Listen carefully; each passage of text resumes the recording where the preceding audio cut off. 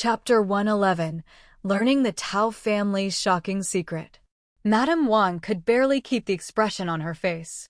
She might not like Tao Iran, but Tao Iran had already entered the Ho residence as their daughter-in-law. For the Countess of Changning to speak so mercilessly showed she had absolutely no regard for the Ho residence. Seeing her darkened expression, the Countess of Changning had no intention of smoothing things over. Madame Tang, I'm a straightforward person. My words may not sound pleasant, but your taste in choosing a daughter-in-law is truly questionable. Madame Wang had been distracted for a moment, but upon hearing that she instinctively wanted to retort. Today she had already lost both face and dignity. She was the Marchioness of a Ho residence. Was she really supposed to let a mere countess scold her to her face? Madame Ning, what do you mean by that? Everyone in the capital knows my eldest daughter-in-law. She's talented, well-educated, beautiful, and modest in temperament. What happened yesterday was indeed somewhat improper, but overall she still behaved reasonably well. At this, the Countess of Changning raised an eyebrow. So Madame Tang knows nothing at all? Madame Wang frowned slightly. What do you mean? Please speak plainly. Inside, her uneasiness grew stronger. Seeing her reaction, the Countess of Changning let out a cold laugh. She suspected Madame Wang truly didn't know. If that was the case, she would kindly inform her and let Madame Wang deal with Tao Iran herself. After all, Tao Iran had publicly humiliated her daughter. There was no way she would let the matter pass easily. That Tao girl used to steal the spotlight everywhere in the capital. Everyone praised her as knowledgeable and talented. A woman like that should have been sought after by countless families. Yet hardly anyone ever proposed marriage to her. Did Madame Tang never find that strange? Madame Wang hesitated. Previously Madame Tao said her standards were quite high, so she rejected them. The Countess of Changning laughed, clearly mocking Madame Wang's naivety. From the time your Tang family rose to prominence until now, it's only been about a dozen years. It's normal that you wouldn't know certain older matters.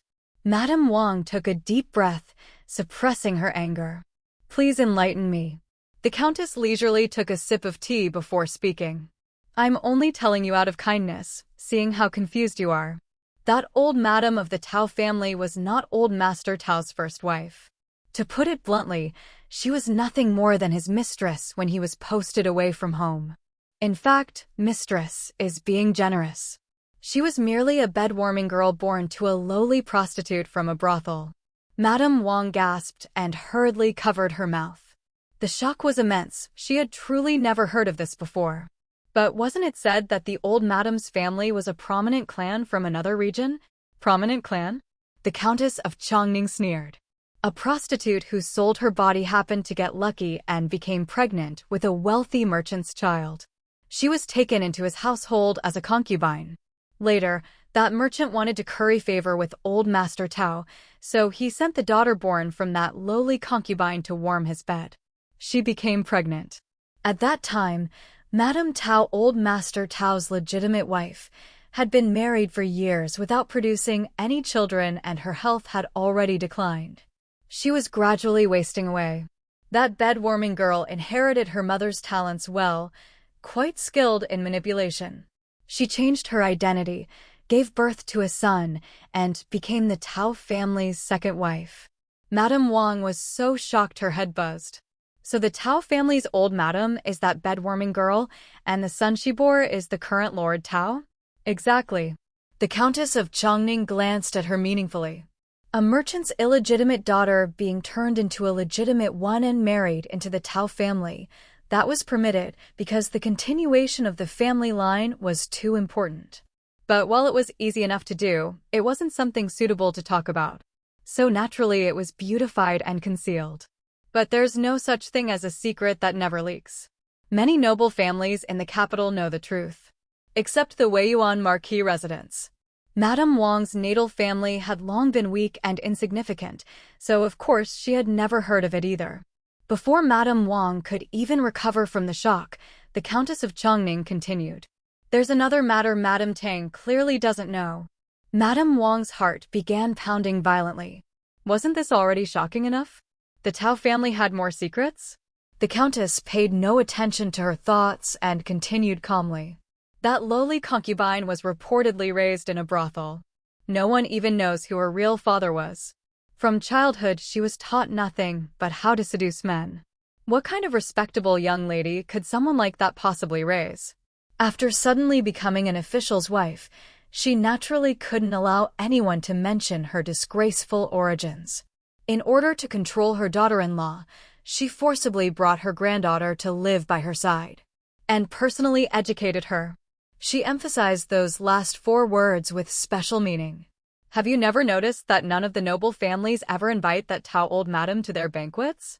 If Tao Changxi didn't have some ability, and if his reputation in office hadn't been fairly good these past years, even your in-law, the current Madame Tao, would hardly have had the chance to attend social gatherings. After all, she married into the Tao family without knowing the truth. Who knows how much she regrets it now? The ridicule on the Countess of Changning's face was obvious. She looked at Madame Wang as though watching a joke. To put it simply, Tao Iran learned exactly the same tricks as those brothel women. How many daughters from noble families would risk half their life practicing the zither just to show off and seduce men? And there's one more thing. As though the shock so far wasn't enough, the Countess added another revelation. Tao Iran once tried to seduce the second prince. She was publicly reprimanded by the second prince's consort. Quite a few families know about that incident. Madame Tang really should go out and socialize more. Actually, you should feel fortunate right now. After revealing all those shameful secrets about Tao Iran, the Countess of Changning felt quite satisfied. Anyone who dared to provoke her had better be prepared to never hold their head up again for the rest of their life. Madame Wang remained silent for a long time. Cold sweat soaked through her back. Her first feeling upon hearing the truth wasn't schadenfreude, it was fear. At that moment, she almost wanted to rush to a temple and kowtow to the Buddha several times. Never before had she felt so grateful for the scheming that had happened in the past.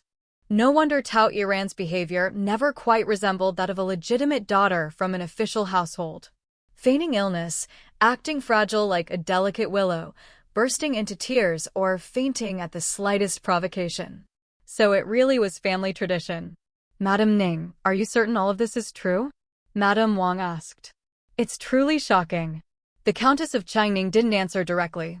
Whether it's true or not, you should be able to judge for yourself. If someone has received proper upbringing, you can tell after watching them for a while.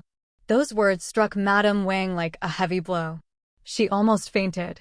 At the end, the Countess added a small note of comfort. Your second daughter-in-law, although born into a salt merchant family, conducts herself with grace and propriety. Her manners come naturally. That's what a proper noble family's daughter should look like. Compared side by side, the difference is night and day. Madame Wang let out a long breath, forcing herself to calm down. At that moment, she had absolutely no desire to remain any longer. She feared the Countess of Changning might reveal something even worse, something she couldn't bear to hear. What concerned the Tao family now no longer involved only Tang Rong. It could affect the entire Ho residence. If one fell, all would suffer. She understood that principle well. Slowly rising to her feet, she said, "Thank you for informing me. I'll take my leave now. Another day I'll invite Madame Ning to watch an opera together." The Countess of Changning didn't try to keep her. With a faint smile at her lips, she said, "Safe travels, Madame Tang." Only when the sunlight touched her body outside did Madame Wang feel slightly better. But the moment she got into the carriage, sweat began streaming down her forehead. The servant woman beside her hurriedly wiped it away. "Madam, please relax. Fortunately, our second young madam is a good one. There's nothing to worry about." Madame Wang's mind was still filled with the Countess of Changning's words. Families in the capital had existed for generations. Which household didn't have a few shameful secrets? But the Tao family's situation was simply outrageous. If Tang Gang found out, wouldn't he be furious to death? Strangely, a faint sense of satisfaction rose in her heart. "Let's go to the Wang family for a visit," she suddenly said. "I haven't been back in quite some time." Right now she had no desire to return to the Ho residence. The carriage turned around and headed toward the Wang family home. Along the way, Madame Wang slowly steadied her emotions while beginning to plan her next move. Chapter 112. If I don't spoil him, who will? The Wang family lived on the eastern side of the capital. Their residence wasn't particularly large. The current head of the household was Madame Wang's elder brother. Since their parents had both passed away and there weren't many siblings, the family itself was small and simple. The Wang family's eldest son, Wang Shi, was a scholar who studied diligently. Together with his younger brother and younger sister, he spent his days buried in books, all with the goal of bringing honor to the family name. Normally, the Wang residence was very quiet. Today, however, it was far livelier than usual. Even from the entrance, one could hear laughter and conversation. When Madame Wang arrived, she found it strange and asked the gatekeeper, "Do we have guests today?" The old steward smiled. "Young Master Tang has come with his wife. They're inside talking with the master and the young masters. Please come in, Aunt." A smile appeared in Madame Wang's eyes. "How long have they been here?" "For a while now." The young master said he brought his wife to become familiar with the family. The steward looked very pleased. The residence was unusually lively today. Inside the main hall, Tang Mo was chatting cheerfully with his uncle, Xin An, sitting beside him. The topic happened to be Kuju. "Let's go watch the match together later," Tang Mo said. "It's very lively. I've already reserved good seats." Wang Mian laughed and waved his hand. "You young people should go. It wouldn't be appropriate for us." "Why wouldn't it?" Tang Mo insisted. "Let's just enjoy the excitement. I've also reserved a private dining room for dinner tonight. After the match, we'll have plenty of time to eat before heading back." It won't delay anything. Bringing Xin in to visit his uncle wasn't a spur-of-the-moment decision, nor was it meant to curry favor with Wang Shi. Tang Mo simply felt that since they didn't have many relatives, they should visit more often and support each other. The three younger members of the Wang family were clearly tempted by his proposal. They hadn't gone out for fun in quite some time, and they were all at an age when they enjoyed such things. The moment Tang Mo mentioned it, their interest was piqued. Wang Mian was still hesitating when Madame Wang entered with a smile. "You should agree," she said. "I'll join in the fun as well and take advantage of the outing." Only then did everyone notice she had arrived. They all stood up at once, greeting her with elder sister and aunt. Tang Mo looked a little surprised. "Mother, what brings you to Uncle's house today?" Madame Wang smiled. "I had just left the Earl of Changning's residence and saw it was still early. I realized it had been quite some time since I visited your uncle, so I came." "What a coincidence," Tang Mo laughed. "We had lunch outside and planned to go admire the lotus flowers, but the sun was too strong. So we thought we'd come sit here for a while and let Xin become familiar with Uncle's home." Madame Wang shot him a mildly reproachful glance. "And you claim to handle matters thoughtfully. Today you didn't do well at all. If you wanted to bring your wife to meet your uncle and aunt, you should have sent word ahead and formally paid a visit. How can you just show up like this?" Wang Mian hurried to speak up. "That just proves Moer truly treats us as family. Isn't going home supposed to be as simple as coming whenever you like? Do we really need a formal invitation? That would be too distant." Madame Wang's sister-in-law also chimed in. "We're delighted that Moer brought his wife. You mustn't scold him." Tang Mo, however, took his mother's words to heart. He cupped his hands in apology. "Mother is right. I should have brought Xin in earlier and done it more formally. I didn't think it through." "See?"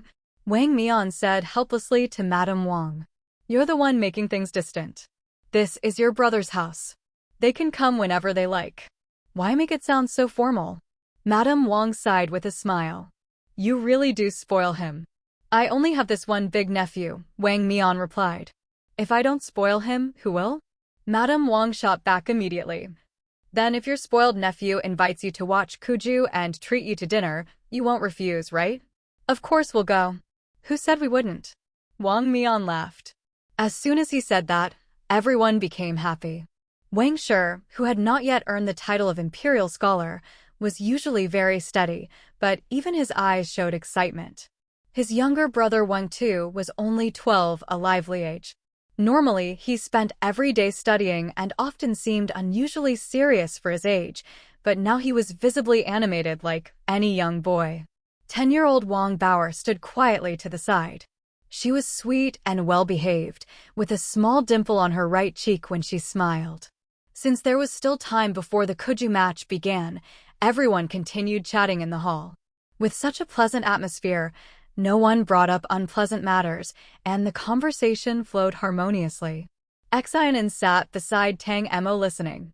Occasionally, when the conversation turned toward her, she would add a few words. Madame Wang's sister-in-law quietly leaned toward Madame Wang and whispered something. The two of them then smiled while looking at Xin An. Xin An felt helpless. They were clearly discussing her right in front of her in hushed voices. Scenes like this would probably continue for another year or two, until everyone felt there was nothing new to talk about regarding her. Fortunately, she now had a thick skin. "I think it's about time," Tang Emo said, glancing at the hour. "Why don't we all get ready and prepare to leave?" Since he had organized the outing himself, he naturally had to keep things on schedule. Everyone laughed and chatted a bit more before getting up to prepare.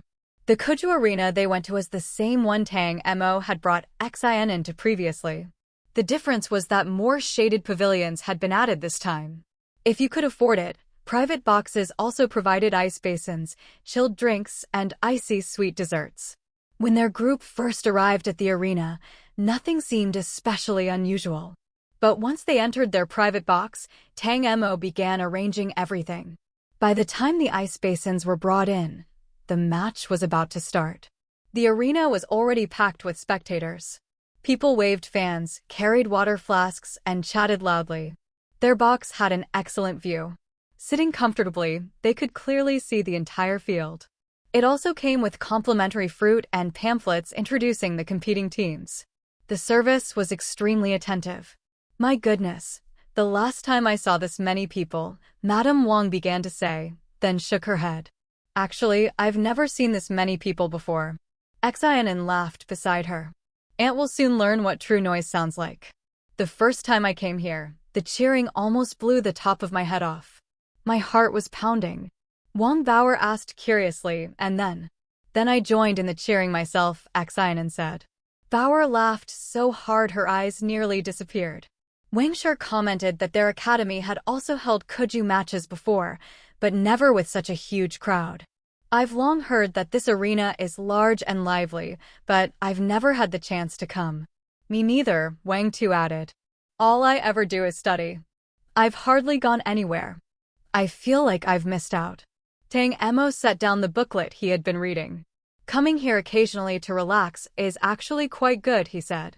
"Especially when you feel frustrated or when you're stuck thinking about something you can't figure out.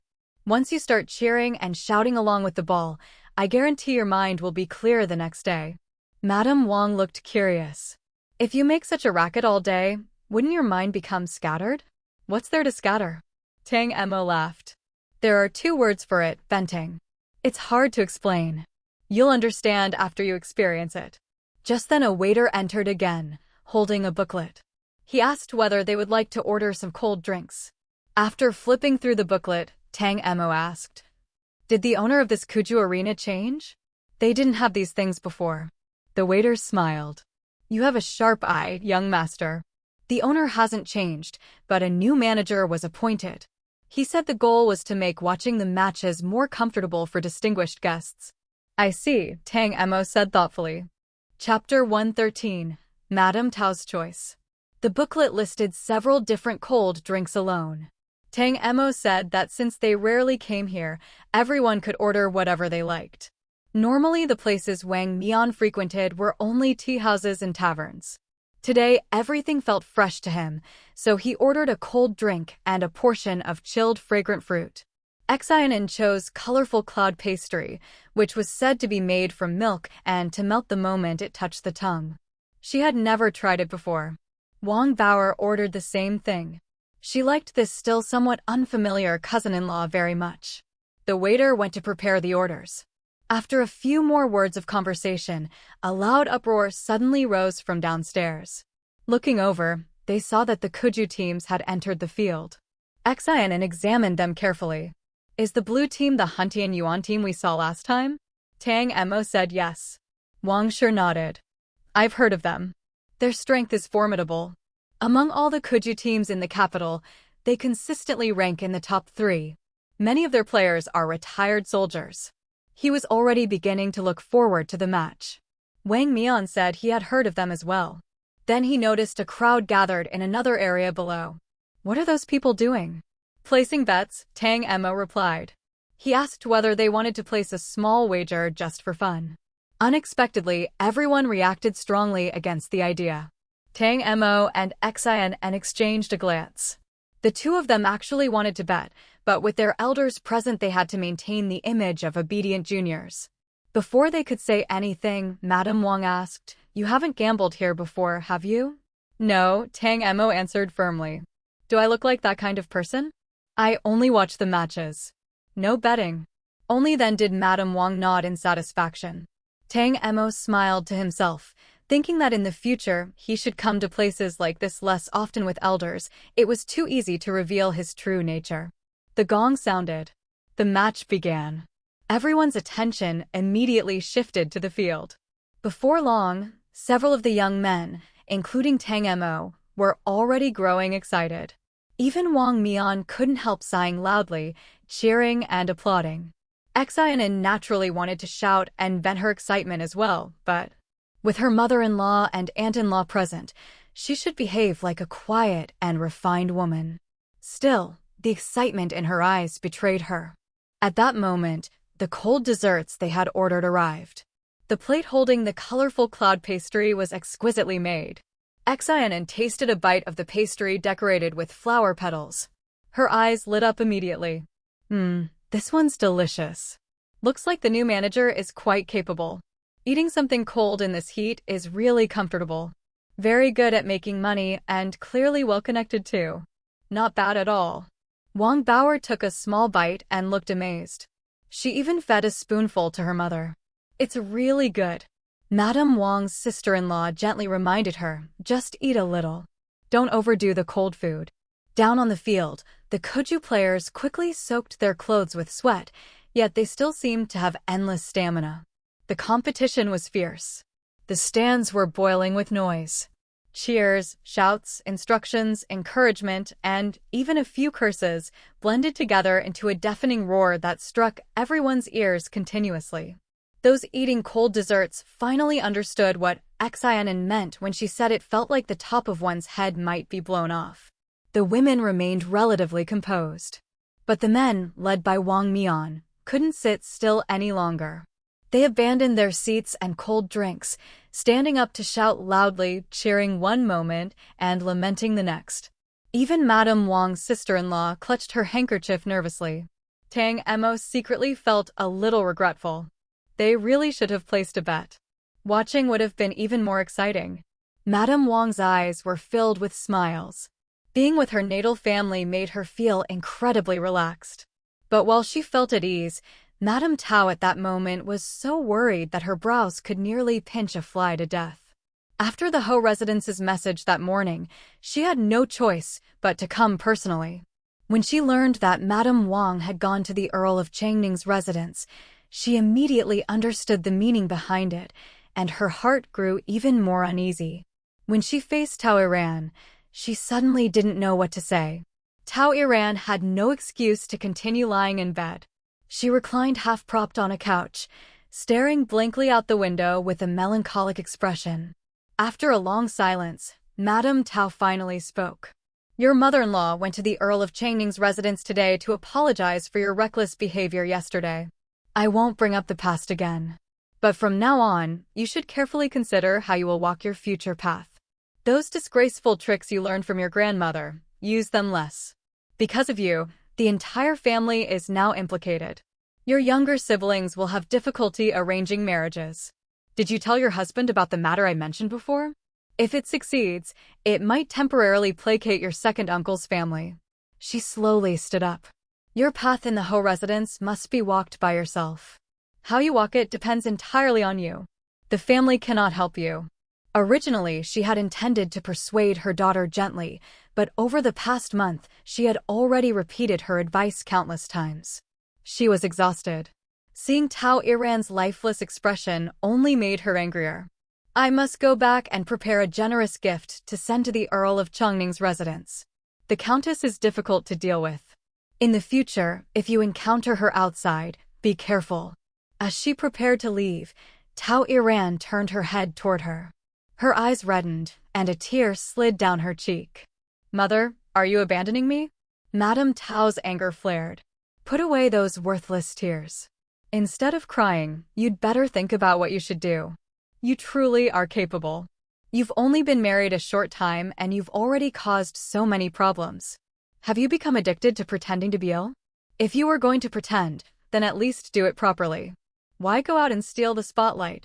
Do you know how people outside are talking about you? Your grandmother. She lowered her voice.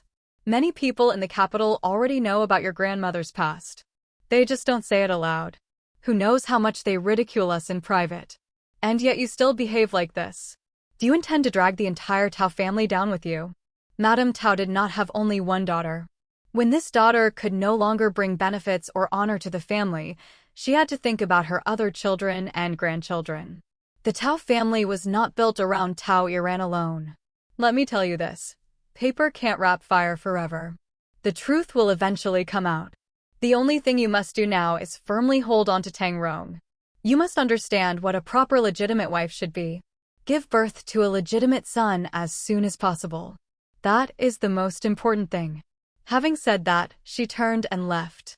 She feared that if the Countess of Changning learned about the Tao family's secrets and revealed them, or did something irreversible, it would be disastrous. She had to return quickly and make preparations. Tao Iran cried even harder after her mother left, as if she might cry herself to death. Nanny Lu didn't know how to comfort her anymore. Tang Rong had been at home earlier since it was his day off, but he left before even eating lunch. He hadn't said where he was going. His attitude was obvious. Concubine, you did know where he had gone. The new hairpin she wore on her head made that clear. But she said nothing. As evening fell, Tang Gang stepped out of the study and suddenly felt that the residence seemed unusually quiet. The madam hasn't returned yet, he asked. Not yet, he repeated. Steward Zhang felt somewhat sorry for him. The madam sent word back. She's with the second young master and second young madam. They'll return after dinner. The old madam went out to watch an opera and has just come back. Tang Gang frowned deeply. For some reason, he felt as though everyone had excluded him. Where is the heir? He asked. He went out earlier and hasn't returned yet. Tang Gang took a few steps and then stopped in the courtyard. For some reason, he suddenly felt a chill run through his body. Steward Zhang asked carefully, My lord, shall I have dinner prepared? Tang Gang let out a heavy sigh. I'll go see the old madam first. Steward Zhang thought to himself. When a man feels lonely, he instinctively goes to find his mother. Quite an interesting thing. Chapter 114, A Powerful Assist from Xin An. Compared with Tang Gang's loneliness, Madame Wang was in an excellent mood at that moment. The Koju match had been intense and exciting, and the food at the restaurant was quite good as well. More importantly, she was with her son, daughter-in-law, and her natal family. The atmosphere was relaxed and joyful. She rarely drank on ordinary days, but tonight she even had 2 cups of wine. After the meal, Tang Mo suggested that they all go stroll through the night market together. Since they had already come out and such relaxed moments were rare, the Wang family all agreed without hesitation. As they walked along the road chatting and laughing, Wang Shi, who had been holding back for a long time, finally could not restrain himself. He asked Tang Mo if he could borrow a few books to read. He knew that the Marquis residence had a large collection of books, but he had never dared to ask before. He was worried it might put his aunt in an awkward position, and in the past Tang Mo had always been polite but distant toward them, which made it even harder to bring it up. If it's inconvenient for cousin, just pretend I didn't say anything. Tang Mo was briefly stunned, then spoke. This matter is actually my own oversight. The residence has quite a number of books, but your elder cousin lacks talent for studying. Cousin, on the other hand, is gifted. Given time, you will surely make the list. Tomorrow I'll have someone deliver some books to you. Only one thing, the books were collected by my grandfather when he was alive. Please take good care of them and don't damage them. After you finish reading them, send someone to return them to me, and I'll give you new ones." Wang Shi was overjoyed. He cupped his hands and bowed. "Many thanks, cousin. We're brothers. No need to be so polite." Madame Wang lightly scolded him. "You child, if you wanted to borrow books, why didn't you say so earlier?" Wang too explained that he had only thought of it today. Many books on the market he had already read, so he figured that noble families must have rare collections. Since he happened to meet Tang Emo today, he took the opportunity to ask, "If you ever need anything in the future, just come to your aunt. If I don't have it, I'll ask your cousin to find it for you." Madame Wang had always cared deeply about this nephew. "Cousin-in-law, is the Xin family very rich?" Wang Bauer, who had been walking beside Xin the whole time, suddenly asked this question. Xin smiled. "Why do you ask that? Cousin-in-law gave me so many gifts." Xin had grown up in wealth and had always been generous with money. When she bought things, she never worried about the price, only whether she liked them. Wang Bauer was well-behaved and adorable, and since Xin was in a good mood, she had bought her quite a few things.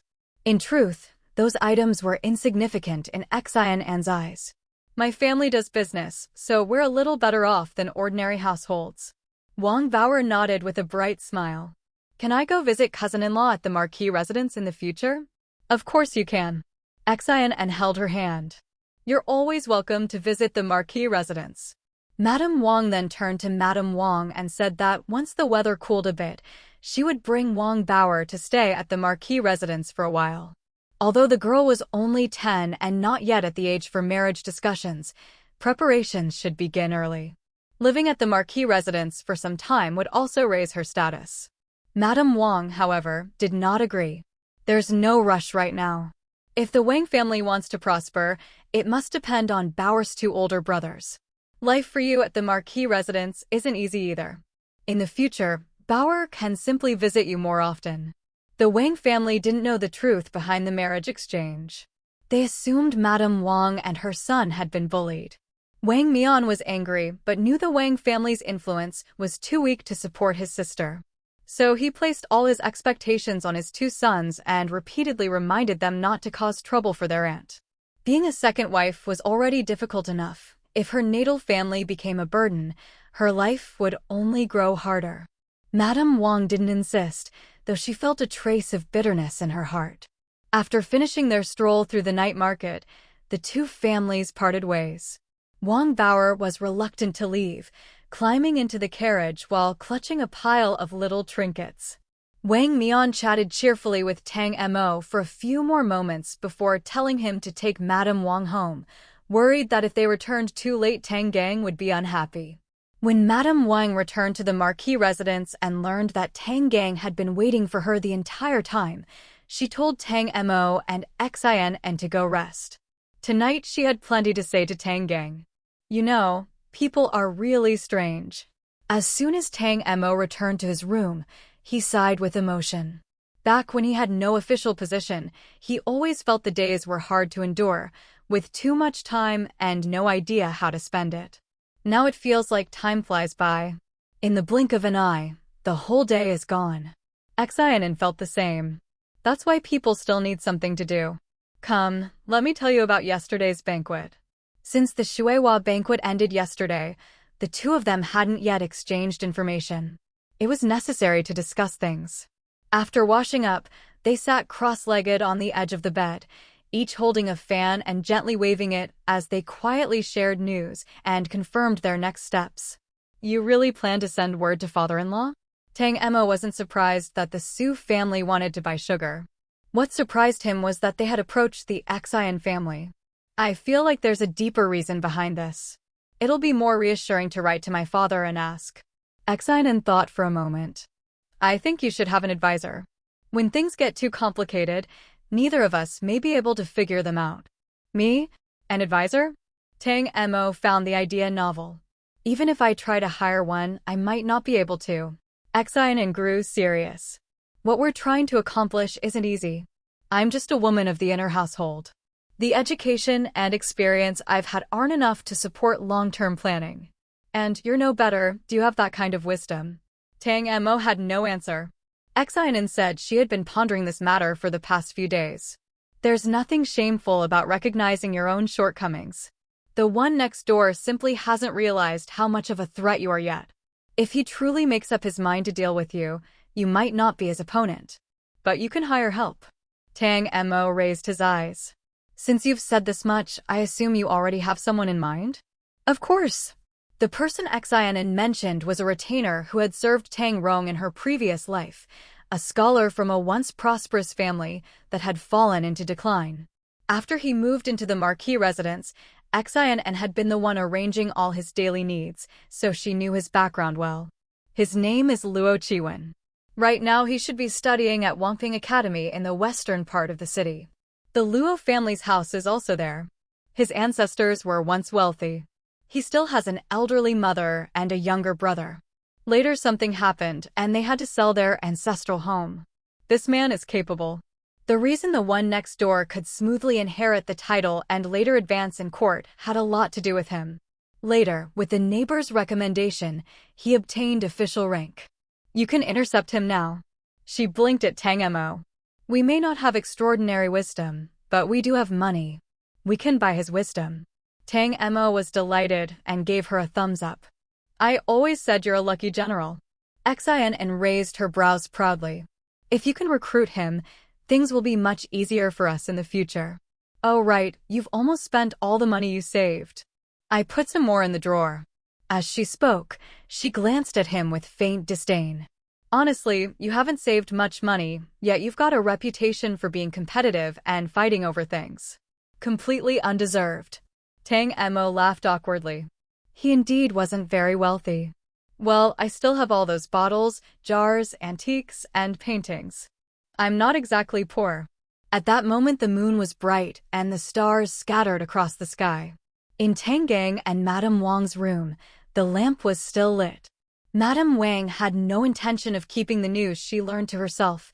Tang Gang needed to hear exactly what kind of family he had chosen back then. What did you say? Tang Gang could hardly believe his ears. His first reaction was to suspect Madame Wang of fabricating the story. After all, he couldn't exactly go to the Tao family to verify such things. His second suspicion was that the Countess of Changning had maliciously invented rumors in retaliation. Madame Wang lifted her eyes. Just tell me, doesn't her manner look exactly like that of a concubine? Chapter 115 Tang Rong's Thunderous Strike. After calming down, Wang Shi carefully recalled Tao Iran's behavior and instantly found a reasonable explanation. It was true that she was the legitimate daughter of an official, but she was raised by an elder of very poor background and learned how to please and manipulate men. Tang Gang paced back and forth, still unable to believe that the old lady of the Tao family had such a background. He clung to a sliver of hope, but Wang Shi sat down beside him, giving him no chance to linger. She said, "What well-mannered new bride would send someone to call her husband back just because she's slightly unwell, disregarding the proper occasion? Is calling him back supposed to cure his illness or something? Fainting at the drop of a hat, headaches, or chest pains, aren't these just tactics for vying for favor? The Marquis shouldn't be unfamiliar with them." Tang Gang, mocked, stopped and looked at her. He no longer cared about being ridiculed. He felt as if a dark cloud had descended upon him. "This," he murmured, "oh dear." At this point, he had no choice but to believe it, because he knew that even if the Lady of Changning was dissatisfied, she wouldn't speak so carelessly. "How come you didn't find out about this before? If you had known." At this point, he was still trying to shirk responsibility. Wang Shi wouldn't let him succeed. She sneered, "How could a woman like me easily find out such information? Doesn't the Marquis travel all day and have countless friends? Has no one been kind enough to tell you this?" And another thing, she tried to seduce the second prince but failed, and was warned by the second prince's wife. "Your Excellency should think about the future." Tang Gang was speechless. Wang Shi continued her sarcasm. "Now that things have come to this, even knowing it's shit, you have to swallow it. It's disgusting, but you have to force a smile and say it tastes good. I should have just kept her sick, so she wouldn't have to embarrass herself in public. The Lady of Chongning is very difficult to deal with and seems to hold a grudge." I wonder if she'll spread this around behind your back. A strange sense of pleasure welled up inside her. High-ranking noble families cared deeply about their reputation and had extremely high expectations for their eldest daughter-in-law, as she would be the future mistress of the household. Someone like her, whose family wasn't prominent enough, would easily run into obstacles when trying to make connections. The truly powerful and influential didn't even consider her worthy of their attention. If Tao Iran's background were to be publicized, who knew how she would be ostracized? She really wanted to know how Tang Gang would handle this for his good son. After all, once the news spread widely, Tang Rong would be covered in filth, impossible to wash away. Tang Gang felt like he'd swallowed shit. He started imagining the ridicule and mockery his colleagues would face if things got out. His Tang family already lacked a strong foundation. If word got out that they were marrying into such a family, what would become of their reputation? Send someone to the Tao family again tomorrow. Tell them you learned something about the Tao family from the Marquis of Chongning today. You were shocked and very worried. If the news spreads, it will be detrimental to both families. Have them appease the Marquis of Chongning's wife. He hesitated for a moment, then added, I'll have Steward Zhang go personally. Why should his Marquis's mansion clean up the mess the Tao family made of? If the news got out and the Tao family couldn't suppress it, he could just find a new daughter-in-law. His son was as precious as jade and as elegant as a pine tree. He deserved a daughter from a noble or high-ranking family. This time, there was no marriage arranged by his grandfather weighing on him. The thought was hard to suppress. His anger suddenly vanished, and his mind was filled with thoughts of finding a new daughter-in-law. Someone come here. He wasn't even going to sleep anymore. The maid who was on night watch pushed the door open and entered. Before she could answer, Tang Gang said, Go see if the young master has returned. Tell him to come to the study. Seeing the excitement in his eyes, Wang asked curiously, Has the Marquis thought of a solution? Tang Gang didn't answer. He grabbed his clothes, put them on, and prepared to go out. Madam, please rest. There's no need to wait. Reaching the door, he stopped and turned back, saying, Don't let mother know about this, lest she worry and get upset. He then turned and left. Wang Shi, suspicious and unable to sleep, summoned her confidant and whispered a few words in her ear before letting him leave. That evening, Tang Rong returned reeking of alcohol. After entering Chunhua courtyard, he went straight to Consort Yu's room. When Tang Gang's men came to call him, he was intimately involved with Consort Yu. He didn't leave the room until a while later. Already in a bad mood, he felt as if struck by lightning when Tang Gang told him the inside story. He had frequented brothels and was generally polite to the women there, even praising their talents. But no matter how much he appreciated them, it was all confined to the brothel. Bringing them back to the manor was absolutely out of the question. He was the next Marquis of Wei Yuan, and his reputation could not be tarnished in the slightest. Now his own father was telling him that the wife he had painstakingly acquired had been a member of his family in this line of work, and that she had even been personally trained by such an elder. More importantly, his seemingly flawless wife had actually seduced the second prince? Father, is the information wrong? His guts were practically green with rage. Tang Gang understood his thoughts perfectly, but said, Even if your mother dislikes you, she would never fabricate such a lie. The Lady of Changning wouldn't make things up either. Tomorrow I will send someone to secretly investigate, but whether it's true or not, we'll have to treat it as fact. Public opinion can be devastating. Once filth is smeared, it can never be washed away. Now you should think about how you're going to handle this. Tang Rong was beyond thinking about how to handle the situation. He felt like the sky had fallen. If word got out, he would be a laughingstock in the capital. No wonder the second prince looked at him like that when they met at the Duke of Angguo's mansion. He must have thought he was a joke. And then there's Tang Mo. If his mother knows, it means Tang Mo will definitely know. Tang Gang sighed. Things have come to this. Keeping the Tao family girl by your side is bound to be a ticking time bomb.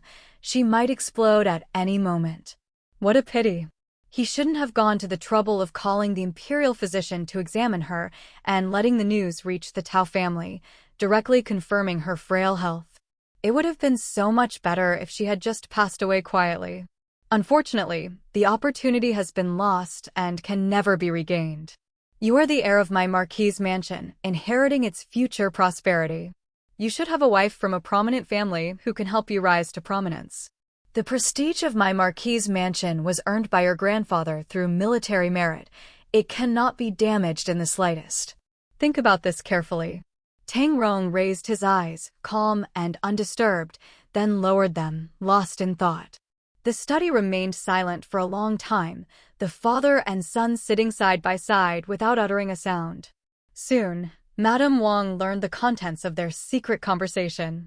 Her expression remained unchanged as she nodded, dismissed the man, and went to bed.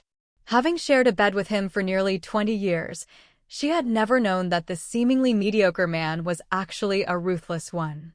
To be willing to take such a risk for her eldest son, who could say he wasn't decisive?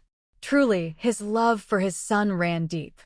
Chapter 116, Madame Wang versus Madame Tao. The sun rose in the east, birds chirped among the trees, and Xin An, well rested, was in the courtyard feeding her goldfish. Rukia chased a ball of yarn around, enjoying the spring morning. Chun Yang came forward and reported, "Young madam, the people sent from madam have said you don't need to come. Madame Tao has arrived." The two had planned to discuss the Marquisate's support for retired soldiers this morning, so Xin An wasn't in a hurry and wasn't surprised by Madame Tao's arrival. At this moment, she didn't yet know the full story. She thought Tao Iran's public display at the zither performance was minor, at most, some gossip and scolding, but she had no idea that the Countess of Changning had completely exposed the Tao family, turning a small incident into a crisis. "Is grandmother in Chuanrong Hall?" Chun Yang replied. She said she and her old friends were going to continue watching the opera. They've already left. "Didn't she just go yesterday?" Chun Yang stayed silent. Xin An laughed and shook the fish food from her hands. "In that case, I'll just enjoy a proper rest today. Have Zhao, the physician, come. Tell her to help with a facial treatment and also relax my shoulders and back." Xin An had seen Zhao help Madame Wang with back treatments using a floral oil, which smelled pleasant and left the body relaxed and the skin smooth. Also, dye the kodan. These were things she hadn't experienced in her previous life, and now she wanted to try them. She had noticed the second princess's beautifully done nails before and wondered who had done them. Go fetch Aunt Wang as well. She also wanted to send the gifts that were due. In the main hall of the front courtyard, Madame Tao was wiping away tears in front of Madame Wang. Zhang the steward had arrived at the Tao residence at dawn. Upon hearing the news, the Tao couple felt as though the sky had fallen, their family's secrets had been exposed, the covering cloth lifted. They immediately sent a formal visit card to the Count of Changning's residence and added 50% more to the thick gift they had prepared yesterday. Afterwards, they came to the Marquisate, hoping to obtain more details. Madame Wang calmly said, "The Countess of Chongning is concerned for her daughter. She has said everything she could and stated she won't let it go easily. This matter likely requires the Tao family's intervention to pacify her anger. If possible, bring along your eldest daughter-in-law. It will show sincerity. But rest assured, this matter is known only to the Marquis and me within the household. It involves the reputation of the Marquisate itself." Madame Wang spoke clearly. The Marquisate would not clean up the Tao family's mess. She had not lied, nor did she intend to tell Xin An or Tang Mo. Some matters were better handled by a mother, keeping her son and daughter-in-law out of it to prevent rash actions. "Mother-in-law, regarding this matter, Madame Tao didn't know what to say to regain even a shred of dignity. She hesitated, then sighed heavily. "For the sake of our children, I beg the Marquis to lend assistance." Madame Wang's lips curved slightly. "Madame Tao, I sympathize with your situation, but marriages unite families. Interest comes first. Honestly, this matter is not significant for the Marquisate." Before Madame Tao could respond, Madame Wang continued, "Strictly speaking, your daughter's marriage to my Marquis heir is somewhat irregular. No matter how much you try to cover it, the outcome is only self-deception. You should understand this from the attitudes of the other ladies at the Waterflower banquet. This matter in the Tao family is a potential hazard. The Marquisite's reputation is hard-earned and cannot be damaged. I hope you, Madame Tao, will give it proper attention. This is also the wish of my Marquis. To think they had attempted to scheme against the Marquis and still had the audacity to request assistance. She didn't even exploit them further at this moment, which was already commendable. At home, the Tao couple had originally planned to have the Marquis fully handle the matter. Whether the Marquis agreed or not, both families now shared the same fate. What affected one affected the other. They assumed the Marquis would intervene. Unexpectedly, the Marquisite's stance was to withdraw entirely, contrary to their expectations. Madame Tao's heart sank to the bottom. If the matter were to be spread and the Marquis failed to support them, the Tao family would have no standing in the capital. Even if they stayed brazenly in the city, they would be ashamed to show their faces. Madame Wang lifted her teacup.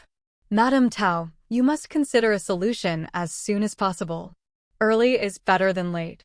Madame Tao rose, saying she had prepared a thick gift and would immediately take Tao Iran to the Count of Chongning's residence to seek forgiveness.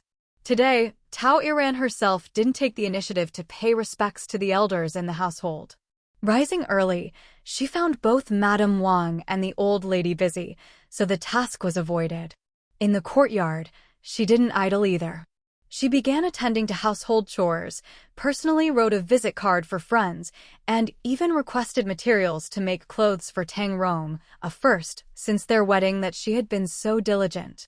Lu, her maid, showered her with praises. When Madame Tao arrived, she beamed. Before she could speak, Madame Tao called Tao Iran inside and dismissed the servants, even keeping Lu out. After an incense stick burned, red-eyed Tao Iran followed her mother out, taking several boxes. Spring Green tried to inquire but didn't learn the reason, and since Zhao the physician was present, didn't tell Xin An. What is the second young madam doing? Madame Wang, slightly concerned that Tang Mo and Xin An might act rashly if they got wind of the news from elsewhere, asked. A reply came. The second young madam has invited Zhao to dye her kodan. Madame Wang smiled. It's good to take care of one's appearance. The attending maid added, you can tell the second young madam enjoys dressing up. Seeing her look so pretty is delightful even for us. Madame Wang remembered a set of embroidered floral accessories in the storage room. Fetch them and send them to the second young madam. Xin An was truly relaxed that day. Apart from arranging Aunt Wang to handle 2 errands, she let Zhao treat her face and shoulders, dyeing not just her fingernails, but her toenails as well. It took half a day, and seeing her own tender, pink nails, she was very pleased. Zhao, can you come every 2 weeks to do this? Although Qingyang and others could also dye nails, it wasn't as well done, and the colors weren't as bright. With a long-term, generous client, Zhao couldn't refuse. Second young madam, your skin is excellent, only slightly sun-exposed. The sun is strong, you must take care. I will take care, Xin An replied. The previous day, they had been in the sun watching the match. Zhao, are you free this afternoon? Yes, second young madam. Anything else? Xin An turned to Qingyang. Go ask mother if she wants to try the treatment or have her nails done as well. Qingyang promptly went. When she returned, Madame Wang accompanied her. Seeing Xin An glowing after her facial and nails, she smiled. I wanted to try when grandmother did hers. Since we have the afternoon free, have Zhao help me as well. Chapter 117, Tang Rong's Regret and Anger. You spent the whole day doing this at home? Tired from a day's work, Tang Mo returned home. As soon as he entered, Xin An proudly showed off her new headdress and freshly dyed nails. Don't underestimate this. Zhao the physician spent the whole day on me and mother, it takes time. Tang Mo held her hand, inspecting it carefully, then remarked, indeed, they're beautiful. You didn't dye your toes too, did you? Of course I did. Sitting down, a sip of tea soothed him. Tang Mo glanced at her and said, you really are a little enchantress. And no one even saw this. Xin An leaned closer, smiling. I look at them myself and it brightens my mood. I've never dyed nails or had a physician help me with facials and back massages before. You wouldn't know how wonderful it feels. I missed out on so much before.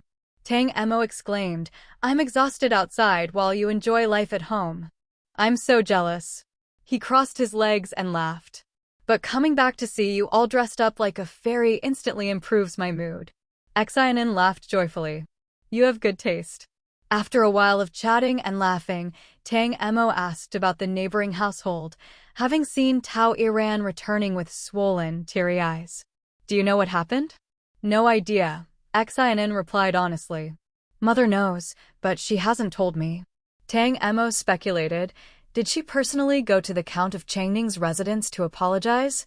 Madame Tao came by this morning, and they left together. Tang Emo sighed. That countess is ruthless. Did she catch something on them? Why else need so many people to apologize? It's not that big a deal. Why take it so seriously? Who knows? Xin An replied. She looked up, teasing, You're not feeling sorry for her, are you? Tang Emo said, I just want to understand the situation. Xin An snorted. You've got something on your mind. Tang Emo rubbed his forehead. I won't say any more, let her cry all she wants. What's this internal matter anyway? Xin An could only guess it concerned the Tao family, but the details were unknown. It's probably serious. Mother didn't tell me, it likely involves the Marquis as well. She felt embarrassed even thinking about it. In her previous life, losing to Tao Iran had been utterly humiliating. Contending with her now was far from easy. Tomorrow, I'll send a gift to the second prince's residence, thanking the second princess for her care at the waterflower banquet. Also, I had Aunt Wang deliver a batch of Huai River teas to Madame Liao at Liaoji's residence, saying I'd immediately felt a kinship at the banquet. She sent a return gift, 2 packages of snacks from Shuzhou, delivered by the Su family's trade caravan. No matter what, this acquaintance is made. Plus, Mafu introduced me to Madame Liao. She can't avoid receiving a gift. This way, my Huai River teas won't be too depleted. Later, I'll write to my mother to send more. Tang Emo raised his thumb. Miss Xin of the Xin family, second young madam of the Tang household, truly remarkable. I'm fortunate. Don't just send letters. Tomorrow, I'll purchase more local teas from the capital to accompany the gifts, letting father-in-law and mother-in-law enjoy as well. Xin An gave a thumb up. Second young master Tang, very thoughtful. Xin An laughed freely, enjoying the satisfaction of being praised and thanked for her own initiative. It gave her a sense of accomplishment. Tang Emo, equally pleased, added that everyone admired his wardrobe. Next, I'll host a small banquet, invite them with their families, and you can see for yourself. With your skills, within 3 months you'll be thriving among the capital's ladies. I'll ride along to gain some benefit too, Xin An said, smiling. Friendships made life smoother, even if only for appearances. There's one more thing. She retrieved a paper from the drawer.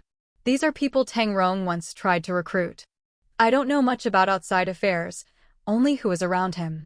Whether you can recruit them depends on your skill. These are people you advise me not to associate with. They ended badly before, she added. Tang Emo took the list, expression growing complex. He slowly looked at Xin An. If even this way I can't surpass him, then I truly am mediocre. Xin An remained silent. Frankly, if even the 2 of them together couldn't outmaneuver that scoundrel next door, it would be an even greater embarrassment. Meanwhile, at the Springflower residence, Tao Iran sat on the edge of the bed, scattering golden veins as if she had suffered a grave injustice. The Countess of Changning's words had been sharp, despite being of a countly household. She left no room for the Marquisite's reputation, let alone the Tao family's.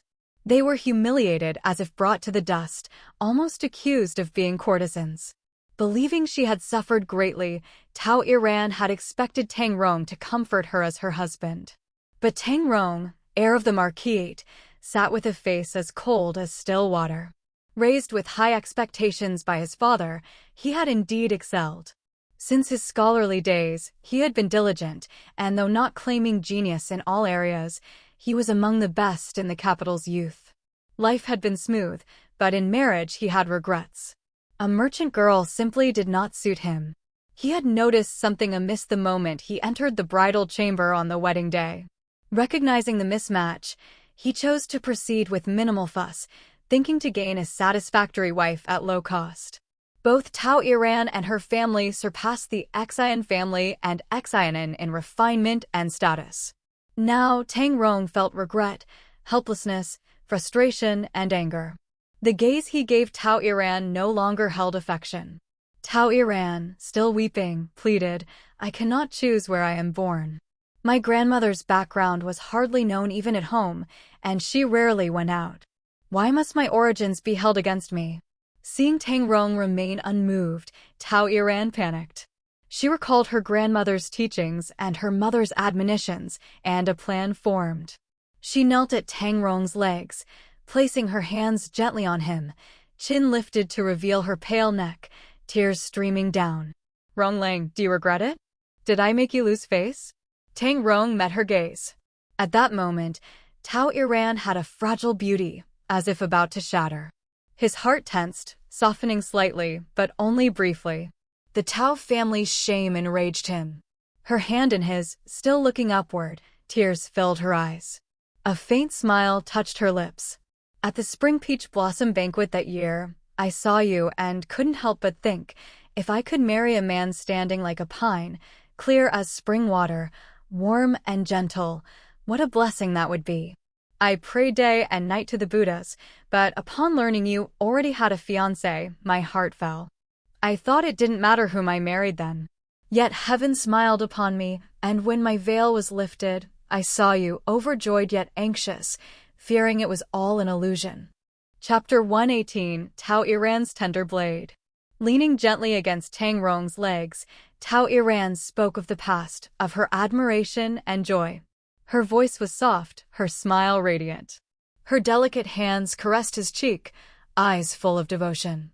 "I have had my wish fulfilled, to be your wife, Rong Lang. Though our time together is short, my heart is content." Tears slid down her cheeks, her gaze reluctant. "My grandmother's affairs have been revealed by the Countess of Changning today. Tomorrow, others may speak again. My grandmother treated me well, and I have yet to repay her. How could I abandon her or feel shame for her? Rong Lang, bright as the moon, accomplished in both literature and martial arts, you are meant for a glorious future. For your sake, I ask that we separate in writing, that you may seek a lady of illustrious family and splendid prospects. As long as you are well, I will spend the rest of my days quietly, praying for you under the lamp and Buddha's light." Who in the world could remain unmoved by such words? Tang Rong's heart had already melted.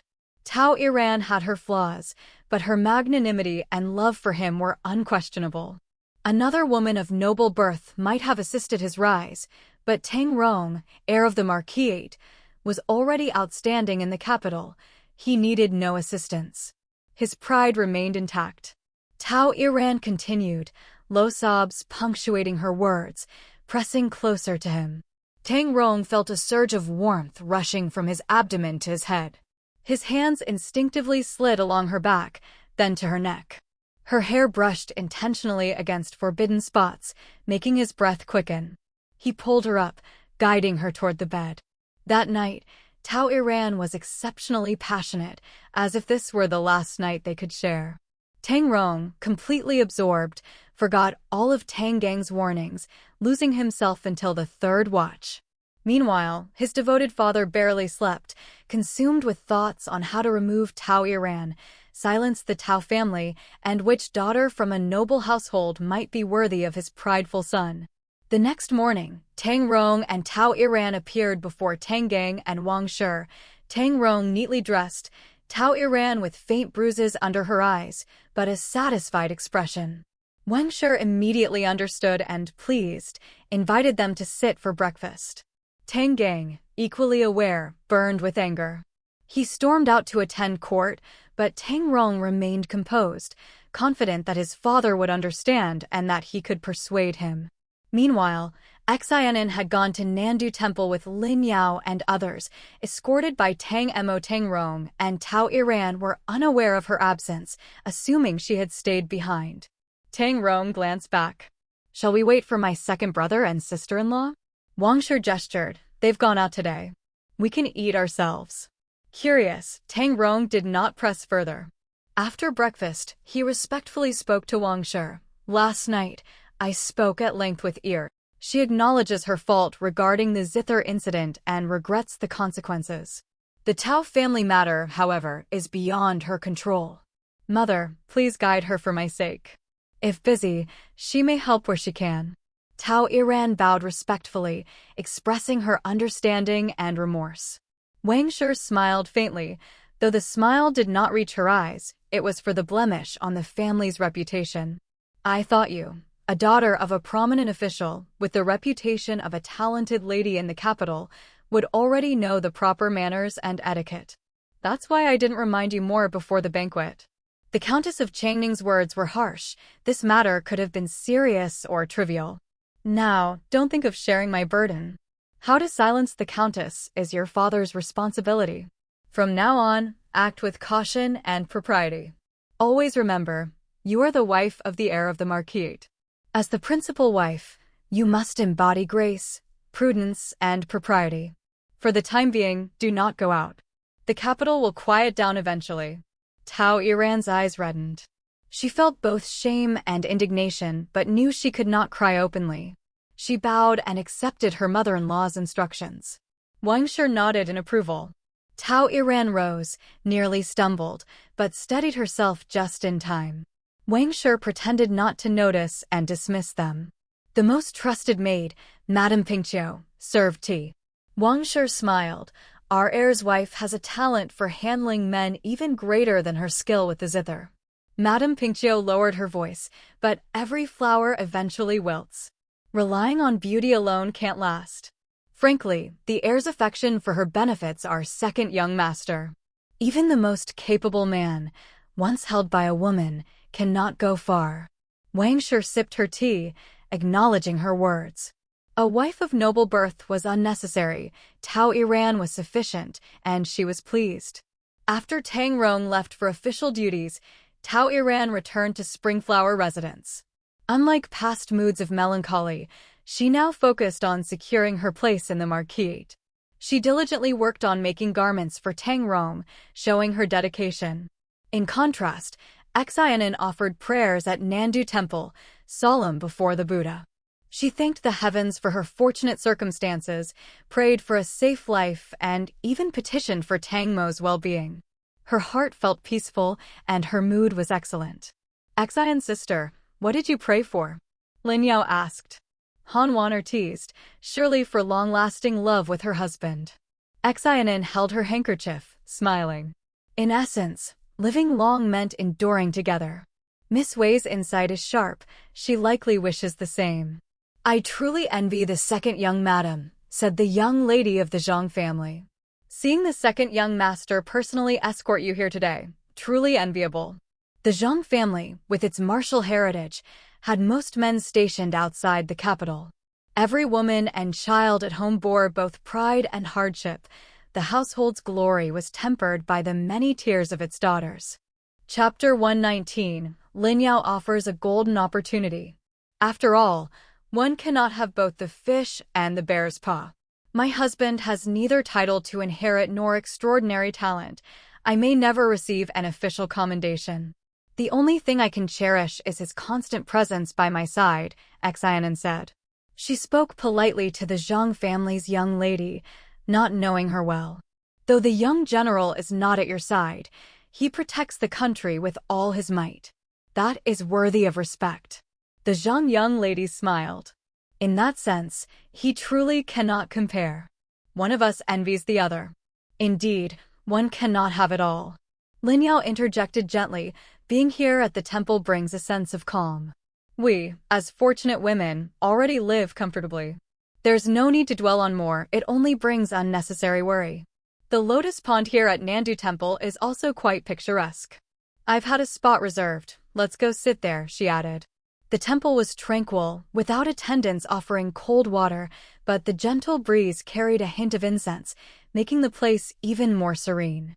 As they settled, the conversation naturally turned to the recent gossip in the capital, who had taken a new concubine, which households were unsettled, and so on. Xian found it amusing, speaking of idle gossip in a sacred place, and, truthfully, she enjoyed it. Second young madam, I heard your mother-in-law and Madame Tao went to the Countess of Chongning's residence. Madame Tao even brought Tao Iran along. The Countess isn't easy to deal with. How did it go? The Zhang young lady's question was direct, bordering on forward, but Xin An shook her head calmly. I truly do not know. They went, but my mother-in-law has not disclosed the details. I didn't inquire. I imagine the Countess's anger has eased. The Zhang young lady felt slighted by Xin An's restraint, curious about her sister-in-law's misfortune and annoyed by her silence. 2 years ago, Miss Yi and Miss Ning had a quarrel. For young ladies, such matters are trivial, yet the Countess insisted and Madame Yi's mother refused to yield. It became quite the scandal. Now, many in the capital await the Marquisite's apology. I suspect the Countess will not let it drop so easily, the Zhang young lady added, tone tinged with impatience. Xin An remained composed, setting down her teacup lightly. My sister-in-law's skill on the zither is remarkable, yet she's straightforward and unaware of Miss Ning's sensitivities. She regretted it afterward. My mother-in-law personally went to speak with the Countess and afterwards visited the Wang family. She seemed quite pleased, likely the conversation went well. The Countess, in her love for her daughter, speaks firmly. Madame Tao and my sister-in-law visiting together was merely Madame Tao's gesture of sincerity. It's not as severe as you imagine, Xin An explained. The Zhang young lady's irritation grew. She had subtly looked down on Xin An for her merchant family background, and now Xin An's composed responses struck back. Second young madam, you truly have a bold heart, defending Madame Tao even. It's merely speaking to the facts, Xin An replied calmly. Seeing the two women at a standoff, Lin Yao smiled. This temple tea is excellent, Xian's sister. Come with me to adjust our attire. Xin An smiled and agreed, following Lin Yao away. The Zhang young lady scoffed, pretending, are we? Who knows how pleased she might be inside. I doubt she thinks nothing of Tao Iran, Han Waner commented as she poured tea. She is newlywed. It's not her place to criticize her elder sister-in-law. Besides, I've observed she is discreet. You won't hear any scandalous stories from her, Han Waner added. The Zhang young lady paused, then shook her head, sipping her tea. I suppose I was mistaken. This tea is truly exquisite. The group continued to enjoy the tranquil tea. Soon, Lin Yao and Xin An strolled along the lotus pond. Miss Zhang is forthright. Married less than 3 months, her husband leading troops away, she must find amusement in hearing minor household gossip. Don't take it to heart, Lin Yao advised. How could I? Xin An smiled. Matters between my sister-in-law and me are private. But outside the marquisate, I must still consider the family's reputation. Moreover, Miss Zhang means no harm. With no husband or children nearby, she seeks amusement to pass the days. Lin Yao paused, smiling at Xin An. You are perceptive. No wonder second young Master Tang is so fond of you. Xin An laughed, noticing the large fish swimming in the pond.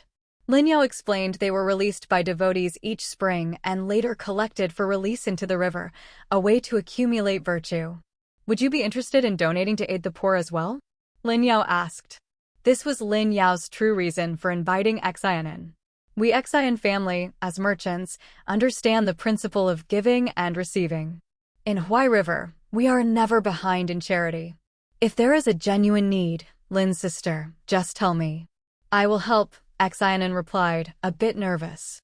She suspected Lin Yao wanted to speak of the Tianjin Hall, a charitable institution teaching medicine. Many physicians came from Tianjin Hall, which also held free monthly clinics, distributing medicine to orphans and poor children, earning a stellar reputation among the underprivileged. Those participating were usually noble ladies, endorsed by the Empress. In her previous life, Xin An had tried donating to gain favor with these women, but was always blocked. Lin Yao, influential through her mother's connection with the Empress, now spoke of Tianjin Hall. She explained the operations, then asked, cultivating a physician benefits many. Free clinics are good, but herbs are costly and often scarce. Do you have access to medical materials? Xin An recalled her Uncle Bai, whose medicinal herb supplies were extensive. Her family partnered with several herb merchants annually to meet their needs. Ordinary herbs are easy. But what about rare materials? She asked. None needed. Only common herbs. If you have a channel, I can provide you a list later, Lin Yao replied, opening a golden opportunity for Xin An to prove herself and gain influence among the noble ladies. Chapter 120. The Frustrated Tangang. Lin Yao had spent some time with Xin An and found her tactful and personable. Coupled with her generosity, Lin Yao sincerely liked her and was keen to draw her into their circle. With such an opportunity presented, Xin An had no reason to refuse. My family has dealings with a couple of herb merchants, so there shouldn't be any issues, she said. I'm delighted to provide some medicinal materials to Tianjin Hall. Thank you, Sister Lin, Xin An added sincerely. Lin Yao smiled. With our husbands' connections, we as wives must support one another. I wouldn't have approached you if I didn't know you were in a comfortable position. Once you begin contributing, it's hard to stop. You'll likely spend quite a bit of money over time, so be prepared. Xin An's face lit up with gratitude. She bowed slightly. Sister Lin, after your explanation of Tianjin Hall, I secretly hoped my family could participate. Firstly, my father can obtain herbs at a fair price. Secondly, it's a way to protect ourselves. Merchants often face difficulties. Your offer is a great favor, and I will never refuse any request within my capacity, Xin An continued. There's no need for such formality, Lin Yao replied. Our meeting is fate, and even without our husband's connection, I believe we could become friends. I approached you because of your resources and the Xin family's standing. Essentially, we both benefit. No need to feel indebted. Xin An felt a mix of emotions. In her previous life, reaching this goal had been impossible, yet now it was within grasp. How could she not be moved? Perhaps this seems trivial to you, but it is a significant kindness to me. Being a merchant is difficult. All we ask is that others do not easily take advantage. My father would be overjoyed if he knew, she said earnestly. Her straightforward sincerity impressed Lin Yao further. Xin An's openness about her family's struggles made her appear both genuine and capable, someone who could be relied upon. Very well. Call me Sister Lin, and I will assist you. Once your herbs arrive, I'll introduce you to a few people. We sisters need not be so formal, Lin Yao joked. We should return for tea, otherwise, they'll scold us for being away too long, she added with a smile. The two women laughed as they walked back. Han Wanner teased, no wonder Sister Lin favors you. She didn't even call me when strolling by the pond. I'm jealous. Then I'll treat you to some plum wine today, freshly arrived. Will that do? Xin An offered. Everyone laughed. The Zhang young lady glanced at Xin An again. Lin Yao wasn't usually so warm to just anyone. She could be confrontational and sharp-tongued. What could be behind Xin An's charm? Perhaps it was because of the connection between their husbands. Perhaps it was her wealth. Xin An caught her gaze and smiled lightly, pouring tea for her. The breeze is gentle, the sun bright. Just sitting here drinking tea and talking is a delight. Meeting the young lady today makes me even happier. Please continue to look after me in the future. Being a long-tongued lady, the Zhang young lady certainly knew much, so befriending Xin An was strategic. She accepted the gesture, lifting her teacup with a smile. No need for formalities. We shall keep in touch. Xin An returned the smile and raised her cup. Then I shall gladly follow your lead. The afternoon passed pleasantly. Meanwhile, at the Ministry of Rites, Tang Rong felt a stark contrast. While the household seemed calm, he felt constantly on edge. Every polite smile at work seemed to mock him, and the Tao family's matter remained a thorn in his side. Distracted, he made mistakes at his post and was reprimanded. Assistant Secretary Wang, having received Tang Gang's gifts, attempted to support him but also warned, even minor errors at the Ministry of Rites could cost your head. Stay focused. Tang Rong apologized and tried to concentrate, though his state was not as good as before. Wang shook his head, thinking that youth often fails to meet expectations, and that Tang Rong's indulgence in pleasure had led to his misfortune. Many officials assumed that Tang Rong had entered the wrong bridal chamber deliberately. Some resented the Xin family's merchant background. Others suspected he desired Tao Iran's beauty. Yet most families had secrets they kept discreetly. The issue was handled out of propriety. To Tang Rong, the Tao family's woman was utterly unsuitable as a proper wife. His days felt unbearable. Tang Gang, meanwhile, was in a foul mood, like a powder keg ready to explode. The Tao family's envoy had even requested he attend an evening feast, implying he should fully accept the Tao family in the capital, an idea Tang Gang found infuriating. He nearly threw the messenger out, refusing to attend without even giving a reason, eager to return home and deal with Tang Rong. Within the mansion, Lady Wang subtly moved to thwart the Tao family at every turn, ensuring they could not scheme against Tang Rong and his mother. Tang Mo, too, was busy, consolidating his network and preparing for eventual moves against the Tao family. Only Lady Dowager and Xin An enjoyed peace, one admiring flowers in the courtyard, the other laughing with friends over tea, lunch, and later a theater visit. By evening, Tang Mo returned to find Xin An just getting back. Just arrived, he asked. Out all day. Xin An raised her hand for support. Tang Mo quickly helped her. She said, though it seemed leisurely, it was tiring. Just sitting for tea is exhausting, eating is tiring, watching the play is tiring. Tang Mo nodded. Social visits are never easy. Every smile and gesture must be measured. No wonder it's tiring. Xin An continued, but there was a big gain today. Sister Lin recommended me to provide herbs to Tianjin Hall. I agreed. That's excellent, Tang Mo said. He added that he had arranged a drinking meeting with Yen Shimao, a friend who treated them well. Take your time. No need to rush. Steady progress is the way. The opportunity for influence and goodwill had been firmly planted before Xin An, setting the stage for her growing presence in the capital. Chapter 121, Tang Rong's Calculations. From a distance, Tang Gang spotted the two of them walking back to the courtyard, chatting and laughing. Seeing them so harmonious only fueled his anger.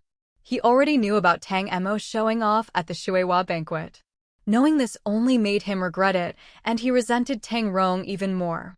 In his eyes, a resourceful young lady like Tao Iran, with her generous dowry, should be matched with Tang Rong. Had nothing gone wrong, there would have been no such irritation now. Where have you two been? The sudden question startled both of them. They hurriedly bowed. Tang Mo replied, Father has just returned from his duties, and Xin An has just returned from an appointment. An appointment? Tang Gang's curiosity was piqued. Xin An had only been in the capital a short while. Who could be inviting her out? Xin An did not hide it. It was the second young madam of the Qing Ho household and the young madam of the Zheng general's household, among others. They invited me to visit Nandu Temple to offer prayers. Tang Gang was not surprised about the Qing Ho household, knowing their frivolous son had a good relationship with Tang Mo, but the Zheng general's household? That was unexpected. Returned. Before he could ask further, Lady Wang arrived. Have you two eaten yet?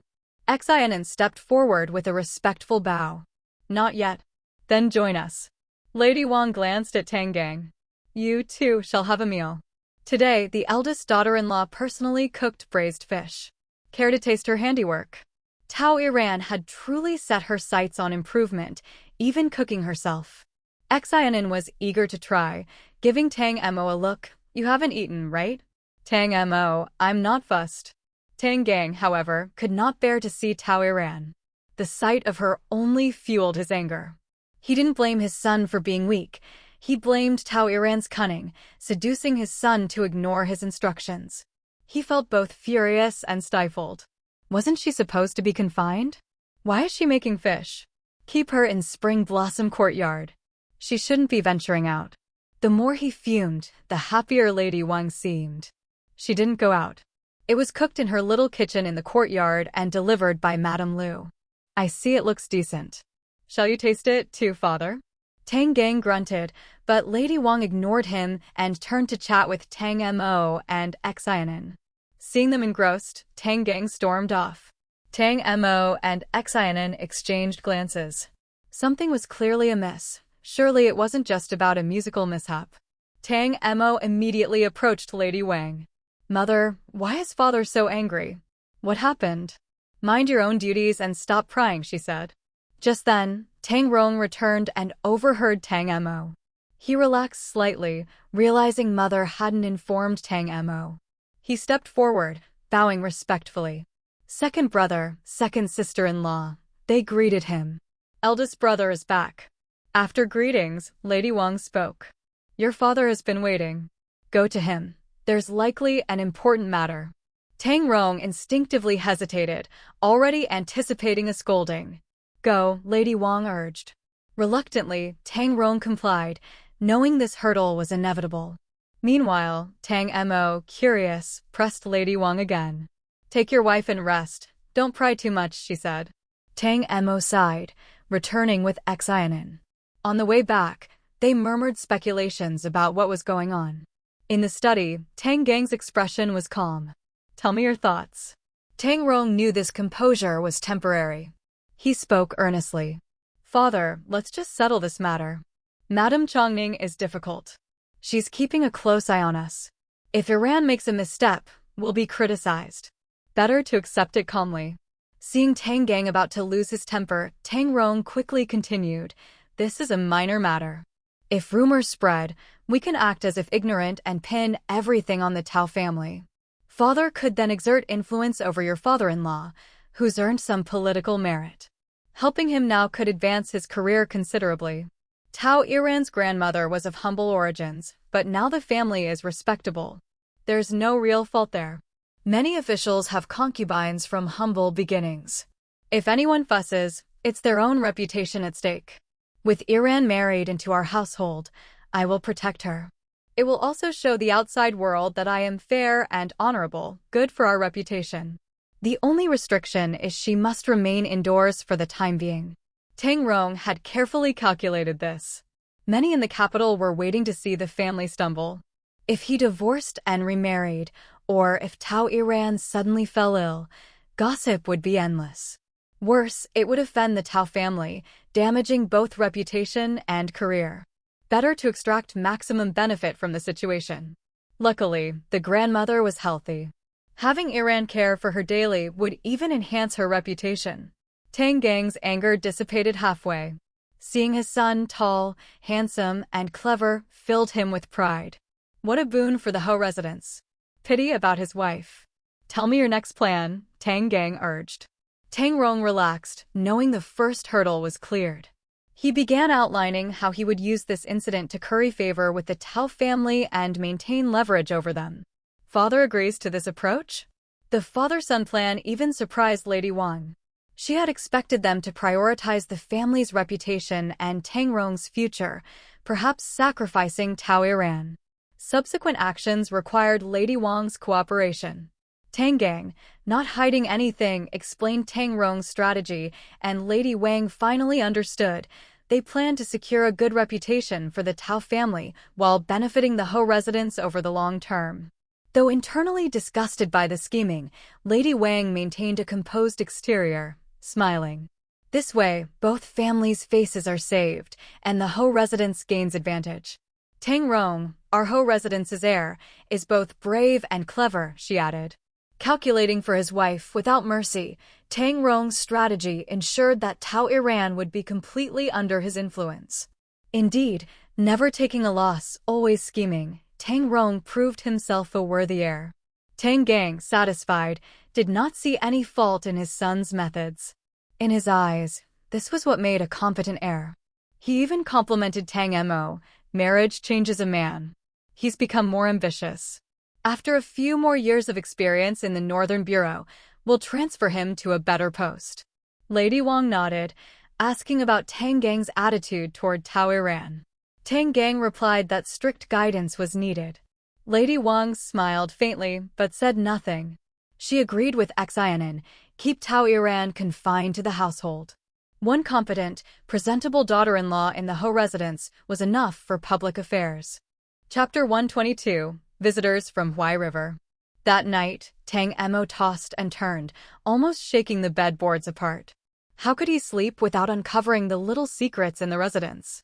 His restlessness annoyed Xin An, who kicked him lightly. Why are you so curious? When the time comes, you'll be told. If mother doesn't say, there's a reason. Tang Mo shifted sideways. I don't believe you're not curious. Xin An closed her eyes. I am curious too. But she opened her eyes again. I'll sleep now. Later, I'll quietly find out. Tang Mo sighed. Recently, he'd been busy. Liao had his eye on him and assigned him a task. It's not difficult, but not easy either. I want to do it well. Surely Madame Liao mentioned you first, which is why she's targeting me. I suppose that's an opportunity. That's true. Xin An encouraged him. Focus on your work. Don't worry about household matters, mother, and I can handle anything. Right. Tang Mo edged a little closer. Actually, you have more experience than mother. You've been managing the Ho residence longer. Last life you were ugly but lived long. Immediately, he closed his eyes, pretending to be asleep. Xin An opened her eyes. Your whole family is ugly. He edged closer to the bed. I'm the ugliest.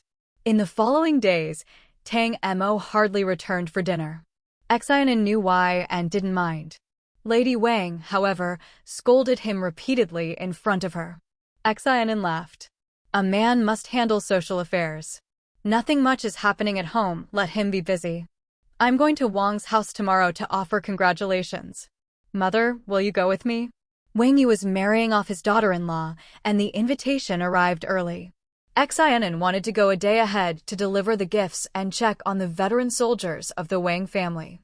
The grain Grandma sent me has already been allocated. It should be set aside. Lady Wang, concerned Xin An might not manage smoothly, agreed.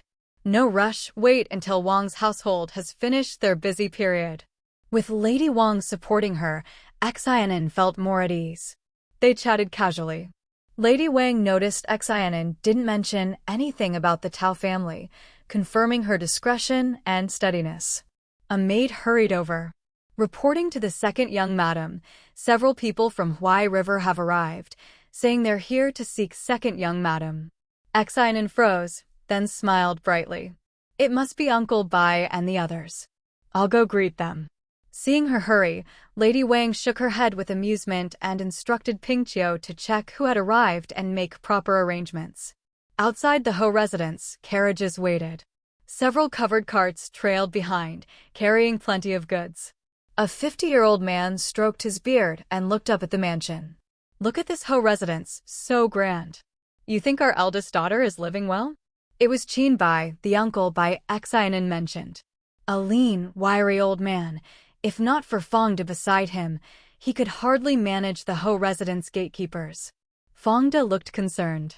Being from the capital, he knew how nobles looked down on merchants. Xin An's sudden elevation from the daughter of a merchant to second young madam had made the family the subject of whispered ridicule and open jokes. He worried about how well she'd be treated here. Master Qin, why aren't you wearing the fine clothes madam prepared? Qin Bai was never one for appearance. After traveling dusty roads from Huai River, he was even less concerned with attire. I deal with herbs every day. Fine clothes are uncomfortable and wasteful. This is fine. Fong De was about to remind him that in the capital, he should at least maintain appearances, but a girl of 13 or 14 spoke up. Father, Master is used to this. Our eldest daughter won't mind. Xin An arrived. Uncle De, Uncle Bai, why did you come so quickly? Xiao Xiao came too? Seeing her family, Xin An was overjoyed. The three greeted each other, and Xin An supported them. It's been so long. I missed you. It had indeed been over 5 years in her eyes. Qin Bai cheerfully climbed the steps. Tell me about this stuffy scholar, complaining about my attire and planning to discard me from serving our eldest daughter. Xin An laughed. Uncle Fong, don't blame him. Uncle Bai doesn't rely on clothes. Even in rags, many come begging for his help. Exactly. Qin Bai grinned. If I wanted, I could wear gold clothes. Fong De muttered, gold clothes are heavy. Aren't you afraid of being crushed? Xin An laughed.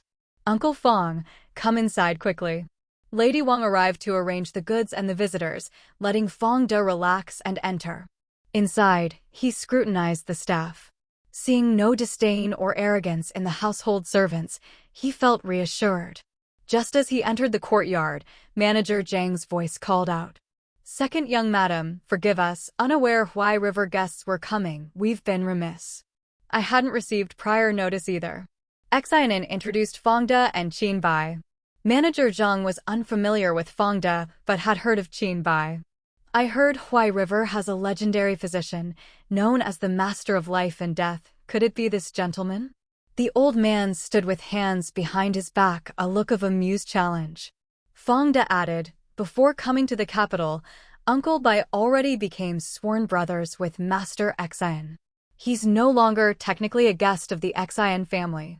Xin tilted her head, blinking. "Uncle Bai, are you calling my father your elder brother? Do I need to change that?" Qin Bai was 5 years older than Xin Quan. He had lived at the Xin residence for years. All of Huai River knew him as a family physician.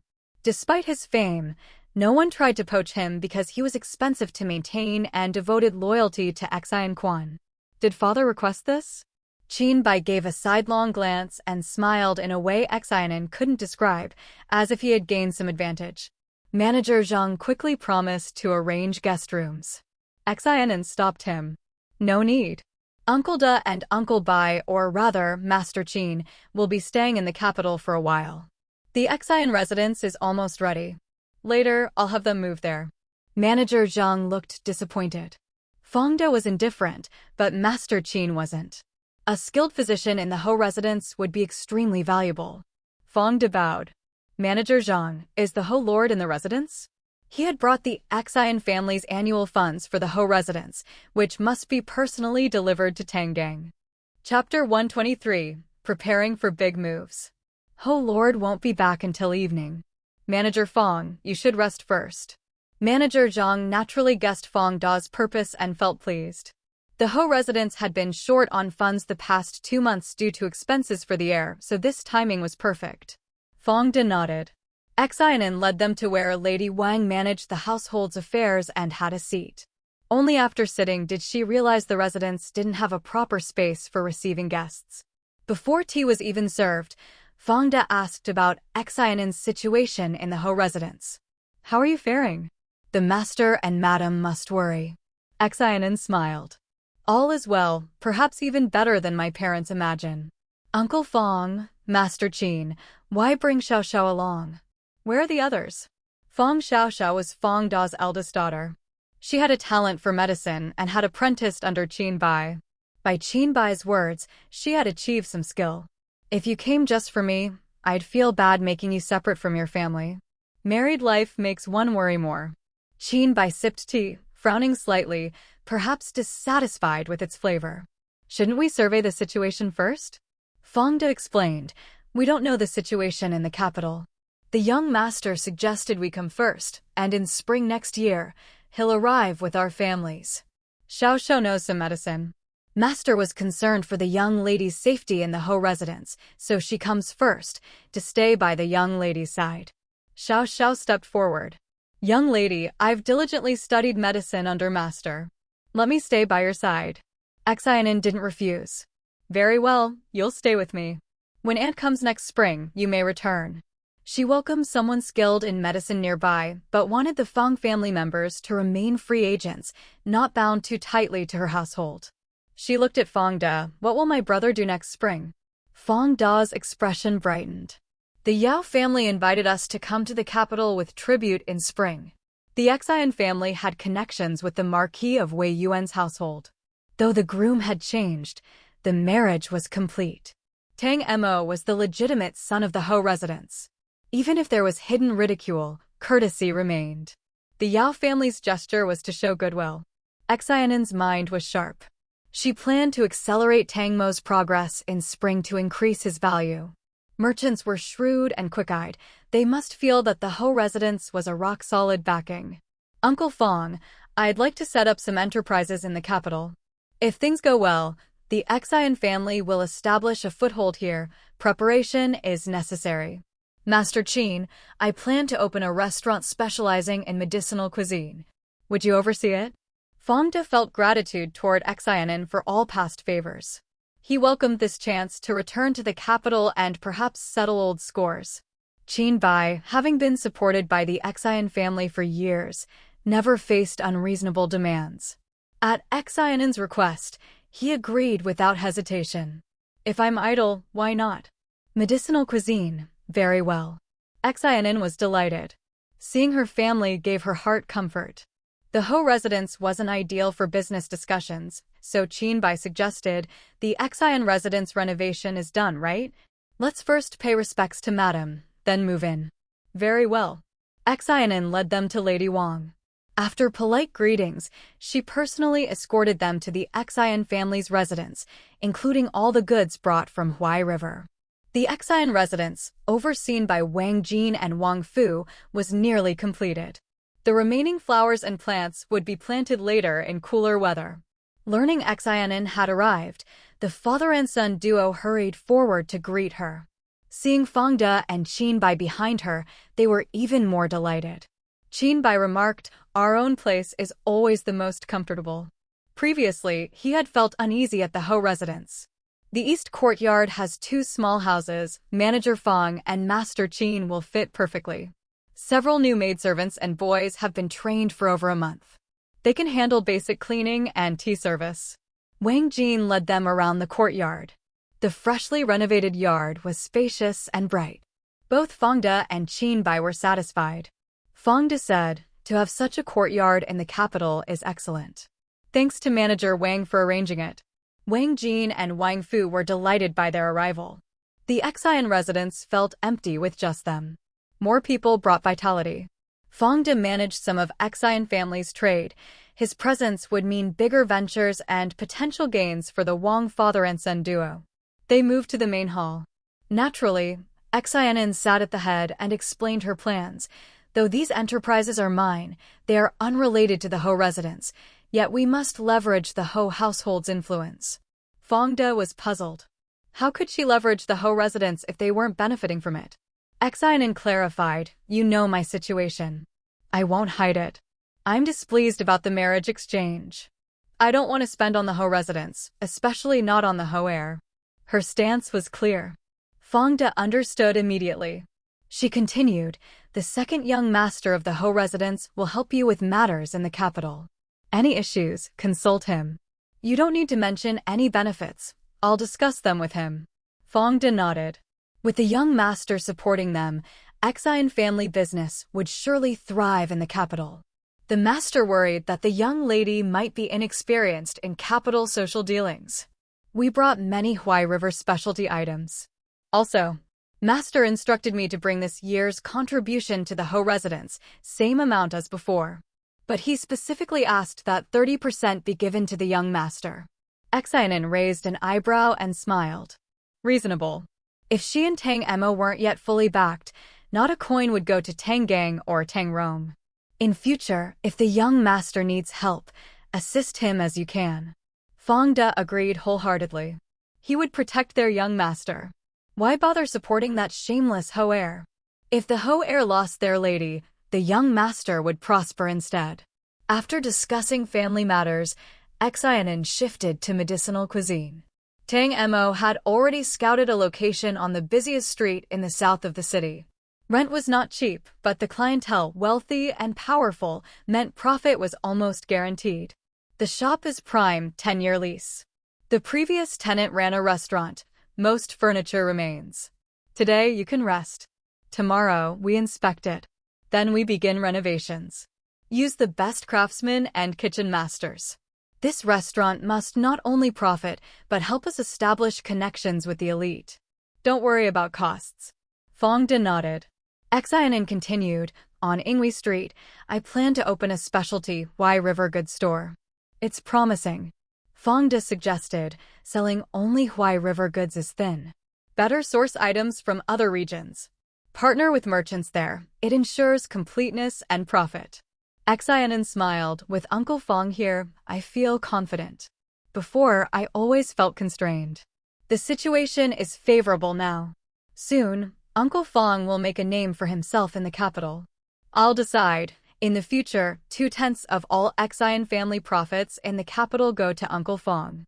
Chapter 124. The Xian family's firm stance. The Xian family was generous, and Xian was no exception. Fangda stood, bowed, and said, "Years ago, when we were driven out of the capital with nowhere to go, it was Master Xian who took us in, providing for my family in Huai River. Life now is far better than it was in the capital. Such immense kindness has never been repaid. Now, having the opportunity, it's only right we accept nothing. How could we claim 2/10? Please, young lady, revoke this decree." Xian was about to persuade him, but Xin Bai, who had been silent, cleared his throat. "Before coming to the capital, Fangda, I, and your father all became sworn brothers." He turned to Fangda. "Now that the young lady is your niece, take it. Close family still accounts for carefully. If it feels like too much, it will only make us more devoted to assist the young lady." Xian instantly understood the intention, her nose prickling with emotion. These two were extremely important to her father, especially Xin Bai. When he first met her father, he was merely a talented wandering physician. His current success came from her father providing him medical texts, unlimited herbs, and funding his studies across the land. Just from a single word of hers, her father had sent these two to her side, even making them sworn brothers, one purpose being to have them fully assist her. She stood and invited the two to sit, bowing respectfully. Both were quick to rise. Xin Bai accepted gracefully, while Fangda hesitated, politely declining several times before agreeing. Even then, they cautioned Xian not to reveal their sworn brother relationship, ensuring they could move freely in the capital. A sanctioned status was beneficial, but in some ways, it was also a constraint. Their bond deepened, and Xian felt opportunities for decisive action were right before her. Xin Bai eagerly looked at her, waiting to see what task she'd assign. His wife had instructed him to fully support the young lady. When she came next year, she'd inspect the results. Failure would mean facing her wrath. The success of the medicinal cuisine depends on Uncle Fang. Whether it attracts customers and earns renown relies on you, Master Qin. Xian smiled. Master Qin, you'll need to devise catchy names for the dishes: energizing, dehumidifying, strengthening, nourishing the lungs, sweet, salty, everything. When the head chefs arrive, they'll follow your recipes for tasting tests. It'll be hard work. Tasting tests? Xin Bai's eyes lit up. He had never done this before. In taverns, he always got to taste new dishes first. How exciting. "I'll take care of it properly," he said. After nearly an hour, the three had discussed and finalized all their plans. They shared a tea toast. Just as they finished, manager Zhang sent word Tang Gang had returned. With the Xian family present, Tang Gang knew immediately why. Recent expenses for Tang Rong had left the household short, and they were waiting for the Xian family's funds. Fangda counted several large boxes and arrived at the Ho residence, successfully meeting Tang Gang. Upon learning that 30% was to go to Tang Mo, Tang Gang was displeased. "This is Master Xian's idea?" He immediately thought Tang Mo had approached Xian himself, harming his own interests. The two families agreed long ago, all funds should go to the Ho residence. How it's allocated internally is not for outsiders to decide. If Master Xian feels generous toward his son-in-law, he could supplement from the side, Fangda said respectfully. Fangda explained, the old Marquis and Master Xian set conditions. The Ho residence acts as Xian family support, protecting their business. Also, the Xian family's eldest daughter is to become the heir's wife. Our young lady's marriage was secured by her father's investment. The Tang family took the funds, but is now disregarding the rules. They could justifiably break the agreement. Now the Ho heir has changed. The Xian family suffered ridicule in Huai River. In just 2 months, repeated interventions caused losses. As the second young master is now the Xian family son-in-law, it's natural they favor him. Still, whether funds go to the heir or the second young master makes no difference. The money remains within the Ho family. Even Xian didn't know that when Xian Quang prepared the funds, he had muttered curses under his breath.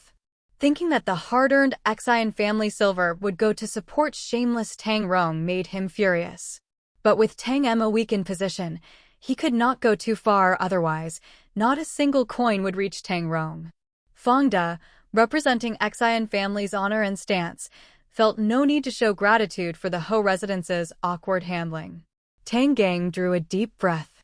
The silver was in their hands. They were giving 70%. Though angered, he could do nothing. The outside world knew the Xin and Tang families were married, and Tang Mo watched keenly. More importantly, beyond the Xin family, Tang Gang could not find another merchant as strong. Even half as competent would not suffice. Can we follow this arrangement going forward? Fong De didn't give a clear answer. This must be approved by Master Xin. Fong De, seemingly unaffected by Tang Gang's anger, bowed again. If the Ho Lord has no instructions, I shall take my leave. I will deliver some Huai River specialty items to the second young master. Mention of the goods reminded Tang Gang that besides the funds, Fong De brought nothing else. Thinking of the Huai River silver flower tea, used by Xin to cultivate connections, his resentment surged. He slowly rose. Then I shall personally take you there. Fong De bowed and stepped back. The boxes were carried to Chiosher Courtyard, with Aunt Wang ready to receive them. The Ho residence's rear was not open to all. Tang Mo, hiding in his room, laughed until tears came. I still can't believe my father-in-law gave me 30%. He knew the Xin family's annual funds to the Ho residence. 30%, that's enormous. Over 30,000 taels. Heaven help him. His monthly allowance was 15 taels, with secret supplements from his mother, plus the money he had secretly saved in the household, not exceeding 6,000 taels. Now his father-in-law handed him over 30,000. Such wealth was unimaginable. Xin set down her snacks. Think about how you'll face your father. All this money, in his eyes, should be for his firstborn. He's likely furious. What's there to fear? Now Tang Mo had no fear, especially with his mother gaining influence. I'm the Ho residence's second young master, not worthy of 30,000 taels? How much did Tang Rong spend at the Ministry of Rights? Do you think I don't know? 30,000 taels. He had never used so much in his lifetime. No wonder he never beat Tang Rong before. That dog, living in fortune yet ungrateful. At this moment, Xin Kuang's image in his eyes towered impossibly high. Chapter 125, Tang Mo vs. Tang Gang. At Chiosher Courtyard, Aunt Wang had already brought Fong De over. Tang Mo was still freshening up when Xin cleared her throat. Get ready. Tang Mo quickly rubbed his face, cleared his throat, and walked out calmly. Fong De and the others in the courtyard bowed to him, then handed over the 30% silver in front of Tang Gang. This was prepared by Master Xin for the young lady and her husband. Master and mistress hope the couple lives in harmony and wish the young master a bright future. He didn't mention that the silver originally belonged to the Ho residence. With many onlookers, it was better left unsaid. But judging from Tang Mo's excited expression, he probably understood anyway. Tang Mo, both excited and nervous, accepted it politely. How can I take this? The elder's gift is not to be refused. Just accept it, young master. Fong De stepped aside and pointed to several large boxes. These are Huai River specialty goods prepared by master and mistress for you and the young lady. There are the latest fabrics, teas, porcelain, and items for enjoyment. Please take a look. 6 large chests all packed full. Xin only glanced at them briefly and had Aunt Wang store them away. She didn't suggest sharing any with Tang Gang. Thanks for your hard work, Manager Fong, Aunt Wang. Aunt Wang smiled, distributing the prepared rewards to Fong De and the porters, who thanked her before departing. At that moment, Lady Wang arrived and, seeing Tang Gang, feigned surprise. "Oh Lord, why are you here?" Her look seemed to say, "What is an old man doing in his daughter-in-law's courtyard?" Tang Gang's anger simmered. Life had been tough lately. Ever since his 2 sons married, he hadn't had a peaceful day. Everyone seemed to be against him. "Second son, come with me to the study." Tang Mo nodded cheerfully. "Just so, father, I have a matter I'd like your guidance on." "Please." Tang Gang was slightly surprised but followed him, hands behind his back. Tang Mo winked at Xin as they left. Lady Wang didn't yet know that 30% of the Xin family's silver had gone to Tang Mo, She only saw the Xin family's boxes being brought into the courtyard. Worried about Tang Gang's stinginess, she had hurried over. Xin An invited her in and explained the situation. This is my father's intention. Uncle Fong has already explained the reasoning to him. Lady Wang paused, then her eyes filled with a smile. That explains why your father came to Qiushi courtyard. Now you have more funds to use freely, making matters much easier. Xin An raised her eyes. Mother, father might be unhappy though. What does it matter? Lady Wang was increasingly indifferent toward Tang Gang. It's the second son's father-in-law giving him funds. It's proper and reasonable, no need to worry. What about your father's favor? How should it be repaid? Xin An said, my husband's growing competence is the greatest repayment to my father. He still hopes this son-in-law can bring the Xin family business into the capital. Exactly. 30,000 taels. Who had ever seen that much? Lady Wang knew that taking this money meant having obligations in return. She decided to privately instruct Tang Mo later, ensuring he wouldn't simply take without thought. Such relationships couldn't last.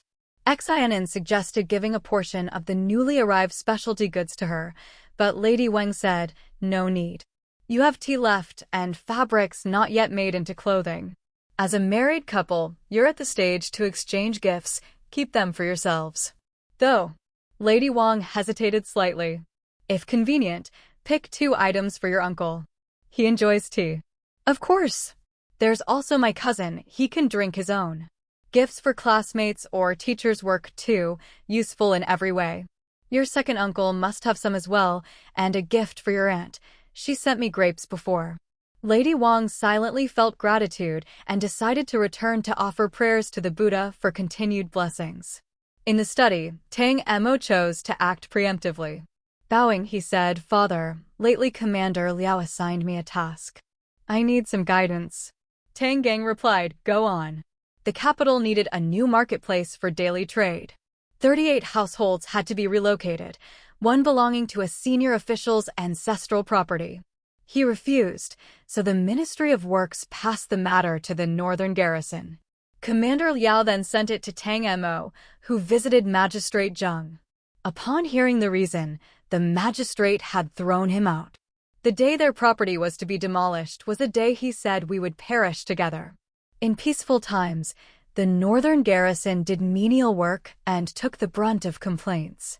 Tang Mo sighed. I have no other solution, which is why I came to ask for your help. Tang Gang sat silently, knowing the matter wasn't easy. Tang Mo hadn't expected him to solve it. He just wanted to preempt any objection. If father finds it difficult, he can consider another way. Luckily, my father-in-law's concern allows me some leeway. Tang Gang suddenly realized Tang Mo's intent to block his objections. I've told you, the Xin family's funds were left to the Tang family, not for you alone. My father jokes. Tang Mo's expression was calm. I understand my limits. I would never presume otherwise. But my father-in-law's generosity is not something I can refuse. I must strive to excel, to repay him in part. Moreover, I have my own assignments now. Doing them well brings glory to the Ho residence. Sharing some household funds is only natural. Isn't that right, father? Tang Mo met Tang Gang's gaze without fear. Challenged, Tang Gang had no reason to lash out. Tang Mo didn't care what he thought. My elder brother and I are both your sons. You must give each of us opportunities. Ultimately, Tang Gang couldn't insist that the silver be returned. He glanced at Tang Mo. It's good that you're ambitious. I shall provide you the chance you seek. Tang Gang had to maintain his reputation as a father. He wouldn't push things too far to avoid gossip, especially with Lady Wang's sharp eyes. Offending her would harm his eldest son. Thus, the pressure fell entirely on Tang Rong. Rivalry between brothers was common. Tang Gang was confident that his carefully raised heir would not be bested by his second son. It also served as a test for Tang Rong. When speaking of Tang Mo, he praised him to Tang Rong. Married life changes a person. Humble and filial, he visits your grandmother daily, no matter how late. She praises him endlessly. Originally, I thought he would endure hardship in the northern garrison, but he's doing quite well. He clearly has talent. As his elder brother, you must assist him fully in the future. Chapter 126, Tang Rong's schemes succeed. Tang Rong was still reeling from the news that Tang Mo had received over 30,000 taels of silver. To make matters worse, their usually partial father had lavishly praised Tang Mo, which immediately triggered a deep sense of crisis in Tang Rong. Unfortunately, he didn't understand his father's reasoning, assuming that his father's praise stemmed from Xin family funds favoring Tang Mo. After all, the Tao family had caused such a scandal, how could he not feel slighted? Being the elder brother, you should take care of your younger brother. If father has nothing else to discuss, I will take my leave. Tang Gang saw the discontent in his eldest son's eyes and felt satisfied. He continued to provoke Tang Rong. Though the Xin family is the Ho residence's purse, your second brother is now their son-in-law. Naturally, some favoritism is human.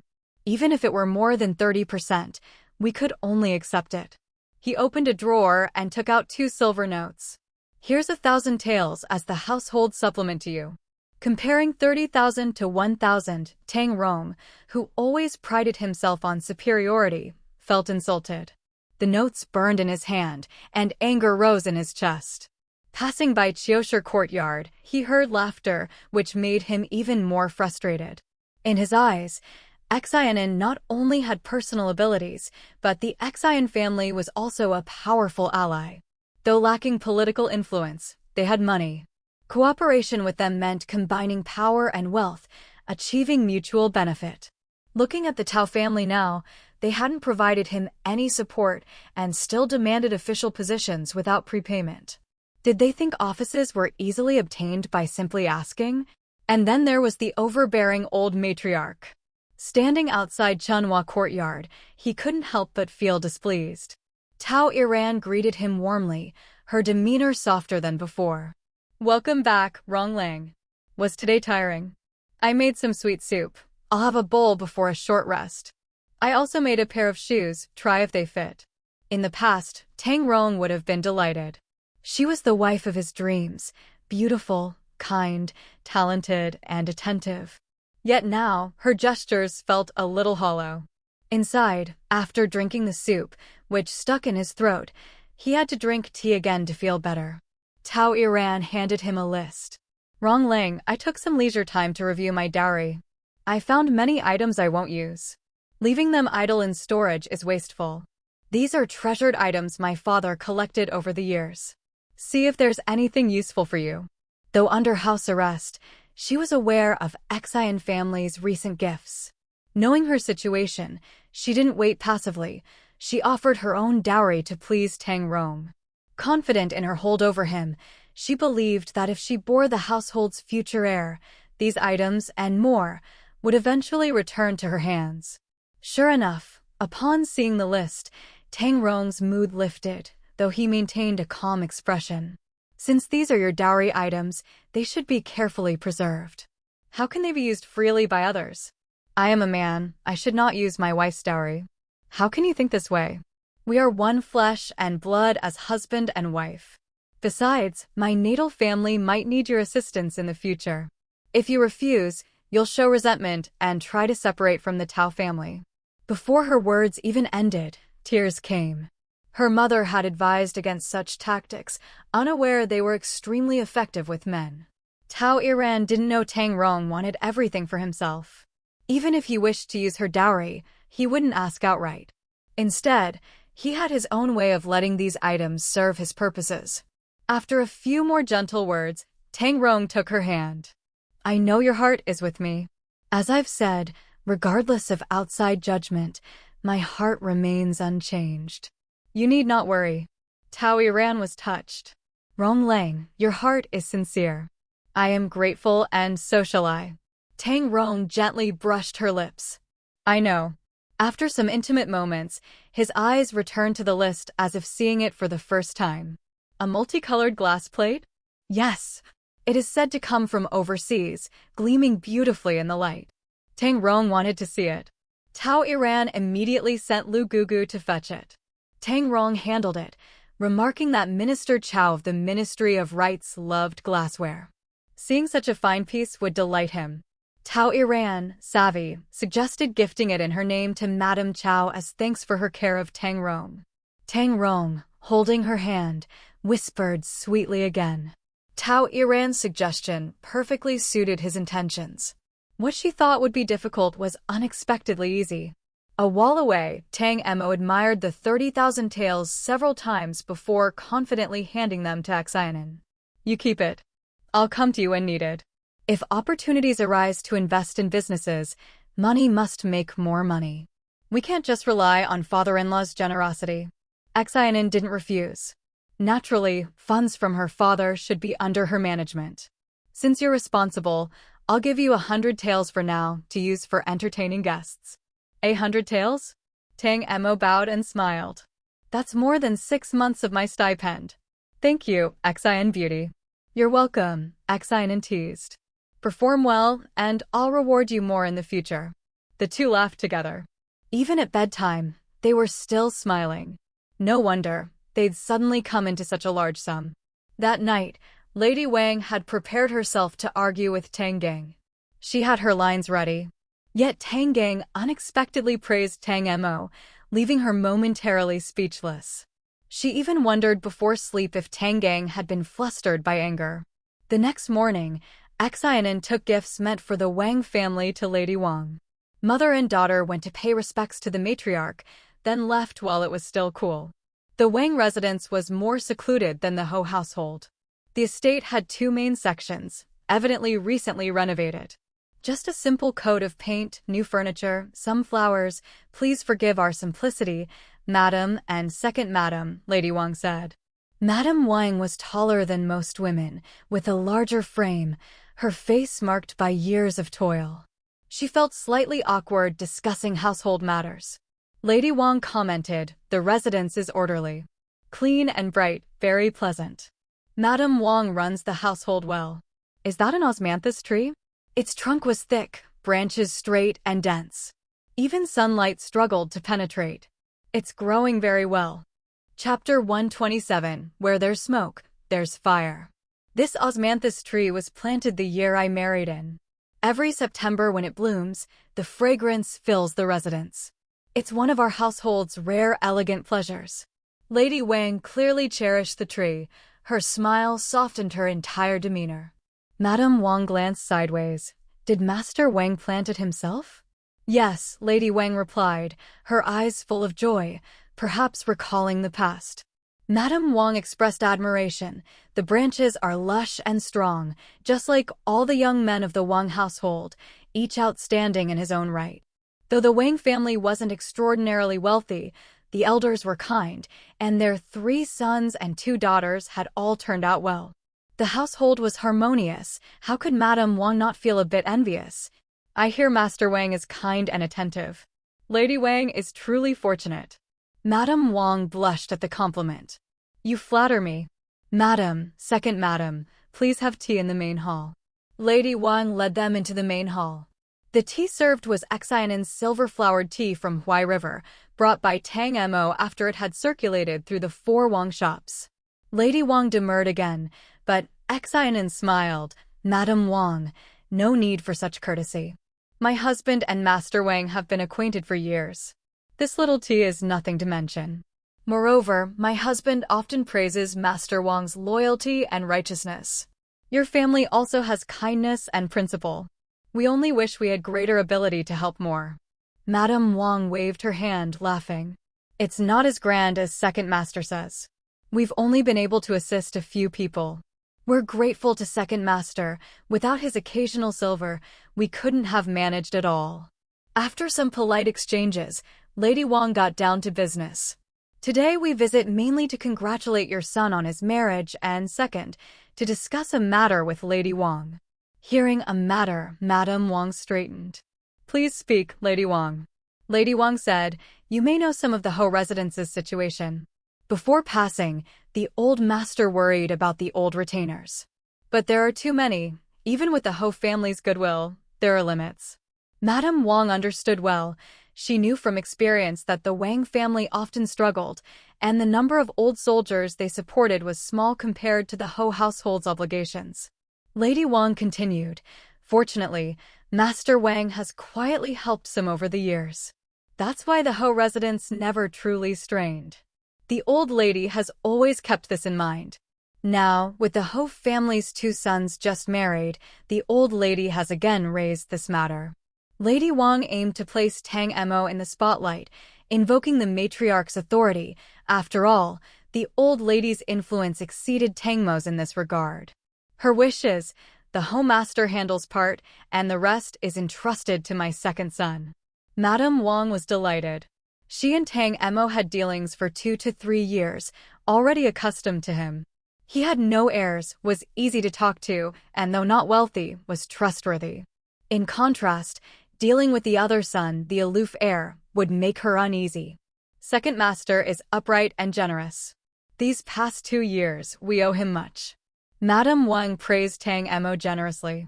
Every word pleased Lady Wang's heart, increasing her affection and making her even warmer in conversation. Our old matriarch, you know, though no one from my natal family serves in court, is from a scholarly household. Every year, she sends thousands of caddies of grain to the old lady, so she can taste the flavor of home. The old lady has decided to divide this grain in half to aid the old soldiers. It has been entrusted to my daughter-in-law, and after your son's marriage, it can be sent over. In the future, any such matters between you and the Wang family may be directly handled with my second son and second daughter-in-law. Madame Wang smiled, asking, so this clears the path? Yes, the Wang family knew that Tang Emo had previously secretly assisted them. Yes, it clears the path, Lady Wang affirmed sincerely. My second son is young, many things still unpolished. We ask that you and Master Wang continue to give guidance. You are too courteous, Madame Wang said. Madame Wang continued, second master and second madam are truly outstanding. As for fortune, Lady Wang, you are the truly fortunate one. The 2 women continued exchanging compliments. Soon, Madame Wang called her 2 daughters to greet them and said to Lady Wang, the daughters of a military household are spirited. Please do not laugh. I like spirited girls. Too rigid and proper are never my preference. The women now chatted warmly, like sisters. Xin An remained silent the whole time, only observing them praising each other. She thought, all that happened in the time it takes to drink 2 cups of tea, can it really create closeness? The Wang daughters arrived quickly.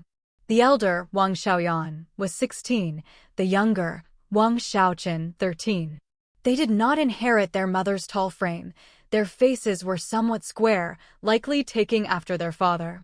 After greetings, Lady Wang praised them. Lively, bright eyes, clever. Who doesn't enjoy compliments for their daughters? Even if perfunctory, they were pleased. Has the eldest daughter already been promised to someone? Yes. Madame Wang noted that Wang Xiaoyan's future husband was also a military man, serving in the local office.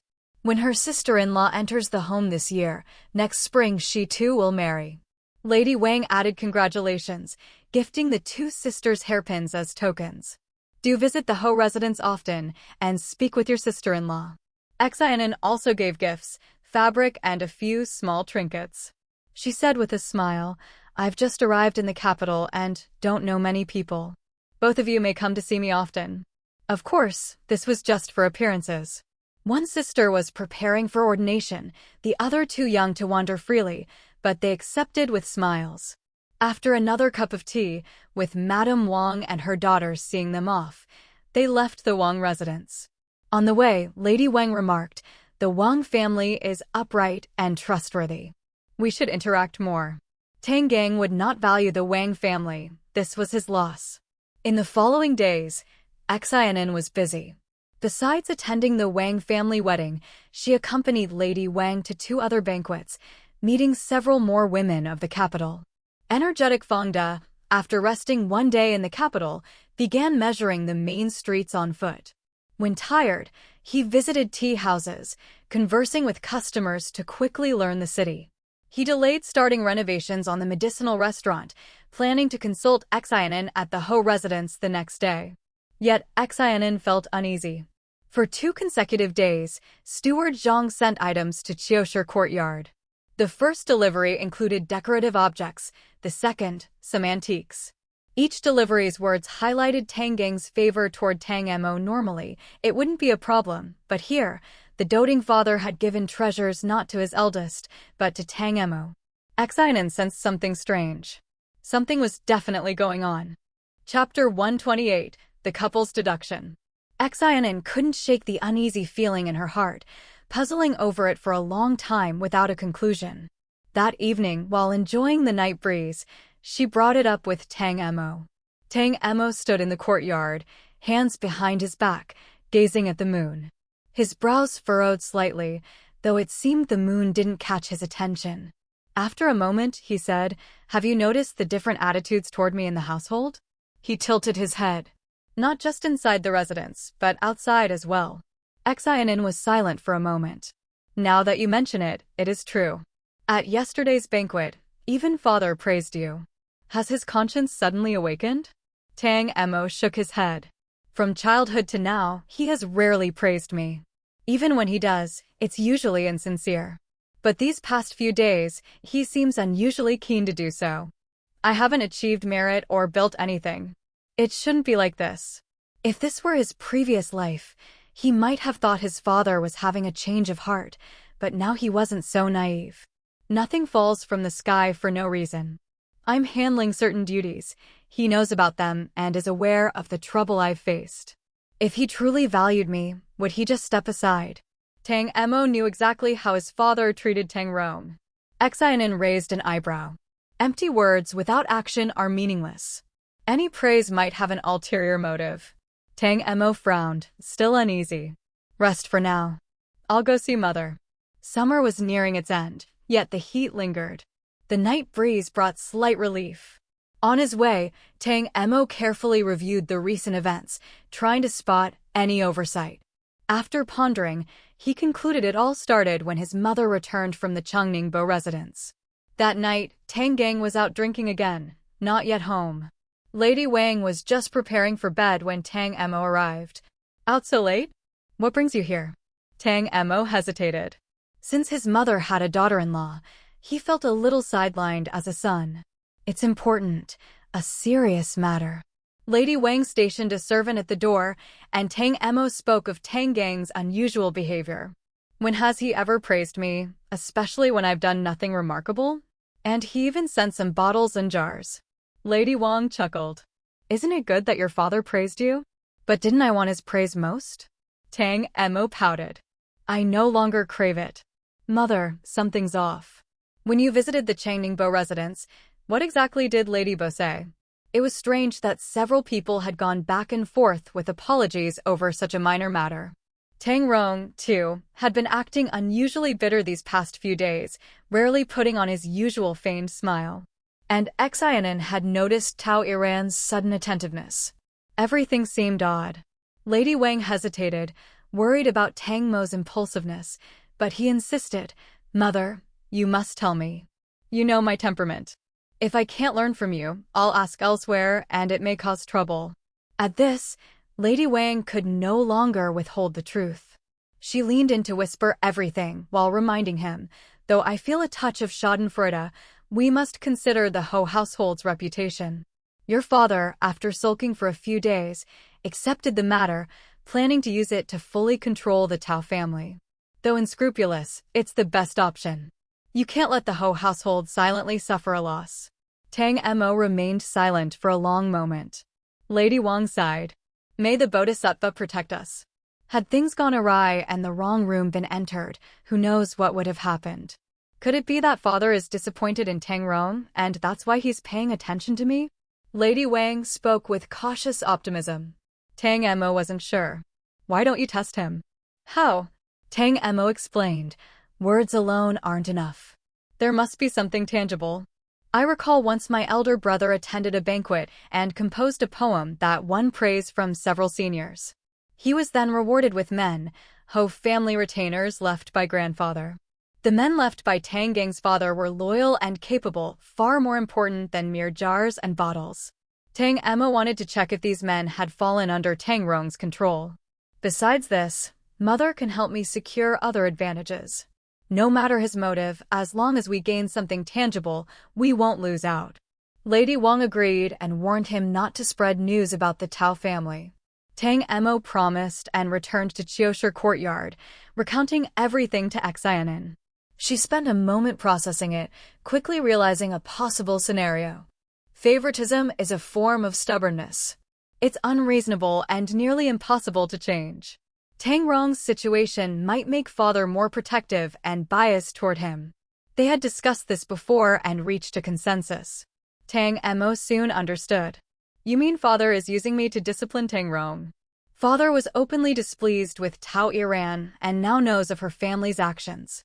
If I were him, the first thought would be to remove Tao Iran, then ensure his favored son marries an even better wife. The more they analyzed, the more plausible it seemed. Xin added, remember, grandfather arranged my marriage with Tang Rong.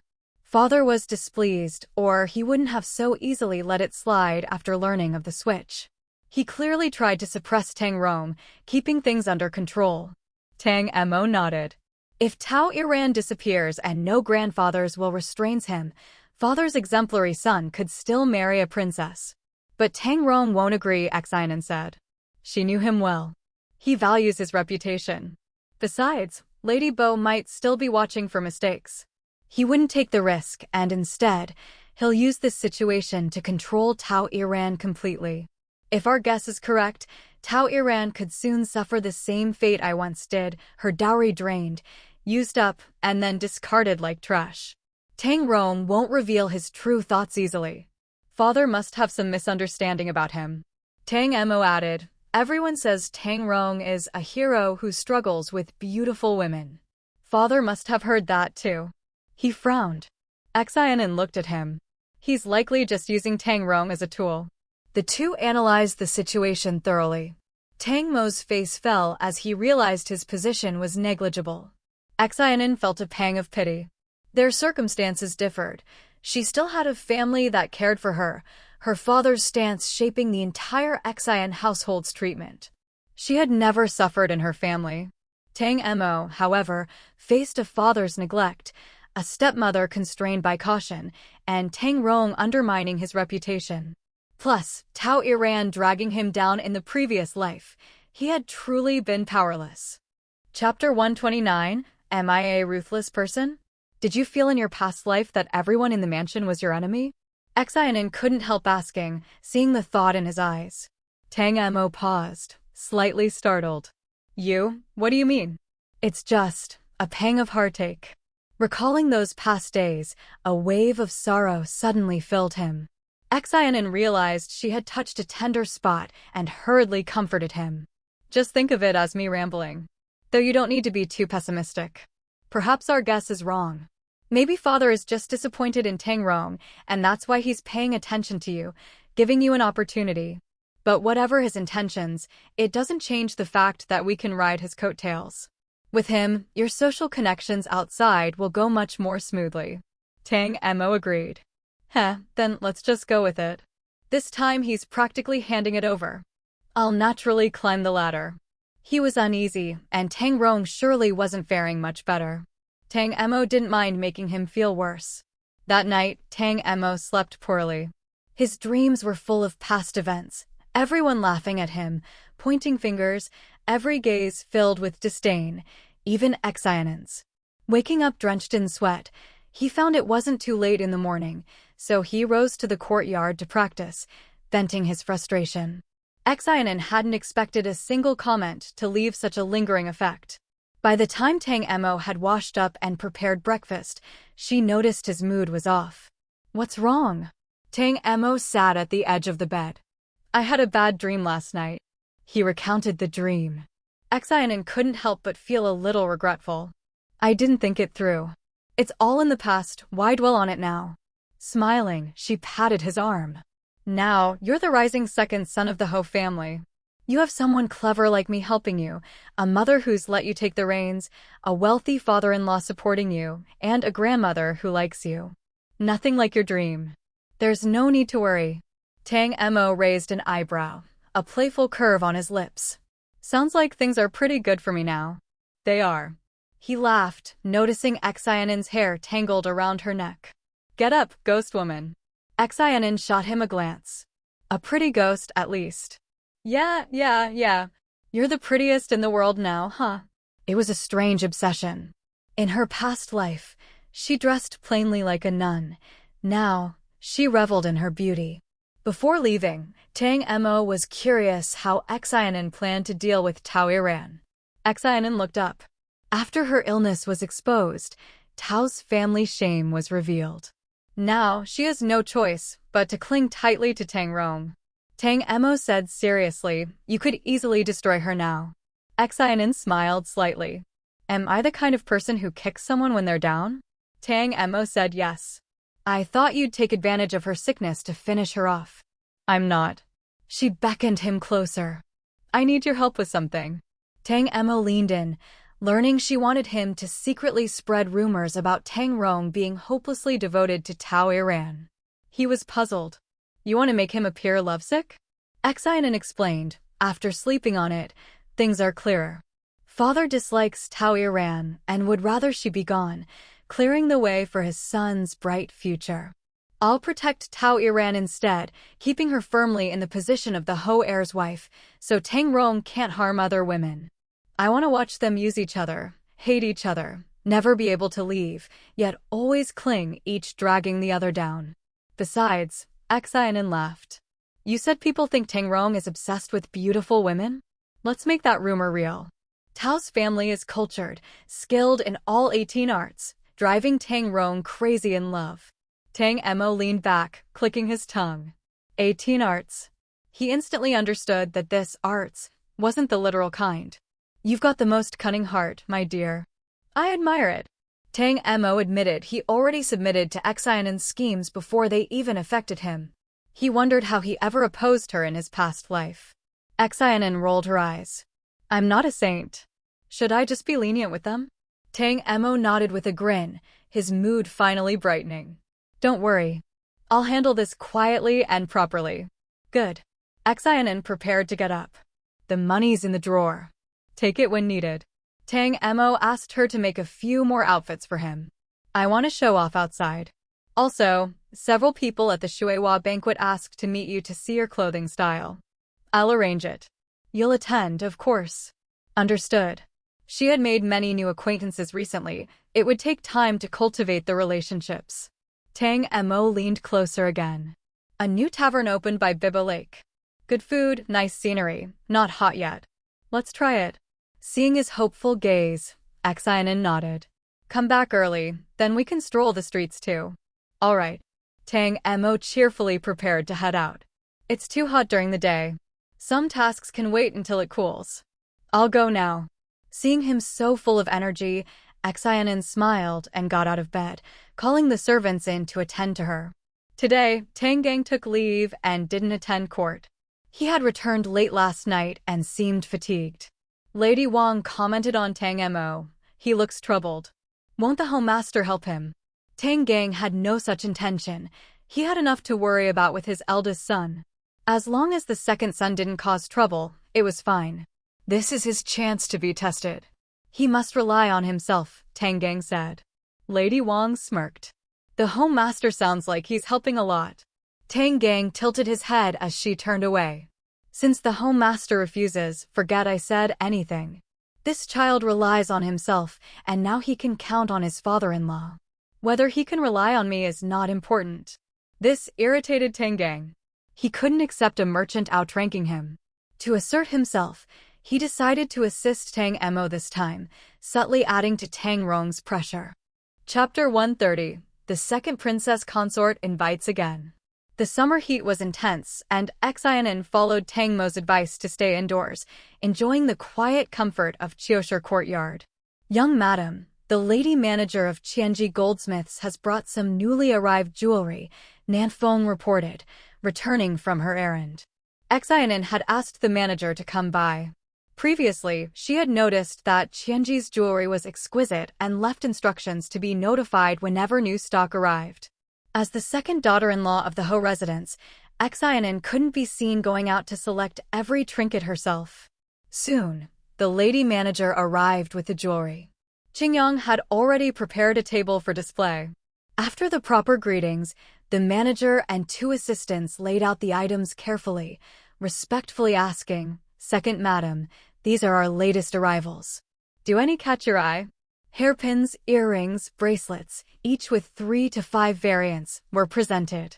To the manager, these were the finest pieces, unseen by ordinary customers. But seeing Xin An's unimpressed expression, she immediately felt uneasy. They all seem ordinary. Not much different from before, Xin An said. Used to the treasures of her grandmother, Xin An's standards were high. The manager tried to explain the unique qualities of today's pieces, but it all boiled down to slight differences in material. Styles were largely the same, and Xin An's interest waned. Recognizing her misstep, the manager realized that Xin An, coming from Huaijiang, had likely seen finer things than what was presented. Qingyang, sharp-eyed, understood as well. In Huaijiang, jewelers sent their best pieces to impress, and these, while fine, were nothing for their young mistress.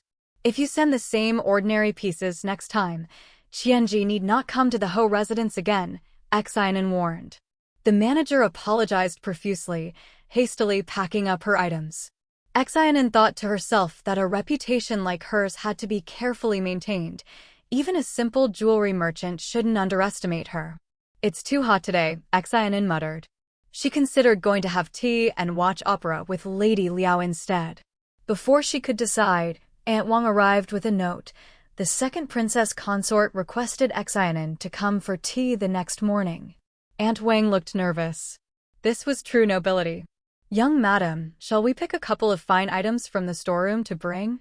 Xin An decided to take some simple objects sent earlier by Uncle Fengda. No need for anything too precious. It's the thought that counts. As someone who had dismissed the jewelry just now, she knew that even the princess consort might not value the same things. It was better to choose something uncommon, something that would seem curious rather than extravagant. Aunt Wang hurried to prepare the gifts. Xin An paused a moment and decided to visit her mother-in-law, Lady Wang, who was surprised. Do you know what's happening? Xin An shook her head. They just said it's for tea. Lady Wang, more anxious than Xin An, said, then you must improvise. At the princess's residence, be cautious. If you gain her favor, your access to other households' inner courtyards will be much easier, and people will not dare underestimate you.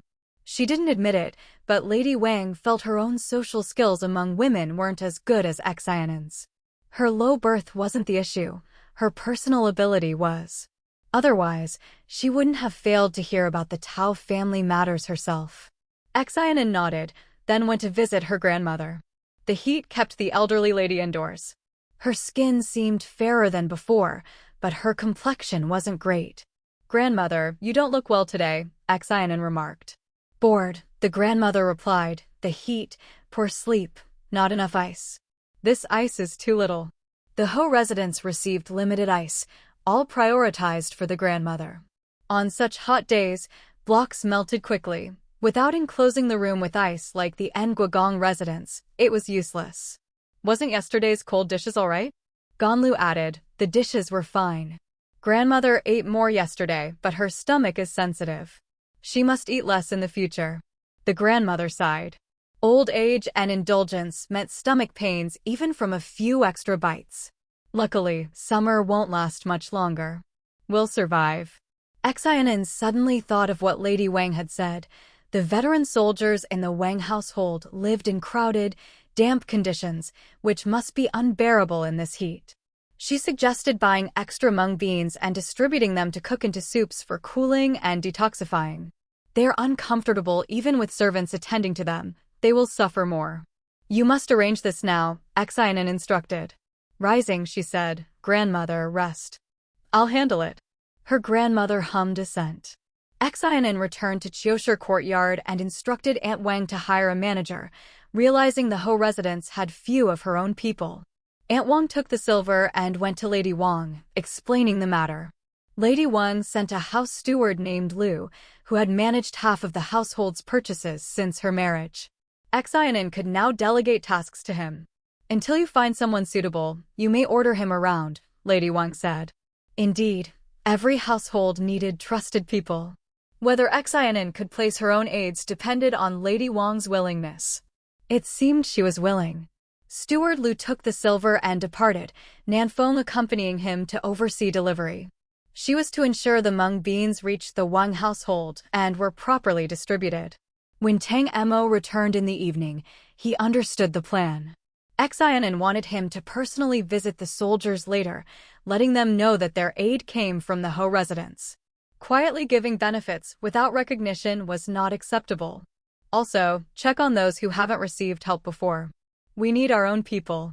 And I'm short a steward. Arrange someone for me, Xin An added. Her family stewards handled other matters. Errands like this were hers to manage. Without my own people, it's inconvenient and limiting. You figure it out. Tang Mo promised to arrange it soon. Thank you for your effort. Get ready, we'll go out shortly. Already? Although the sun was westering, it was still scorching. Xin An wanted to wait a little. Tang Mo mentioned that today the students of Wamping Academy were resting. Many would gather at the Zhuangyuan Pavilion to discuss history. Luo Qi will likely be there. We can coincidentally meet him. How to coincidentally meet him? Xin An was intrigued. Tang Mo said he already had a plan. We'll approach him naturally, make conversation, and even do him a favor. Chapter 131, Coincidental, Meeting with Luo Qiwen. The sunset bathed the sky in a brilliant orange-red, clouds glowing as if painted across the heavens. Birds, seeking food, swept through the air, their reflections rippling on the water below before disappearing into distant forests. Those who had stayed indoors all day now ventured into the streets, which bustled with life. People fanned themselves, laughing and chatting loudly. Children chased one another. Merchants called out to attract customers.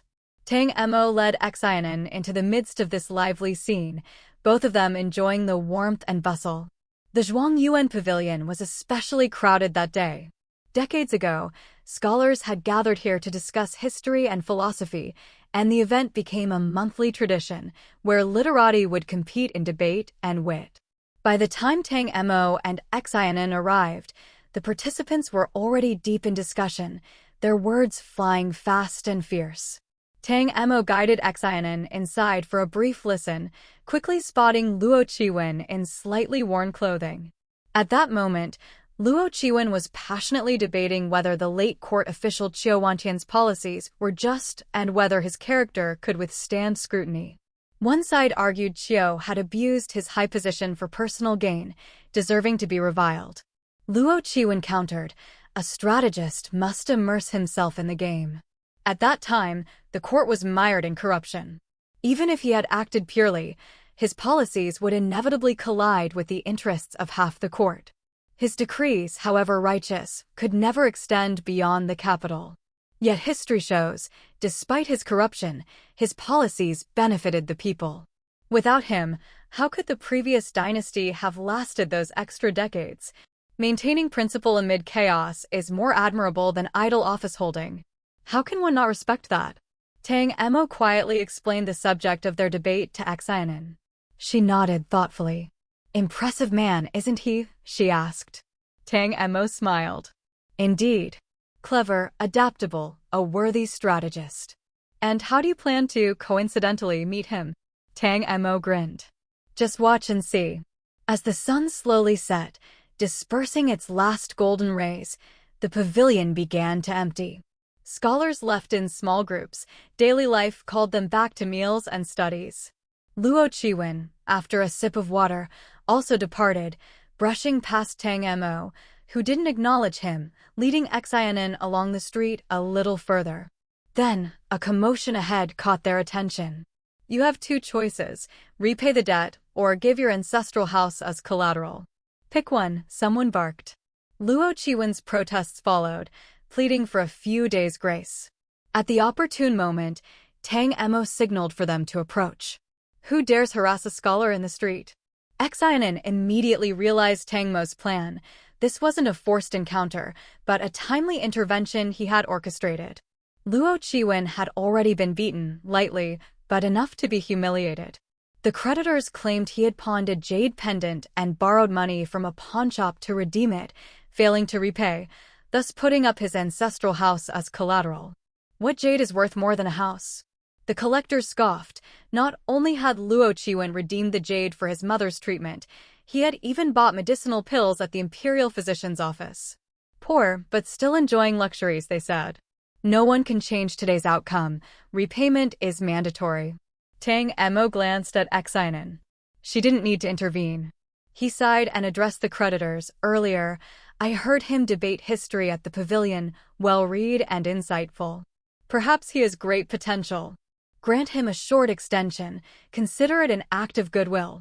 He wasn't foolish enough to offer to repay the debt himself. It would seem desperate. Who are you? They demanded. Second young master of the Wei Yuanhou residence, came the reply from Lai Lai. The men exchanged glances, bowing slightly. They couldn't expect the host's second son to settle the debt. The pawnshop had its own powerful backing. Tang Mo, satisfied, led Xin An away. The debt collectors turned to threaten Luo Chiwen again, but he, battered and bruised, ran to Tang Mo, kneeling. I beg second young master for help. Tang Mo shielded Xin An, frowning. Lai Lai scolded. What do you think you're doing? Luo Chiwen, lips bleeding from his fall, prostrated himself fully. I wish to serve the second young master. Please save me. Tang Mo replied coolly, I do not lack loyal followers. I merely appreciated your scholarly debate earlier, which is why I spoke a few words on your behalf. Nothing more. But Luo Chiwen continued pleading. Without his house, his mother and brother had no place to live, the family income vanished, and his studies would stop. To him, the second young master seemed heaven-sent. Xin An observed, noting how proficiently Luo Chiwen knelt and pleaded last life. Tang Rong had treated him with respect, but now he submitted with humility. Perhaps moved by sincerity, Tang Mo said, Rise. Turning to the creditors, he added, Extend him 3 days. Tell your shop owner it's my order. The host's second son's authority carried weight. The creditors warned Luo Chiwen briefly before leaving. Luo Chiwen staggered to his feet, saying, Second young master, in 3 days I still may not have the silver. Only the ancestral house and jade remain of my family's valuables. 2 annexes have already been leased to tenants. There's no way to repay in full.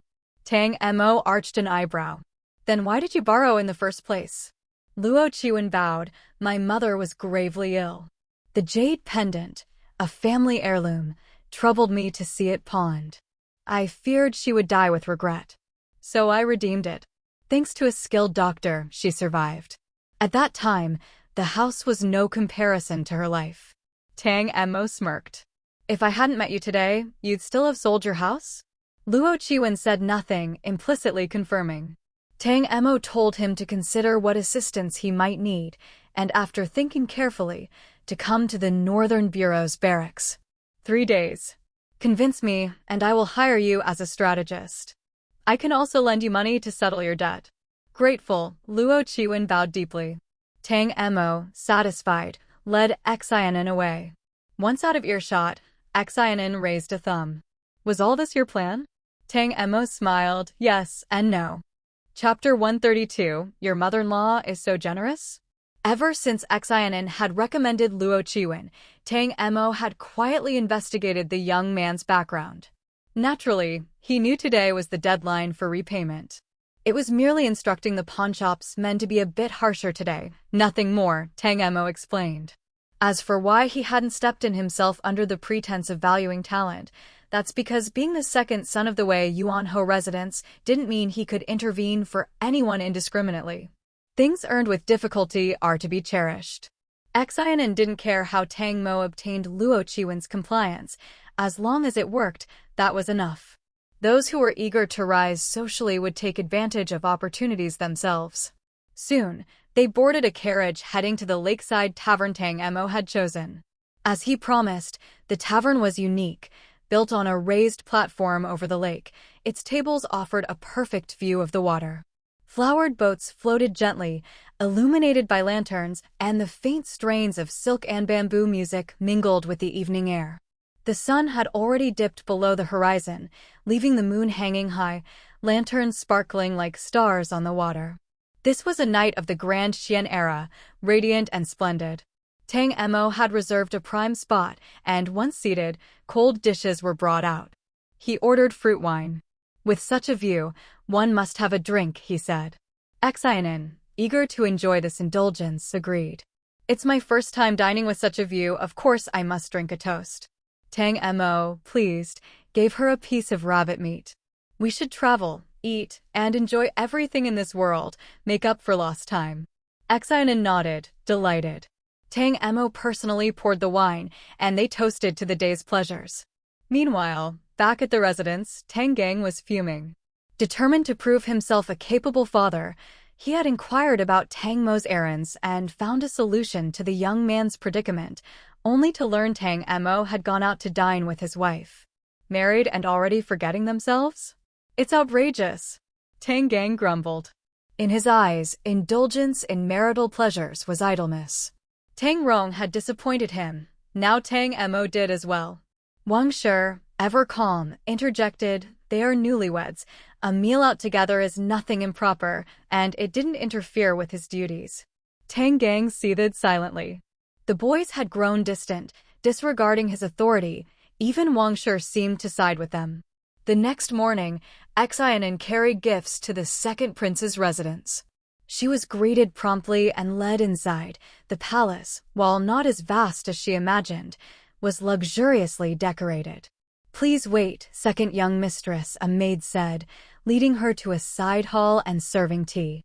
She then remained quietly in the corner.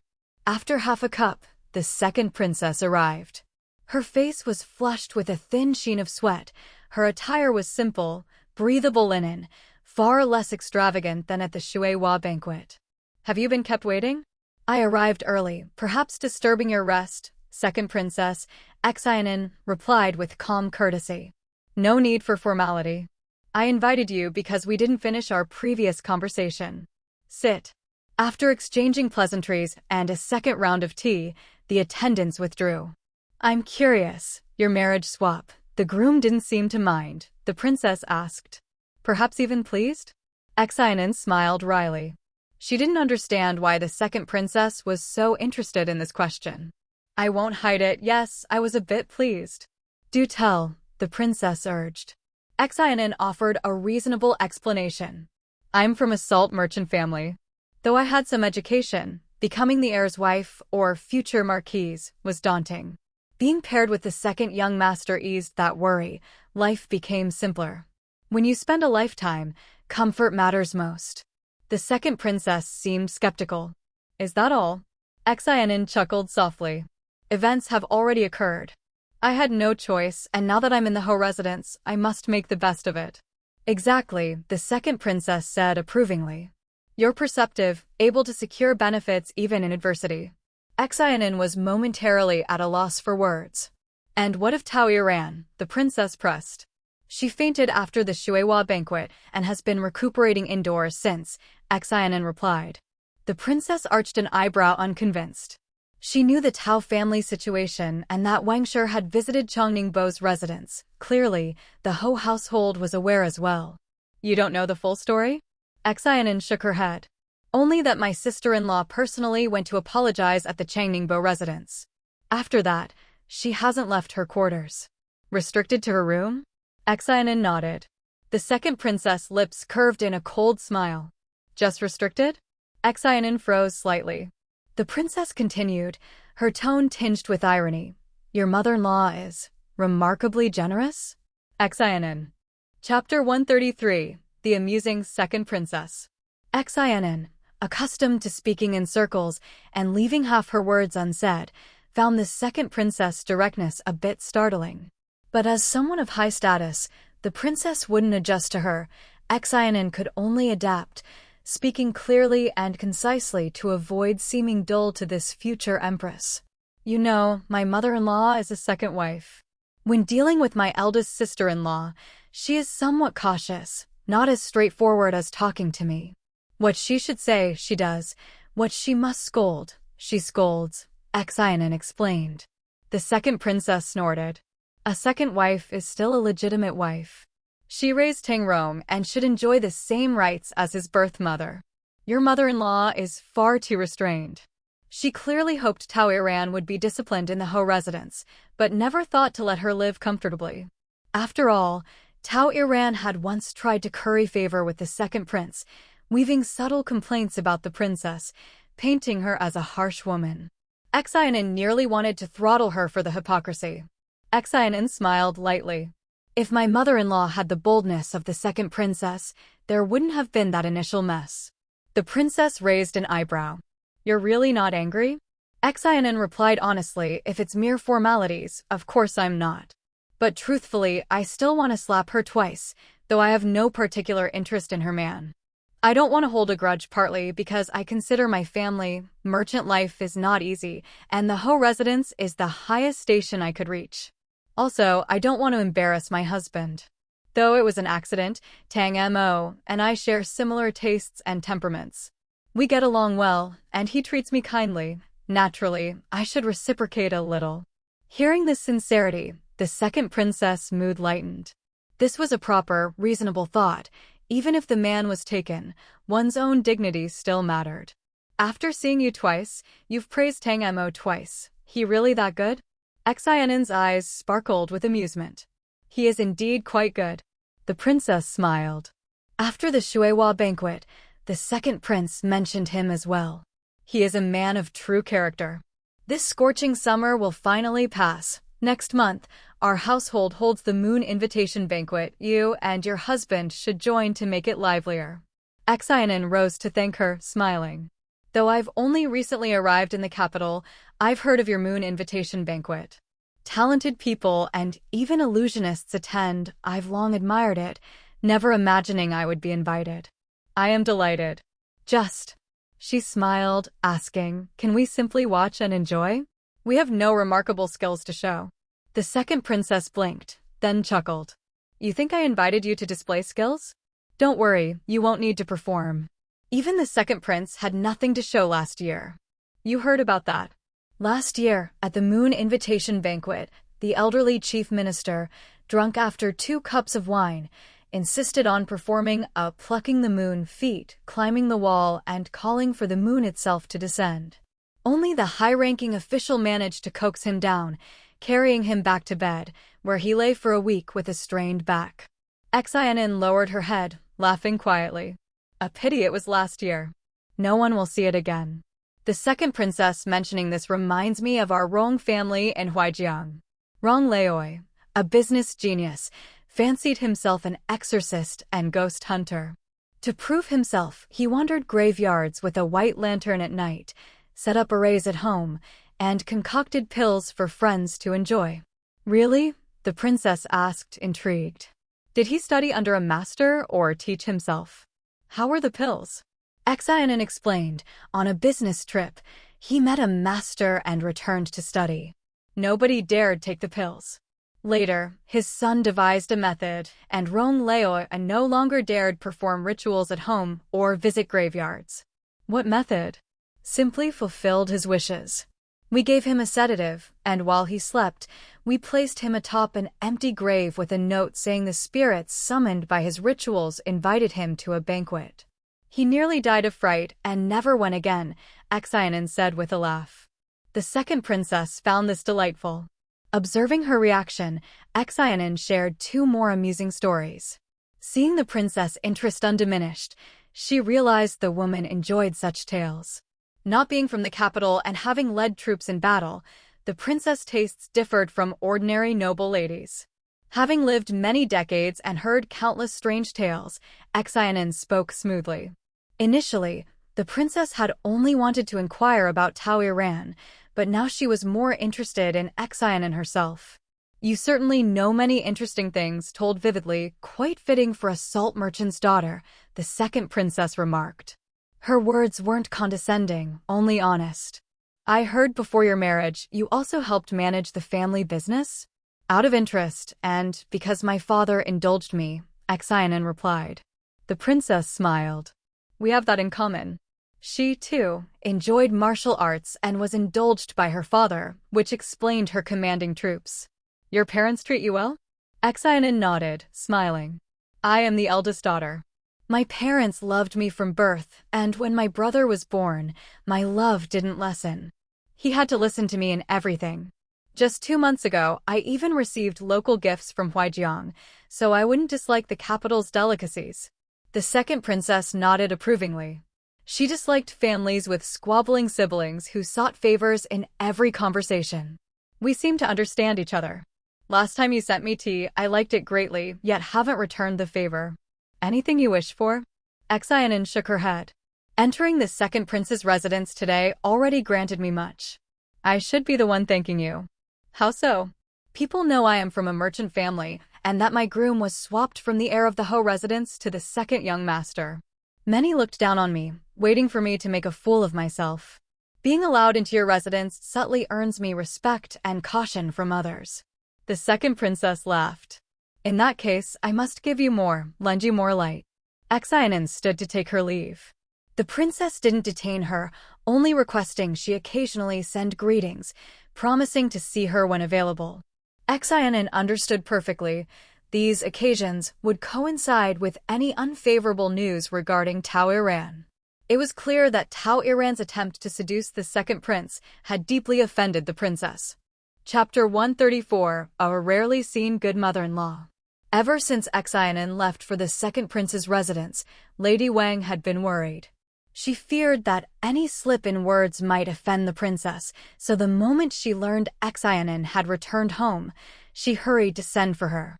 The second princess had given Xin An a generous gift, 2 small jars of fruit wine and a few trinkets from the palace. Lady Wang, astonished, turned to Xin An. Did everything go well?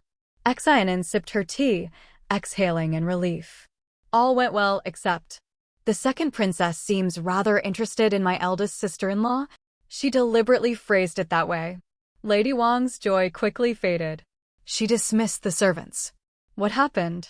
Xin An set down her cup. At the Shuiwa banquet, I was summoned by the second princess for the first time. She repeatedly mentioned my eldest sister-in-law. I thought her curiosity was about the swapped marriage in the household. Today, she was still very interested, asking how my mother punished my eldest sister-in-law. Learning it was only house arrest, she seemed displeased, even saying mother is too lenient, with a hint of mockery. Mother, the princess and my eldest sister-in-law have some grudge? Hearing this, Lady Wang immediately realized the truth, but Xin An seemed unaware. For a moment, she didn't know how to answer, only confirming again. You're sure it was mockery? Absolutely. Xin An nodded. On the way back, I recalled the Shuiwa banquet, when my eldest sister-in-law played the zither. Many mocked her. The princess seemed quite pleased at the time. These 2 meetings with me were also about my eldest sister-in-law. It's not concern, it's waiting to see her fail. Lady Wang sighed. Though family scandals shouldn't be public, Xin An was not an outsider. If she didn't explain, Xin An wouldn't know how to respond to the princess in the future. She reluctantly shared how Tao Iran had attempted to curry favor with the second prince. Xin An, feigning realization, said, "No wonder, the princess holds a grudge. And in future meetings, how should I respond?" Lady Wang understood. The princess was direct, persistent in questioning, and if she didn't provide satisfactory answers, trouble could follow. Of course, Xin An would never defend Tao Iran's reputation. Lady Wang considered this briefly and advised, "It's rare the second princess enjoys speaking with you. This is your fortune. Naturally, you should do your best to satisfy her. If the Ho family's reputation and your eldest sister-in-law's cannot both be maintained, always prioritize the Ho family." Xin An stood, performing a respectful bow. "Your daughter-in-law understands. Yet I am young and may be careless. If anything goes amiss, please guide me, mother. You and I are mother and daughter, no need for such formality." Lady Wang was pleased. Her daughter-in-law had earned the princess' favor, and considering Xin An's performance over the past 2 months, her skill in social connections even surpassed her own. This was good. Mother is getting older, less able to manage external matters. In future social dealings, you'll have to bear more of the burden. Don't worry about going out. The household affairs are for me to handle. I've also prepared a reception space for you. You can have your staff inspect it and adjust anything as needed. Indeed, Lady Wang was a thoughtful mother-in-law, a rare gem in the capital. Thank you, mother. On the way back to Qiushi courtyard, Xin An felt light-hearted. With Tang Mo and her mother-in-law by her side, life was far easier than in her previous life. Upon entering the courtyard, Chunlv and a few others greeted her warmly. Tea had already been prepared. Sitting at the vanity, Chunlv helped her remove hairpins, added some delicate flowers, and changed her into casual clothes.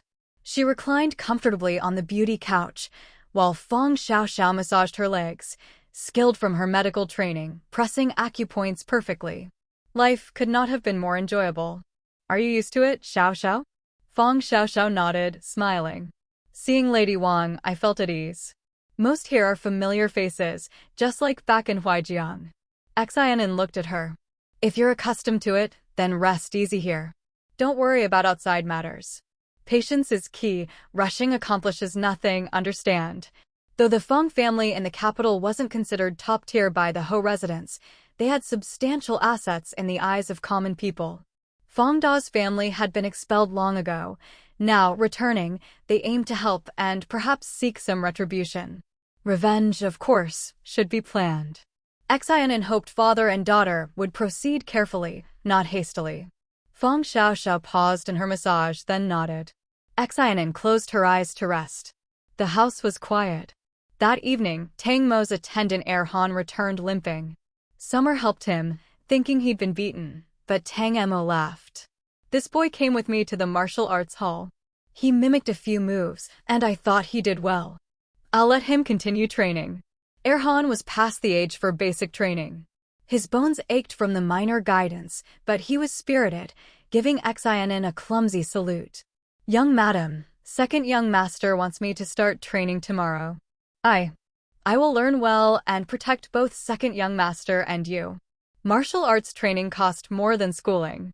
The master was funding him, and the skills would last a lifetime. Your young master and young madam have shown great kindness. I will repay it. Woo-woo. Xia also wiped her tears. They, like their cousins, had endured hardships.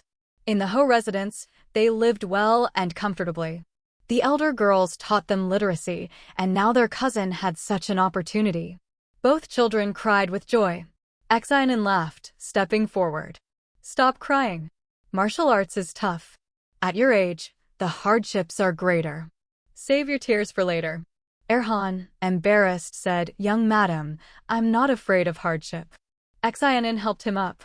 Train well. Your second young master has high expectations. He awaits your success to accomplish great things. Xiaoxiao, Xin An called. Feng Xiaoxiao spoke before she could. Young madam, don't worry.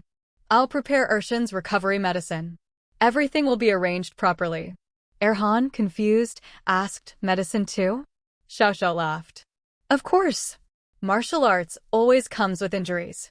You can't tough it out without treatment. Han was deeply moved. How fortunate he was to meet such masters and a kind young madam. Tang Mo, seated under the eaves with tea, teased, Go on, thank Miss Xiaoxiao properly. She'll prepare your medicine now, or you might not wake up tomorrow. Han grew even more embarrassed, while Chunyang and the others giggled.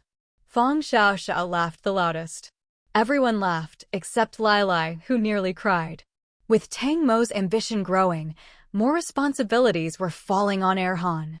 Now he would train in martial arts, and he would be responsible for waking everyone, serving meals, driving the carriage, running errands. Everything would be his.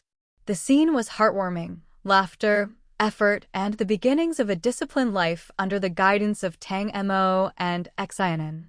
Chapter 135, Tangang. Who does he think he is? Now that Han is off training, you have one less person at your side. Just Lai left enough. Xin An leaned lazily back in her chair. Tang Mo wasn't the frivolous playboy he used to be. Back then, one attendant sufficed. But now, with his ambition and the many secretive tasks he had to handle, 2 people might not even be enough.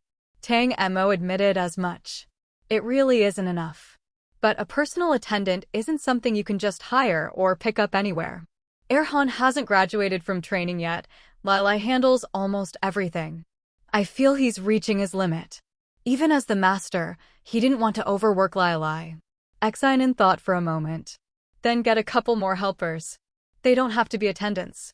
Does the Tang family or Wang family have any distant, struggling relatives? Tang Mo considered it.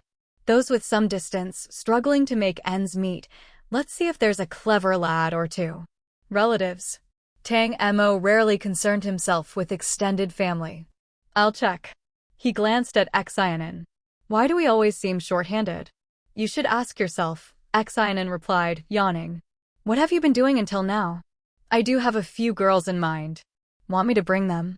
Tang Mo snorted. I'll go see in a few days. Not worried about finding capable people. At the dining table, Tang Gang and Tang Rong were absent. Aside from the confined Tao Iran and the quiet old lady, only 3 remained. Lady Wang and Tang Mo felt no problem. With the 2 unpleasant people absent, meals were more relaxed. Xin An, however, noted the empty seats with unease. Back at Qiushi courtyard, she summoned Nanfeng to recruit Tang Rong's personal attendant, Qingma. She needed to monitor Tang Rong's movements. Young madam. Nanfeng hesitated. Xin An raised her eyes. Recruit him, or coerce him. I trust you can make him comply. I must know the heir's movements, who he meets, what is said. The more detail, the better. Nanfeng still didn't immediately respond. This is for our second young master. Don't let mother or second young master know, won't want misunderstandings. Finally, Nanfeng understood and took instructions. Xin An left. Soon after, Tang Mo returned. Why did you send Nanfeng? To check the neighbor's movements. She didn't want Nanfeng to speak, but she told Tang Mo directly, I'm uneasy if I can't track him. High opinion of him? Tang Mo objected. Xin An stared at him seriously. You've always underestimated him. He's skilled and scrupulous and has your father and Tao Darren around. Do you think Tao Darren reached his status by giving gifts? Now the Tao family will grasp Tang Rong tightly. Tang Rong won't hold back either. One willing, one passive, how big an obstacle could they be together? Tang Mo still lacked enough helpers. Word from next door confirms what we suspected. Tao Iran gave part of her dowry to Tang Rong. One piece, a multicolored glazed plate, has already reached Minister Chao's residence. Tang Mo sneered. Fast work. So, Xin An tilted her head. Feel a bit of urgency? Use whatever measures you can now, before he grows stronger, then there'll be nowhere to cry. Tang Mo nodded. I'll handle it quickly. Before lying down, someone arrived from Tang Gang's side, saying Tang Gang wanted to see Tang Mo in the study. Tang Mo, puzzled, followed. In the study, Tang Gang, returned at some unknown time, was writing. Tang Mo entered without looking up. Tang Gang paused and glanced at him. You'll go to the Zhang family early tomorrow. They're willing to vacate the ancestral home. Father, is this concern for your son? Tang Mo wondered. Have you even met Elder Zhang? Tang Gang gave him a sharp look. Even if you're useless, you're a Tang heir. Can't just run around like a headless chicken. Take heavy gifts and speak politely to Elder Zhang. Tang Mo bowed. Thanks, father. But, what's the but? The Zhang heir, Zhang Shaoan, went to the Northern Bureau himself. The ancestral home is important to the family. Commander Liao inspected it, well maintained, and thought it a pity to demolish. He went to the works department. Only the southeast corner and 2 side rooms need removal. The Zhangs only rebuild the wall, the main courtyard and ancestral hall remain intact. He had followed this personally, even presenting it to Commander Liao. All parties were pleased. Zhang Shaoan thanked him warmly. When was this? This afternoon. Tang Gang's tone hardened. You handled it? Tang Mo nodded. I inspected the home and the works department plans, suggested compromises so the demolition wouldn't delay work and preserve the home. He initially intended to chide his father, but realizing that might discourage him, he bowed respectfully.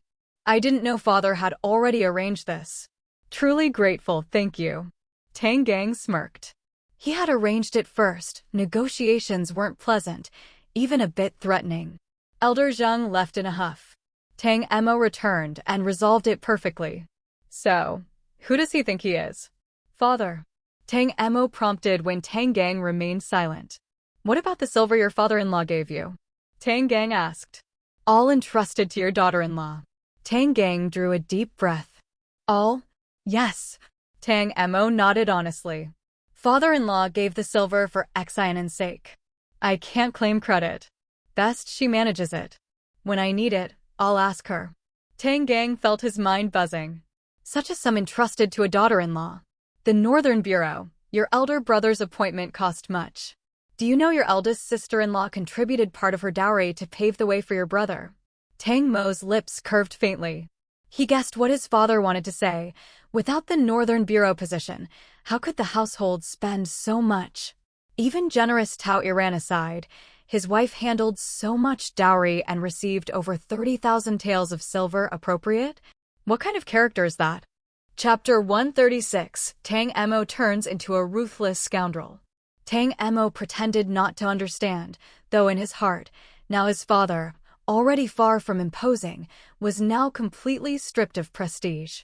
He couldn't fathom how a man like his grandfather, a cunning and formidable patriarch, could have produced such a son. He thought of the Tang ancestral tombs, which could not always emit incense smoke. His grandfather had succeeded through immense ancestral efforts. With his father, all that ancestral power seemed spent. Internally amused but feigning surprise, Tang Emo asked, Big Brother actually used his wife's dowry? If word gets out, how can Big Brother face people? Doesn't he still have her mother's dowry? All spent. The triple barrage of questions struck Tang Gang like a series of blows. Before he could respond, Tang Emo continued. Father, you really should advise Big Brother. How can the heir of the Tang household use his wife's dowry? If word spreads, won't it shame the house? Besides, she's just married in. This kind of display is inappropriate. The accusations hit Tang Rong from head to toe. Nonsense. Tang Gang could not allow his beloved son to be slandered, even by another son. Your sister-in-law gave it voluntarily to ensure your brother's smooth career. Don't twist it. Tang Emo feigned shock. Then why would a perfectly fine sister-in-law do that? Has Big Brother got leverage over her? Tang Gang's gaze sharpened with scrutiny. Surely Wangshur had told Tang Emo about the Tao family situation. Tang Emo continued. I may not be a woman, but I know the importance of a dowry. How can she immediately hand it over to her husband? Dowries are meant for children. Or did she do something against Big Brother, owe him a debt? Or perhaps she looks down on our Tang household, thinking it has nothing to offer for her husband's career?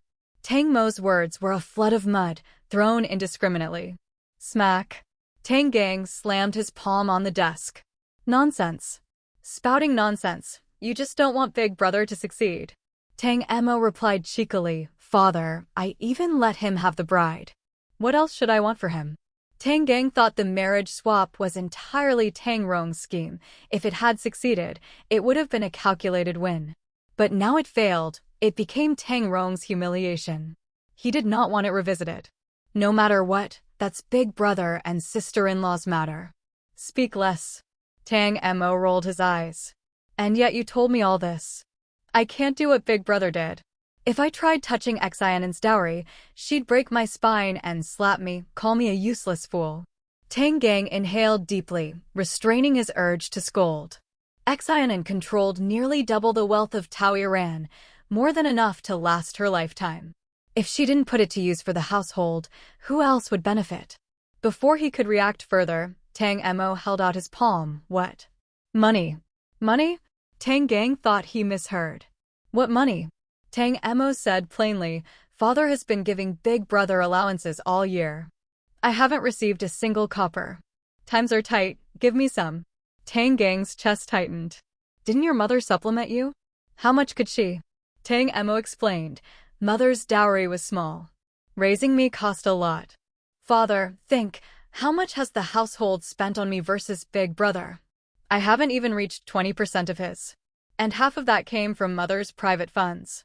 So Father expects to get by without spending a penny? Freeloader. Tang Gang's blood boiled. Some things could be done silently, but this brat had openly dredged them up. Didn't the household cover your clothing, food, schooling, writing? Still not enough. Once started, Tang Emo wouldn't stop. When Big Brother married, Father had Mother use her dowry to supplement the betrothal gifts. He treated Big Brother as his own child, Mother as mother. What about me? I'm Father's son. By right, I should have received some from Big Brother's mother's dowry. But before and after marriage, Father never did. Why? Tang Gang gritted his teeth. Didn't he eventually give you 30%? Tang Emo mocked. For what reason? Tang Gang was speechless, head spinning. But Tang Emo continued. I didn't take that 30%, gave it back to Big Brother.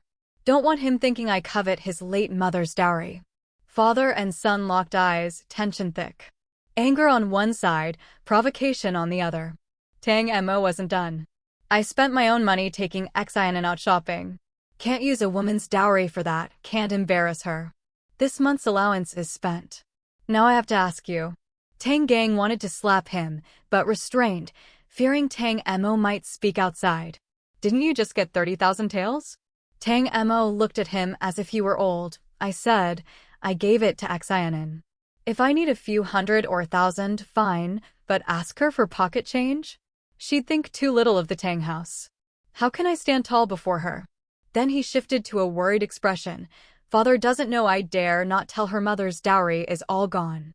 When she checked, she scolded hard anyone who coveted their wife's dowry. If she knew, she'd look down on me even more. Tang Gang's face darkened, chest tight. Tang Emo was like rolling meat, relentless today. That money had to be handed over. Tang Gang drew some bills from the drawer, returned 2, and handed the rest to Tang Emo. Just 200 taels? Father gave Big Brother this much? I know it's less than him, but should at least be half. Tang Mo's eyes were full of disdain. Tang Gang handed a few more. Combined, it was 500 taels. Go. Counting the bills, Tang Emo muttered, so Father gave Big Brother 1,000. Really biased. He bowed. Son takes his leave. Chapter 137, Another verbal clash with Wang Shi. The father-son skirmish ended with Tang Emo taking the money. Tang Gang, furious, slammed his brush on the desk. Powerless to act, he could only vent in frustration. He stormed out, intending to confront Wang Shi, but upon seeing her, he immediately held back. Wang Shi regarded him coolly. What's the matter, Howie? Tang Gang inhaled deeply. He couldn't deny that he had begun to feel uneasy around Wang Shi. Mother and daughter-in-law together, relentless in pushing him around, were a fearsome pair. He hesitated at the doorway, then stepped in, asking about Xin An's behavior since entering the household, whether she was filial, polite, and respectful. She offended Hao? Wang Shi's tone was sharp, her eyes reading his thoughts instantly. Her lips were ruthless. How can she be more filial? On her wedding day, her own groom slept with your younger siblings, yet she did nothing and bore countless ridicule. Didn't Hao see how people laughed at her outside? She didn't make a scene. Bearing such immense grievance is her greatest filial act. Whatever she does afterward, as long as she doesn't cause harm to the Tang household, she should be indulged. Who says the Tang house doesn't know her?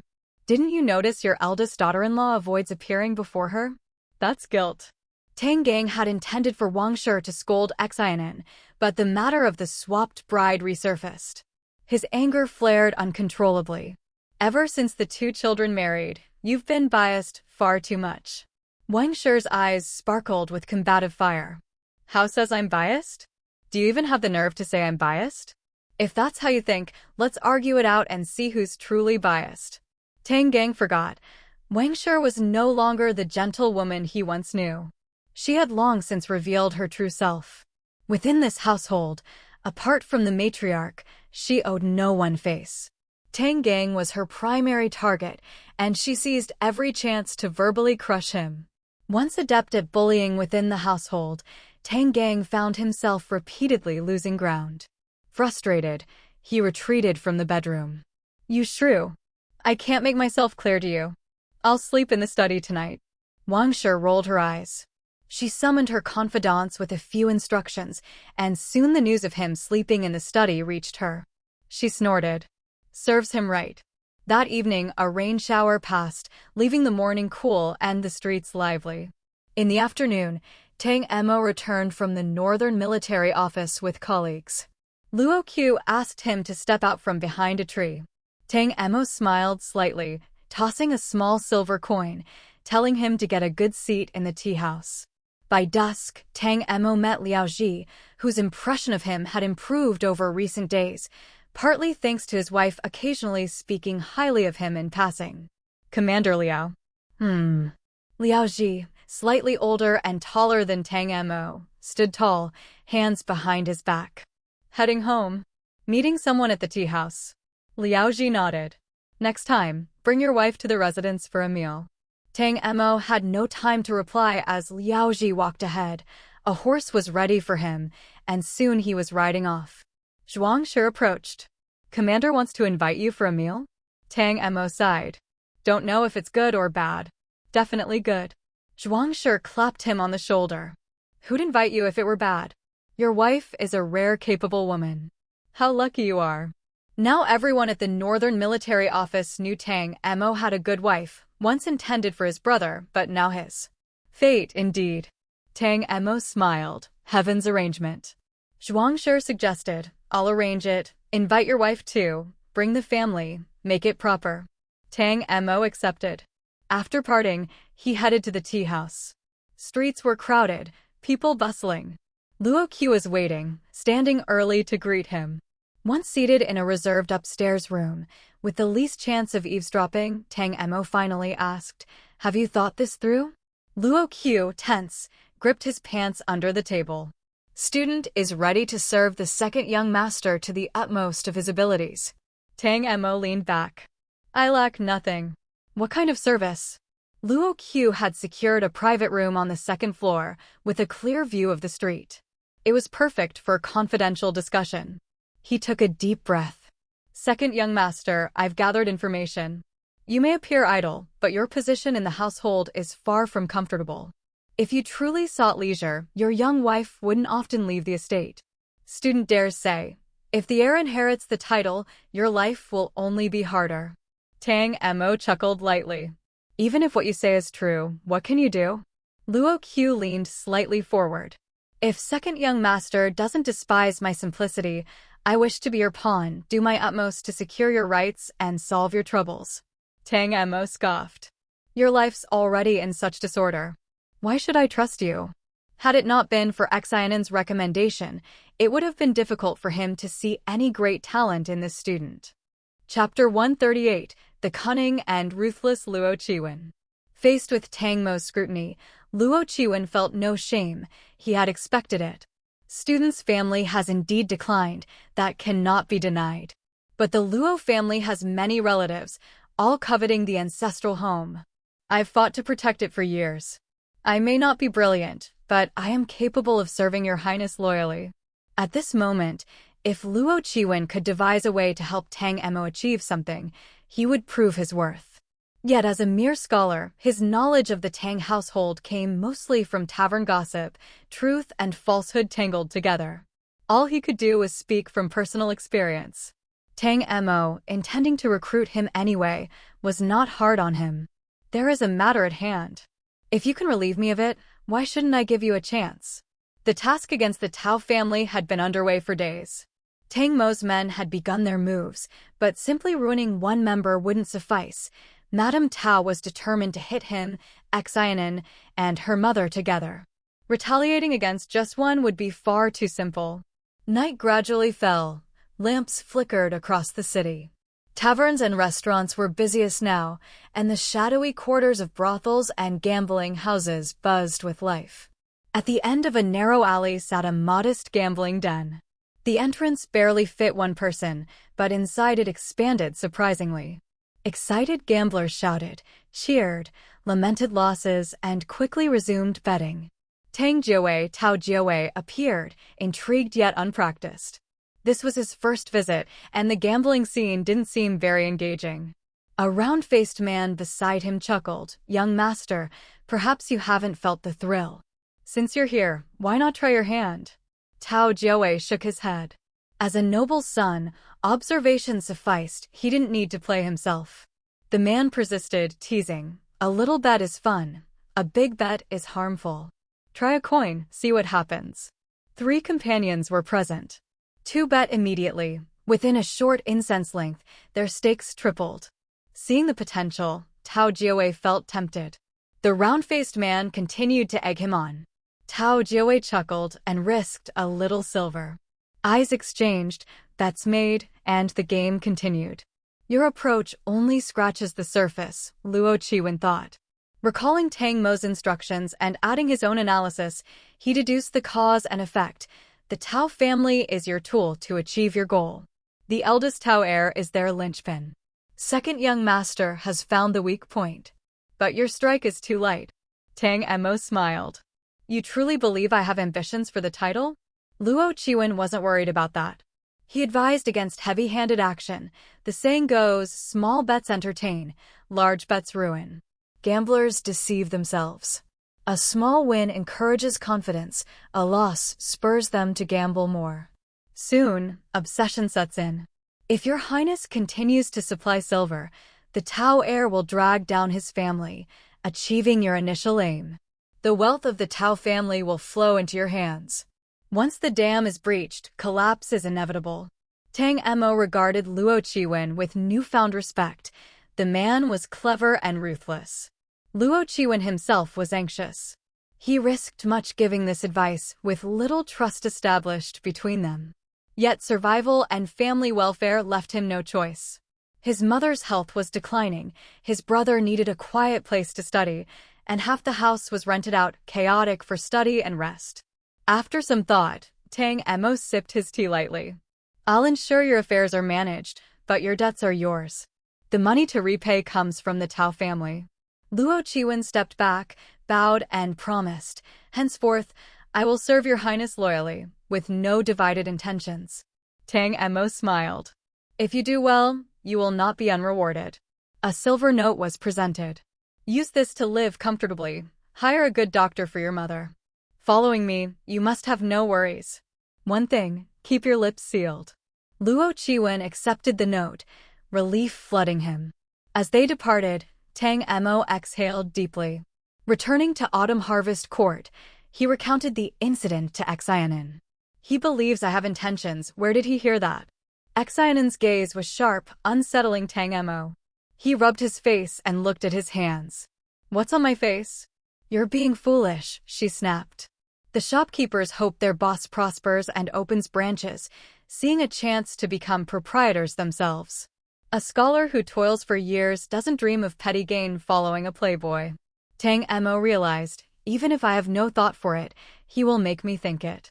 Xin An sat beside him. He follows you hoping you can rise, and he will rise with you. Skilled in strategy, once he hears of your frustrations, there's no reason for him to think you don't care about rank. Tang Mo considered, then laughed. I was blind. He was once the guest next door. Someone my wife respects must be exceptional. I obtained him too easily. It feels unreal. Leaning close, he whispered to Xin An about Luo Qiwen's ruthless plan. With one move, I've nicked a bit of the Tao family. If he escalates, the family is doomed. Xin An glanced at him, amused. Enjoy it quietly. The others you must still secure. Ruthless versus cunning, last life they worked together. This life, they were opponents. Tang Mo couldn't help but feel a thrill. He had tasted the sweetness of advantage, but knew patience was key. I have a plan. Chapter 139, Tao Iran encounters Tang Mo at night. Life had settled into a gentle rhythm. After the hectic first 2 months, Xin An's days became predictable, paying morning respects, strolling through the gardens, occasionally attending banquets, or meeting friends for tea and opera. She was gradually more composed. Feng De had begun arranging the decor for the medicinal cuisine restaurant, hiring chefs and testing dishes with Qin Bai. The Xin household had been repaired. Wang Jin and his son helped Feng De as assistants, and preparations began for the 4 shops on Ingui Street, restoring, stocking, and connecting with familiar traders. Busy and energetic, Feng De worked tirelessly. Tao Iran's house arrest had ended, but she still stayed inside Chunhua Courtyard, acting the perfect wife and mother. Whether sewing autumn clothes for Tang Rong or cooking in the small kitchen, She lived as if in a secluded paradise, distant from worldly affairs. Tang Rong, now in possession of her dowry, wasn't eager to let her venture out either. The Tao family affair still simmered. The second prince watched him with strange eyes, and he feared Tao Iran might act rashly if she left. He had little interest in Tao Iran personally, but the family matters concerned him deeply. Unfortunately, neither he nor his father had managed to keep Tao Da in Beijing. He was reassigned again. At this moment, news arrived that Tao Da's mother was gravely ill. Tao Da petitioned to remain in Beijing another month, fearing he would regret leaving if his mother passed. The court naturally allowed it. Suddenly falling ill like this? Nan Feng relayed the news to Xin An, who immediately found it suspicious.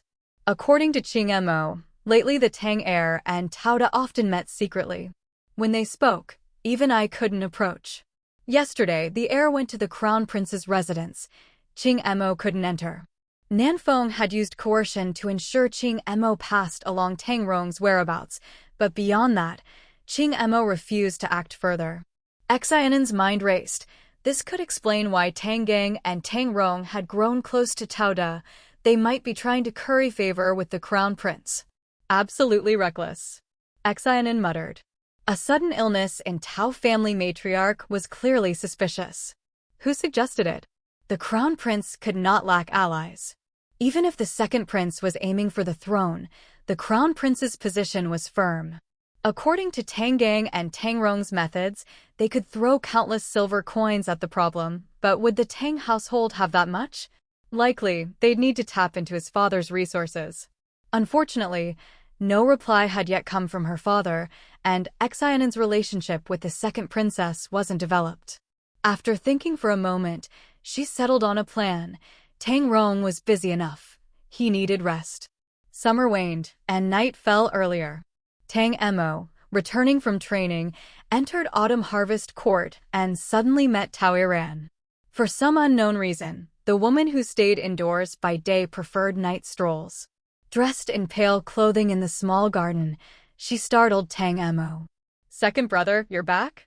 Tang Mo intended to ignore her, but Tao Iran stepped closer. Used to Xianan's bright, luxurious style, he found Tao Iran's muted appearance slightly off-putting. It felt like seeing a ghost in the household. "Sister-in-law, waiting here for the elder brother?" Tao Iran stopped 2 paces away. "The night air is cool, so I came out to breathe." She glanced up slightly, lips curved in a subtle smile. Second brother seemed slimmer. Tang Mo, under Xianan's guidance, had become diligent, training each morning and evening, leaving behind the soft flesh once nourished by rich meals. Soon, his muscles would appear, giving him a lean, handsome, and spirited appearance. Tang Mo wanted to leave quickly. Tao Iran called him again, eyes glistening, voice trembling slightly. "Are you living well?" Tang Mo twitched. The similarity to Xianan's words when speaking of Tang Rong struck him. They were almost identical. What was this, fate? "I know, it's my fault." "Sister-in-law." Tang Mo interrupted. "Brother treats you well. Why dwell on past matters?" "My affairs don't concern sister-in-law. Autumn Harvest Court still awaits me, so sister-in-law may continue as you please." Before Tao Iran could speak further, Tang Mo strode away, frustrated. In the dark night, unaware observers might assume he lingered over her. Clearly, she was trying to sully his reputation. As his retreating figure disappeared, Tao Iran murmured, "He must still hold a grudge against me." A maid nearby whispered, "Before the wedding, Second Master barely knew where to look when seeing Lady Xin. He likely cared silently. Now he holds resentment. It's natural. Lady Xion's looks and talent surpass all others. Any man would notice." Tao Iran didn't voice it, but she secretly agreed. Aside from wealth, she could think of no area where she fell short of that salt merchant girl. Tang Mo was oblivious to her thoughts and entered Autumn Harvest Court with no sign of embarrassment. Ever since Xianan scolded Chunyang, the servants had shown him deference. Water was fetched, tea brewed, and green bean soup served, the finest treatment awaiting him immediately. After tea, Xianan brought up Tang Rong's affairs and instructed Tang Mo to relay information to Luo Chiwen. The matriarch's illness is suspicious. The crown prince angle is my speculation. Before my father's news arrives, don't let anyone act too jubilantly. Think of a way to give your father or Tang Rong a brief respite. Tang Mo answered, easy, still using that neighbor. Incidentally, it will give that woman a reputation for bringing misfortune to men. Beneficial to you as well. Suddenly, the faint sound of a chin floated by.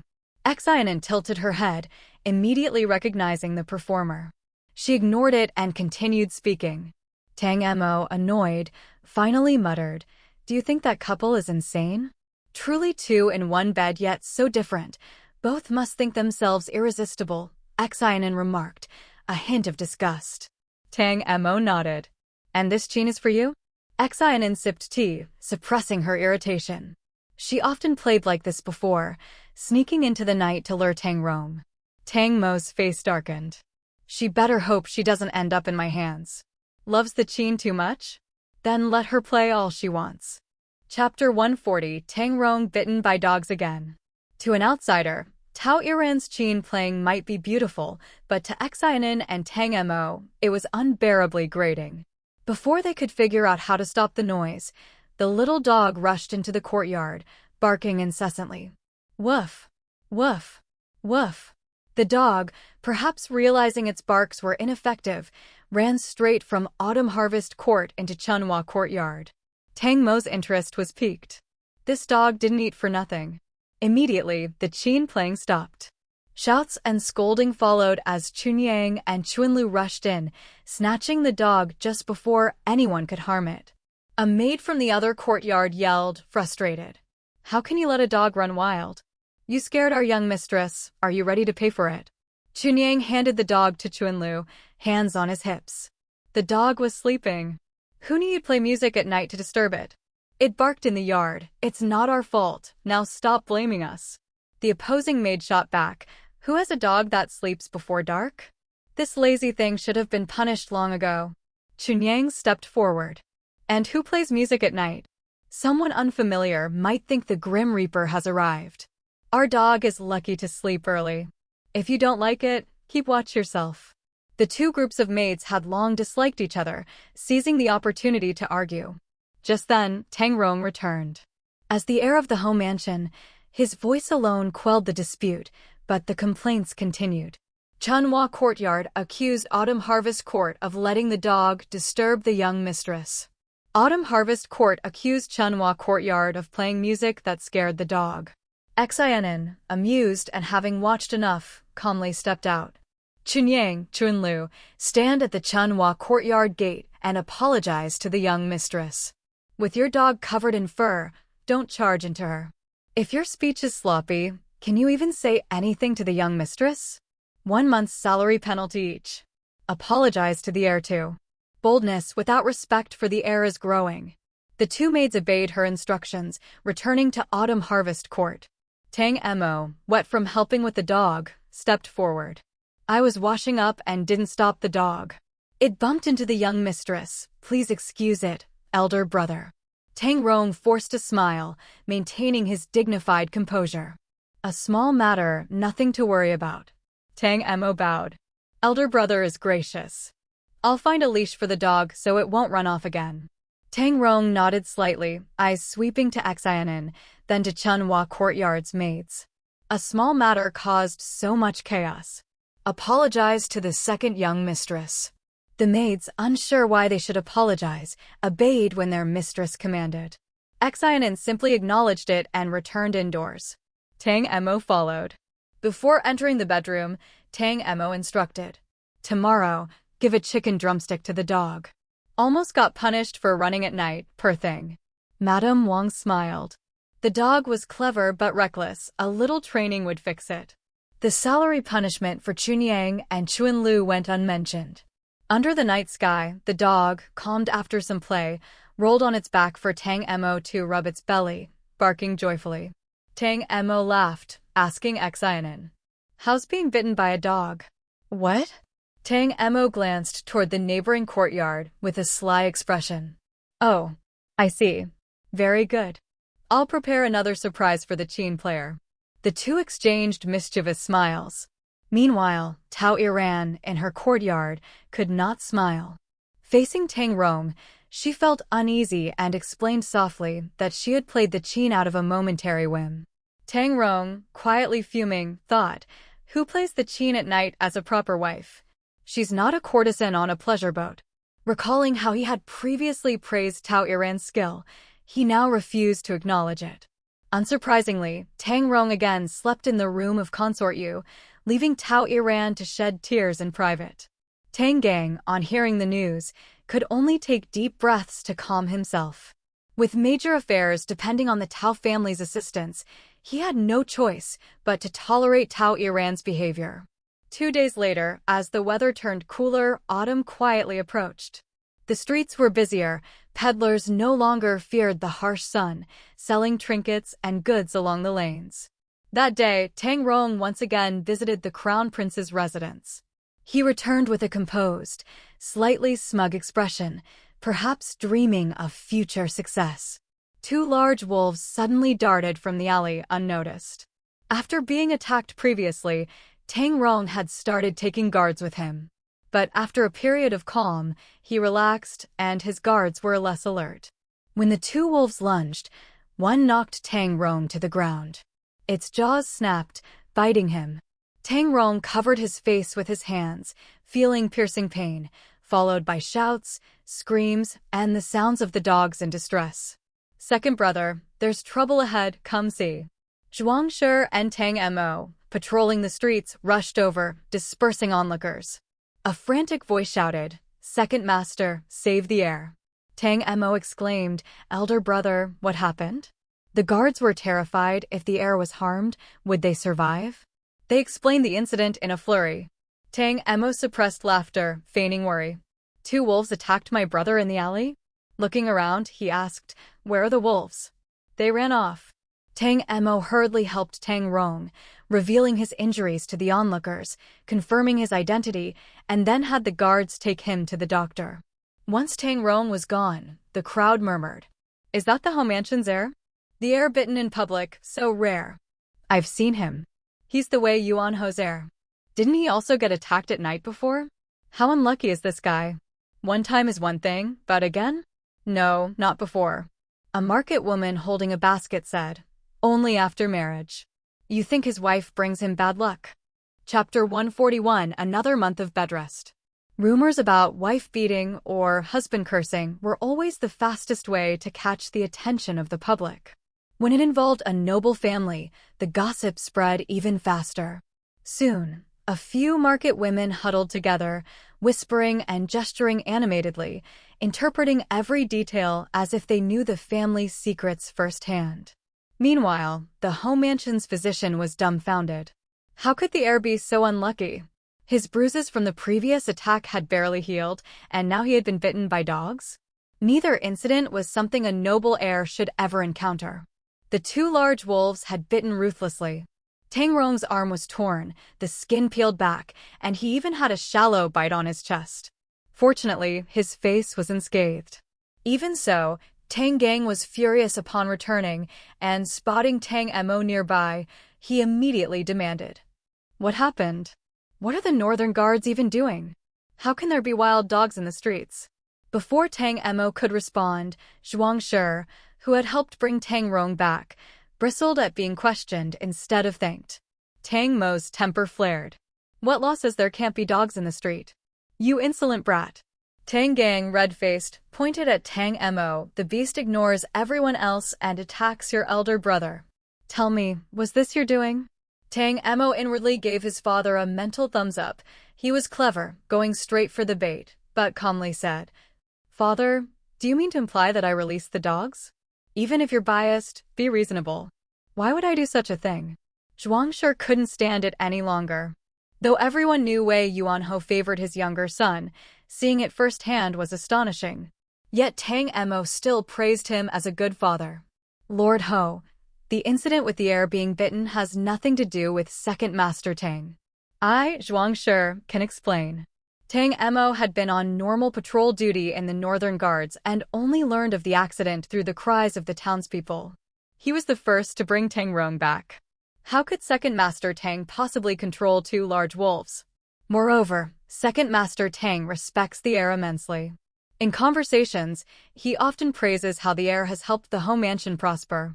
He has never said a single bad word about the Ho family or the heir, so I beg you, Lord Ho, don't chill his spirit. Thank you, Zhuang Gongzi, for your righteous words. Madame Wang arrived, supporting the matriarch. Their expressions showed clear displeasure with Tang Gang. Zhuang Gongzi, thank you for bringing my son back safely. I will prepare a proper gift to thank you later. Zhuang Shi bowed. No need, aunt. This is my duty. The heir's health is paramount. I must return to my duties. Farewell.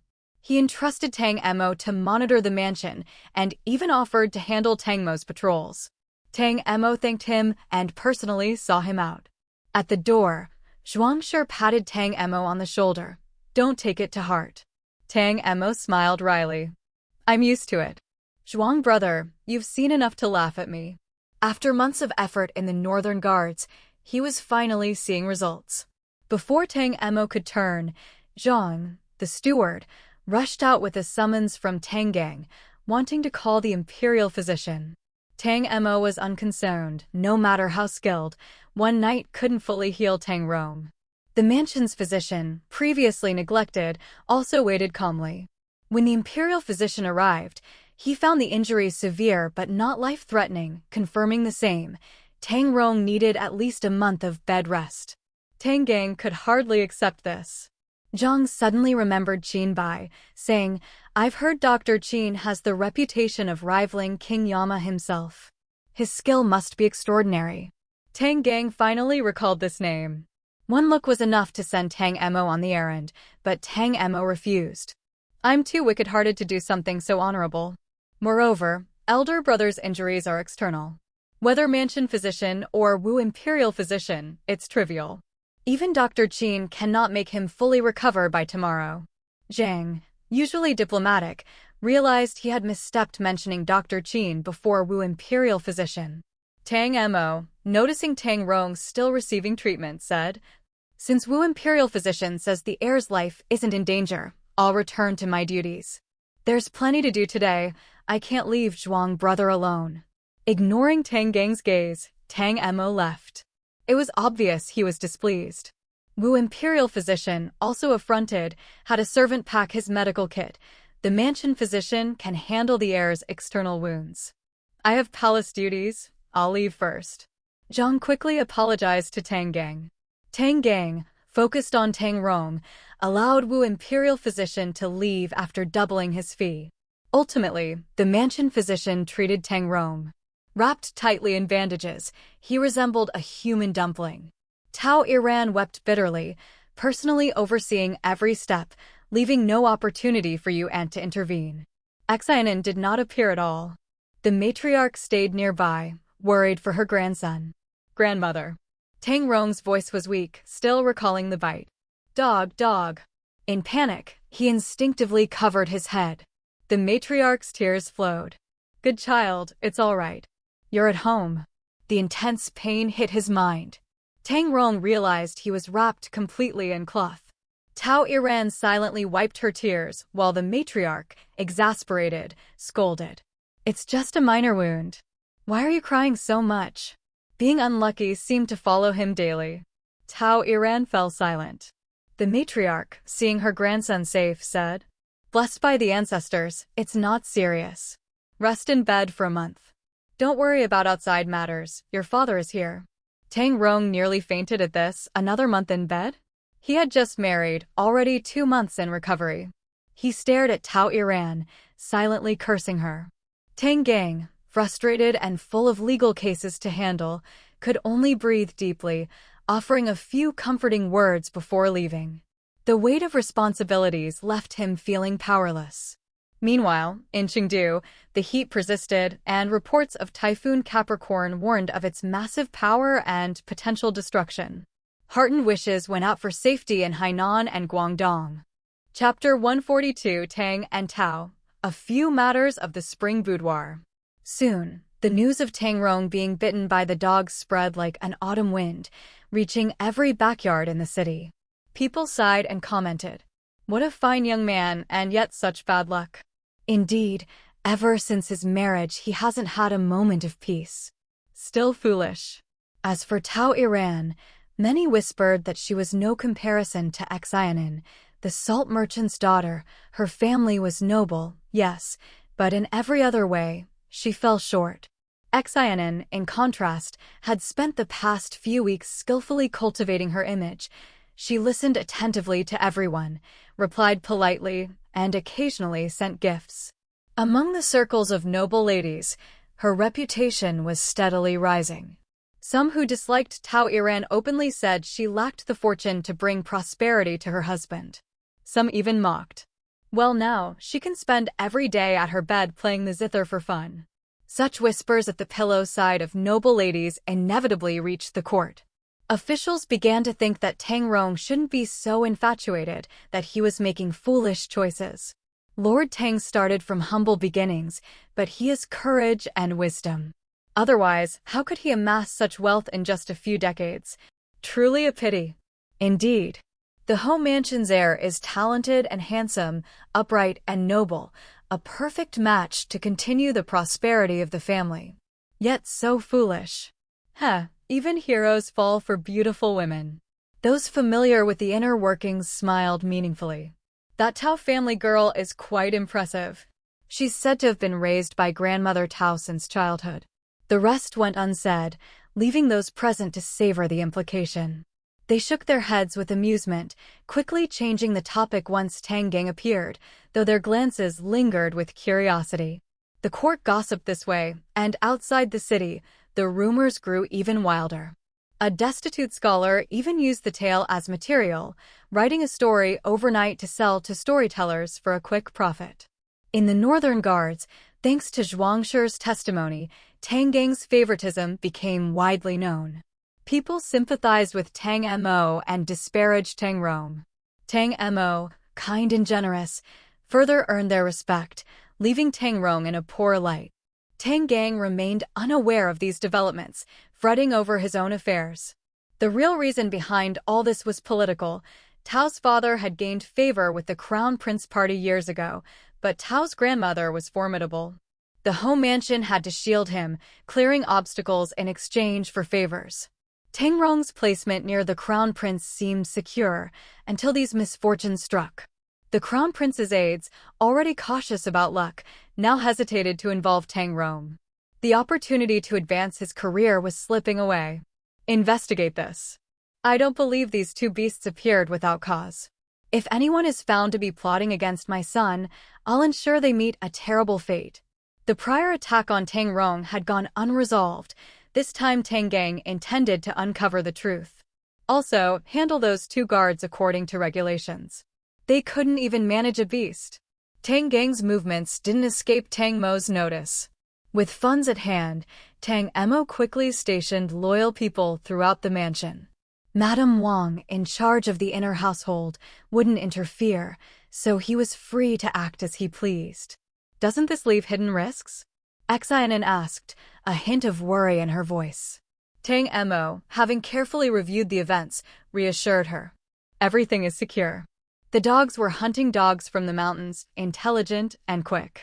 After the incident, they disappeared immediately. As for the sachets that drew them to Tang Rong, I've retrieved and destroyed them. This will remain a mystery. Had he gone drinking a few days ago, I wouldn't even have had the opportunity. It's a pity his two guards were so slow. Makes me wonder about my grandfather's people. After all these years, most have become useless. Xin An explained how she had bribed a few sharp-tongued vegetable sellers at the city gates. Bold and gossipy, these women could verbally destroy a target without asking questions, provided there was silver to be had. People actually make a living from this? Astonishing. Indeed, Beijing was bustling. These women were ruthless and effective. No wonder the wind has been blowing so strongly these past 2 days. Today, a few women even went to the Tao family gate to throw rotten vegetables, claiming the Tao family had brought misfortune to the home mansion's heir. Tang Mo clicked his tongue. And others praised the heir as noble and talented, shining before marriage, only to become a jinx afterward. Some criticize him for chasing beauty, saying to die under a beauty's skirt is still romantic. Earlier tales of his martial prowess added to this, and now poor scholars are writing chronicles. Do you think it'll be called the heir's tale or the tale of Miss Tao? The gossip was a mix of truth and fiction. Tang Emo felt that, even knowing the truth, all he could do was endure the slander. Killing the gossipers was impossible, law forbade it. Xin An sipped her tea calmly. Call it Tang and Tao, a few matters of the spring boudoir. Tang Emo almost spat out his tea. Truly merciless. Yet our goal has been achieved and exceeded expectations. Worth celebrating. We should take leave the day after tomorrow. Were it not for Commander Liao's invitation, we could go out for a stroll. Xin An lounged on the beauty couch, showing no sympathy for the neighboring pair. Seeing them struggle brought her satisfaction. It's getting chilly, indeed a good time to go out. Next time. Visiting the Liao household is more important. Tang Emo agreed. In the Northern Guards, you can request leave without losing pay. I've just arrived and still have ambitions here. Taking leave now isn't ideal. Wait a bit longer. Xin An raised an eyebrow teasingly. Second Master is growing ambitious. Your rise is imminent. Tang Emo grinned. With such great opportunities and your help, if I don't succeed, heaven itself must be opposing me. And Xin de Marin has grown more leisurely and composed compared to before. Xin An smiled. Life is easier, fewer troubles. With you leading, I can stay serene. Second Master Tang, thank you for your care. Chapter 143, The Grandmother's Thoughts. Xin An's life now might seem ordinary to most women. She managed the household while the men worked outside, husband and wife facing fortune and hardship together. But for her, each day brought a refreshing ease, a sense of novelty. Tang Emo was equally pleased, a trace of pride in his expression. After some idle chatter, he asked about her father's reply to their letter. It had been sent some time ago, and waiting made him anxious. By my calculation, my father must have just received it. We should wait a little longer. Though anxious, Xin An knew fretting was useless. Rather than thinking about it, why not make a trip to the estate? Jean Wang should be back by now. Tang Emo recalled, I remember it's in winter, but you're right. We should go check. Perfect. Ask Manager Yang to bring a few jasmine pots too. Speaking of which, our opportunities have been many. They smiled at each other, completely at ease. Even the puppy, Rukio, wandering by the door, seemed more adorable in their good moods. But their joy could not reach Tang Rong. Bedridden, unable to move, he had no recourse but frustration. Even though Tao Iran had been attentive these past 2 days, he bore her no warmth. Leave these tasks to the servants. You should rest. Tao Iran put down her handkerchief. I cannot bear to be idle while Ronglong is injured. Let me do something. Tang Rong only sighed. In such a short time, I've had 2 accidents. Never before have I experienced this. The words carried weight. Tao Iran's heart skipped, fearing he might think her unlucky. Perhaps someone is plotting against you. Last time, it was suspected to be someone vying for the Ministry of Rights post, she said. Could it be similar this time? Tang Rong nodded. Possible. Before marriage, he had never faced misfortune. Since then, a subtle force seemed to pull him back, preventing him from advancing. The feeling was elusive, impossible to grasp. Tao Iran reassured him, Father has ordered a thorough investigation. If it is human, they will find the culprit. Worry less. I'd like to go to Nandu Temple to pray for you someday, he said. Upon hearing this, Lu Ginu, who had brought the medicine, gently suggested after he had taken it that they might consider the feng shui of Chunhua Courtyard. I've heard this courtyard was always meant for second master. Perhaps a master should inspect it. She had heard some rumors and was eager to separate Tao Iran from potential blame. Forgive my intrusion, but recently, not only has the heir been unlucky, the young madam too seems restless. Everyone knows they are a perfect couple, talented, capable, well-matched.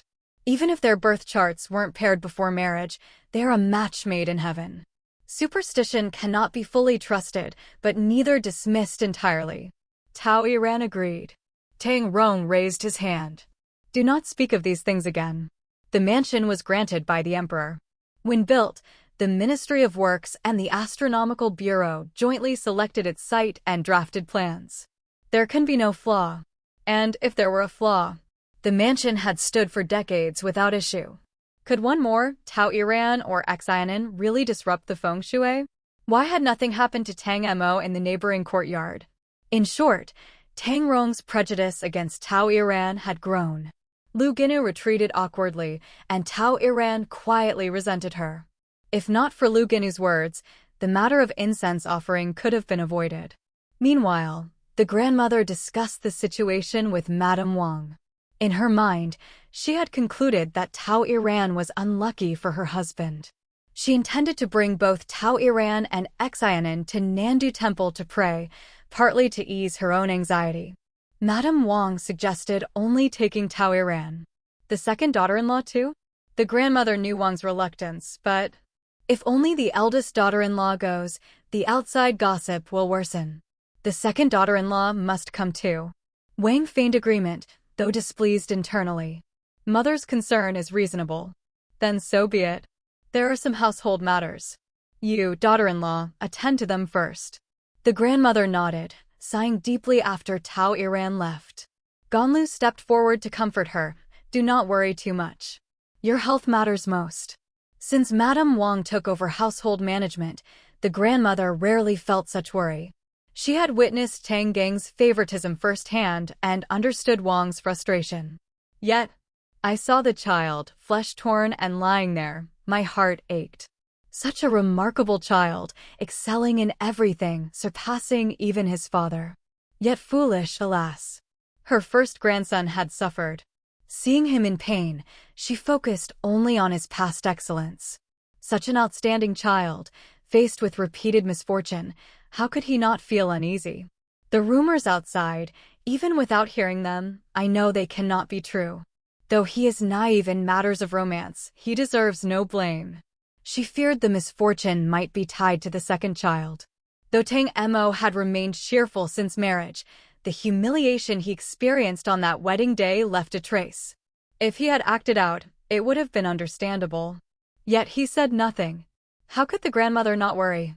Ultimately, it's the children's father who is more foolish. She recalled how Tang Gang publicly rebuked Tang Mo. She should have spoken first, but had been too concerned for Tang Rong. Madame Wang understood the resentment. The young madam has not lost her temper these past 2 days, probably realizing the words of the father were spoken in haste. Indeed, she is lenient, even to the heir, sometimes more than to the second son. Once the father is busy and says a few kind words, all will be well. Ganlu was optimistic, but the grandmother shook her head. You don't understand. She sighed again. Had she spoken up earlier, all would have been fine. Now, repressing it like this, it will harm her. Once the heart turns cold, it cannot easily be warmed. Tang Gang's handling of the marriage was too light, failing to command respect. Wang felt hurt. The grandmother believed that some of the outside gossip may have been Wang's doing. I know the second daughter-in-law will dislike accompanying us for incense offerings, but if only the eldest goes, the outside rumors solidify. Select 2 fine items from the storehouse for the second daughter-in-law. She's clever and will understand the meaning. Have a messenger wait at the front courtyard. Once the master returns, let him come to see me. Ganlu advised, the heir has had accidents. The master is exhausted, returning late at night. Do not speak of him now. The grandmother said firmly, if a fire breaks out in the rear courtyard, how capable could he be? The current state of the mansion is entirely his responsibility. Chapter 144. Madame Wang's Frustration. Xin An soon received the gifts that Ganlu had brought, rare and precious items. She was puzzled. Why would grandmother send me such valuable things? Ganlu smiled. Today, while checking the storehouse, the old madam saw these items and said the second young madam would surely like them. So she had them delivered quickly. Xin An admired the treasures, suspecting that the grandmother had a purpose, but she didn't ask outright. She inquired lightly about their origins, and Ganlu explained. Only at the end did she say, grandmother wishes to visit Nandu Temple to offer incense tomorrow, and both the first and second young madams are to accompany her. I will, of course, go if grandmother wishes. Xin An immediately understood the meaning. Please convey my reply. I will arrange for people to prepare in advance. Tomorrow morning, I will come to Chuanrong Hall to escort grandmother. Young madam, you should rest first. We will return. Ganlu smiled and left, meeting Tao Iran's personal maid, Baoqin, at the gate. Baoqin, who always carried Tao Iran's zither, had learned the news from the servants at Qiushi courtyard and hurried back to inform her mistress.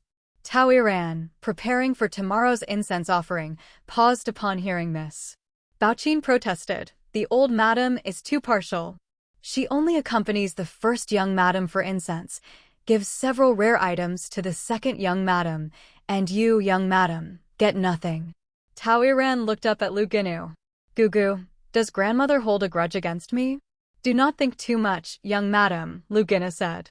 The second young madam goes daily to Chuanrong Hall, delighting the old madam. She has benefited, but not at your expense. Old age brings partiality. A few trifles cannot matter. Baoqin continued, the second young madam is clever at seizing opportunities. She's already visited the second prince's palace. A merchant's daughter, utterly unpretentious. Tao Iran frowned slightly. Compared to the Tao family's secrets, she cared little about rumors regarding her and the second prince. Even if Tang Rong asked, she could easily handle it. She was merely exceptional enough to attract attention, nothing more. It was Xin An who required careful consideration.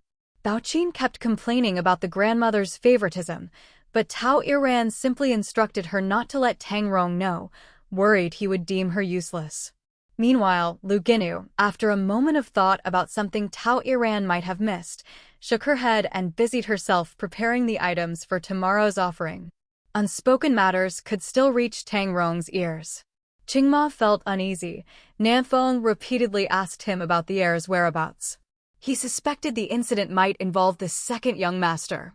However, the heir's visit to the crown prince's residence was unbeknownst to him, confirming the second young master's non-involvement. Qingma remained silent either way, he had been paid. Tang Rong's eyes were cold. Immediately spread the news about the former prime minister's imminent death. Also, the Minister of War's wife's niece's scandal. A shared husband, the niece and her aunt, surely will delight the public. He intended to use more sensational news to overshadow his dog bite incident. Qingma took the orders, reporting what had just happened. Tang Rong understood immediately it was grandmother's way of protecting both him and Tao Iran. Yuanyang came seeking an audience. Qingma wisely withdrew. Seeing Tang Rong with tears in his eyes, Yuanyang smiled, holding a book. "I feared the heir might be bored, so I brought this book to read aloud. Will you listen?" Tang Rong nodded. "Thank you for your effort." Yuanyang sat by his bedside. "To read for the heir brings me joy. I have the fortune to read thanks to the heir and Gugu Kai. To relieve the heir's boredom is my greatest use of literacy." Tang Rong remembered Kai Gugu's help. Since he had lain down, the courtyard was no longer fully under his control. Tao Iran's Lu Gugu was a little clumsy, while Kai Gugu, though less strict, handled matters efficiently. If she were present, she could personally go to Chuanrong Hall to thank the grandmother properly. "How is Gugu Kai?" he asked. Yuanyang shook her head. "I cannot leave Chunhua courtyard, but I am sure she is thinking of the heir." Tang Rong nodded and said, "Read the book." Meanwhile, in Qiushi courtyard, Madame Wang approached Xin An, feeling somewhat guilty. The previous grievances lingered, and now Xin An was obliged to accompany the family to appease both Tang Rong and Tao Iran. Grandmother's intentions are sincere. "I have no issue." Xin An reassured her. "It's just an incense offering, half a day. Mother need not worry." Grandmother also sent several valuable items. "I understand the meaning. Consider it as accepting gifts to ward off misfortune." Madame Wang sighed, still unhappy. "Regardless, you are still wronged." "I am not." "Truly," Xin An said. She had done what was necessary, being the good one outside mattered little. Yet she would not walk in vain, the sympathy she earned externally had value. Madame Wang felt the weight of past wrongs toward Tang Mo. After he was born, Tang Rong was often sick, leaving the stepmother struggling to care for both. Later, seeing Tang Mo's longing for paternal attention, she tried to balance care, but Tang Gang praised Tang Rong repeatedly, leaving Tang Mo neglected. Eventually, she realized she could only earn Tang Mo's share by caring for Tang Rong. Reflecting on it now left her heart cold. What kind of father had she faced? She even resented herself for being foolish. Not her own flesh and blood, no matter the care she gave. What use was it? Mother, I'm fine. No need to cry. Tang Mo, frustrated, disliked seeing his mother weep. It made him feel inadequate. Madame Wang wiped her tears. It's just, I feel so frustrated. Chapter 145, Tang Gang brings trouble on himself. Although Madame Wang felt uneasy, with her son nearby to reassure her and concern for her own dignity, she quickly wiped away her tears. Sipping her tea to suppress the lingering bitterness, she took a deep breath and changed the subject. How are you and Xin An getting along? The two were living together, sharing the same room and bed, yet had not consummated their marriage. The old mother said nothing, though her heart was anxious. Tang Mo awkwardly scratched his nose. It's fine, let nature take its course. Both knew each other too well, each keeping thoughts to themselves. He hesitated to take things further, afraid of upsetting the current harmonious state. Madame Wang didn't push. It was just a matter of time. She took another deep breath, thinking she should find the right moment to confront Tang Gang, to vent her long-suppressed frustration. As night fell, Tang Gang, finally relieved of household matters, sat in Chuanrong Hall being lectured. The old speech, repeated, was tedious to his ears. Tang Rong, his firstborn, had been born to high expectations, clever, smart, and exceptional in appearance, conduct, and talent. Tang Gang believed such a son would be adored in any family. Tang Mo, born later, was neither the first nor as clever or attentive. Growing up, he lagged behind his elder brother in every way. As a father, favoritism toward the firstborn seemed natural. Yet, no matter how much he favored the elder, he hadn't mistreated the second. Tang Mo had good food and comfort, even today. Now, the family was harmonious, his father-in-law indulgent. What was there to complain about? Still, Tang Gang couldn't hear the old madame's concerns.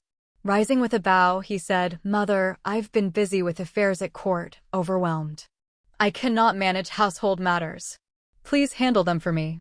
Since you have pressing matters, I will not detain you from rest. The old madam raised her eyes, showing disappointment. Her pursed lips reflected unspoken dissatisfaction. You do not listen to me at all. Tang Gang frowned. Mother, I am truly exhausted. Ganlu stepped in. Madam, let the Marquis rest. He has been tirelessly busy these days and must be weary. Shall we wait until he has time to discuss?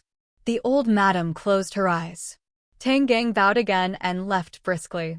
She rose slowly, silent, the weight in her heart immense.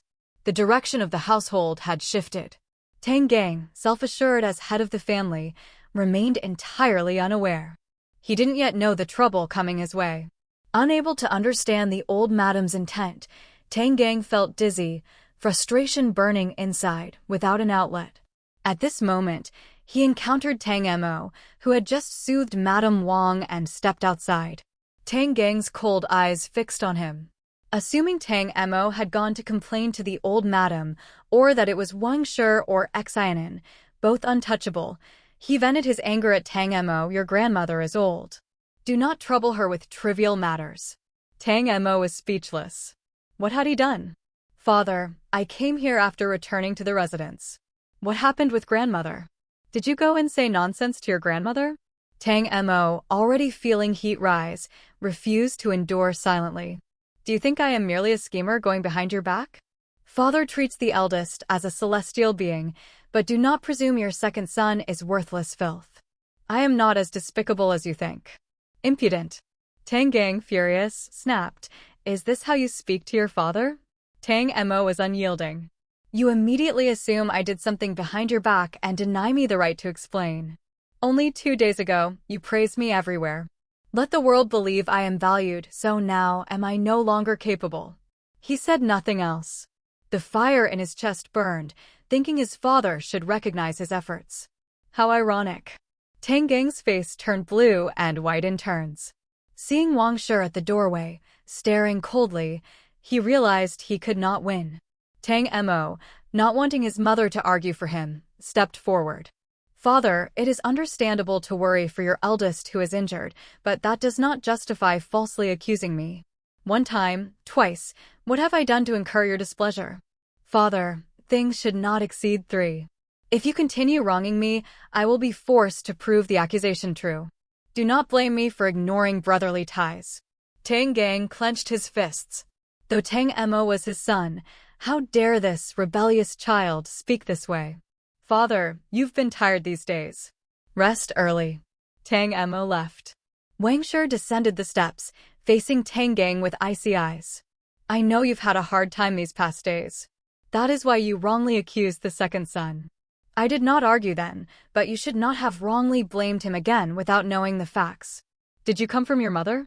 She told you about your favoritism. Tang Gang said nothing. Wang Shi's face was scornful.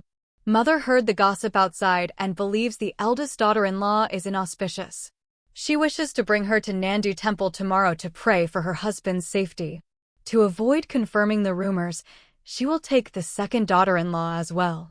Marquis, if anyone is wronged, it is surely the second couple, not the first. Mother knows all but acts for household peace and to prevent me from acting rashly. That is why she spoke to you. This is the truth. Let this be the last time you falsely accuse the second son.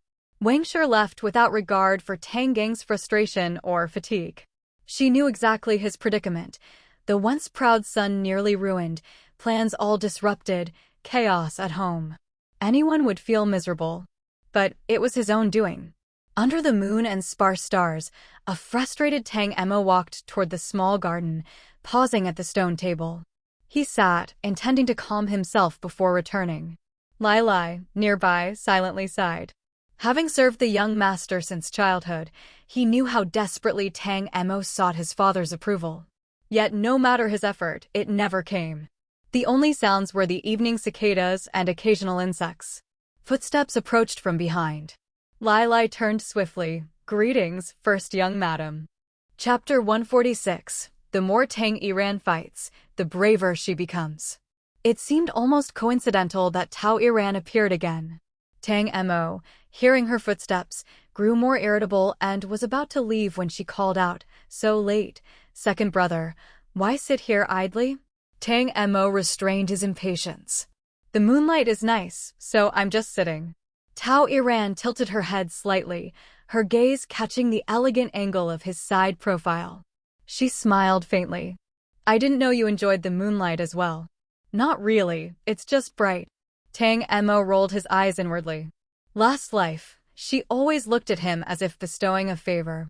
Now, what act was she performing? "Suit yourself," he muttered, trying to leave. Before he could go, Tao Iran stopped him again, thanking him for bringing Tang Rong back the other day. "If not for you, your brother would have suffered greatly. I know father wrongly accused you in his urgency, don't take it to heart. Once your brother recovers, he'll clear your name."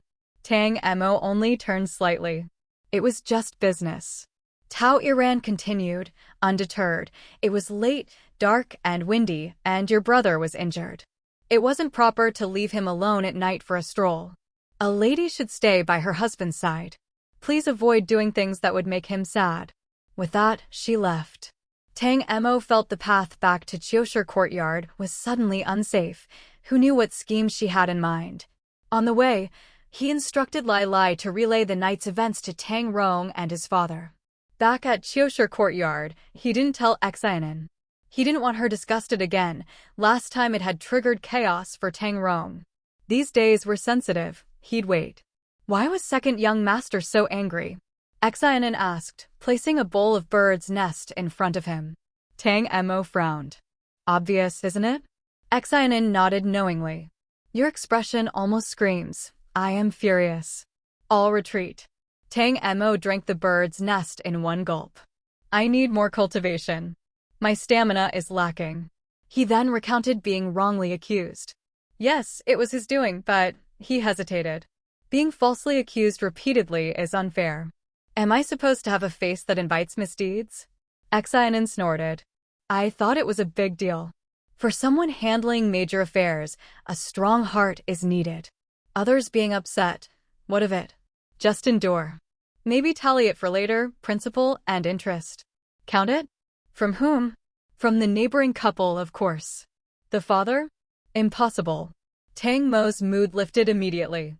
Venting to Xin An worked better than brooding under the moon, and better than encountering Tao Iran again. He recounted Tao Iran's night appearance. Why go wandering at night instead of attending her husband? Crazy? For blocking you. Xin An frowned. Dogs never change their habits. She decided to teach Tao Iran a lesson at the temple tomorrow. Tang Mo warned her, don't scold me. I'm not scolding you, she replied. You can call her a dog, but not me, the excrement. Xin An, I'll mind next time. Tang Mo laughed, recounting the sympathy from the Northern Guard, which Xin An found amusing. Tomorrow's temple visit promised fresh grievances to discuss. Tang Mo quipped, so meeting us must be karma for the neighboring couple? Xin An smiled, their fortune. Not everyone has it. Tang Mo laughed again, the previous grievances with his father washed away. He now felt like the energetic second young master of the Ho residence. Meanwhile, Tang Gang's lackeys and Tang Rong's attendants, Qing Mo and Lai Lai, relayed the event. Tang Gang, enraged, threw a teacup, exclaiming Tao Iran was a vile woman. Even if Tang Mo wasn't favored, he was still Tang Gang's son. Tao Iran had harmed one son and now seemed intent on the other. Upon learning Tang Mo's reaction, Tang Gang felt slightly reassured, at least his son wasn't completely foolish. Tang Rong's face turned dark. Even before he was gone, Tao Iran was already targeting another? It made sense. Tang Mo was better off now, competent in affairs and with wealth in hand. To her, he was a promising match, especially since they had married. Tang Rong muttered to himself, a courtesan has no true heart, but wisely kept silent. When Tao Iran returned, Tang Rong saw her reddened eyes, confirming his suspicions. He hurled a pillow at her, demanding answers. She covered her mouth, uttered a go, and left, crying herself to sleep. Luckily, Xin An and Tang Mo had already gone to bed, missing the spectacle. The next morning, Xin An deliberately waited outside for Tao Iran. Seeing her slightly uncomfortable, Xin An smiled. Shall we go together, sister-in-law? Tao Iran, unwilling to lose face, nodded. They walked side by side, with attendants kept a step behind to give Xin An room to speak. On the way to Chuanrong Hall, Xin An remarked, I heard you enjoy evening strolls? Tao Iran replied calmly, I simply enjoy the quiet. If the younger sisters walk the courtyard, so do I. Surely you don't forbid it. Xin An, eyes straight ahead, at night, ghosts roam. You should be careful, one never knows what you may encounter. For instance, encountering someone inappropriate last night. Which kind of gossip would you prefer to hear? Xin An smiled faintly, I was careless. You should have enjoyed it.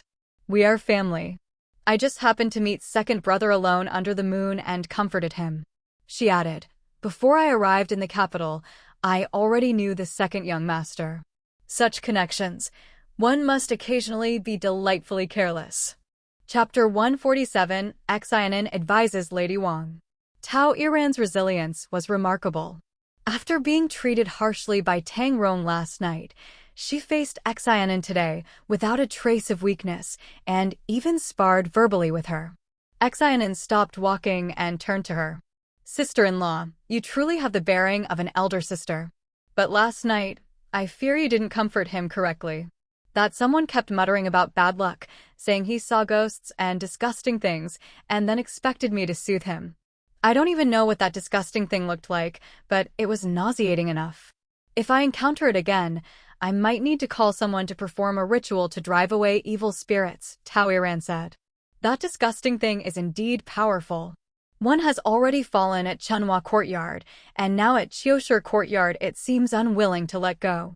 Its strength is deep, even the Ho residence's air cannot resist it. How could anyone else? Xin almost pointed at her nose and said, "So you call misfortune a disgusting thing?" Tao Iran, naturally, understood the subtle rebuke. One must not hit someone in the face with truth. Life unfolds as destiny wills. Besides, the Ho residence is protected by the grandfather's spirit. You should not blame superstition for everything, Tao Iran said. Xin smiled, nodding earnestly. Sister-in-law speaks wisely. My elder brother's misfortunes after marriage are simply destiny. Tao Iran replied dryly, even the grandfather's protection cannot help. It is fate.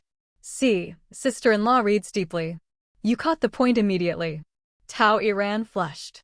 Xin laughed and continued, when we face Buddha today, sister-in-law should be sincere. My brother lying there all the time isn't good. If disasters keep coming, your excellent musical skills, who would you play for? Their verbal spar ended with Tao Iran's silence. Xin smiled faintly as if nothing had happened. Soon, they arrived at Chuanrong Hall. The matriarch greeted them warmly. Let's have breakfast first, then we'll set off. Thank you, grandmother, Xin said, accepting the handkerchief from the maid to clean her hands and then sitting down, not forgetting to include Tao Iran in her gestures. Tao Iran, her eyes red, looked aggrieved. The matriarch noticed immediately, seeing someone cry in the morning was considered inauspicious, and asked what was wrong. Tao Iran hesitated, but could not directly blame Xin. She resorted to a tactful excuse. She had seen Tang Rong's injuries this morning, and it had distressed her, causing her tears. The matriarch relaxed slightly, asking after Tang Rong's healing. Once reassured, she nodded. Tao Iran then sat for breakfast. Xin thoughtfully offered her an oily pastry. Sister-in-law, caring for my brother must tire you, and your body matters. Eat some. If you collapse, my brother will worry. Take more. Tao Iran smiled weakly, just nibbling a small piece. The matriarch saw her brief flicker of distaste at the rich food and frowned further, while Xin ate heartily, clearly enjoying it. Before breakfast finished, Lady Wang arrived, saying she wanted to accompany them today, to offer incense and pray for peace in the residence. The matriarch smiled. Good, so be it. Thus, the four set out together in one carriage. Along the way, Xin casually recounted a previous visit to Nandu Temple with Lin Yao and others, keeping the atmosphere light. The temple was especially serene in the early morning. Xin left worldly concerns behind and, guided by the head monk, entered the grand hall where the Buddha's presence was imposing. The matriarch was deeply devout, leading Tao Iran to listen to teachings, while Lady Wang and Xin went to the lotus pond to have tea. Lady Wang's mood was low, her words carrying hidden frustration. Xin gently set down her tea. Mother, are you upset today? Lady Wang needed both a moment to vent and someone to talk to. She glanced at the lotus pond. You've seen your father's partiality. I fear it cannot change. Xin, sensing her worry, said, Mother, you needn't dwell on it. Historically, no parent is completely fair. Partiality is human. The distress comes only because you are not the favored one. Lady Wang smiled faintly. Xin, experienced despite her youth, continued, Mother, to put it bluntly, there's nothing for you to worry about. Lady Wang perked up. Go on then. Xin elaborated, your father may favor one, but he is reasonable. He won't blatantly overstep. Compare that to those in households where one word is law, laughing forbidden, or wives beaten, your father is far better. Though he doesn't favor your husband much, if trouble arises, he would intervene. The Ho residence remains stable and secure only with him. Lady Wang thought Xin was trying to pacify her, but Xin continued, life is full of disappointments. My mother taught me that in marriage, focus on your partner's virtues. If you must, consider what would happen if they were gone. Even flawed, there is value in their existence. Only then can life feel easier. Never get stuck on a single grievance. Lady Wang, prone to overthinking, had previously restrained herself. Lately, anger at Tang Gang surged. She feared that if he crossed her again, she might react impulsively. The situation was delicate. Tang Gang's pressure was already high. Another push could cause serious trouble. Xianan's advice was timely. In adversity, find ways to maintain well-being. Chapter 148. The Assertive Return of Aunt Kai. Lady Wang smiled faintly. As Xianan had said, Tang Gang wasn't truly cruel, and overall her life was not bad. Although she had lost her dowry to him, over the years she had still benefited from what remained under her control. Tang Gang never interfered with household matters. In truth, she and Tang Gang were both far from saintly, neither held moral superiority over the other.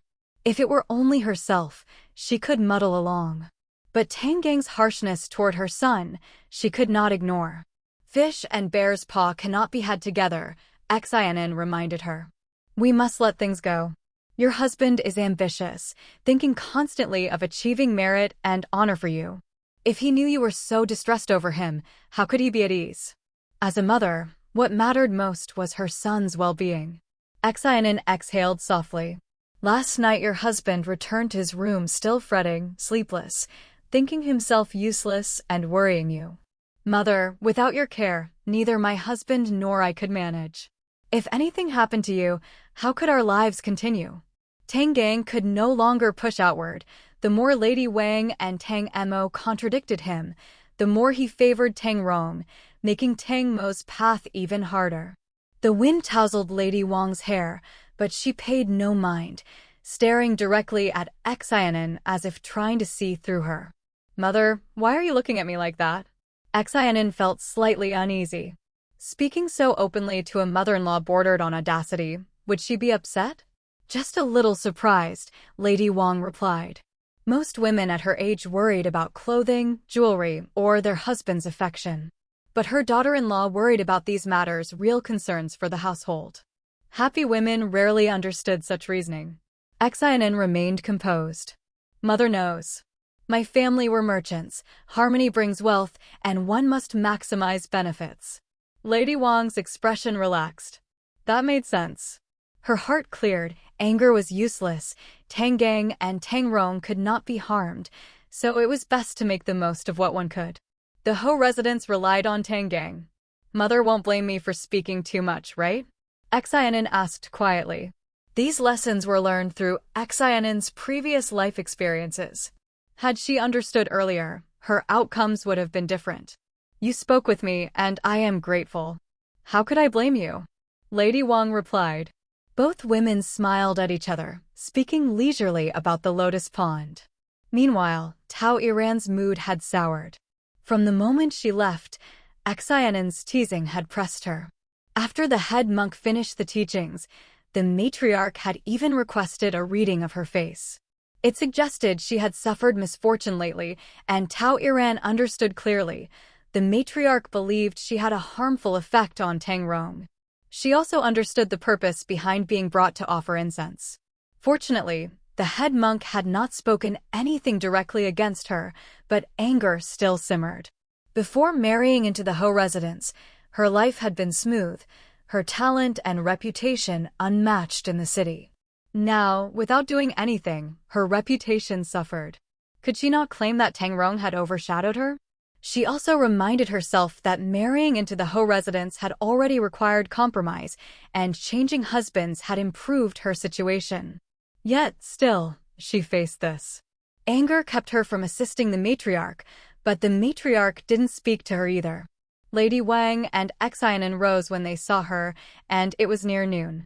Xianan had arranged a vegetarian meal, planning for them to eat before returning, but Tao Iran worried about Tang Rong. I've been away half a day. I worry about him. After such a serious injury, how can he be left unattended? Grandmother, mother, you stay and eat. I'll return first, she said. Her words implied the others were not worried for Tang Rong. The matriarch had no appetite left. Then go ahead. Xianan sighed. The silver for the vegetarian meal had been paid, now it would be wasted. But with the matriarch's instruction, Lady Wang had no choice, and Xianan sent someone to inform the temple. The money became an offering. On the carriage ride back, the four were silent. As they entered the Ho residence, they saw Aunt Kai waiting with two maids from Chunhua courtyard. Upon seeing the matriarch and Lady Wang, they quickly kowtowed. Lady Wang asked, Aunt Kai, Didn't you leave to handle matters at home? Aunt Kai answered respectfully, Madam, my household affairs are resolved. Hearing of the heir's injury, I returned to serve him as directed. The heir insisted I stay by his side.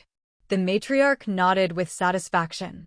Without Aunt Kai, Chunhua Courtyard had been like a blind man's house.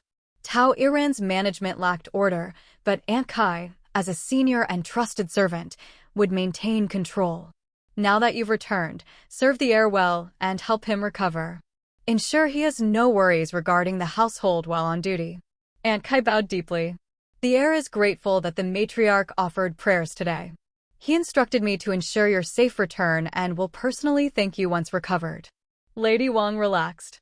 She glanced at Tao Iran, then said, Chunhua Courtyard lacked stability. Your return is a relief. Take special care of the heir. He must not suffer any lapse in care. You have the trust of the matriarch and the heir, live up to it. Aunt Kai complied respectfully, supporting the matriarch back to Chuanrong Hall. Lady Wang whispered to Xin An and Tao Iran, you've both worked hard today. Return and rest. The two bowed in respect, taking the same route back to their courtyard. Xin An teased Tao Iran gently, with Aunt Kai back, sister-in-law can relax. Leisurely, you may play the zither or paint, a good thing. But Tao Iran's mind was elsewhere. She had no clue how Aunt Kai had returned or what plans were unfolding. Chapter 149. The beginning of the Chunhua Courtyard struggle. Tao Iran reflected on the past 2 days. Only the concubine had been alone with Tang Rong yesterday, so Tao Iran suspected that the concubine had encouraged Tang Rong to summon Aunt Kai. She did not know that it was actually her own actions that had made Tang Rong resolve to call her back. Meeting Tang Emo at night was one matter. The other was that Tang Rong realized Tao Iran had no clue why the matriarch wanted to go offer incense. Moreover, her words had even carried slight dissatisfaction toward Xin An's presence that day was natural. Tang Rong didn't need to think much to know this. Setting aside trivial talents, Tao Iran was nowhere near as clever as Xin. On the same day entering the residence, Xin flourished. Tao Iran struggled through her courtyard, her reputation damaged, with no strategies or schemes, and even her thoughts were tied to Tang Emo. Everything depended on Tang Emo, who usually did nothing but lie idle. With Aunt Kai back, decisive action was inevitable. Tao Iran was silent on the way, face serious, clearly scheming her next move. Xin, meanwhile, also remained quiet, thinking of how to leverage Aunt Kai. After all, in her past life, Aunt Kai had given her a severe lesson. Revenge could be sweet. A dog bites dog scenario was worth observing. At the entrance of Chiosher Courtyard, Madame Lu's face was grim, anxious as she welcomed Tao Iran inside. Xin followed slowly, and Nan Feng quickly filled her in on the situation. You concubine? Nan Feng nodded. When Aunt Kai left, she gave the heir 50 taels of silver to you concubine. Yesterday, you concubine mentioned Aunt Kai to the heir.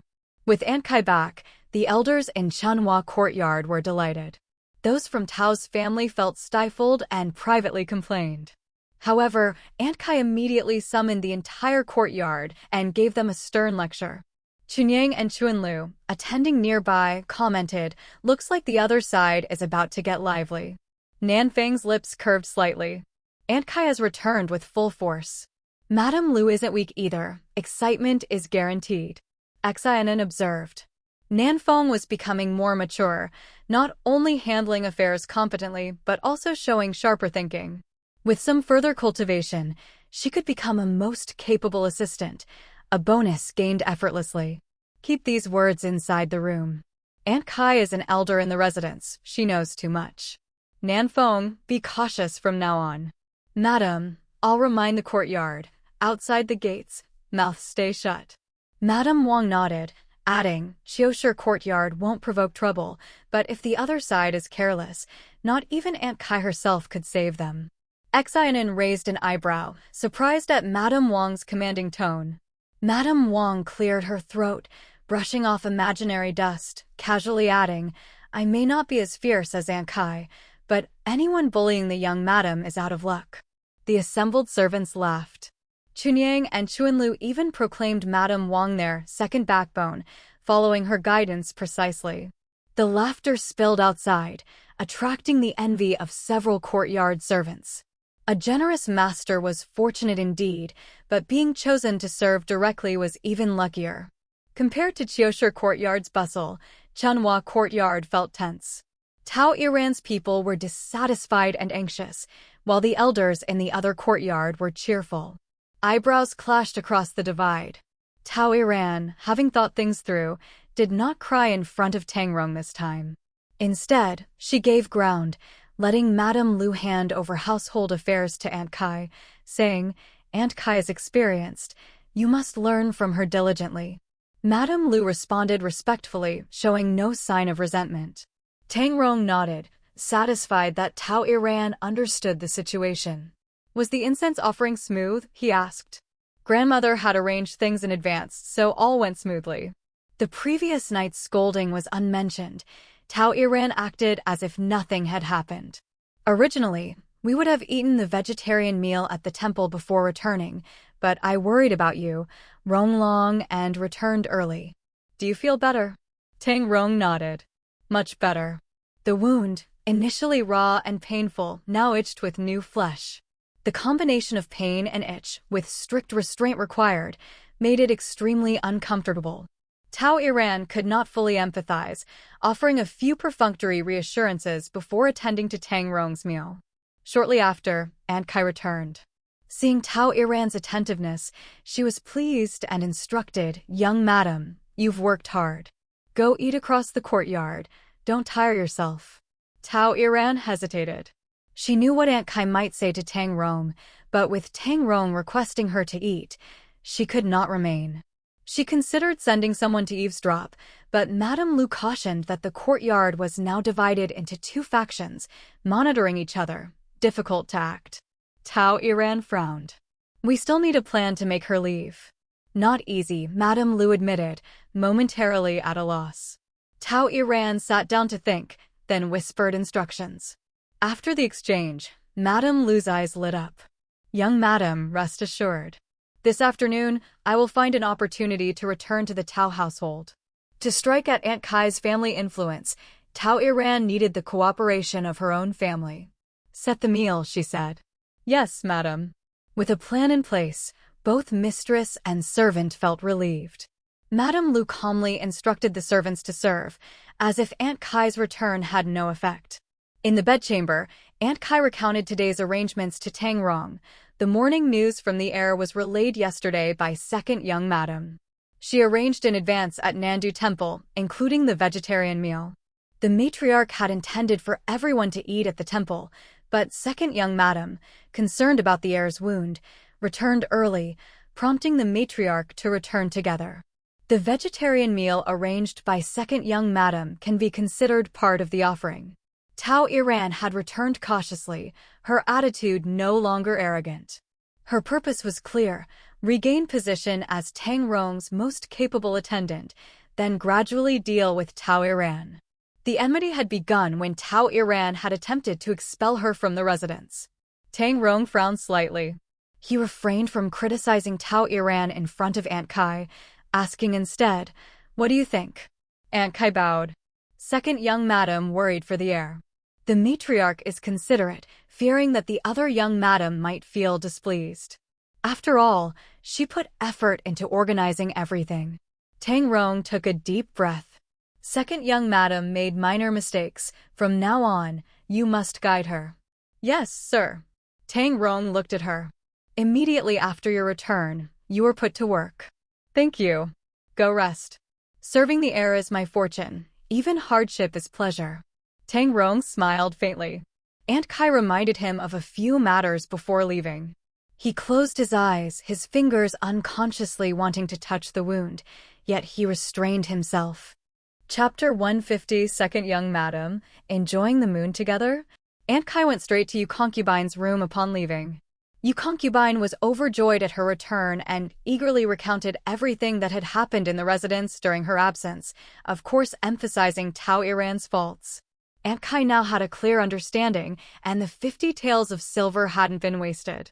Grasping Yu Concubine's hand, she said, "You care for the heir, and he knows it. Now that I'm back, naturally I'll help you seize opportunities. I asked the resident's physician. The heir's wound is beginning to form new flesh. It must be very itchy, but medicine cannot be applied. When the physician returns this evening, quietly ask him how to ease the itch so you can attend to him properly. There's a bright future waiting for you. You concubine hurriedly gave Aunt Kai a bow of gratitude, her eyes full of thankfulness. But Aunt Kai's gaze then turned toward Tao Iran's location, her expression filled with calculation. Thus, the real battle among the women of Chunhua Courtyard officially began. Tang Rong lay unaware, still planning what to do after the outside rumors had settled. Today, suddenly rumors of the former Grand Secretary and the Minister of War's scandalous affair appeared. 99% it's the other side's doing. Night fell, and Tang Emo returned from outside, immediately informing Xin An about the shifting public sentiment. These matters are far more interesting than the previous quarrels next door. People have less reason to discuss them now. There was a trace of regret in his tone. Xin An found it natural. He may be injured and bedridden, but his mind is still sharp, and he can issue instructions. It doesn't stop him from managing affairs. Tang Emo sighed. If only we'd rendered him mute. Xin An smiled lightly. But we achieved our goal, didn't we? The way father wrongly accused you in front of Zhuang Shi, truly a stroke of genius, Tang Emo said. He poured a cup of tea, asking whether to spread more news, but Xin An cautioned restraint. Better to act as if you know nothing. Once done, don't repeat it. Walls have ears. Though their courtyard was full of their own people, careful speech was still necessary. Being cautious is wise, Tang Emo agreed, prepared to set the matter aside. Outside, Luo Qiwen was still working behind the scenes, and they could wait to see the outcome. Suddenly, Xin An added, use even more compelling rumors to overshadow our own, and though the effect is immediate, one can always guess who's behind it if they think carefully. She smirked. We just wait and watch the show. Tang Emo slapped his thigh. Why didn't I think of that? Though the former Grand Secretary had retired, his disciples remained in office. The Minister of War was no pushover. It seemed the old man would face continuous trouble, a thought both amusing and exhausting. But it's none of our concern. Tomorrow we visit the Liao household, ready? Absolutely, Tang Emo replied with a smile. Good. With you there, I don't even need to ask, Xin An teased. After eating bird's nest, Tang Emo asked about his mother. Yesterday was rough. How's her mood today? Better. Better? What does that mean? Tang Emo rose. I'll go check on her. Xin An looked up. She won't instantly be happy today just because yesterday was hard. It's a process. I've advised her, she's much improved this afternoon. Some things you shouldn't ask. As a mother, she can't openly share her struggles with you. Why dredge up old grievances to make her sad? Tang Emo returned to his seat, speaking sincerely. You know my mother's situation. Some things I, as her son, find hard to express. Mainly, I don't know how to comfort her. Thank you for guiding her when the time is right. Xin An asked, as her daughter-in-law, it's easier for me to speak. Today, she had only said a few words.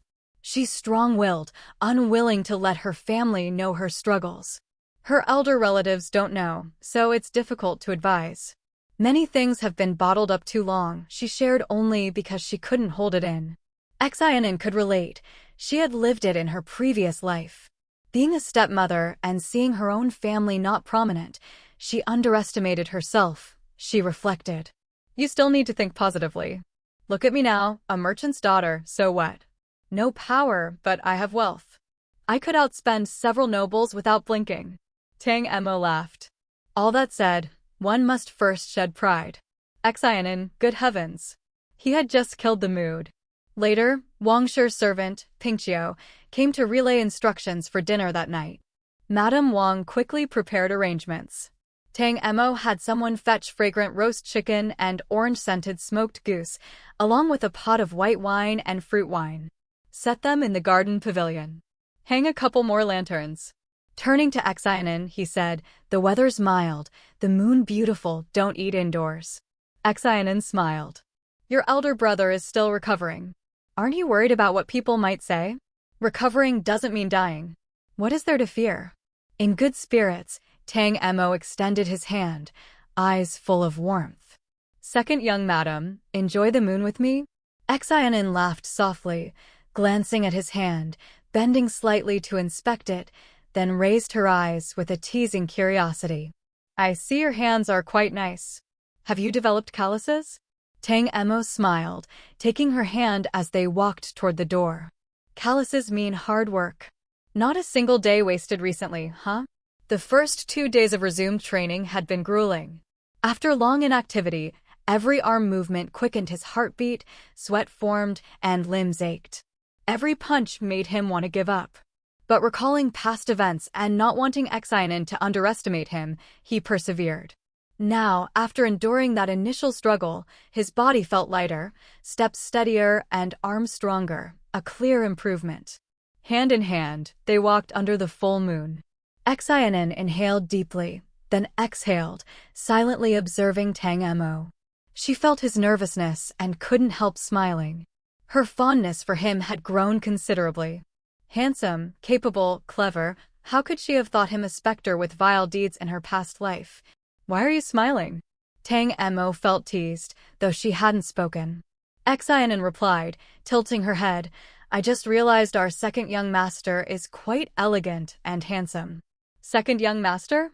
Elegant and handsome? Tang Emo straightened, nodding solemnly. Second young madam always has a keen eye. Don't doubt yourself. Not realized just now, always been so. Chapter 151, An Unexpected Encounter with a Frustrated Tangang. Xin An's smile widened, her mood buoyant, almost giddy. Seeing her so joyful, Tang Mo's own lips curved in a smile. He mused that their relationship was steadily growing. By the time the wedding hall was properly arranged and they performed the formal rites, they might already be together. How absurdly quick that would be. The Ho residence garden, though not large, was picturesque. The night breeze carried faint floral scents, and the soft glow of lanterns added to its charm. The full moon gradually hid behind clouds, revealing a sky of dazzling stars, winding constellations spreading across the heavens. Xin An lifted her eyes. The night sky is truly lively tonight. Tang Emo glanced up, observing the twinkling stars of varying brightness. Indeed, lively was an apt description. They settled into their seats, food and fine wine before them. Tang Emo poured wine, and they raised their cups in a toast. Before he could drink, Xin An handed him a chicken leg and took one herself. Using the legs as makeshift cups, they clinked them together and laughed, taking bites. Though not very refined, it was exhilarating. Laughter soon filled the pavilion. The maids, Chunyang and the others, watched from afar, charmed by the second young master's animated gestures, which made Xin An laugh uncontrollably. Their joy was infectious. Ladies, you should have a bite first, Lilai said. He had anticipated this and bought a few extra chickens, having the chef cut them beforehand. He offered them to the maids with care. Still a bit warm, skins crispy. Chuanlu teased, Lilai has grown cleverer. That's from learning from you ladies, he replied. The maids only nibbled lightly, leaving energy to perform their duties. Lilai, however, ate heartily. When his master was present, there was seldom a need to serve him directly. Lilai, a young servant, similar in age, stepped from the shadows and greeted softly. Lilai turned. Lilai, may I have a word? It was Lu Chang, son of Steward Lu in charge of supplies. Lilai approached. At this hour? What is it? Step aside a moment, Lu Chang said, pulling him into the shadowed corner. He revealed his purpose. After his father had helped Xin An buy mung beans, he had been impressed by Tang Emo. He hoped his son could serve Tang Emo directly. Being a household elder and in charge of supplies, Lu Chang had sharp eyes and ears. Since Tang Rong and Tang Mo's marriage, he had observed both Chunhua and Qiushi courtyards. Steward Lu saw potential in Tang Emo. Not only was he previously under Madame Wang's care, but he had clearly improved in recent months. After careful thought, he decided to have his son test the waters. If successful, he could manage Qiushi courtyard supplies, a significant position. Supporting the old soldiers required real money. Previously, this fell to Steward Zhang and his son. Steward Lu had long envied them. Lai scrutinized him. You want to serve the second young master? Lu Cheng nodded. I've inquired thoroughly. Currently, only Lai and Erhan serve Tang Mo. Erhan is new, and Tang Mo is busy. Many matters fall to Lai alone. Surely another assistant is needed. My father served Madame Wang. Naturally, I should serve the second young master. And may I ask you to speak well for him? A heavy envelope of silver was handed to Lai. Whether it works out or not, I'm grateful. Consider this a token for your tea. Lai instinctively wanted to return it, but realizing Tang Mo indeed needed another assistant, he relented. Fine. I'll find a chance to ask the second young master. But access to Qiushi courtyard isn't granted lightly. We must see the second young madam's approval. Lu Cheng nodded repeatedly. Understood. I'll serve faithfully, never overstepping Lai's role.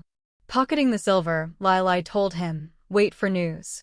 After Lu Cheng left, Lai held the silver, feeling both dazed and excited, not for the money, but pondering whether his master's influence was finally recognized. Previously, the most coveted servant in the residence had been Xin Mo, attending Tang Rong. Lai had often seen people offering Xin Mo bribes he could only admire. Now, it seemed things were changing. After dinner, Tang Mo and Xin An strolled for digestion, inadvertently walking farther than intended. They encountered Tang Gang wandering alone under the moon. Night shadows obscured his expression, but his tense posture revealed inner frustration. Father, taking a walk alone? Xin An asked first. Tang Gang, deep in thought, jumped at her voice, startled. Seeing the pair accompanied by 3 or 4 attendants, displeasure crept in. So late, and you're out here? Why not stay indoors? Xin An smiled. The night breeze is mild, moon bright. We had dinner in the small garden and are walking to digest. Had I known you were here, I would have invited both father and mother. A family dinner under the moon would have been proper. He had sought a quiet space to think, burdened by his own troubles. Seeing their carefree enjoyment only fueled his irritation. Before he could speak, Xin An innocently asked, Father, are you troubled? Feigning naivety, she continued, if something's bothering you, why not share it with your son? Sometimes those outside see more clearly than those involved. He may have a solution. Tang Mo ignored Tang Gang entirely. The tension between father and son was nearly explosive, perhaps already past the point of repair. Tang Gang abruptly refused further engagement. If nothing else, return to rest early. Seeing him turn, Xin An nudged Tang Mo reluctantly. He said, Father, earlier I acted rashly. Please don't take it to heart. Tang Gang glanced up, noting how well-matched his son and Xin An appeared. Tang Mo's taller frame, paired with Xin An's presence, made him feel a sudden pang of helplessness, not from guilt toward Tang Mo, but a sudden awareness of aging and diminishing energy. Xin An stepped forward. Father, just now during dinner with my husband, he mentioned regretting his words. Knowing your recent difficulties, he failed to be understanding, wanted to help but didn't know how, and feels troubled. Tang Mo's eyes nearly widened. He harbored only anger, yet quickly caught Xin An's intent. Bowing his head, he displayed the faintest hint of regret. Chapter 152, Hurting the Enemy 1,000, Wounding Oneself 800.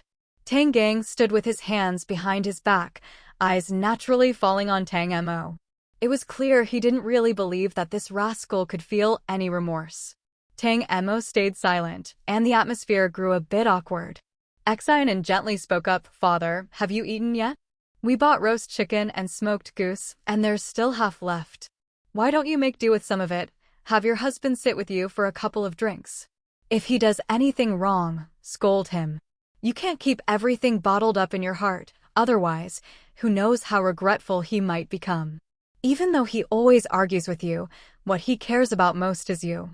Tang Mo felt Xin An was painting him as overly filial, being bullied yet still caring so much for his father.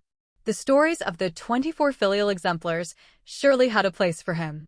He immediately put on a look of regret mixed with grievance, and Tang Gang's eyes betrayed a hint of longing. At this point, Tang Gang couldn't very well refuse. He nodded, and Xin An quickly made arrangements, stepping aside for Tang Gang and, out of his sight, signaling Tang Mo with a quick glance. The two shared an unspoken understanding. Tang Mo gave a look that said, "I understand," putting Xin An at ease. There was no denying their remarkable coordination. Tang Gang was undoubtedly crucial to the Marquis, and if Tang Mo hoped to inherit the title, he would need his father's approval. After all, the Emperor's decree required his father's direct presence. In the long run, making an enemy of him was unwise.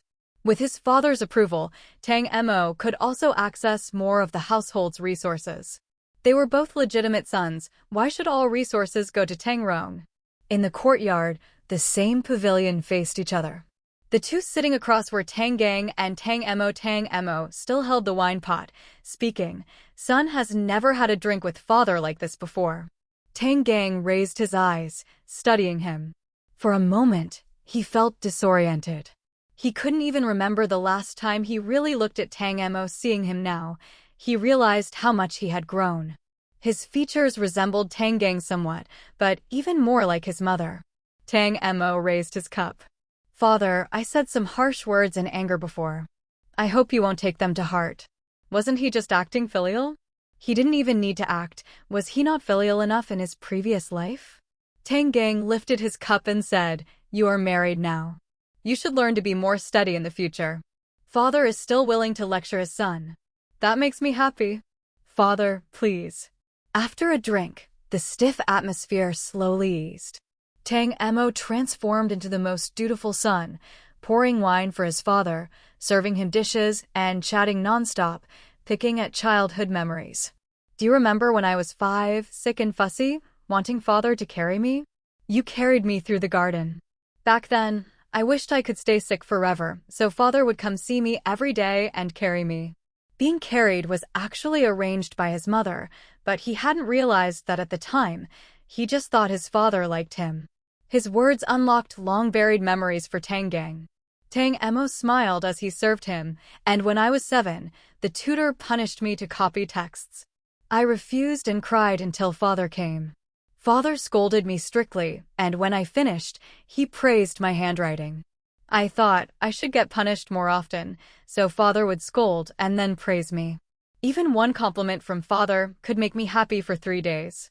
As he spoke, his eyes grew moist, feeling sorry for his younger self, so eager for attention that a few casual words could brighten his mood for days. Every word cut into Tang Gang's heart like a knife.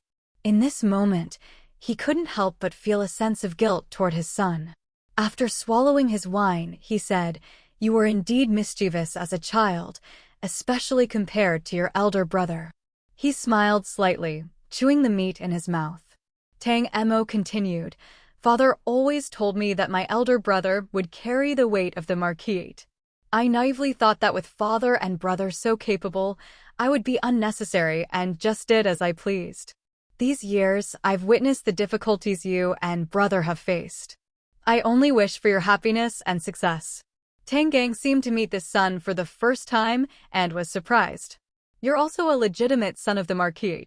Don't you care about the title?" The question was blunt, but Tang Mo shook his head firmly. "Son is inexperienced, often not as capable as elder brother, but I still understand what I should. Only sometimes I feel a little unfairness, father, really." He smiled bitterly. "Not biased at all. I've grown, I have a wife, and even when away, I still care about appearances." Tonight, Tang Mo was the son who revered his father, the son full of grievances, the son with temper. He reasonably explained his recent rebellion, his frustrations, and his generosity. Tang Gang's emotions were mixed. What father could remain unmoved by such a son? His tone softened. Slightly tipsy, he noticed Tang Mo's eyes red across the table. Taking a deep breath and sniffing, Tang Mo said, "Mother has always respected and loved father. After all these years, father never lost his temper, yet now, because of me, there's distance between father and mother. I feel guilty." Indeed, Wangshi had been virtuous and devoted since marrying in. If Tang Gang hadn't prioritized Tang Rong over Tang Mo, the quarrel with Wangshi might never have happened. At that moment, The old lady's words echoed in Tang Gang's mind, and he sighed, downing another cup of wine. Thus, every cup Tang Mo drank was a blade to his father's heart. Yet he himself also felt the pain, truly, hurting the enemy 1,000, wounding oneself 800. Eventually, Tang Gang became drunk, muttering Wang Shi's maiden name. Tang Mo helped him back. Wang Shi arranged for Tang Gang to rest, then pulled Tang Mo aside to ask about his plan. Tang Mo quietly explained, "Mother and I have endured for so many years. We can't let it go so easily." Wang Shi scolded him with a glare. "You overthink too much. Enough, go back." She had come to realize that looking out for herself was the wisest choice. She had her own plan for dealing with Tang Gang. Tang Mo returned to Qiushi courtyard, drank the sobering soup Xin An had prepared, and exhaled long and hard. "I've never drunk such a suffocating cup before. It's unbearable." "Did you hit him hard?" Xin An fanned him from the side. Tang Mo nodded. "If I don't expose my heart, how can I pry his? Tonight he feels remorse, but tomorrow, seeing his good son again, he'll forget instantly." "You underestimate him," Xin An said. "It's unrealistic to have him fully on your side at once, but you can make him scold less, interfere less, and occasionally recall that little bit of fatherly affection to treat you a little better." "Don't forget mother," Tang Mo sighed. Xin An told him to wash up. "Stop sighing." Some things she couldn't fully empathize with. "A good night's sleep will help. Tomorrow we still have to go to the Liao family. Don't delay." Tang Mo stayed seated, reaching for Xin and "Help me up." For some reason, Xin and recalled the last time he was drunk, one moment fine, the next completely unhinged. His drinking was unpredictable. As she tried to pull him, before she could, he grabbed her and almost made them both fall. Just as she opened her mouth, she heard him say, "Sit on my lap, lady." Chapter 153. The wine was not drunk in vain. As expected, yet still unexpected. Tang Mo got drunk again, but this time it wasn't the crying kind. He went full playboy, demanding Xin and sit on his lap, insisting she sing for him, and even wanted her to dance. After a while, he rummaged through a drawer and shoved silver notes at Xin and "Handsome as you are, here, a reward from me." Xin and rolled her eyes helplessly. The more she looked at him, the more exasperating he became. Fortunately, his antics only lasted a short while. He eventually staggered off to wash up, and Xin suspected he might have been pretending to be drunk. After a night of rest, he woke the next morning, rubbing his head. "Why does my head hurt so much?" Xin opened her eyes and asked, "Do you remember how you got back last night?" "Of course. I saw father off and then came back. I remember talking to you." Xin smiled. "After talking, what did you do?" Tang Mo thought carefully, but no matter how hard he tried, he couldn't remember what he did after speaking, or how he ended up in bed. His eyes widened, and he turned to Xin. "What did I do? No, what did you do? Did you secretly draw me again?" Xin climbed up. "Am I the kind of person who does things out of boredom?" Tang Mo stammered. "But last night you had me sit on your lap, made me sing and dance. Wasn't that what you really wanted?" "You're bold," she said with a faint smile. Tang Mo's face paled. "You mean me?" He couldn't believe she had him sing, dance, and sit on her lap. What kind of nerve did he even have? Xin's lips curved, half smile, half tease. Tang Mo shivered, swallowing hard. He knew nothing. Xin snorted. "When drinking outside, you should at least have some awareness. If you go wild, grabbing whoever's nearby or even kissing them, your reputation is truly irreparable." Tang Mo nodded heavily. Seeing that it was still early for the trip to the Liao household, he slowly got up to wash, then asked Lai Lai if he had ever gone berserk while drunk before. "Master, you already know?" Lai Lai's expression was complicated. Tang Mo felt a bad premonition. "It actually happened?" "More than once, sir." Lai Lai explained that Tang Mo had never visibly gotten drunk in public before. People might have thought he could drink endlessly without ever falling over. But in truth, one moment you were fine, the next you'd be completely out of control. Fortunately, it always happened after returning home, so no one else ever saw. What he didn't say was that twice people had cried while holding him, and other times teased him. Being a servant wasn't easy. Tang Emo shivered, completely unaware of such things. Why didn't you ever tell me? Lai Lai looked troubled. How could he explain? Master, you woke up every time with no memory. What would be the point of telling you? Tang Emo put his hands on his hips and sighed. Lai Lai quickly took out the silver given by Lu Chang the previous night, explaining everything. Tang Emo shook the money bag, then tossed it back. Since it's for you, take it. As for the people, that he would have to think about. Lai Lai beamed. This was the largest reward he'd received in years. He hurriedly tucked it away. Master, I'll get to work. Tang Emo nodded. Before Lai Lai could even grumble, Chief Zhang brought 2 men before Tang Emo and bowed. The Marquis is concerned for Second Master's safety and has assigned 2 guards to attend him. The 2 immediately saluted. Greetings, Second Master. Tang Emo was surprised. From their clothing, he could tell they were men left by his grandfather. Such valuable people, yet entrusted to him? Still, he worried about their abilities. Tang Rong had been in dire straits precisely because of lack of alertness. Stand up. The 2 rose. After asking them a few simple questions, Tang Emo turned to Chief Zhang. Since they were left by my grandfather, father must have had a purpose. Normally, I just serve in the northern office, maybe drink outside. Why would I need such guards? Chief Zhang said, Second Master needn't worry. The Marquis was especially concerned after 2 incidents involving you. Caution is always wise. He provided 2 guards, and the heir added 2 more. The previous guards who failed to protect Tang Rong had already been severely punished by Tang Gang. The 2 before him were Deng Fong and Xiao Gui, both around 30, with pride and a rebellious streak. Tang Emo sent Lai Lai to arrange them, then discussed the situation with Xin An. Seems that wine last night wasn't wasted. Xin An was in a good mood, but Tang Emo found the guards somewhat unnecessary. He worried they might be spies. Then just don't bring them along? Xin An wasn't concerned. There's an easy excuse. You need guards while serving. She didn't think the 100 or so retainers in the Marquis would matter much under normal conditions. Those were over 100 mouths to feed, train, and manage. Monthly wages higher than ordinary guards, about 50 taels a year per person. When they ended up under Tang Rong, he had to worry about how to manage them. Letting them go casually wouldn't work, and keeping them was costly. Each one, thinking themselves privileged because they were grandfather's men, acted like royalty. No new recruits had been added. The old ones became increasingly lax and aged. They were not as effective as younger guards from outside. Cheap and obedient, they were equally useless. Tang Emo rubbed his temples. Xin An shifted the topic. Still, it's a force. If trouble comes, they could help. These 100+ men are more of a deterrent.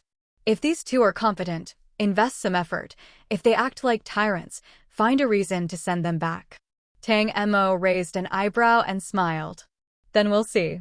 Are you ready? After breakfast, we should leave. Don't want to be late. Thinking they might drink again today, his head throbbed. Xin An called Fong Xiao Xiao, who returned with 2 pills. Master, if you're going to drink, take 1 before drinking. What's this?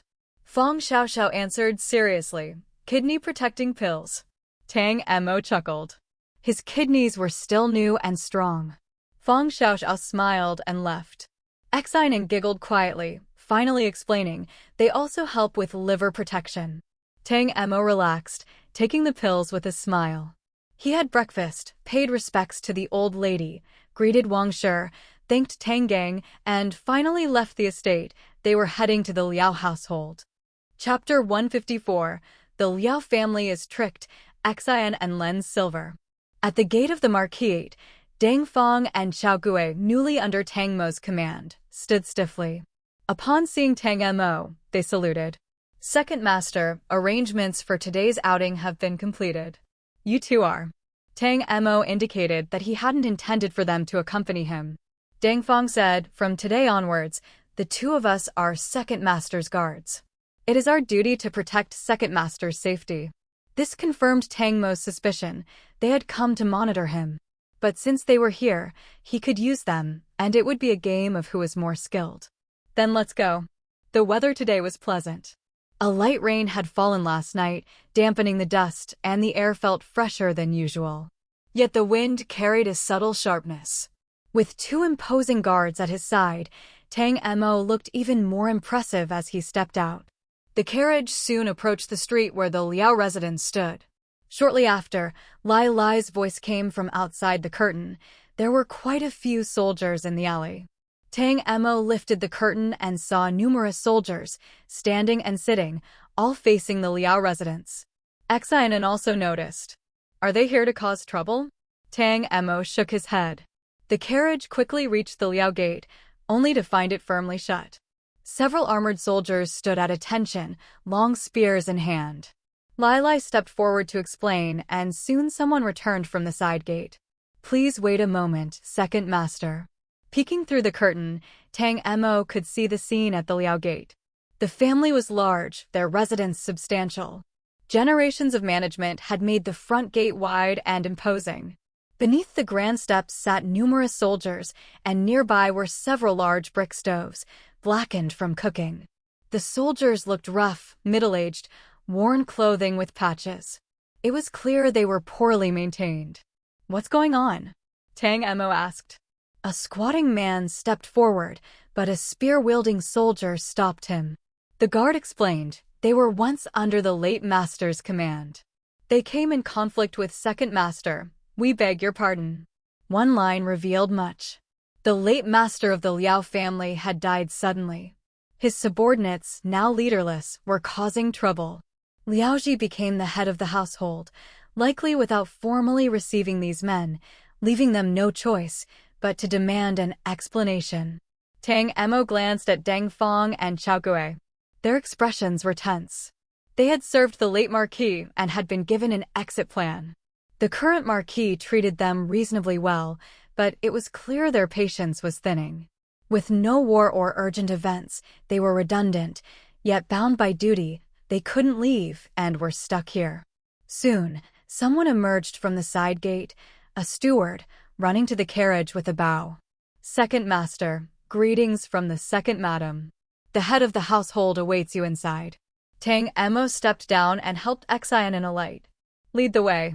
It was Xin An's first time entering the Liao gate in both her lives. Immediately, a sense of congestion hit her, though the mansion itself was large. Likely it was the crowd of servants and soldiers moving about. After some winding paths, the couple finally saw Liaoji. He and Mrs. Liao were speaking, with several account books laid on the table.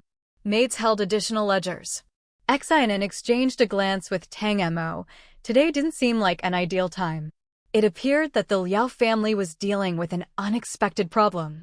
Second Master Tang and Second Madam have arrived. Mrs. Liao set down her ledger and smiled. Please forgive the lack of preparation. Tang Mo bowed. We weren't aware you had matters today. It seems our timing was unfortunate. Is there any way we can help? Liaoji invited them to sit. I had originally invited you, but some tricky matters arose, and I forgot to inform you. I apologize for that. Unforeseen events happen. I noticed many soldiers at the gate. Were they once under the late master's command, here to demand an explanation? Tang Mo thought, if Liaoji needed help with these troubles, then coming here today would be worthwhile. Liaoji didn't explain directly, but implicitly confirmed it. Mrs. Liao glanced at Xin and there's nothing to hide. These men were originally the household soldiers, but we don't need them now. They can be sent back to their villages, yet after so many years of service, we can't simply dismiss them. Second Madam, I'd like to ask for your help. The account books on the table already revealed much. Xin An asked, Mrs. Liao, is there a shortage of funds? She nodded. We've had so many expenses recently that cash is tight. We need to borrow 10,000 taels of silver today. Would that be convenient? Don't worry. I'll lend it at market interest. Why not ask Tang Mo? Mrs. Liao, also a merchant's daughter, judged Tang Mo and Liaoji to be similar, neither poor, but not wealthy. Xin An smiled. No need for interest. In business, short-term lending between merchants is normal. For her and Tang Mo, lending 10,000 taels could strengthen ties between the families. Why not? She looked at Tang Mo, husband. Please go back and bring 10,000 taels in silver notes from the money house. Tang Mo stood immediately. I'll be right back. Liao Ji nodded. Mrs. Liao, smiling apologetically, said, Xin, the front courtyard is chaotic. Let's move to the back to talk. Will we disturb Sister Sue? The change in address reflected the shift in relationship. Mrs. Liao replied, with the silver ready, the rest will be simple. It won't affect our conversation today. There was no reason to send her away. Mrs. Liao led Xin into the back courtyard. Liao Ji exhaled deeply, then his gaze hardened.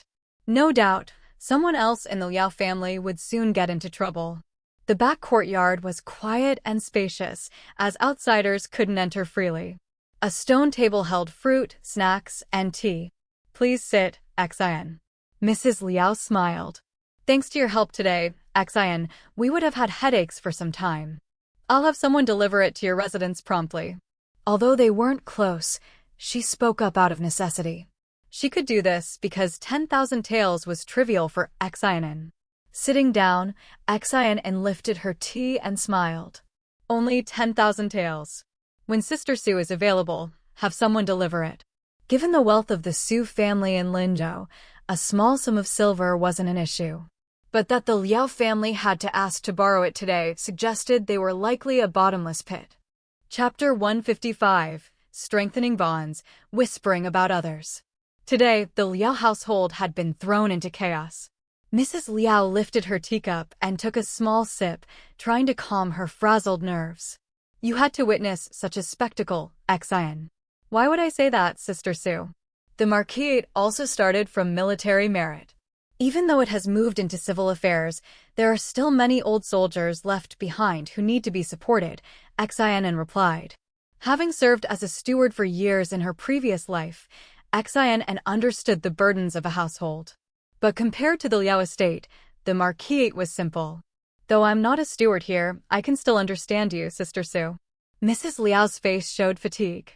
Today, her household had been plotted against, and the plot came from within. How could she not feel weary? Turning to Xin, who came from a merchant family like herself, Mrs. Liao asked, Tell me, what does a girl from a merchant family seek when marrying into a noble household? Xin set down her teacup. Naturally, mutual benefit. Mutual benefit? Mrs. Liao wasn't entirely convinced. Ever since entering the Liao household, she had spent lavishly, yet the protection her family gained was hardly substantial. The Sue family was already the wealthiest in Linzhou, with support from many sides. Her father had arranged this marriage, but it might be a losing investment. A total loss. Xin, perceptive as always, noticed Mrs. Liao's mood. Likely, outside troubles had affected her. She said, the word benefit can be very straightforward. One brings a blade, the other blood. You may not use it directly, but you can't do without it. Just like my father, he never brags about his connection to the marquisate, yet in business, people know he has their backing. That alone is a deterrent. Sister Sue, as long as it doesn't break bones or injure, it's a small matter. Mrs. Liao pressed, but what if it does? Xin calmly replied, then think through it carefully. As long as life isn't endangered, it's still manageable. And if life is at risk? Then one must fight with all one's strength, Xin said matter-of-factly. Mrs. Liao's lips curved slightly. Xin, you are more composed than I am, more unflustered. You flatter me, Sister Sue, Xin demurred. She took a deep breath. I haven't faced your troubles, so it's easy for me to speak lightly. But for you, becoming mistress of the household so soon, with the Liao family so numerous, keeping it orderly requires great skill. Considering the Liao family structure, 2 elder branches, 5 or 6 sons between them, and a few daughters, Liao Ji as the nephew commanded military power and enjoyed imperial favor, so he could intimidate. Yet Mrs. Liao, a merchant's daughter, managing the household smoothly, must have been challenging, and funds were surely strained. Just thinking about the complexity made Xin shake her head. A household of demons and monsters was not for her, especially with her short temper. Luckily you came today. Mrs. Liao's gratitude was evident. Had the couple not been able to provide the 10,000 taels, they would have been outmaneuvered entirely. She tried to calm her anger and said to Xin An, I envy you a little. The marquise is simple. Even as head, there isn't much to manage, much lighter, Xin An replied. Unlike her own household, which was chaotic every day. It's just a matter of each tending their own business. Today, you helped when Sister Sue had difficulty. That's fate, Xin An said, taking another sip of the fine tea. Just then, a young woman in yellow appeared, followed by a maid. Mrs. Liao noticed her and frowned. That is the second daughter of the second branch, ranking third among the young ladies. The brief introduction suggested Mrs. Liao didn't favor this girl. The third Miss Liao approached briskly, clearly intending to assert herself. But upon seeing Xin An, she hesitated and composed herself. I apologize for disturbing you, sister-in-law. Mrs. Liao did not introduce Xin An. Her gaze was cool. What do you want? I came to ask whether the household will provide attire and jewelry for the upcoming banquet at the Crown Prince's residence next month, the girl asked. Mrs. Liao's lips curved into a cold smile. You also received an invitation? The girl blushed. Xin An's lips lifted slightly, clearly. The Crown Prince's invitation was for the Liao couple, and this girl hoped to gatecrash. Not wanting to embarrass her too much in Xin An's presence, Mrs. Liao said, if you attend, prepare your own attire and jewelry. The household will not handle it. You may leave now. The girl turned away, unwillingly, and left. Mrs. Liao exhaled. I've made you laugh again. Xin An spoke frankly. It seems she wanted Sister Sue to pay. If Liaoji has no other income, it would force Sister Sue to cover from her dowry. This can't become a habit, Mrs. Liao agreed, smiling. Now you understand why I envy you. I'm not afraid of being laughed at. Before I married in, the poor girls in this household wouldn't even buy a pound of decent pastry. I helped a few times out of pity, yet that led to more trouble, Xin An said candidly. The Liao family's chaos and eccentricities were unmatched in the capital. If her husband hadn't acted decisively, sending the overly biased old master to meet his ancestors, risking his life for the emperor, the Liao family might have already collapsed. Mrs. Liao had much pent-up frustration, but wasn't yet close enough to Xin An to reveal it fully. She could only vent a little, enough to ease her mood. Xin An said, when noble families marry merchant girls, they look at the purse strings. Many immediately set their sights on it. Some can't distinguish right from wrong, thinking the money belongs to everyone, not realizing if they're worthy. Many noble households live frugally. Some sons and daughters earn only 2 taels a month. To us merchants, that money is trivial. They may speak of pride, but their eyes are always on benefits. To gain favor and maintain a reputation, one must personally hand over the reward, adding a few flattering words. That's how they pretend to accept it. Pathetic. Xin An spoke the truth. Those broke, patch-clothed nobles sought validation from merchant families. They mocked while secretly hoping someone would hand them silver, yet couldn't even afford proper meals themselves. Mrs. Liao laughed softly. Exactly. It's infuriating to watch. The worst part?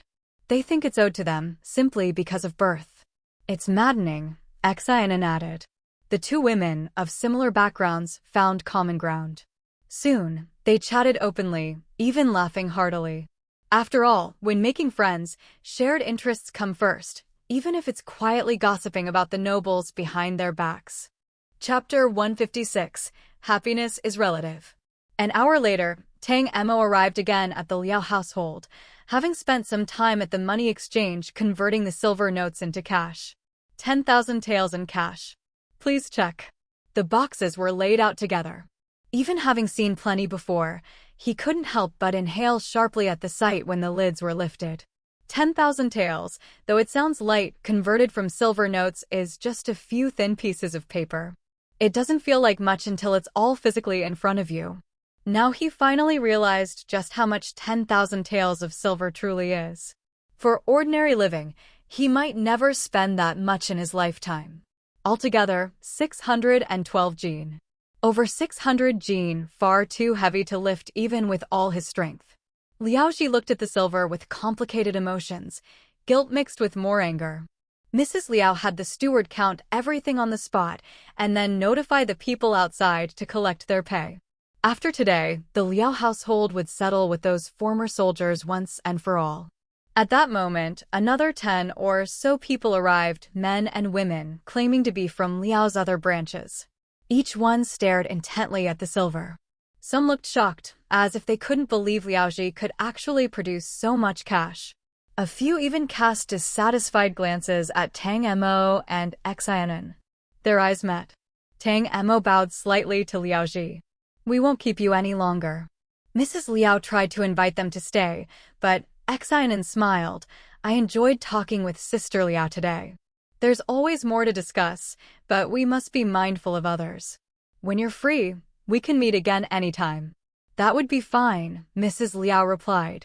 She personally saw them to the door. Outside, chaos had erupted, shouts and questioning blended into a noisy clamor.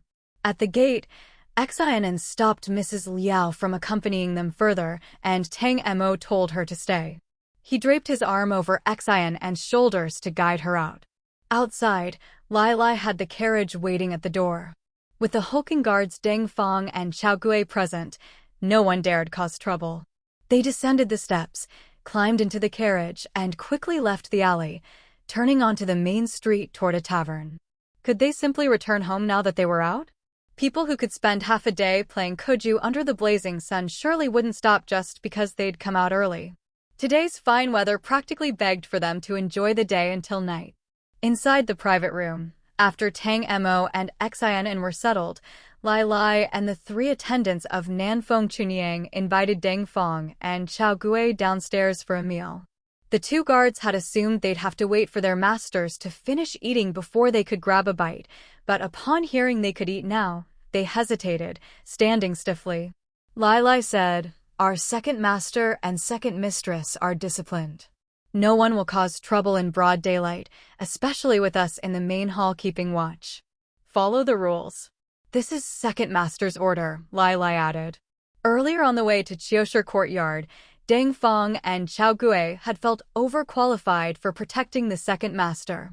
They were a bit resentful. After all, the others were assigned to the first prince, where prospects were brighter.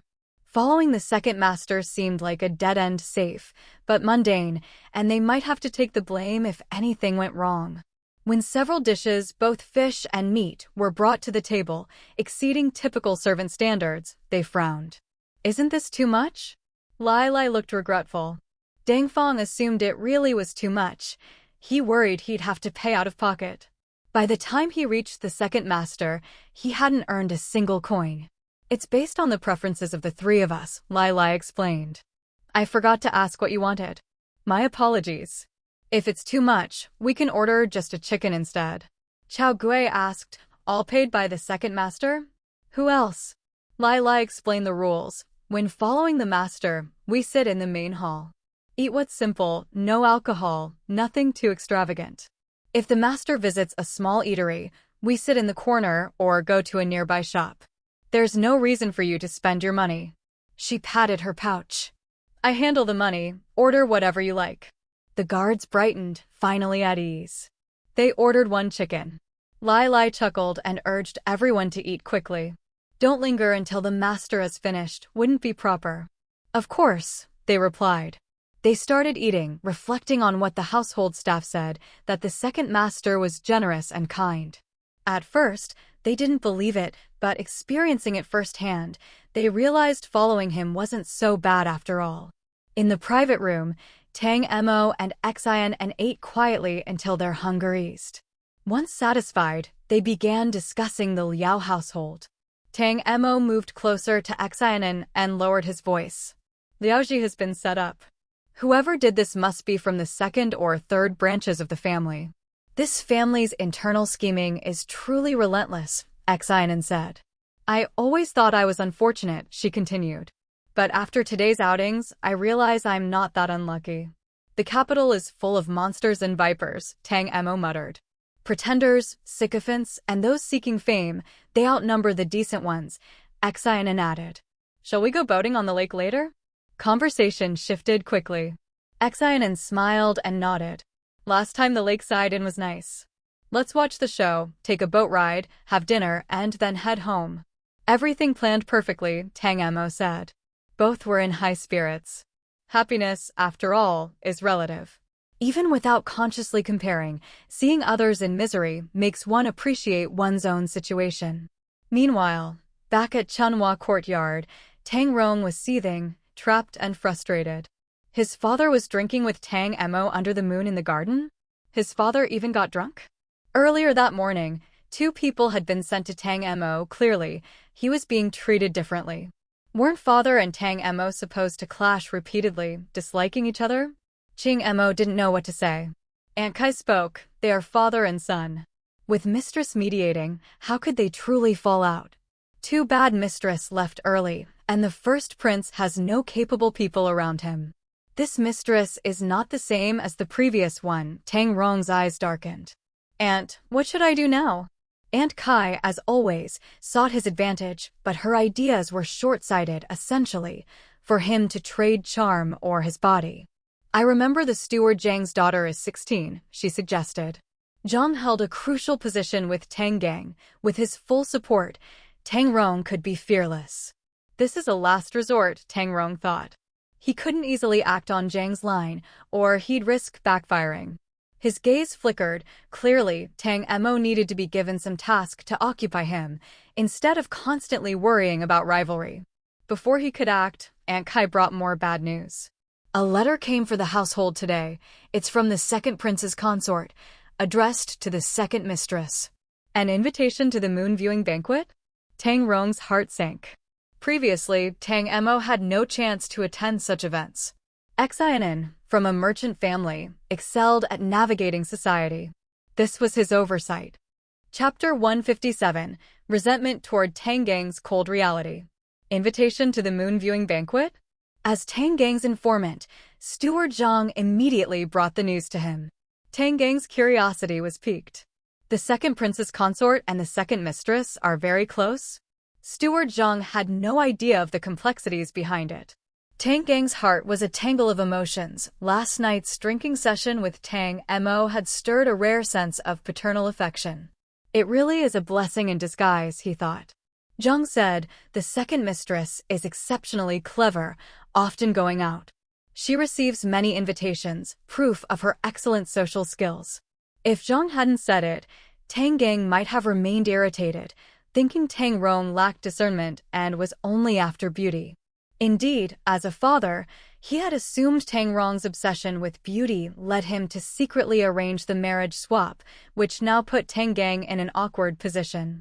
If Tang Rong could have controlled his desires and with Xin An's help, he wouldn't be stuck in the courtyard today.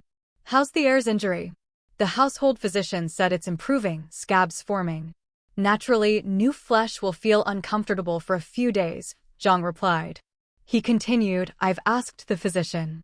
Once the scabs fully form, he doesn't need to lie down constantly. If his body can handle it, he can start walking around, even return to duties at the Ministry of Rights. No rush. Heal fully first, Tang Gang said. Whether there was a culprit behind these events was still unknown. If he rushed out and suffered another misfortune, how could the family maintain its dignity? Did you check Tang Mo's movements thoroughly? He still suspected Tang Mo. After all, as a man, he understood the depth of resentment over a spouse. A subtle act of revenge was very possible. Zhang bowed. The second master leaves early for duty at the Northern Military Office. Even when he goes out, it's always with colleagues. In the evenings, he either trains at the Martial Hall or attends social events. Occasionally, he accompanies the second mistress on night market outings, nothing improper. Tang Gang already knew Tang Mo trained regularly. This didn't surprise him. That's all. Anyone he met? Zhang reported that Tang Mo encountered a student. The student comes from a poor family, pressured by debt. Tang Mo and the second mistress helped him. Later, he sought out Tang Mo again, likely hoping for protection. Zhang, accustomed to receiving favors from Xin An, had a positive impression of her. which reflected on Tang Mo. Since the second master married, he's different, daily visits to the matriarch, whether no obstacle, fewer banquet appearances. His duties are handled well, otherwise, Liaoji wouldn't have invited him. Tang Gang smiled faintly. Much better. Yes. Zhang didn't spare praise. Just from his morning and evening training, one can see progress. He shows the youthful spirit of the Marquis, and in time, the capital will have another talented and handsome young man. The Marquis' two sons, both outstanding, already surpass 90% of families in the capital, Tang Gang said with pride. Ha ha. I'll take your blessing, Tang Gang chuckled. Another son who brings honor is welcome. Seems like that boy really didn't interfere, he concluded. Tang Mo was officially off the suspicion list. Xin An's gifts weren't wasted. Zhang's perceptiveness helped clarify everything. The conversation naturally returned to Tang Rong. Zhang advised against favoritism. Rumors about the late Prime Minister and the Ministry of War's households are spreading. If these incidents surface now, people might blame the Marquis household. You must be cautious. Tang Gang didn't doubt who was behind it. He assumed Tang Rong acted rashly. The plan might suppress unfavorable news, but risk defending powerful families. Desperate measures in desperate times. I'll consider it. You may leave, Tang Gang said. Zhang couldn't help but shake his head. The heir's life after marriage seemed like a mire. He felt exhausted just observing. Tang Gang pondered a moment before going to Chanhua courtyard, confronting Tang Rong and scolding him. Tang Rong was already recuperating from injuries. Managing these external issues as head of the family was exhausting enough, yet here Tang Rong had caused more trouble. How could Tang Gang remain calm? Tang Rong's eyes darkened, harboring resentment. He believed Tang Mo had stolen his father's affection while he was injured. He blamed Tang Mo's deceit and Tang Gang's cold reality. Father didn't consider the accidents as deliberate, he thought. Other than the second brother, I can't imagine anyone hating me this much, he murmured. Tang Gang had cleared Tang Mo of suspicion. He trusted his men implicitly. It's all been investigated. Tang Mo is not involved. Tang Rong couldn't believe it. He reviewed events since his marriage. Tang Mo seemed the most suspicious. He had always been amicable with others. Why the sudden misfortunes after the wedding? Surely Tang Mo bore a grudge. But father confirmed it. Steward Zhang checked personally. No mistake. Tang Gang didn't want it to be Tang Mo, not out of favoritism, but to avoid disgrace for the Marquis household. The staff continues to investigate. Your task is to suppress the rumors. If handled too bluntly, suspicion will fall on you. Tang Rong was unwilling. What if it becomes another unsolved case like before? Then it's simply bad luck. Tang Gang's anger flared. This all stems from your folly. Had you restrained your desires, you'd still be the capital's most outstanding heir. None of this misfortune would exist. He was certain, with Xin An as his wife, Tang Rong's career path would have been smooth. A wise wife brings fewer troubles, as the ancestors said. While you're lying down, think carefully about your next steps. Tang Gang left. Tang Rong closed his eyes. When he reopened them, his gaze was dark. No one could guess his thoughts. Meanwhile, Tang Mo and Xin An were enjoying a performance. Today's show was a comedic play, with actors exaggerating for laughs. Xin An laughed until tears ran down her cheeks, something she had never seen before. Had Tang Mo not brought her, she wouldn't have known such a unique, playful style existed. Look at that kid with the little pigtails, so funny. That little one is adorable, look at his belly. Ha ha. Tang Mo kept refilling her tea and passing fruit. Be careful, don't laugh so hard you hurt your jaw. I can't help it, it's too funny, Xin An said. Turning to have her makeup touched up by Nan Feng, she noticed Deng Fong and the others behind her, trying not to laugh. They were so restrained, they ended up with tears in their eyes. Chapter 158, The Overzealous Guards Showing Off. After leaving the theater, everyone took a deep breath and rubbed their sore faces from laughing. Seeing that it was still early, Xin An suggested they visit Tang Mo's training ground. Tang Mo perked up. He wanted to see Deng Fong and Chao Gui's skills, and maybe spar a little. Having spent the day being treated by the second master to lavish meals and theater, now it was their turn to be tested. How could Tang Mo refuse? So the group headed to the martial hall. Xin An, still in high spirits from the comedy play, now watched the sparring with bright eyes. It was early autumn, not yet chilly. The martial artists wore thin clothing, some only a jacket, leaving their arms bare, displaying well-defined muscles, stirring the blood. It was a delightful sight. Nan Feng and Chun Yang, the two maidservants, stared intently at the matches, gripping their handkerchiefs, almost drooling in excitement. Tang Mo's gaze swept the room, making Deng Feng and the others look a little uneasy. He knew that in terms of pure skill he couldn't surpass them, but his training outfit made him look impressive. His moves flowed like water, exuding an air of refined elegance. Truly, clothes make the man. Nearby, Shan was anxiously gesturing, clearly frustrated. Xin An called him over and said, "I know you're anxious, but there's no need to rush. You're still growing, don't push yourself too hard and risk injury." But Shan didn't listen. He knew training was costly more so than studying. Arriving here, he realized the true expense of martial arts. The more he trained, the more he had to eat, and he needed quality food with good fat content. Injuries were frequent, medicine and tonics required constant use, clothing and shoes wore out quickly, not to mention weapons. Next, he would learn horseback riding, an even greater expense. Though he wasn't paying for it, the sheer value of the silver put him on edge. The second master treated him so well, the only way to repay it was with his utmost effort. Xin An noticed his tension. "Your master isn't anxious, why are you?" "Relax. Don't push yourself too hard. Your health matters most." After finishing his practice, Tang Mo approached Shan, slapping him on the shoulder. "Come, let me see how you've improved." Shan gave a small sigh and went to demonstrate. Xin An shook her head, realizing there was no persuading him otherwise. The group didn't return home until the moon was high. Upon entering, Tang Mo was immediately summoned by Tang Gang.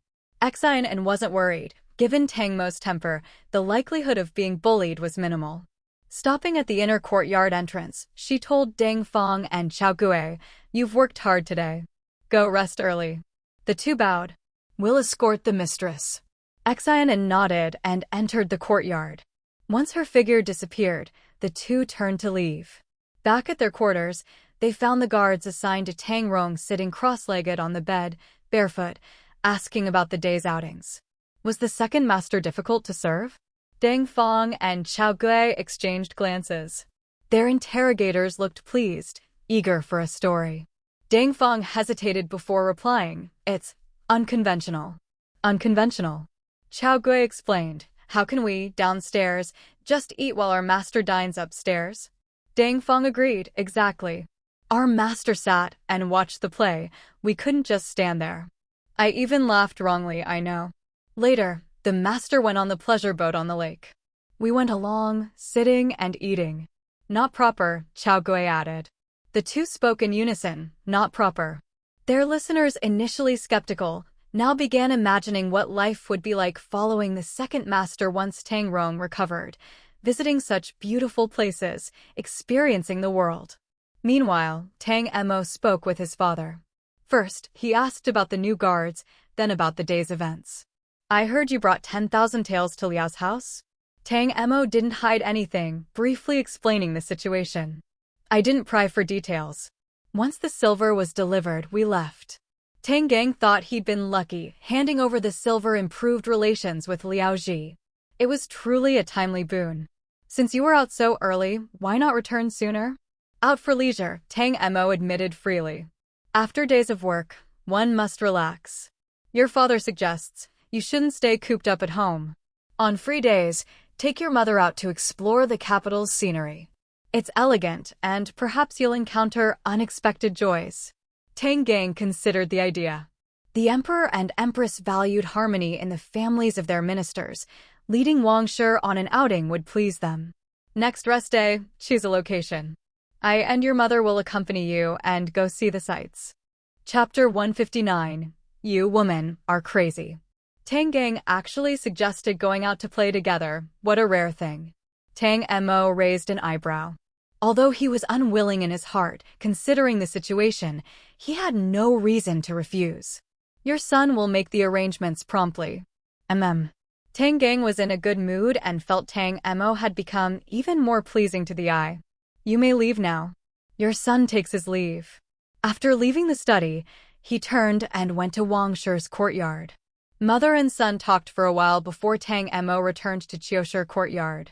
Before sleeping, he couldn't help but think about the Liao family, reflecting on how difficult things must have been for Liao Ji.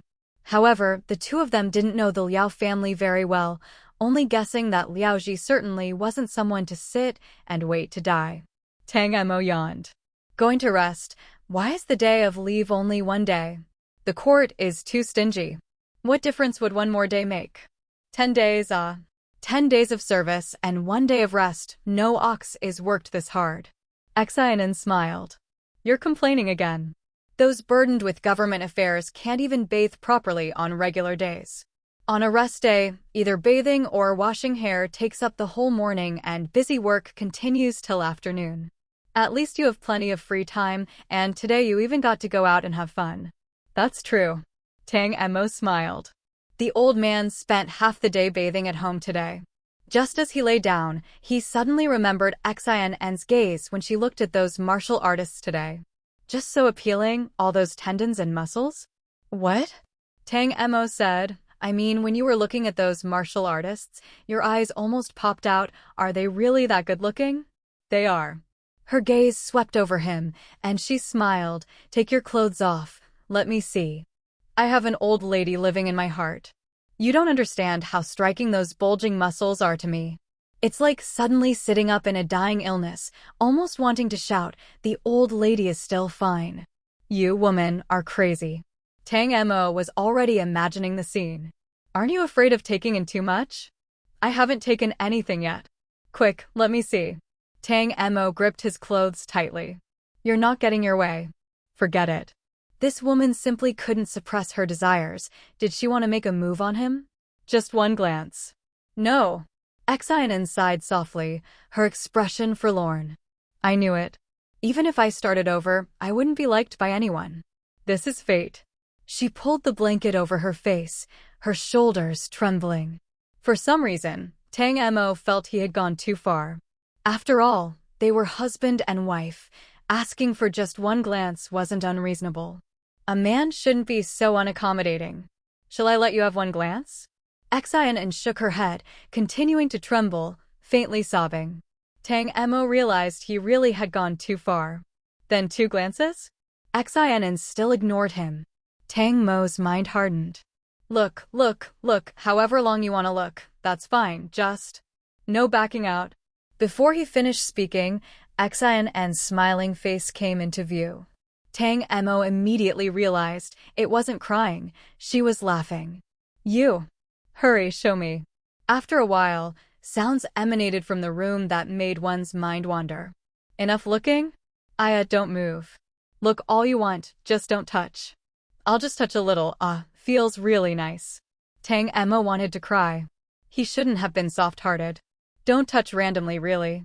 I'm telling you, I'm a normal man, why are you pinching me? Xin An's eyes still sparkled. Pinching to extinguish your desire. He pulled the blanket over his head. This life was unlivable. How did he fall into the hands of this woman?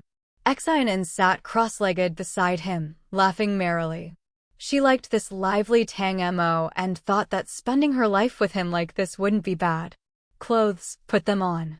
Showing your shoulders, is that to tempt me? Tang Mo wrapped himself up tightly in 3 swift motions, leaving only his eyes visible. You woman, truly ruthless.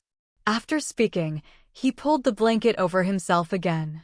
Although he appeared chaste and upright, the corners of his mouth couldn't help curling under the blanket. After being touched a few times, it actually felt kind of nice. The next morning, Tang Mo got up early to train, then went to his duties in high spirits. His mood looked excellent. Xin An, staying at home, was also in high spirits. After tidying up, she went to the old lady's Chuanrong hall to have breakfast, lingered until lunch, then returned for an afternoon nap. Another day passed. Today, Lin Yao invited her out to hear opera and drink tea.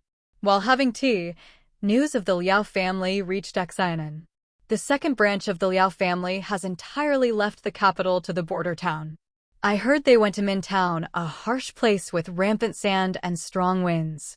One son of the third branch went to the Northern Bureau Army, another to the Ministry of Justice, and the master of the third branch was promoted. Our Liao commander is truly impressive. Lin Yao spoke while observing Xin An's expression, then leaned closer, lowering her voice. I heard you lent 10,000 taels over there. That's what helped the Liao commander settle the matter. Xin An smiled. Sister Lin, you have very sharp news. That day, the Liao commander had originally invited me over for a meal. When I arrived, the Liao family's gates were full of soldiers. Only after sitting for a while did Mrs. Liao speak about borrowing silver. I imagine she was left with no choice. Lin Yao said, then the information I got was correct. Liaoji was indeed schemed against by the second branch of the Liao family. While the uncle is alive, the nephew runs the house. Problems are inevitable. Xin An shook her head and sighed. When I went, the Liao household was already chaotic. I couldn't linger. I spoke a few words simply, then left after the silver arrived. I think Mrs. Liao was forcing herself to talk to me. It wasn't easy at all. You're living better than her. This was Lin Yao speaking honestly. The Liao family is a bottomless pit. Too many people, all living off her dowry. You don't know, even before she married in, she and her natal family had to ask for money multiple times. If not for the decisive methods of the Liao commander, her massive dowry would probably have been swallowed up. Originally, she wasn't interested in Mrs. Liao, but after helping Xin An once, she became curious and did some investigation. She disliked the Liao family even more. The Liao elder truly has a sharp eye. Without the Su family, the Liao family would be finished long ago. Liao Ji is also lucky. Without the Su family's money, even if he were capable, he wouldn't have reached this point. This made the Liao elder even more detestable than Tang Gang. Clearly, there's always someone sharper. Lin Yao sighed in indignation. When I spoke to Mrs. Liao in the courtyard, just after sitting down, the second branch's daughter came over, asking if she should prepare attire and jewelry for the women in the house for the banquet. I was shocked. Even a sister from another branch, or a little sister-in-law, shouldn't be so presumptuous. Coming to the sister-in-law for clothes and jewelry for the banquet, is there no father or mother? Daring to act this way in front of an outsider, without outsiders, who knows how arrogant they'd be? Lin Yao's disdain was unconcealed. She is just the housekeeper, not the mother of the entire family. This family is truly shameless. No wonder they were exiled. Serves them right. There's another family in the city just like the Liao second branch. I'm telling you so you won't be cheated next time.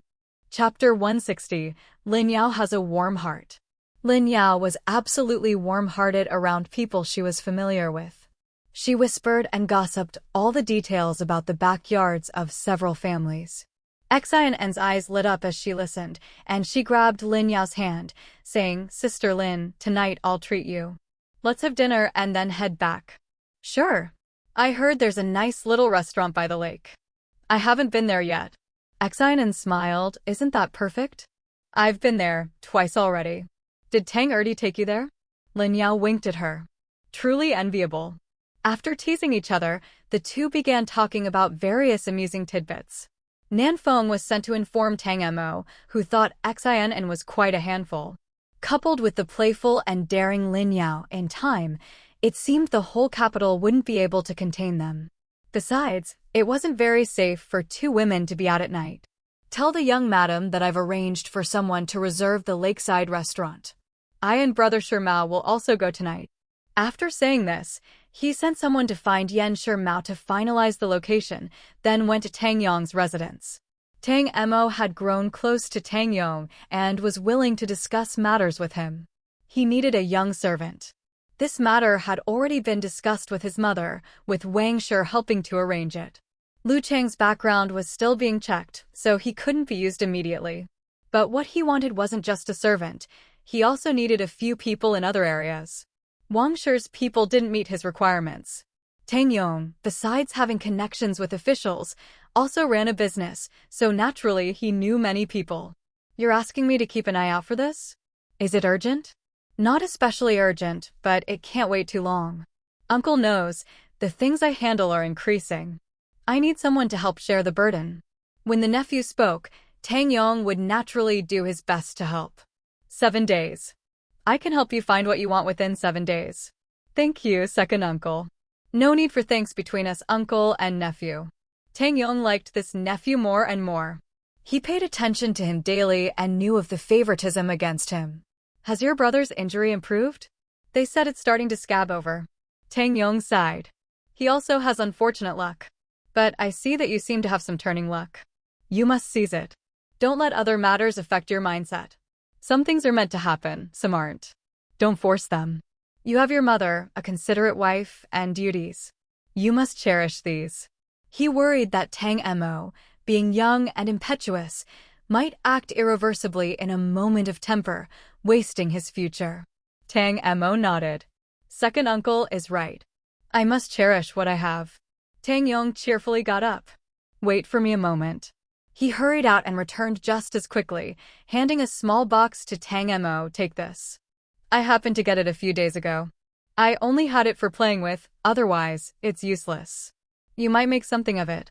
Inside the box was a white jade flute. Both the material and craftsmanship were rare and exquisite. Such fine quality is seldom seen on the market. Did second uncle obtain it with difficulty? Tang Mo was deeply moved. Thinking back, when he first approached, it was only because Xin An said the uncle was a sentimental man, and he wanted to win him over. But after spending time with him, he truly felt the uncle's care. He genuinely treated him as a nephew. Tang Yong cheerfully waved his hand. I got it by chance. Take it back, you could also please your wife with it. Tang Mo did not refuse. He got up and sincerely bowed. Tang Yong was very pleased. Shall we have dinner together tonight? Tomorrow is fine? Tang Mo smiled. I already have plans tonight. That works. We, uncle and nephew, needn't rush today. After leaving the main hall, Yushi and Gushi came carrying things. Yushi's items were for Wang Shi, while Gushi's were naturally for Xin and nothing rare, just for you two to try. Tang Mo smiled so widely his eyebrows nearly disappeared. I came empty-handed but leave with so many fine things. My mother will probably say I raided second uncle's house. Tang Yong teased, take whatever you need. Whatever I have here, you can take. Yushi said, last time Xin and sent us many good local products from Huai River. We haven't thanked her properly. Ask her if she's free tomorrow, and we can have a meal together. Tomorrow evening. I'll bring her along. Cousin will be there too. We can all enjoy together. Tang Mo felt a pang of emotion. His father didn't like him, but second uncle's family treated him so well. He realized he wasn't completely worthless or unlikable. Tang Yong laughed heartily. Then it's settled. There's also a fine jar of wine at home. Tomorrow we'll drink it. Tang Mo smiled, nodding repeatedly. Since he came on horseback, he couldn't carry all the things, so Tang Yong had people deliver them to the marquis residence. That saves you from carrying them. Tang Mo's mood was excellent.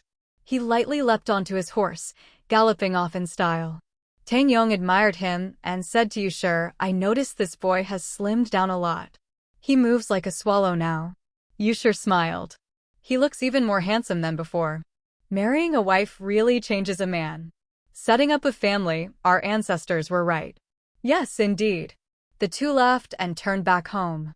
Tang Mo, riding freely on the streets, was seen by Tang Gang and his colleagues. One said, Marquis, that's your second son, right?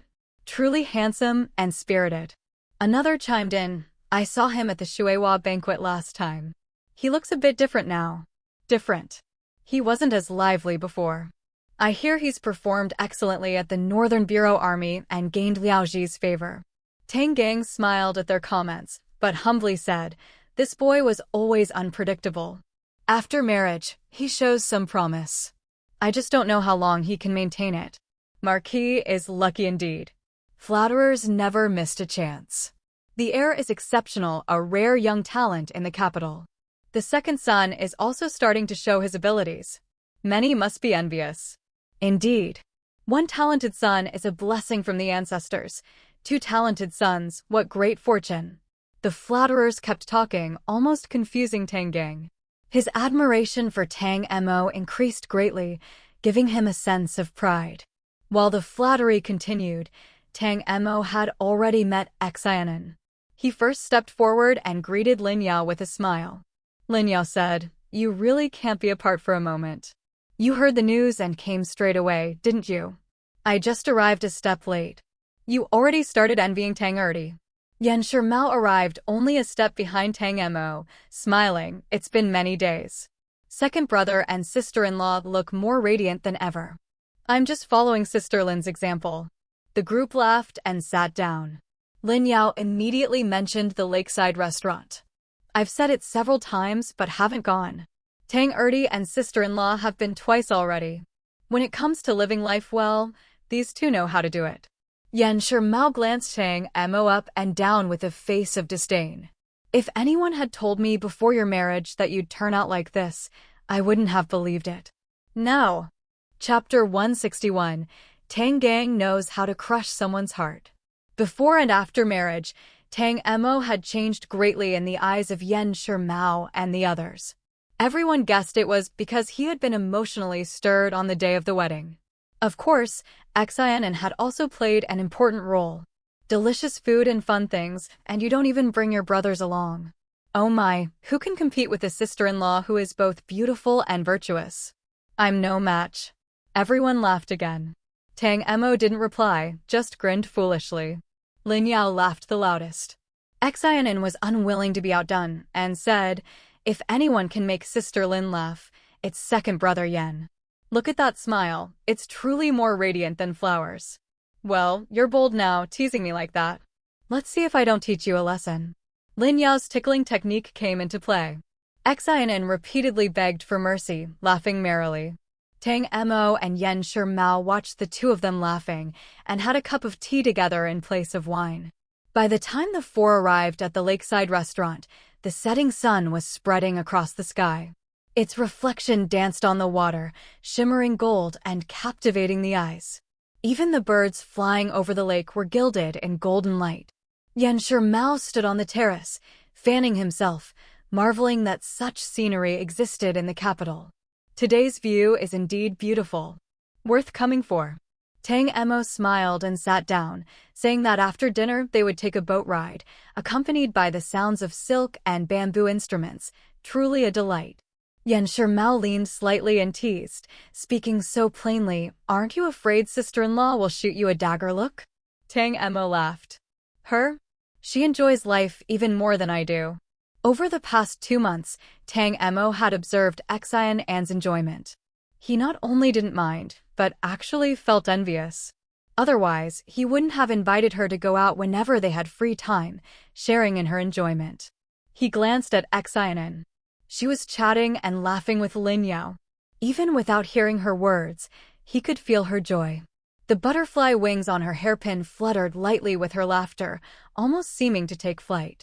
Tang Mo's eyes momentarily blurred, thinking how well she cared for him. Her figure looked plump and healthy. Her complexion was perfect, rosy and bright.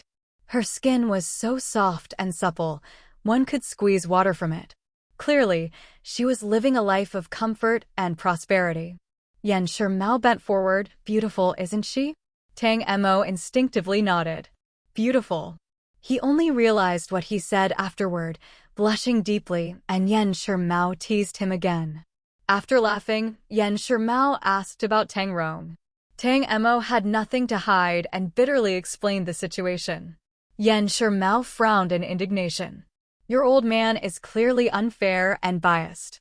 Though recently, the scandal about the old chief minister and the vice minister of war has been quite lively.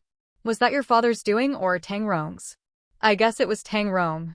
Tang Mo did not avoid the question. "My father is cautious, prefers subtlety in words and actions. He wouldn't do something so blatant." Normally, Tang Rong wouldn't have either, as he had inherited his father's teachings. This time, however, he had been pressed to the limit. "That dog is truly special. Everyone avoids biting, but it chooses him." Yan Shimao's eyes remained on Tang Mo when he said this. Tang Mo had already learned the unlucky things attract the dogs. It's one thing if I get bitten, but now I've become a laughingstock too. Many sympathized with him, but some also watched for amusement. Someone not valued by their own father was indeed laughable. Yan Shimao patted his shoulder. Under the same roof, good fortune doesn't reach everyone, but misfortune does. We're all the same. Though Marquis Qing favored one son more, in a situation of limited resources, bias was inevitable. Clearly, the favored son in the Chiho residence was not Tang Mo. Tang Mo smiled. Why talk about these things in such a beautiful place? Come, we must drink a few more cups tonight. Yan Shimao put away his fan and murmured, when it comes to living well, it's still you. I notice you've improved these past 2 months. Looks like this marriage has brought you luck. Sister-in-law brings you good fortune. Tang Mo didn't want to comment. As a brother, Yan Shimao didn't press further. But with his understanding of Tang Mo, these 2 recent incidents by Tang Rong were likely the work of Tang Mo. The resentment of a husband being taken, even if the wife wasn't the one he desired, could not be swallowed quietly. Face and pride mattered. He decided to send someone secretly to investigate, fearing Tang Erdi's people might leave traces, which he would need to erase. Dishes were served one by one. Xin An and Lin Yao smiled as they sat down. The 4 raised their cups together. Let's toast Tang Erdi and sister-in-law to longevity, harmony, and happiness. Tang Mo smiled. Also to brother Yan Shimao and sister-in-law, may your marriage be blissful and harmonious. And to our brotherhood, working hand in hand. They laughed and drank, enjoying the exquisite night view while sharing amusing stories. That night, back at the residence, Tang Gang summoned Tang Mo. He asked who Tang Mo had dinner with. When told it was Yan Shimao, Tang Gang frowned. Although Marquis Qing is good, Yan Shimao is the second son and cannot inherit the family. I don't oppose your friendship, but if you wish for a smooth official career, you must be careful in your social connections. The heir of Prince Cheng's residence is excellent in both literary and martial skills and enjoys the emperor's favor. I hear your wife has some connections with his wife. You should pay attention. Tang Gang wasn't particularly concerned for Tang Mo now, but if Tang Mo could connect with Prince Cheng's family, Tang Rong could also leverage that relationship. As brothers of the same household, all should consider the future of the Marquis residence. Tang Mo felt annoyed at Tang Gang's criticism of Yan Shimao, wanting to retort but restrained himself, thinking not to waste his earlier drink. Son remembers. Tang Gang, satisfied with his obedience, probed further. Your elder brother suffered this disaster, delaying many affairs. Luckily, you now understand ambition. Your father feels comforted. Tang Mo said, brother has been clever and capable since childhood. This is just a moment of misfortune. It will pass. Father need not worry. As for you, son, I don't expect much. Just don't trouble me, don't bring shame to the Marquis residence.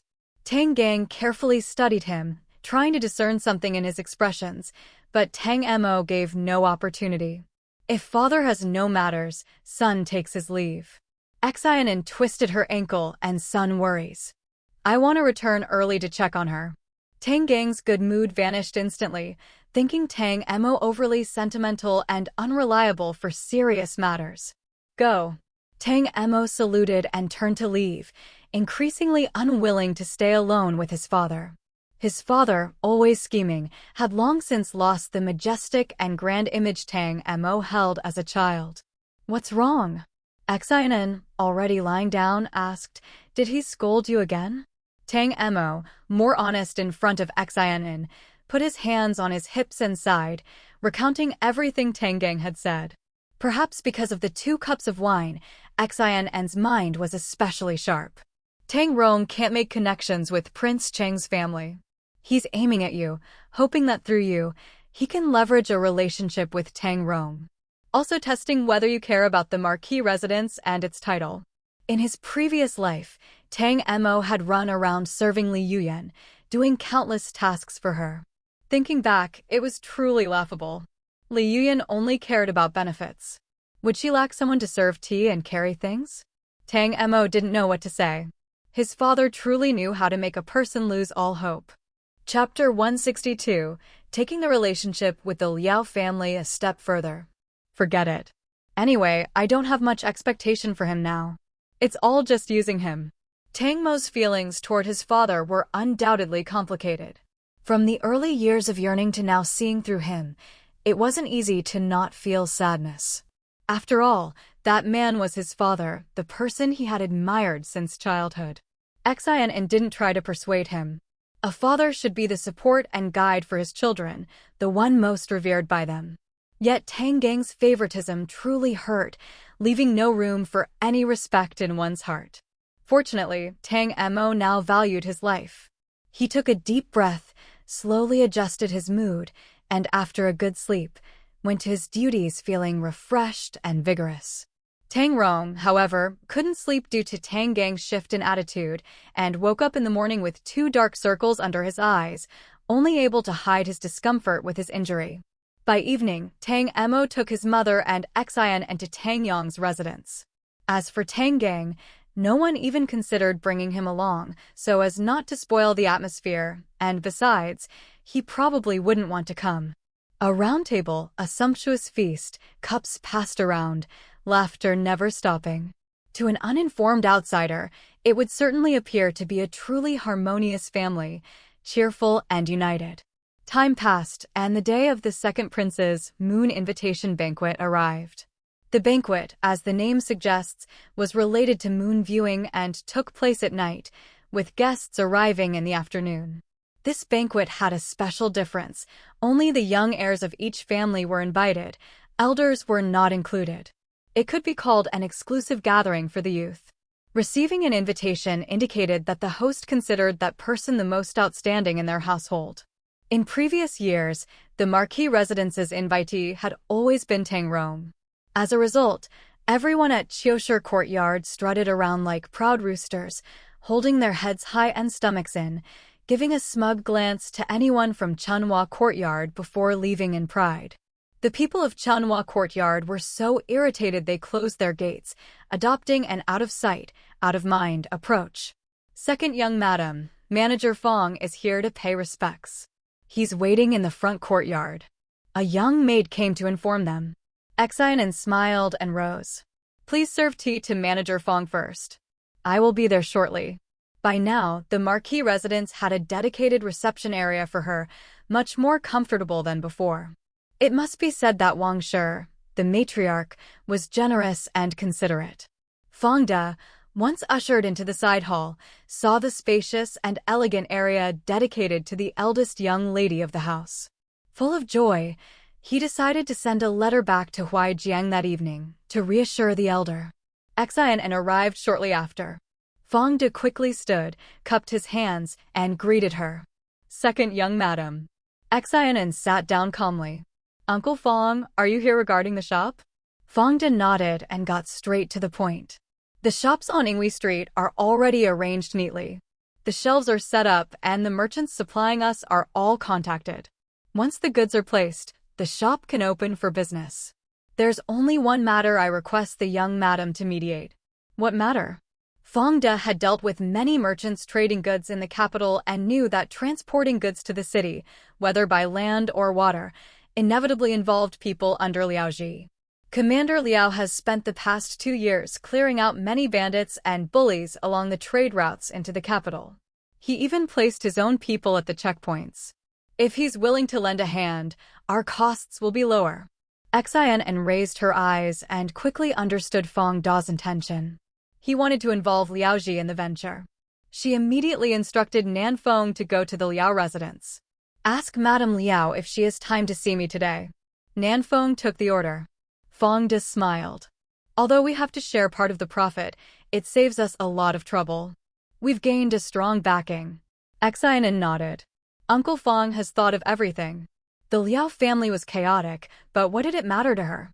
As long as Liao Ji didn't encounter accidents, his future would go far beyond this. Moreover, she got along well with Madame Liao. Tang Mo's future would also rely on Liao Ji. If the two families cooperated, it would be a clear win-win. If we can cooperate, that's naturally a good thing. Fong De smiled. Once he knew his eldest young lady had interactions with Madame Liao, he started planning this matter and also carefully inquired into the Liao family. He was certain they would agree to the business and knew the young lady would approve. Xin An asked about the medicinal cuisine shop. Compared to the general goods shop, she valued this more for the connections it could bring her and Tang Mo. Fong De personally oversaw the matter and had a clear progress report. Decorating the shop is easy and going smoothly. The taste trials are troublesome. One dish was tested 12 times. Dr. Qin said his mouth is numb. Xin An laughed. Then we'll just have to trouble his mouth more. Fong De laughed as well. Xin An then spoke of the Fong family in the capital, mainly to ensure Fong De didn't act too hastily. Fortunately, Fong De was steady and had a plan. After briefly explaining her strategy, Xin An was at ease. Nan Fong returned quickly, reporting that Madame Liao was free this morning. Xin An stood up. Uncle Fong, let's go together. Fong De nodded. The two soon arrived at the Liao residence. Today, it was quiet. Fewer people were moving about, and the courtyard seemed more spacious. Seeing them arrive, Madame Liao greeted them with a smile. In such a hurry, is there something urgent? I just thought of something and couldn't wait to discuss it with Sister Sue. The two sat in the flower hall. When the tea was served, Xin An revealed her intention. I'd like to cooperate with Sister Sue. Madame Liao's interest was piqued by her directness. Do tell. Xin An explained her plan to open a general goods shop and the current preparations. I provide the shop and handle sales. Sister Sue's people handle procurement and delivery to the capital. I've connected 4 shops into a large general goods store, but this capital is big enough for at least 3 more locations. The shop may look modest, but the profits are substantial. If we join forces, we can create the largest general goods store in the capital. Sister Sue, are you interested? Madame Liao only needed to ponder briefly to realize the business potential. Many looked down on general goods shops, thinking them unprestigious, but those who had run one knew the profit margins were high. Connecting 4 shops made for a sizable establishment. Our Sue family are grain merchants. We have many grain shops, but haven't operated a general goods store. The procurement side is unfamiliar to my staff. Hearing this, Xin An knew there was a chance. This is simple. Manager Fong here is my top manager. He has already contacted several merchants and can introduce them to Sister Sue's staff. With Commander Liao as our connection, these merchants will surely do their utmost to procure goods for us. Liao Ji controlled the livelihoods of these merchants. Linking up with him meant that not only profitable deals, but also any marginal opportunities would be eagerly pursued. Thus, Madame Liao understood Xin An's purpose in inviting her into partnership. She smiled. You trust me, and I've already benefited from you. Naturally, I would welcome it. So it's settled? Xin An raised her teacup, and Madame Liao mirrored her gesture. Settled. Please draft a detailed set of rules, and we'll sign a document. Then this business will officially be in motion. Xin An smiled and nodded. Then let's hope our cooperation goes smoothly and brings in much profit. Chapter 163. Slowly, good people are around me. Once the tea was served, the matter was considered finalized. Seeing that the time was almost right, Xin An stood up to leave. Madame Liao said, I should keep you for dinner, but in the afternoon we have to attend the banquet at the second prince's residence. I imagine you still need to return to prepare, so I won't hold you back. We'll talk again when we arrive at the second prince's residence. Su Jia, there's no need to see me off. After leaving the Liao residence, Xin An had Fong De start preparations. Fong De marveled at how convenient things were with someone influential in court. Within a few words, the deal was done. He also understood why the master of the Liao household had been furious, but had no choice but to let the eldest daughter remain in the marquee house. If it had been the Xin family negotiating, it was uncertain whether they could even enter the Liao residence, and even if they did, it certainly wouldn't have been settled in just a few words. Returning to the mansion, Xin An had lunch, then took a short nap before washing up and dressing. Even her clothing and jewelry were chosen to match the occasion. At the banquet, she wouldn't outshine others, but wouldn't appear inferior either. Everything was done with care. Aunt Wang brought over the outfit and said, I heard that every year at this time, the palace releases a group of maidens. Do you want to request one who understands proper etiquette to accompany you? Xin An knew her own skills well. Now that she frequently went out to make connections, Aunt Wang could not help in that regard. The spot should go to someone who could truly assist her. It must be someone familiar with the relationships of the noble families, Xin An replied. She did not refuse. Aunt Wang, serving her, could not constantly interact with Wang Jin and Wang Fu was now at the age to marry. Without a careful woman arranging matters, how could things proceed smoothly? The Xin family mansion also needed a meticulous woman to handle affairs. Wang Fu is going to marry soon, right? Will he go back to Huijiang or bring the Zhao family to the capital? Last year, her father had already arranged Wang Jin's marriage with the daughter of another steward in the mansion. Aunt Wang's eyes smiled warmly. News has come from Steward Zhao. Next spring, they will come to the capital together and will bring Kaimei with them. Both families will hold a wedding in the capital. That's good. Then Aunt Wang, you'll move back to the Xin family to take care of things. It's wonderful to have the whole family together. Aunt Wang said, we'll see then. If by that time you have someone more capable beside you, I will rest assured to go back. Otherwise, how could I be at ease? Xin An smiled and nodded. Aunt Wang, you're the most considerate person. Aunt Wang's face was full of affection. She had raised Xin An and naturally cared deeply for her, knowing exactly what was best. After finishing her preparations, Madame Wang came again, bringing a few items for Xin An to use as gifts. You'll attend many banquets in the future and have many social obligations. These can be used for giving presents. She looked over Xin An's attire, admiring it. Truly beautiful. You're young, and you should dress this bright and elegant. Xin An laughed, touching her hairpin. Mother won't mind if I dress up every day. Mother wishes nothing more than to see you dressed beautifully. It's so pleasing to the eye. Aunt Wang sat down and spoke of the maidens released from the palace. Earlier, you said you wanted someone from my household, but those around me weren't suitable. I've been keeping an eye out, and now 10 or so maidens have been released. Several have no placements. Should I request one for you? I want one called Ping Chui. Xin An replied without hesitation. Lin Jia mentioned her to me. Ping Chui was highly capable. In her previous life, she had been taken by the wife of the newly crowned top scholar, quickly establishing a position among the circle of wives. Later, others tried to poach her, but Ping Chui remained loyal. Aunt Wang did not doubt her at all. Very well, I'll send someone to contact her. Thank you, Mother. No need to be so polite. I'm just glad I can help. After a while, Aunt Wang left to check on Tang Rong. Regarding Tang Rong, she no longer felt the earlier complicated emotions. She had once invested effort into him, naively believing that sincerity could be repaid in kind. But some people are born ungrateful. No matter how much you care, it's useless. Now she had come to terms, choosing only to appear kind as a stepmother. Xin An looked at the few items on the table and smiled. In her previous life, she had felt surrounded by enemies, constantly tense without a moment of rest. Now, after being reborn with a different husband, she found herself surrounded by kind people.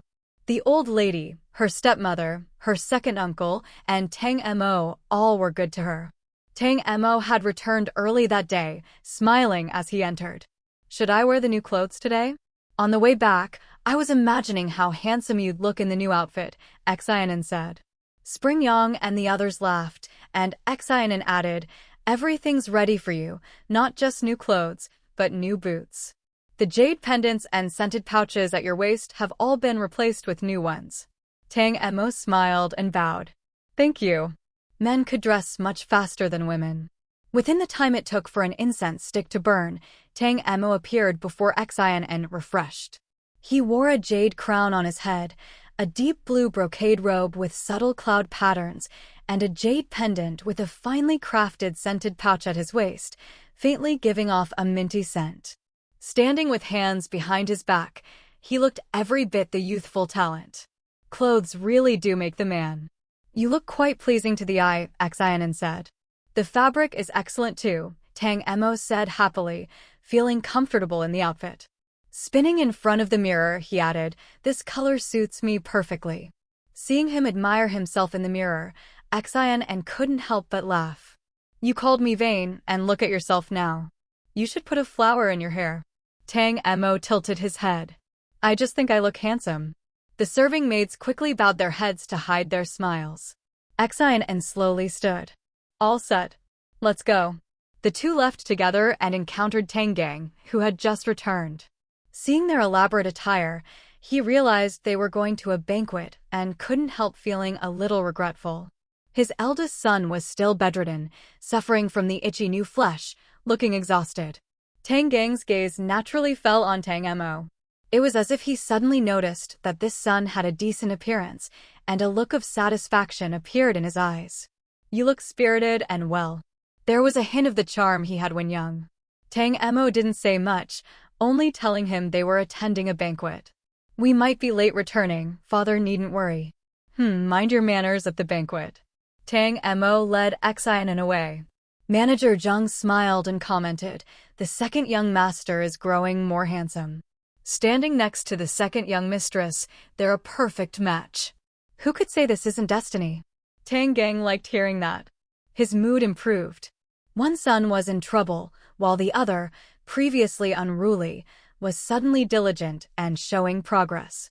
Tang Gang felt the Tang ancestors were blessing him and allowed himself some quiet pride. He had originally planned to check on Tang Rong. Although Tang Emo showed improvement, catching up to Tang Rong seemed almost impossible. That was where his hopes lay. At this moment, Wang Shi had abandoned her squinty look and smiled warmly to greet him. "The Marquis has returned?" Chapter 164. The Restless Tao Iran. Madame Wang's voice was full of joy. Tang Gang felt a little dazed. How long had it been since he last heard her speak to him like this? His confusion seemed unnoticed by Madame Wang, as if previous events had never happened. She smiled at Tang Gang. The villa in the suburbs sent over some fresh vegetables, a few mountain delicacies, and some chickens. "I had the kitchen prepare them all, and Mother said we should have dinner together tonight." "Very well. That's good." Tang Gang had originally wanted to go check on Tang Rong, but he paused that thought. "I haven't seen you so considerate in quite some time." Madame Wang's change brought Tang Gang both joy and worry. Joy that she had returned to her attentive and thorough self. Worry that perhaps she was hiding some ulterior motive. "It's just that I got stuck in my own thoughts earlier, always worrying that you despised second young master. I am his mother, how could I not feel sad?" Madame Wang wanted to justify her previous behavior, and it came naturally. "Later I realized you weren't actually ignoring him. You were just angry that he was unambitious." Any anger I had faded. "After so many years of marriage, could I truly wish ill upon you? Seeing you troubled every day also makes my heart ache. Even if I can't help, I don't want to add to your worries." Her words were reasonable, and Tang Gang didn't suspect her. He never believed a woman in the inner quarters could really change the world. All of Madame Wang's prestige came from the Marquis house. Apart from relying on her husband, how else could she wield influence? Second young master now wants to improve himself. As a father, I naturally lend him a hand. They are my sons, so I hope they can be capable. You should also guide him. Don't let him spend all his time indulging in pleasures. Later, I will introduce him to a few people." Madame Wang smiled. "Rest assured, Marquis. That child knows what to do. With your words, I can be at ease. You sit here while I check on the chicken stew, and I'll bring out last year's osmanthus wine. Tonight, you may have a little drink." Tang Gang nodded. After she left, the smile disappeared from her face. Now, both in front of Tang Gang and with her own son, she felt disgusted performing the charade. She didn't mind outside affairs, but dealing with her own son in this way felt nauseating. At Chunhua Court, Tao Iran took a famous painting from her dowry and presented it to Tang Rong. Rong Lang, second young master and second young mistress, have already left for the moon viewing banquet. Tang Rong, who had been preparing to admire the painting, immediately lost all interest. "What are you trying to say?" Tao Iran said, "If you hadn't suffered that misfortune, the invitation would have been yours." I imagine the second prince had no other choice, which is why it went to second young master. After all, second young master had never earned the second prince's favor before. Her words struck Tang Rong's heart. He could only blame his own misfortune that Tang Mo had gained this advantage. How could Tang Mo, of all people, represent the marquee house at the second prince's banquet? Rong Lang, I intend to deliver this painting to the crown princess myself, in your name. The day after your accident, people from the crown prince's residence already came to check on you. This is merely a gesture of thanks for the crown princess's concern. Tang Rong's eyes showed doubt. You want to go to the moon viewing banquet? I'm not attending myself, Tao Iran corrected. I am going on your behalf. Everyone must know that the marquee house is not controlled by second young master. No matter whether Rong Lang is injured or sick, as long as he is the heir of the marquee house, he is the future head of the family. By going, I can also remind second young master and second young mistress to be cautious. Otherwise, no one will know what to say or do, and it could only cause trouble for Rong Lang. Tang Rong did not want Tao Iran to appear at the second prince's residence. He had reservations, regardless of whether Tao Iran seduced him or the second prince made a move. Their relationship was ambiguous. He didn't speak of it. He just didn't want his dignity compromised. If he didn't speak, he could pretend nothing had happened. But he could not deny that Tao Iran's suggestion was correct. Trapped at Chunhua court while Tang Mo flourished outside, it was highly disadvantageous to him. Can you handle it alone? Tao Iran said, I'll first go to the crown prince's residence, find an opportunity to accompany the crown princess to the second prince's banquet. This way, I can leverage the situation. Deliver the gift at the second prince's residence, then return promptly, don't dawdle. Tang Rong scrutinized her carefully. He didn't trust Tao Iran much. He had wanted Kai Gugu to go with Tao Iran, but Kai Gugu rarely left the mansion and was neither graceful nor reliable enough. Seeing him hesitate, Tao Iran took a step back. If Rong Lang feels it unnecessary, then forget it. I merely offered the idea. The final decision rests with you. In the end, Tang Rong nodded. If Tao Iran succeeded, outsiders would see her as representing the crown prince, and when he recovered, he could use this as an excuse to return to the crown prince's residence and further schemes. Even if it failed, there would be no loss. Remember, everything must be steady and proper. Tao Iran nodded repeatedly. She mentioned that she might not be allowed to leave the marquee house, so Tang Rong naturally had to make arrangements for her. He couldn't help but remind her a few more times. Satisfied, Tao Iran went to dress elegantly. She was a well-known, talented woman in the city. How could she remain confined to the inner courtyard forever? She had remembered the slight from Xin An previously. Meanwhile, Tang Mo and Xin An arrived at the second prince's residence. At the gate, Tang Mo whispered to Xin An, Today, I owe you some credit. Because the invitations were issued directly to Xin An, he was merely an escort. Xin An didn't look away, a faint smile on her lips.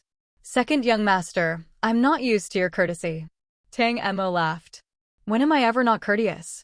Walking side by side, they occasionally whispered to each other, giving the appearance of a close couple. Many guests had already arrived in the garden.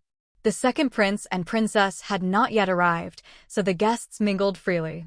Xin An glanced around and recognized familiar faces, but before she could greet anyone, Tang Mo led her to the side. I knew second young master would wear new clothes today.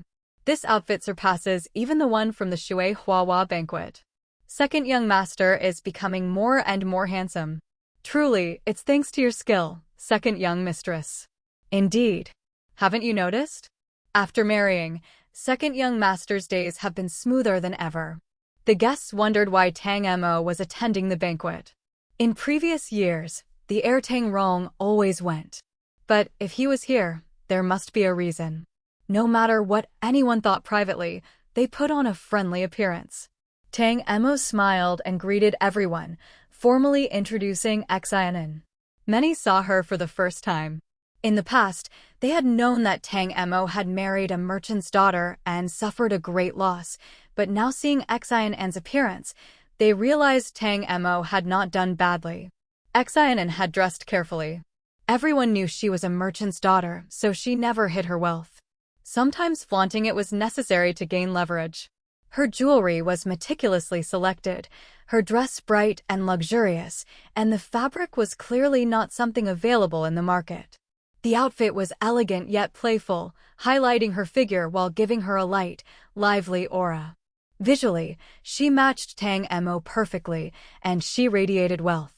Anyone attending the banquet had seen fine things before. They immediately knew Xin An's attire was expensive. No wonder second young master is always cheerful. Turns out his wife is so beautiful. Second young master is pleased. Naturally, he smiles. For a second son who couldn't inherit the title, having a wealthy, beautiful wife was indeed a blessing. Chapter 165. What is she doing here? In such a setting, Xin An naturally followed Tang Mo's lead, gracious, allowing others to glance at her, exchanging polite words, moving with decorum but without flattery. She appeared dignified and poised. Soon, each family introduced their wives to her. Whether familiar or meeting for the first time, Xin An smiled and greeted them all, then was soon pulled aside by a group of women for conversation. The current First Minister Ouyang's young mistress, surnamed Lin and related to Lin Yao, looked completely different from Lin Yao. She had an exotic aura, curly hair, deep eyes, striking presence. Her gaze lingered on Xin An's attire the entire time. Last time at the family banquet, my cousin spoke highly of Tang House's second young mistress. Seeing her today, she truly is as beautiful as a begonia. Her face is lovely, and this dress style is unfamiliar. Is this from Huaijiang? The women present had long noticed Xin An's outfit. Wealthy and idle, their attention naturally went to clothing and jewelry.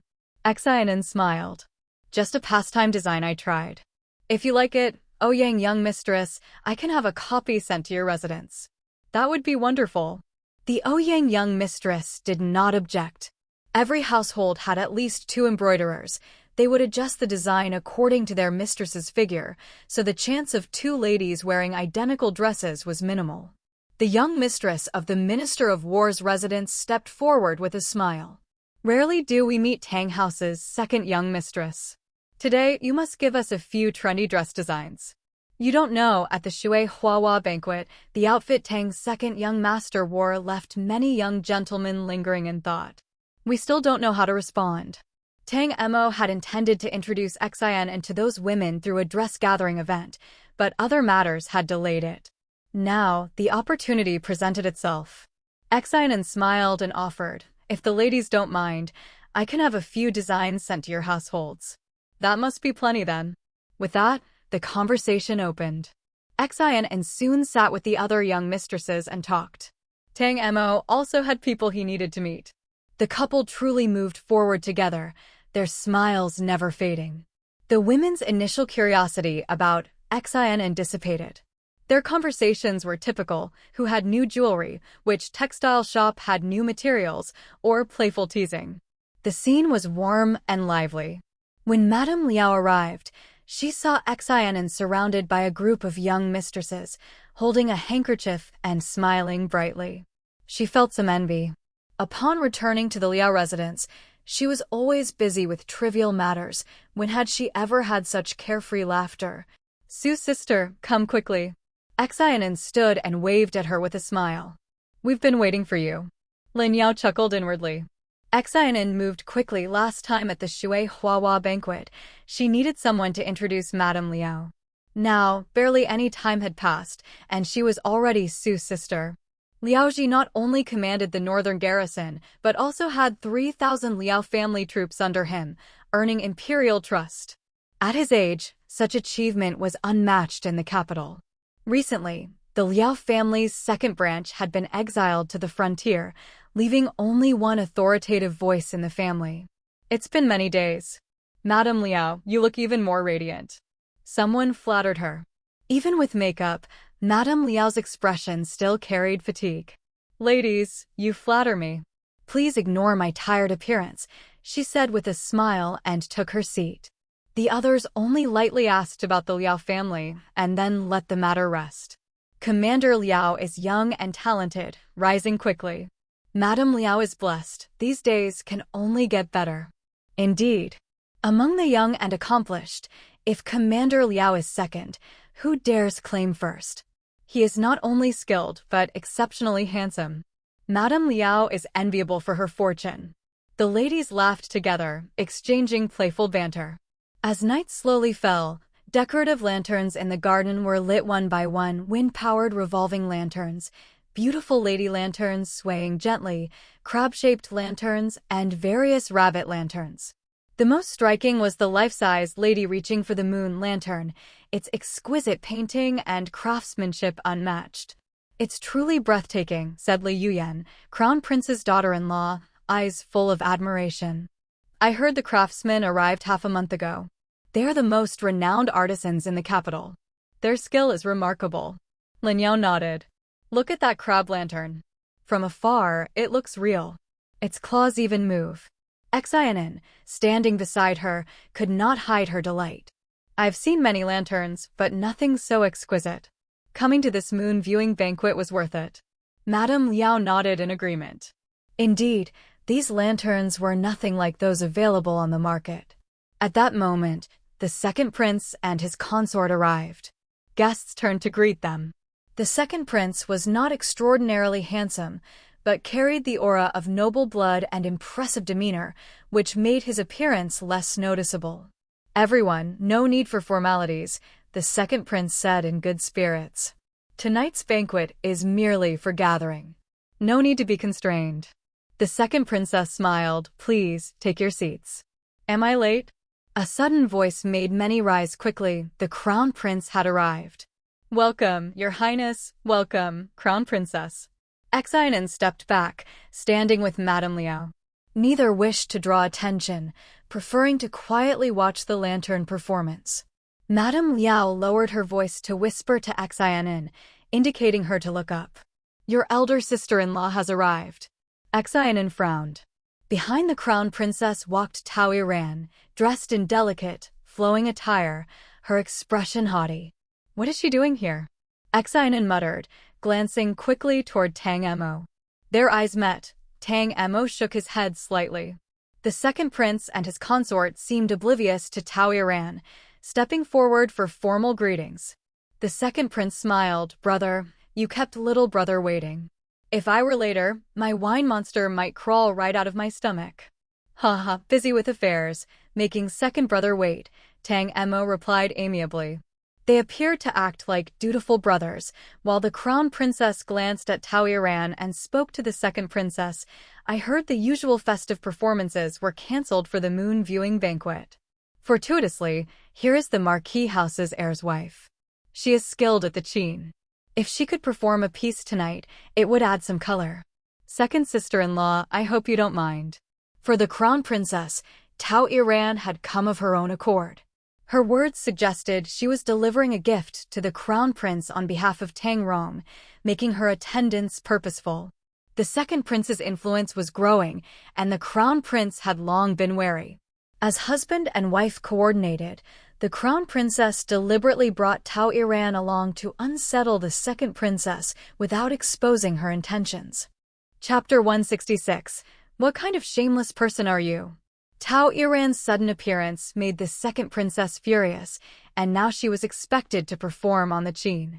The second princess thought the crown princess must have lost her mind. Tao Iran, no matter how insignificant some regarded her, was still the Marquis House's heir's wife. How could she be made to perform for everyone's amusement? The Marquis House might not be as powerful as before, but its foundation remained. Many of the old officers in the army still served under the late Marquis. Was this really a well-thought-out plan? Sister-in-law, you jest. Tang young mistress's status is noble. Asking her to play the qin might be improper. If you wish to hear music, the musicians in the house are skilled. Let them perform instead.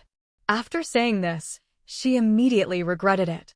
If sister-in-law insisted on Tao Iran performing, it would no longer be her concern. She stepped closer and whispered in the second princess's ear, "Sister-in-law, Tao Iran may belittle herself, but she is not someone we can command at will. Even as crown princess, you have no such right." A calculating glint flashed in her eyes. The second princess's own eyes flickered with disdain.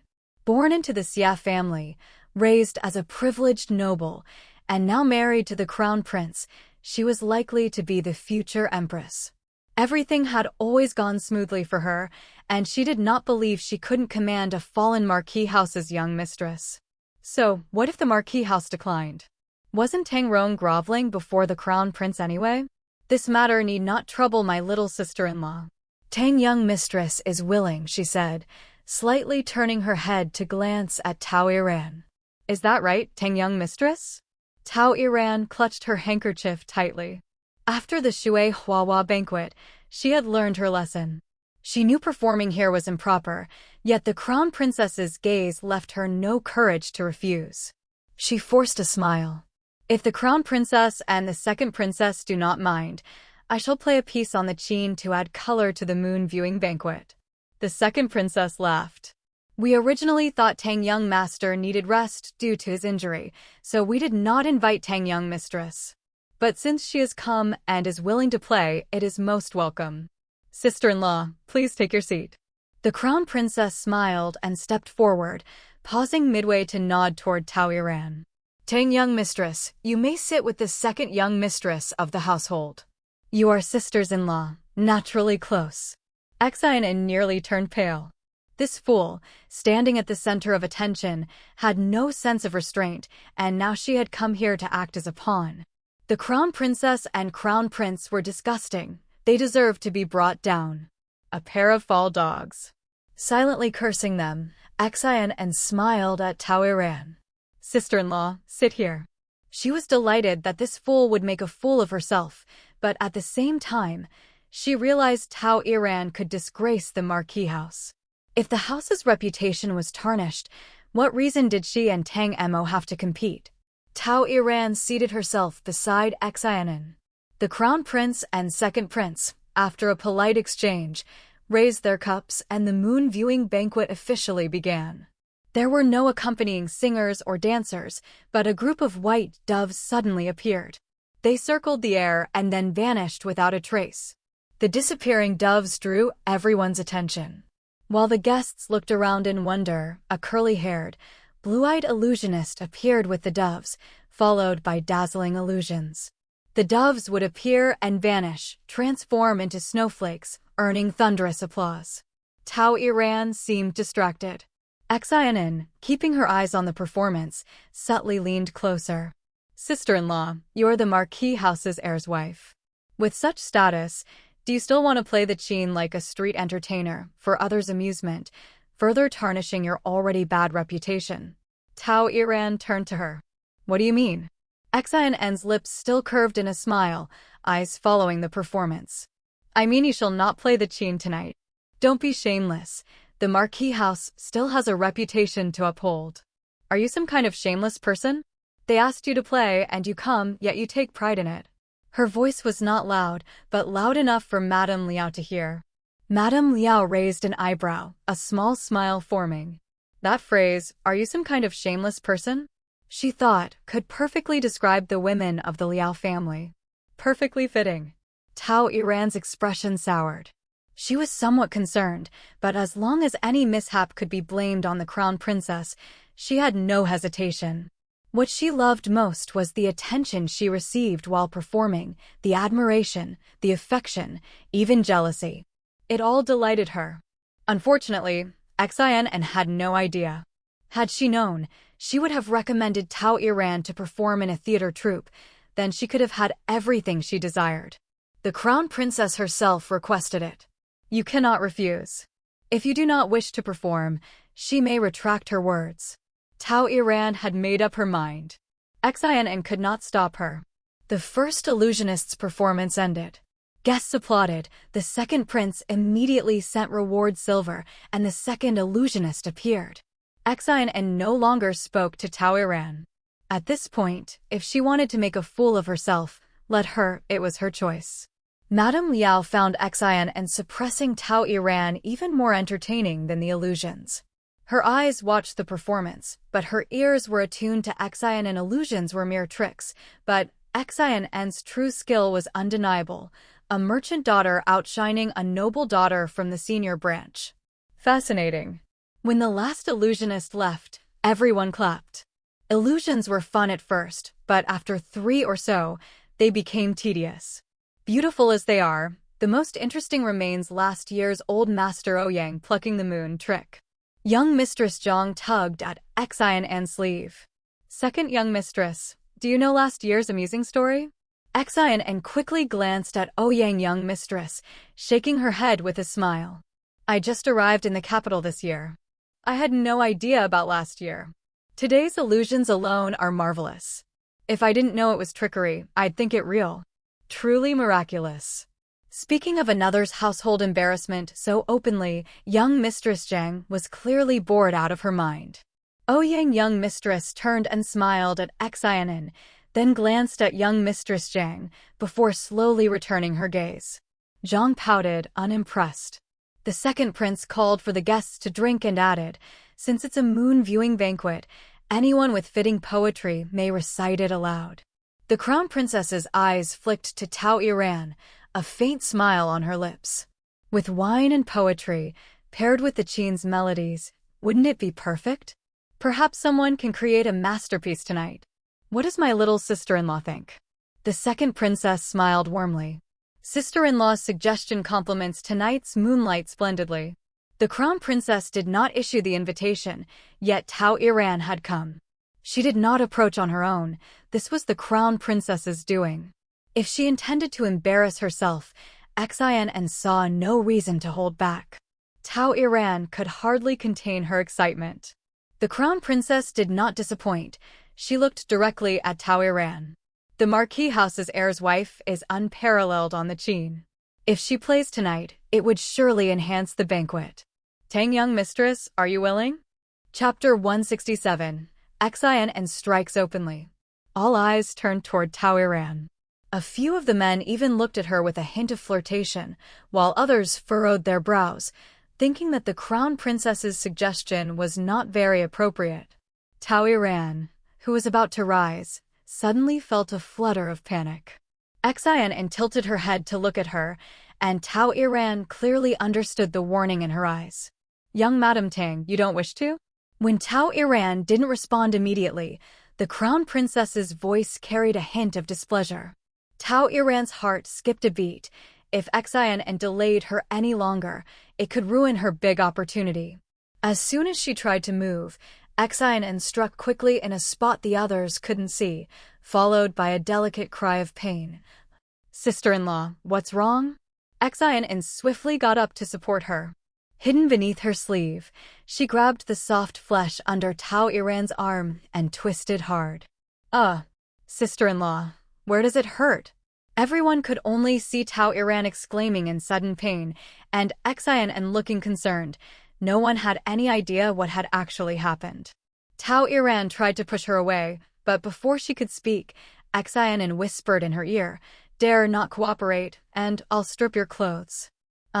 Sister-in-law, why are you trembling all over? What's wrong with you? Xin An looked flustered as she released Tao Iran and stepped forward to the second princess's side. After performing the customary greeting, she said, "Second princess, my sister-in-law isn't feeling well. I'll take her back to consult the physician." At that moment, Tao Iran hugged her arms, her face full of pain, eyes brimming with tears, looking quite disheveled. The skin under her arms hurt the most when twisted, and Xin An had not held back, mixing a bit of personal grudge into it. She guessed that the pain might linger for 10 or 15 days. Even so, Tao Iran didn't forget to cast a look of extreme grievance toward the second prince, as if they had some secret scandal. Unfortunately, the second prince was looking at Xin An and didn't notice. The crown princess's displeasure was almost written all over her face. Xin An's attack had been both hidden and fast. Aside from Lady Liao, who had been watching her closely, no one else saw it. Naturally, no one suspected Xin An. They only thought Tao Iran had played a trick on them. The second princess more or less guessed that Xin An had done something to Tao Iran. After all, the principle of one honors all was simple. But her purpose had been achieved, and she was willing to give Xin An some face. You were fine just now. Why are you suddenly unwell? Have the household physician examine you. Send someone to report this to the Marquis's residence so that they can send someone to fetch you. It's dark and the road is unsafe. One person might not be able to manage alone. It wouldn't be convenient for the second prince to escort you either. Knowing that Tao Iran had a good relationship with Lady Liao, the second princess was pleasantly surprised. The Su family of Linzhou was wealthy, and Liaoji commanded the troops. Having the military nearby was a far better advantage than her own father, who was far away. Naturally, she wanted to cultivate favor, and there was no way she would let Xin leave without proper arrangements. With a plan in place, the house stewardess of the second prince's residence quickly escorted Tao Iran downstairs to be examined by the physician. Xin, still worried, wanted to accompany her, and the second princess did not stop her. Tang Emo also went along. The second princess turned to the crown princess, sister-in-law, "Don't be upset, anyone can play the zither." Soon, several musicians appeared with their instruments. After performing the customary bow, they went to the artificial rockery, and soon the sound of melodious music filled the hall, bringing the gathering to life again. With Xin present, Tao Iran naturally didn't dare cause any trouble. The second prince's physician took her pulse and said there was nothing serious. The sudden pain throughout her body could have been caused by a chill. The physician, having seen nobles with strange ailments before, wasn't surprised. Serving in a prince's residence required skill. He could easily tell if someone was faking. But he also knew the proper etiquette. Eventually, it was Steward Zhang who personally escorted Tao Iran back. When Zhang received the news, she was a bit stunned. She had been out on business in the afternoon and had no idea Tao Iran had left the residence to attend a banquet and hadn't received an invitation. To show her diligence, Xin and even personally escorted her to the door. Tao Iran's gaze was sharp, her voice low. "The Marquis's residence isn't yours. Remember your place. Don't think that having a little wealth allows you to act as you please. This is the capital, where dukes and marquises gather. Your Xin family is just merchants. Are you so bold because you think second brother will protect you? You must give me an explanation for today's incident." Xin had gone too far. She dared to act against her openly. If she didn't retaliate, would Xin think she was easy to bully? "Sister-in-law, it's dark and the road is dangerous. You should return early."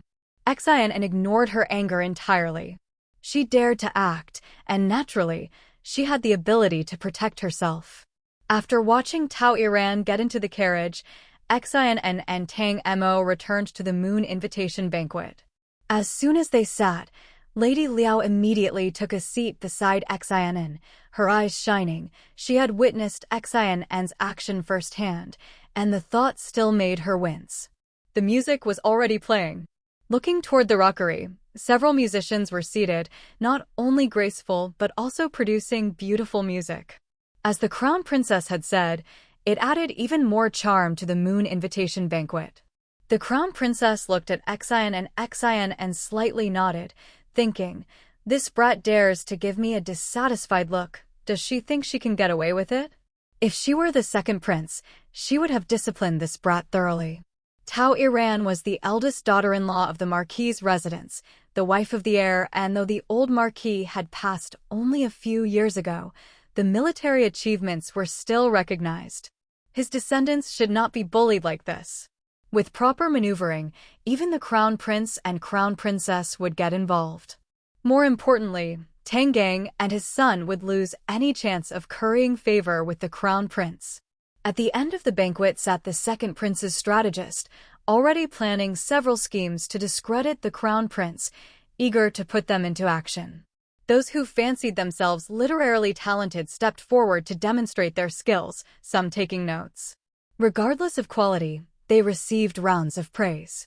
When it was Tang Mo's turn, the crowd insisted he speak a few lines, even if nonsense. Tang Mo laughed and repeatedly declined. "How can I write poetry? Every time I tried in school, I would want to cry, and often got hit by the teacher." The crowd wouldn't listen. They insisted even light-hearted verses were required. Tang Mo could only smile helplessly and step forward. Then I'll compose a playful poem just to make everyone smile, shall we? The crowd cheered, and even the second prince said he hadn't heard a light-hearted poem in a long time. Go on, recite it. Tang Emo cupped his hands and cleared his throat with mock seriousness. Before lifting my brush, tears filled my eyes. The teacher stands before me. Today, I cannot compose this poem, and my lady will surely disdain me. Ha ha ha ha ha. The hall erupted with laughter. Xin An laughed nonstop, and Lady Liao even laughed tears from her eyes. Xin, sister, stop being so harsh on him, he's had it rough. Lin Yao also laughed. Second brother truly is a treasure. The crown prince and the second prince laughed as well. The second prince raised his cup. This poem is truly amusing. You can even see second Lord Tang's worries. Here, I toast you. Tang Emo quickly lifted his cup. Pardon me, second prince. Second Lord Tang is magnanimous. Cheers. The second princess smiled at Xin An. Second Lord Tang even thinks of second young madam when composing poetry. You two must have an enviably good relationship. Lin Yao and others echoed this, making Xin An's ears turn red with embarrassment. Chapter 168. Going to the Marquis's residence to demand justice. Tang Mo's playful poem had been a great success, instantly elevating the atmosphere of the Moon Invitation Banquet. The second prince was very pleased. After all, a banquet was meant to be lively, filled with distinguished guests. If everyone held back out of politeness, what fun would it be? Tang Emo cupped his hands toward everyone. Forgive my jest, truly, forgive me. At this moment, I wish I could dig a hole and hide in it. But remember, today's laughter cannot continue into tomorrow, someone replied. The crowd laughed again. Yan Shimao stood up next, saying he would also compose a playful poem to entertain everyone, continuing from Tang Mo's opening lines. Before lifting my brush, tears filled my eyes. So many carefree years gone by. Now to compose a poem. I sigh as I fill my life. Ha ha ha. Marvelous. It resonates with Tang Er's verse, and I also have one, another said. The learned guests, seeing this, eagerly joined in. When it was Liao Ji's turn, he candidly admitted he couldn't compose poetry. After all, he had been on the battlefield at 12, with no time for such matters. But even if you can't, we can't let the fun end. Just follow Tang Er's 4 lines and add a couple of words to join the amusement, they insisted. Liao Ji then recited. Before lifting my brush, tears filled my eyes unneeded. The teacher stands before me fearless. Today I cannot compose this poem, certain. And my lady will surely disdain me, indeed. Even the crown prince repeatedly remarked how amusing it was, and the crowd found it even more entertaining. Without elders present, the banquet was completely unrestrained. If the elders had been there, they would have scolded them for misbehavior. Lady Liao laughed so much that her cheeks ached. Xin An smiled. Sister Su, your laughter is beautiful. You must laugh more often. All right. I will make sure to come out and laugh often from now on. After such laughter, though their eyes were teary and cheeks sore, their hearts felt unusually light. I heard later there will be floating lanterns for wishes. Xin, sister, do you want to make a wish?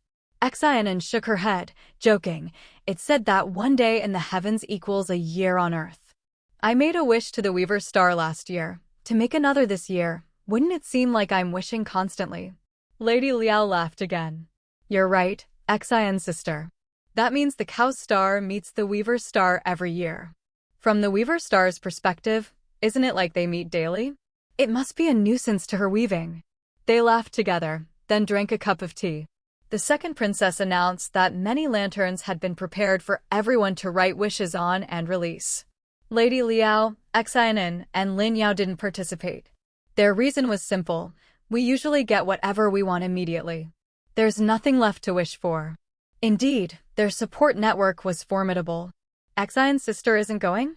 Xin An explained she had already prayed to the Bodhisattva earlier. Why bother the second princess? Very well, then we. Before she could finish, someone from the second princess's entourage arrived with a request.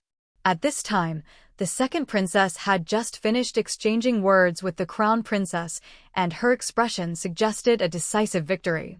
She invited a few people to sit, complimenting Tang Mo's poem as amusing, praising Yan Shimiao's closeness to Tang Mo, and highlighting Liao Ji's talent, effectively flattering the husbands of all three women. Xin An felt that today the second princess seemed strangely different. Truly, to become a princess required skill. Only someone inexperienced might think the second princess was straightforward and blunt by nature. The moon invitation banquet continued merrily. Meanwhile, Tao Iran's tears flowed like a river. After leaving the second prince's residence, she did not return to the marquis's residence, but headed directly to the Tao family. Steward Zhang couldn't stop her and had to personally escort her back. Seeing the bruises on her thighs and underarms, Madame Tao's anger surged, her eyes brimming with tears. No matter her displeasure with Tao Iran's actions, this was her daughter. How could she not feel furious and heartbroken? That merchant girl is outrageously bold, committing such a vicious act. You'll stay in the residence tonight, and tomorrow morning, I'll personally go to the Tang family to demand justice for you. Master Tao furrowed his brows, finding it hard to believe that a younger sister-in-law would openly attack her elder sister-in-law. He inquired about the events at the moon invitation banquet. Tao Iran glanced away twice before lowering her head and crying. The crown princess said my zither skills were good and wanted me to play. Before I could respond, my younger sister-in-law pinched my leg, then pretended to be concerned while twisting me again, finally forcing me out of the second prince's residence. Madame Tao's anger surged. She told Master Tao, even if Iran did something wrong, it does not give her the right to commit such a vicious act. If we don't go directly to demand justice, how can Iran establish herself at the marquis's residence in the future? How could others not look down on the Tao family? We spent so much effort and resources helping Tang Rong. Yet he, ruined by two beasts, fails to act, letting our previous efforts go to waste. Shouldn't we demand an explanation from the marquis's residence? Speaking of it pained them.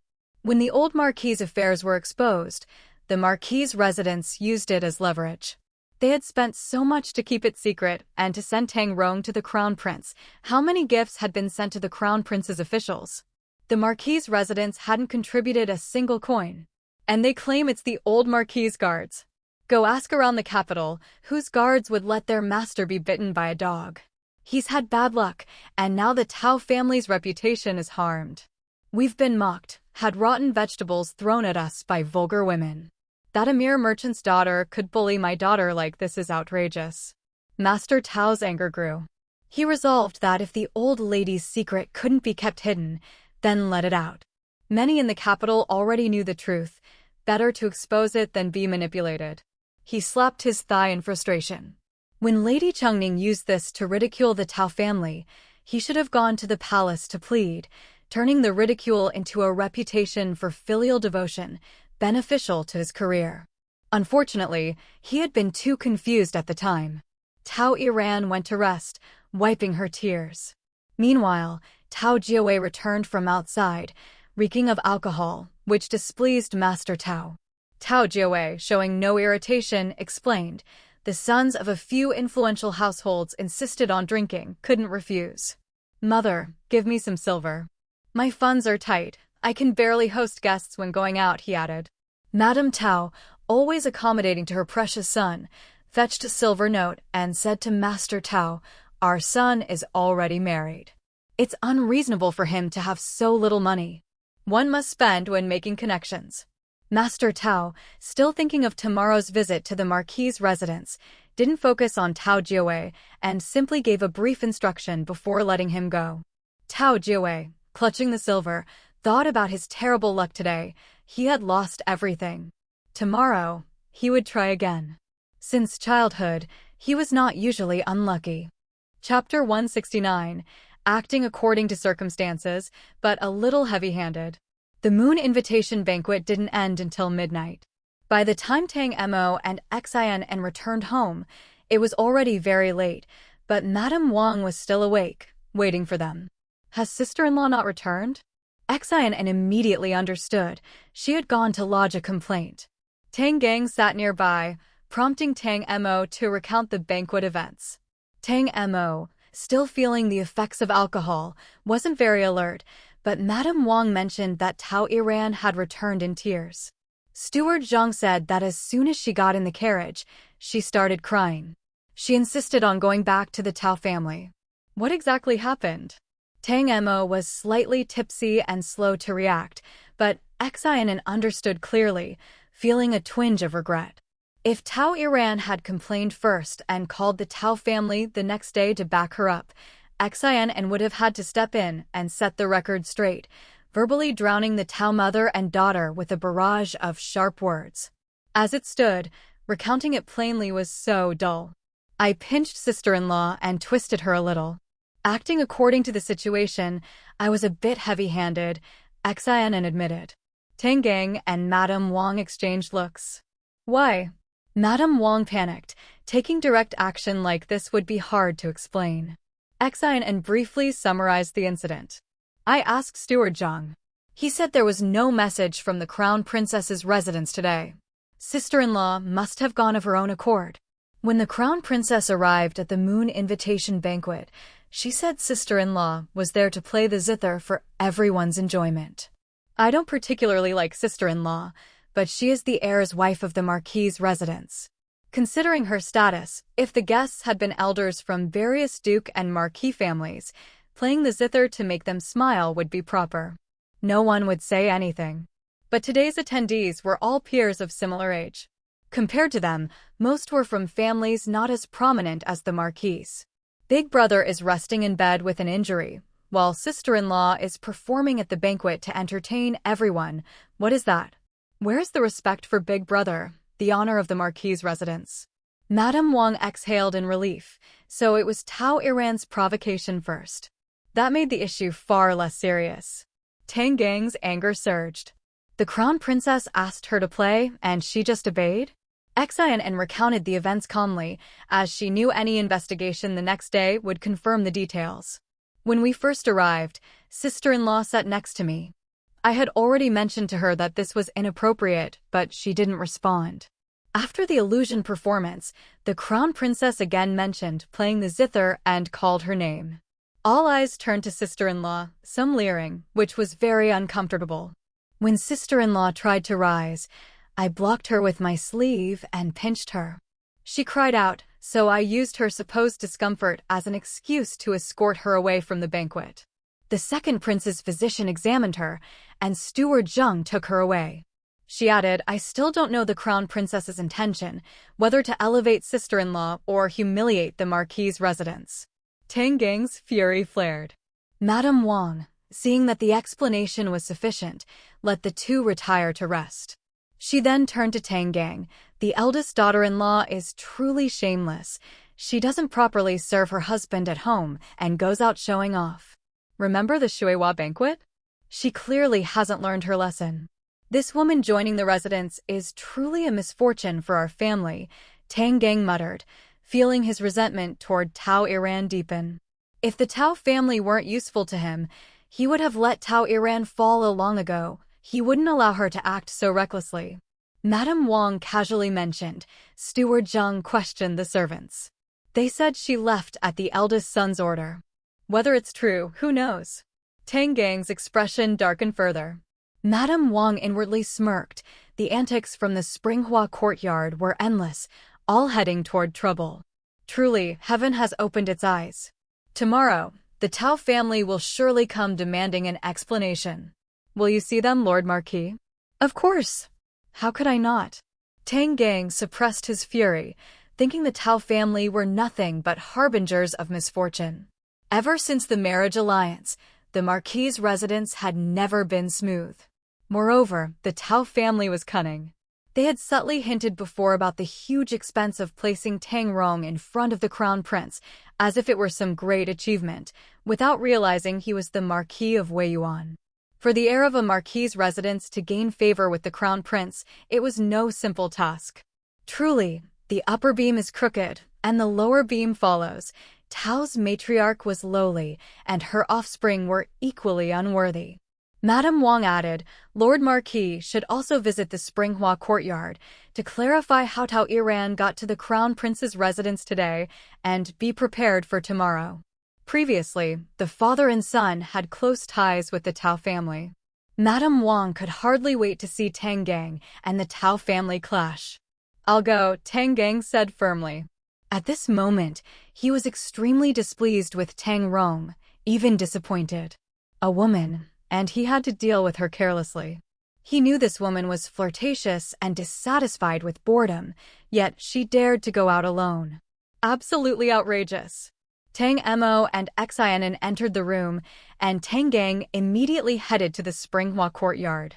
Tang Rong had already learned that Tao Iran returned home in tears and felt uneasy. Seeing Tang Gang arrive, a bad premonition struck him. "Father," he said. Tang Rong could now walk about freely, though he shouldn't move too fast, as his injury still hurt. Tang Gang looked at him coldly, indifferent to the injury. Just as Tang Rong was about to speak, Aunt Kai entered with tea. Tang Gang's disapproving glance stopped her in her tracks. She didn't sit down and focused on Tang Rong instead. Why did Tao Iran appear at the Moon Invitation banquet today? Tang Rong was momentarily speechless. Some details could be hinted at, some could be told by others, but he absolutely could not speak. Today, while inventorying the storeroom, a painting by Master Lu Xingji was found. Earlier, we heard the Crown Prince liked it, so she delivered it to the Crown Princess.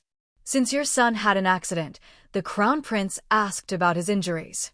Consider it a token of thanks," Tang Rong explained. "Perhaps the Crown Princess invited her," he added. Tang Gang snorted coldly. "I think she wanted to go herself and made up this excuse." His gaze seemed to pierce Tang Rong. "Do you know why the Crown Princess brought her to the Moon Invitation banquet?" Tang Rong frowned. From the tone, it didn't sound good. "But something happened?" Tang Gang didn't hide it. He repeated Xin An's account, confident that Xin An wouldn't lie. "The Crown Princess is from the Xia family. She cannot act without caution. This must have been deliberate. Tao Iran was flirting with the second prince and was warned by the second princess. The Crown Prince surely knows. Tell me, what was the Crown Princess's intention?" Tang Rong, holding onto the table, slowly sat down, his face pale and ashen. He had expected Tao Iran to be mocked, but not like this. Tang Gang continued, "If it weren't for the second daughter-in-law, tonight our Marquis's residence would have lost all face. That Tao woman dared to show off at our expense. Since she has gone back herself, she must not return. Tomorrow the Tao family will come. Decide now." Frustrated by his son's weakness, Tang Gang didn't know how to scold him. Indecisive, you cannot achieve greatness. With that, he turned to leave. After a few steps, he paused and added, "Though you are recovering, don't be too greedy for food." Aunt Kai returned. "Lady, you could now serve Tang Rong daily, feeding him medicinal tonics up to 8 times a day." In a short time, Tang Rong's figure became rounder, his face shiny, utterly ruining his refined, elegant image. Tang Gang saw this and felt his eyes hurt. Chapter 170. The Furious Matriarch. Tang Rong wiped his face and noticed a slight sheen of oil on his fingers. Walking over to the mirror, he nearly wished he could die. His once proud face now looked greasy. Thankfully, it was manageable. A little restraint in eating would clear it up. What truly inflamed him, however, was Tao Iran. He clenched his fists tightly, his eyes burning with rage. Never mind that she was his wife. Even a dog at his side would not deserve such treatment. "Crown Prince. Crown Princess," he whispered under his breath, venom slowly pooling in his eyes. In Qiushi courtyard, Xin An finally exhaled when Tang Mo fell asleep. Fortunately, he hadn't gone on a drunken rampage tonight. She had assumed he would fall asleep quickly after such a long day, but he remained awake until midnight, methodically reviewing the day's events before finally succumbing to sleep. By the time he awoke again, the sun had risen, and he had already left for his official duties. Chun Yang and Chun Lu came in to serve. Knowing that today she would likely confront the Tao family in the front courtyard, Xin An's eyes sparkled with excitement. "Don't go out today, keep the hair simple." Nanfeng entered and respectfully asked if she wanted to update her autumn cosmetics so that the city's finest cosmetic shopkeepers could bring samples for selection. "I'll go check them myself when I have time. No need to send them over." She also considered that her mother was likely preparing her younger brother's marriage arrangements. Later, have the cloth shop's manager pick some of the best materials. I'll support my brother and help him look good. Young Madam, Lady Ganlu from the matriarch's side has arrived. The matriarch had sent Ganlu to deliver gifts to Xin, and ever since she learned that Tang Gang and Tang Mo had been drinking in the residence, and that their father-son relationship was now clearer, she held Xin in higher regard. Yesterday afternoon, the Empress Dowager's attendants had delivered a few bolts of fine cloth, and today, they sent another piece for Xin. This bolt was delivered yesterday by someone from the Empress Dowager's side. The matriarch said its color is vibrant and perfect for the second young madam. So she had it sent early. The cloth's color was like autumn maple leaves, rich and radiant, with exquisite texture. Xin admired it, draping it over herself. This is excellent. Look how beautiful it is. Beautiful, it suits the season perfectly. The second young madam will look even more radiant in it. The matriarch has excellent taste. This material looks both bright and luxurious. The maids showered her with exaggerated praise, making Xin laugh. Ganlu smiled as well, then set the cloth aside and instructed that it be made into a new dress as soon as possible. In a few days, there's the autumn banquet, you will wear this. Such fine cloth, worthy of presentation before the Empress Dowager, was 1 in 1,000. In a previous life, she would have hoarded it, and it might eventually have ended up in Tao Iran's hands. But in this life, Xin followed the principle of enjoying blessings immediately, so as not to let others benefit. Of course, this splendid cloth would be worn without delay. Lady Ganlu, has the matriarch eaten breakfast yet? Ganlu smiled. The matriarch knew the second young madam was coming and specifically instructed that breakfast be served only after you arrived. I knew grandmother cares for me, Xin said with a smile as she stepped outside with Ganlu. She knew the matriarch was well aware of the household's affairs. Even at her age, she sought harmony at home.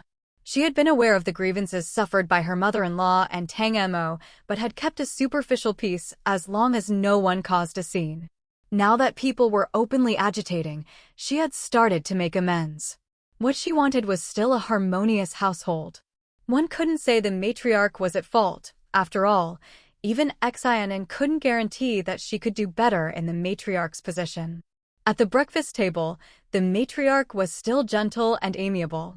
Xin, as always, entertained her, and the two of them shared a cheerful morning together. After breakfast in Chuanrong Hall, Madame Wang arrived. With a few simple words, she dismissed Xin and recounted the events of the previous night to the matriarch. The Marquis thinks, since she returned on her own, we won't receive her. She should learn a lesson. And we won't yield to the Tao family. The eldest daughter-in-law is truly reckless. The matriarch was furious, but not because of Tao Iran. Your father has been gone only a few years, and yet a mere crown princess dares to humiliate my Marquis's residence? If the crown princess could act like this, what would happen if she truly reached a high position? The matriarch had always seen it as her responsibility to protect the Marquis's residence. The late Marquis had instructed her to live well. As long as she lived, the family's honor would endure, and no one could dare to insult them. Madame Wang tried to soothe her, but the matriarch would not relent. She instructed Ganlu to send a note to the palace. She was going to pay respects to the Empress Dowager. If we remain passive in the face of such humiliation, it will be a laughingstock. The Marquis's residence's status in the capital will plummet. If the Tao family comes, tell them it's my decision. The Tao woman cannot be accepted by our Marquis's residence. Since she returned of her own accord, she shall not come again. If she insists, then reduce her status from wife to concubine. The Marquis's heir deserves a better match. Her anger was merciless. Though she had resented the late Marquis's extramarital child, she could not erase the fact that he had been a great hero. He had built the family's wealth and glory, and she had suffered in pain until his death. If she could not defend the family's honor, how could she meet him in the afterlife? The late Marquis rose from humble origins to earn a marquisate through his military achievements. If his descendants cannot preserve this honor, how can they claim to be Tang family heirs? I will immediately send letters to the clan in the ancestral lands. The elders will send the finest young men to the capital. Your father once proposed this, but for various reasons, it wasn't done. Now, with only 2 grandsons, the Marquis' line is too thin. Madame Wang bowed respectfully. Everything is as you decide, mother. When the Marquis returns from court, your daughter-in-law will have him come immediately to see you. She thought privately that Tang Gang would likely be unwilling. There were capable young men in the clan, but Tang Gang would never allow others' sons to steal the limelight from his own. Naturally, he was too selfish and narrow-minded. Otherwise, he wouldn't have tried to dodge helping Tang Yong earlier. Tang Yaoming was his nephew, after all. The matriarch simply hummed in acknowledgement. This time, no objections would be allowed. Obedience was expected. About half an hour later, Tang Gang returned, appearing first at Chuanrong Hall. Rarely, the matriarch spoke sharply to him. Though he hadn't caused the incident himself, as the head of the household, he was responsible for any mistakes within it. When Tang Gang declared he would not let the matter slide, the matriarch's expression softened slightly. She hadn't even mentioned summoning the clan's young men yet, when Tang Gang shifted tactfully, but if we cause too much commotion, we might offend the crown prince. Commotion? The matriarch's fury surged again. She slammed her hand on the tea table with a loud clap. It's not commotion, it's injustice. You think losing face isn't enough? Where is your backbone? Tang Gang knelt before her. Please, mother, calm your anger. Caught between fury over the Marquis' humiliation and fear of offending the crown prince, Tang Gang was indecisive. But the matriarch was known for her usually gentle temperament. Once she suddenly erupted in anger, he was somewhat intimidated. Chapter 171, Madame Wang battles Madame Tao. Tang Gang was caught in a dilemma, unable to decide what to do. For a moment he had completely lost his composure. The matriarch looked at him with deep disappointment. If you still insist on being spineless, then in your father's name I will invite his old subordinates to the Marquis' residence. I refuse to believe that no one would stand up for our house. Tang Gang panicked completely. If that happened, what would outsiders think of him? Also, let me inform you of this. I have already decided to bring several outstanding young men from the clan to live in the Marquis' residence. From now on, you will be responsible for managing their futures. If you are unwilling, then teach your 2 sons to become more capable. The heir to the Marquis' residence does not necessarily have to come from the 3 of you. The matriarch intended to force Tang Gang to toughen up. This spineless man was worse than an old woman like her. Tang Gang opened his mouth, then lowered his head in shame and anger. Fortunately, he still had some backbone left. Your son will not disappoint mother's expectations. I will defend the honor of the Marquis' residence. Please calm your anger, mother. Do not harm your health. The matriarch looked at him sternly. I will watch what you do. Tang Gang had not yet risen when a servant came to report that the Tao family had arrived. Master Tao and Madame Tao have come. The eldest young madam did not return with them. Tang Gang cupped his hands toward the matriarch. Mother, I will handle this matter. Go. Only after he left did the matriarch relax slightly. Her previously straight back slumped noticeably. Ganlu stepped forward to comfort her. Old madam, you mustn't anger yourself like this. You are the pillar of the Marquis' residence. The matriarch gave a bitter smile. You really know how to stab at my heart. At my age, I still have to be the pillar. What use are all those children and grandchildren? This household lacked someone truly decisive and capable. If things continued like this, even the late Marquis' glory might not protect these descendants for long. The front courtyard. Master Tao and Madame Tao arrived with obvious anger. Their goal was clear: accuse the Marquis' residents and force them to give concessions. At the very least, they wanted Tao Iran to gain the authority to help manage the household.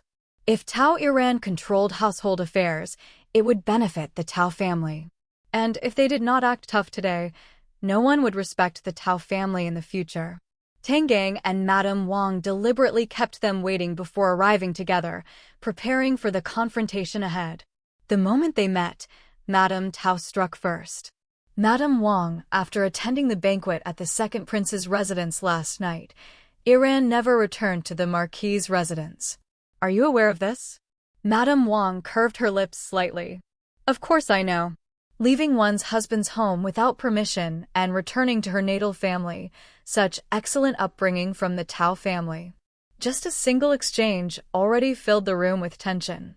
Tang Gang and Master Tao, the heads of their families, sat silently. They would only speak after their wives finished their verbal battle. Madame Tao tightened her grip on her handkerchief. If my daughter had not suffered great injustice in her husband's home, why would she return to her parents' house? Madame Wang, aren't you going to ask why she went back? Madame Wang remained calm. She caused trouble and hid at her parents' house.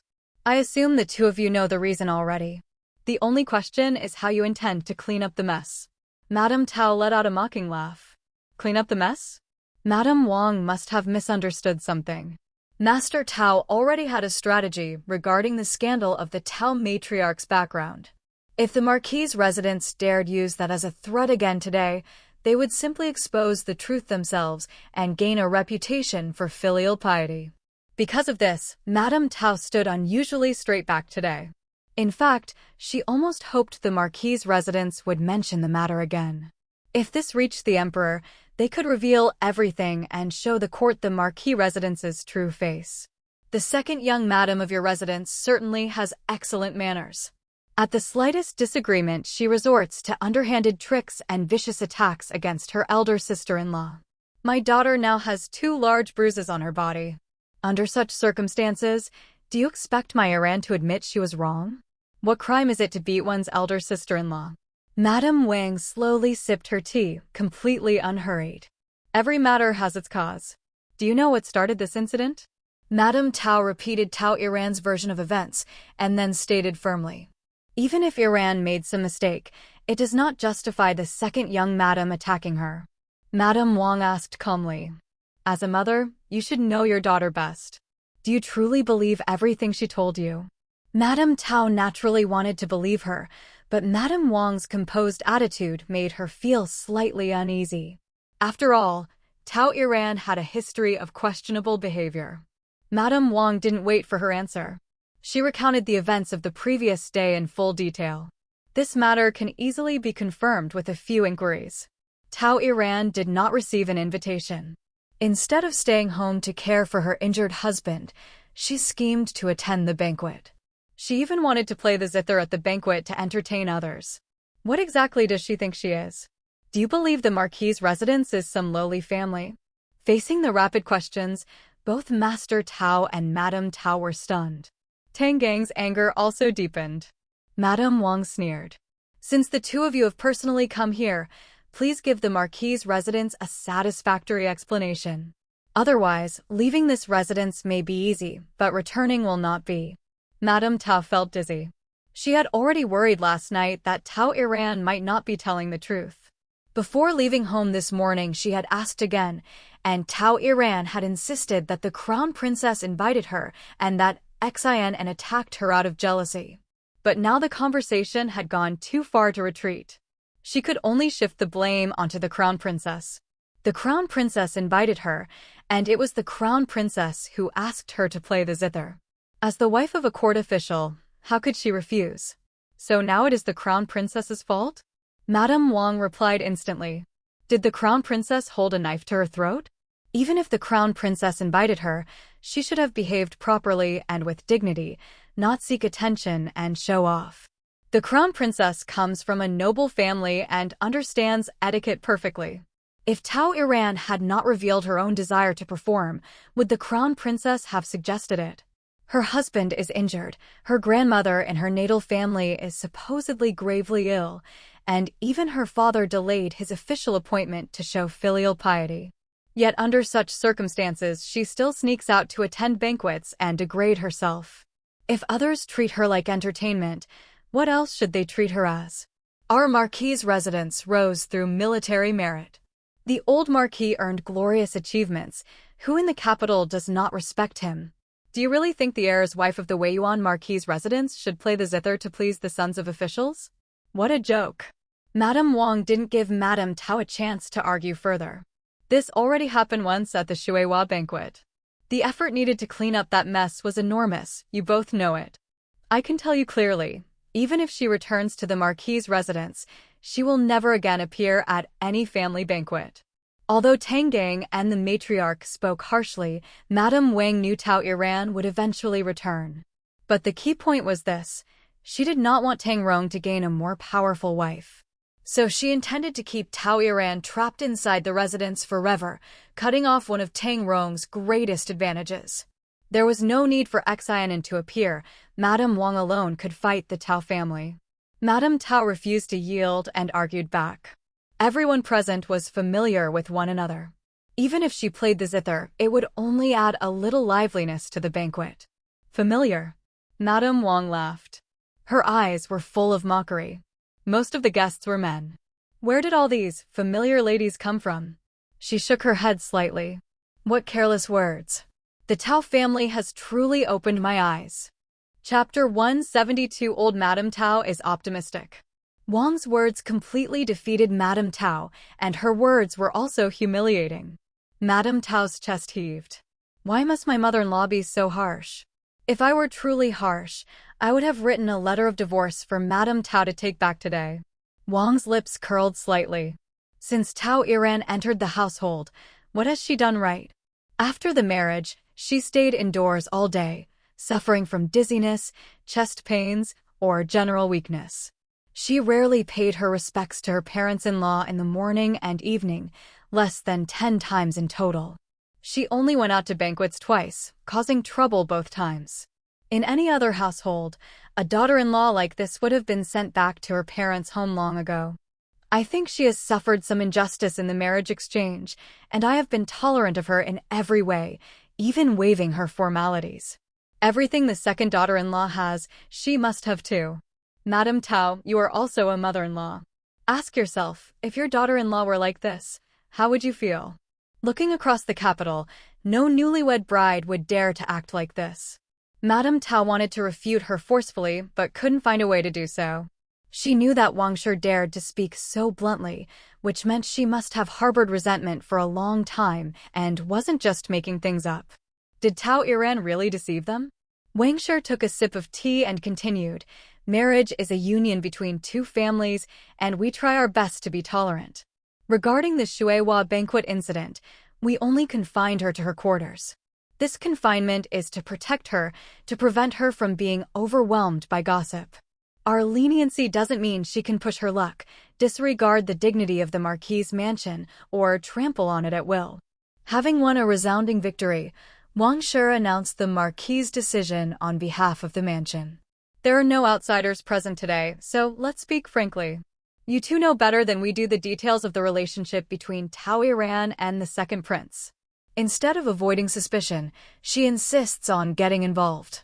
Such a woman is simply unacceptable to our Marquis's mansion. Since she went back on her own, let her recuperate at her parents' home. Madame Tao's face was ashen. The couple had come with such force. Were they expected to leave groveling? At this moment, her dissatisfaction with Tao Iran had reached its peak. After one side was defeated, Lord Tao spoke up. Madame Tang's words have merit, but isn't this making a mountain out of a molehill? It was just playing the zither, and besides, it hadn't even been finished yet. Tang Gang raised his eyes. It's not the Tao family's reputation that's being damaged, so naturally you think it's making a mountain out of a molehill. Besides, this matter won't end so simply. The storm hasn't even begun. The family's reputation couldn't be compromised in the slightest. Moreover, he couldn't back down even if he wanted to. His mother was watching closely and was even considering replacing him with someone else. He had to be firm, even if he didn't want to. Lord Tao's expression wasn't good either. The Tao family couldn't accept a married daughter living in her parents' home for so long. They couldn't afford that humiliation. But the Marquis's attitude was too forceful. He wanted to curse them out, but considering the consequences, he couldn't bear them. Thus, Tang Gang and his wife overpowered Lord Tao and his wife, not giving them a chance to soften their stance, and directly saw them off. For in-laws to go to such lengths was unprecedented in the capital. No sooner had they left than Tang Gang hinted to Wang that she should look for outstanding women in the capital, just in case. Wang readily agreed, but inwardly she despised him. Though she wasn't a good person, she couldn't bring herself to let a fine young woman be schemed against by the father and son. Tao Iran's trip to the crown prince's residence must have been at Tang Rong's behest. His motive was likely that he was restless and afraid her son would steal the limelight from him, the heir apparent, so he had to make an appearance. Unfortunately, he didn't know what kind of person Tao Iran was. How could she be content without making a scene at such an occasion? Tang Rong was a coward. When trouble came, he only pushed women out to take the blame. He was perfectly capable of moving around, yet he insisted on staying in the courtyard like a coward, completely mimicking Tang Gang's flaws. Which woman wouldn't be unlucky to be with him? Xin An, in Qiushir's courtyard, waited for a while but no one came to call her. She was prepared to have a verbal battle with the Tao family, but now she was told they were all gone. What did they say? Nanfeng told Xin An the information she had gathered. Xin An felt that her mother-in-law was becoming more and more courageous and recently quite belligerent, with extremely strong fighting power. It was a pity that Madame Tao wasn't up to par. Her mother-in-law probably hadn't had her fill today. Looking at the sky, she wondered if Tang Mo would return early today. She had to talk to him about this, otherwise it would be unbearable to keep it bottled up inside. She didn't know why, but in her past life she had been the best at suppressing her feelings and hiding her thoughts. Why couldn't she keep anything to herself in this life, always wanting to discuss things with Tang Mo? With nothing to do, she asked Chunyang to remove her exquisite hairpin. Chuanlu picked a few blooming flowers from the small garden of the Marquis's mansion and put them in her hair. Who said that dressing up beautifully required gold, silver, and jade? And tell them to make 2 more pairs of boots for the second young master. The weather is getting cooler. I heard there's a shop in the city that makes good leather boots. Go and order 2 of the most expensive pairs for the second young master. Are there 2 pieces of thick material in the storeroom? Find them and let me see. Her mother-in-law was so capable, she had to show her some appreciation for being able to stay in the background and live a leisurely life. Also, find the clothing patterns from last time and have someone make several copies. I want to give them away. Aunt Wang went to do it with a smile. Chunyang brought over 2 autumn cloaks.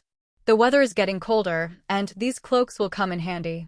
They can be used when you and the second young master go for a stroll in the courtyard at night. The second young master doesn't seem to have a cloak. Why don't we make one for him too? Oh dear, the second young master is away on official business. It will be so cold in winter. We should make 2 pairs of thick boots. Aunt Wang and the maids of Qiushir courtyard didn't say anything about the relationship between their young mistress and the second young master, but they were anxious in their hearts. However, they were happy to see the 2 becoming more and more intimate. They were still waiting to take care of their young master and couldn't wait for the 2 masters' relationship to progress rapidly. When Lord Tao and his wife returned to the Tao family home, their first act was to seek out Tao Iran. They initially assumed she was in the courtyard where she had lived before her marriage, but instead found her serving the old lady. However, this serving was actually a pretext to find a way to get Tang Rong to personally come and take her back. The old lady's suggestion was to keep Tang Rong waiting for a while, creating a sense of crisis for him. As for how to make Tang Rong nervous, the men who had previously fallen for Tao Iran would come in handy.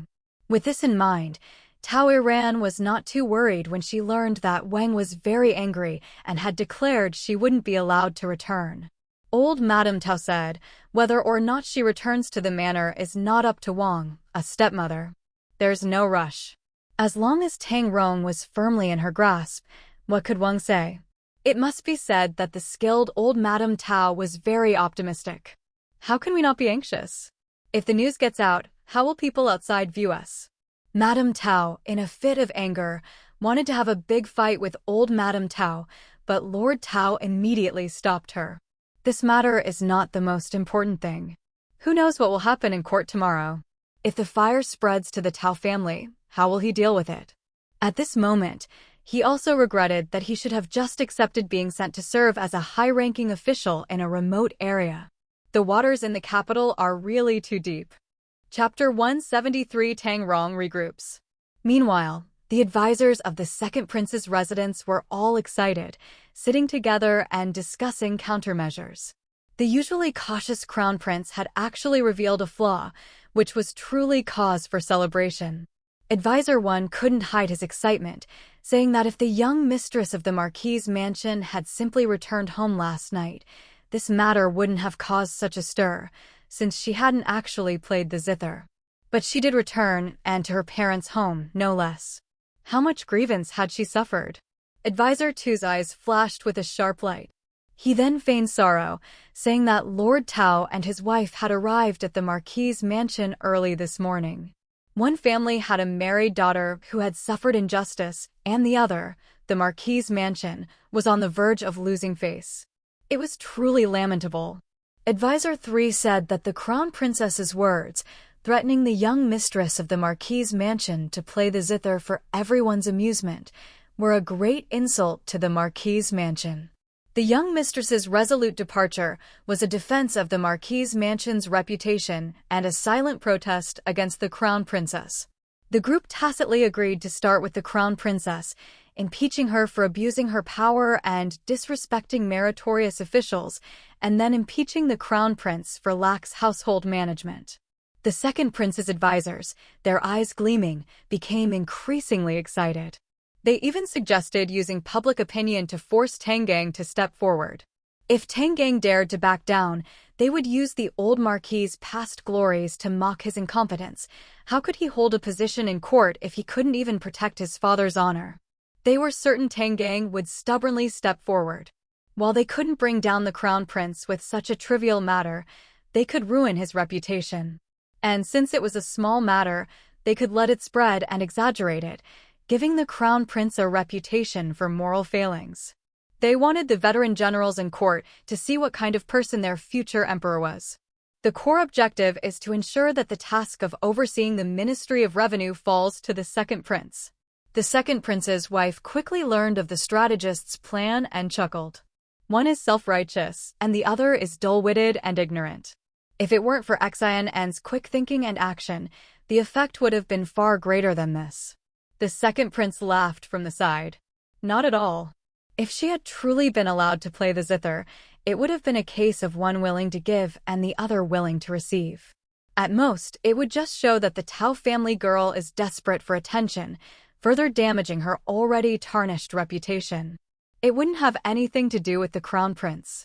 If she didn't play, they can say she left in shame and indignation, which would even improve her reputation. Speaking of which, old Marquis Tang truly had keen insight, arranging for Tang Rong to marry the Xin family girl so early on. What a pity. The second prince's wife nodded in agreement. Her abilities are still unclear, but she's definitely better than Tao Iran. It seems my husband is quite concerned about Tao Iran's reputation. The second prince's face showed a moment of embarrassment as he spoke helplessly. It's all in the past, why bring it up? I've said it so many times. I don't look down on women who don't respect themselves. Do you think I'd like just any Tom, Dick, or Harry? We're childhood sweethearts. Don't you trust me? The second prince's wife glanced at him and sighed softly. Who told me this shrew, not to treat you well?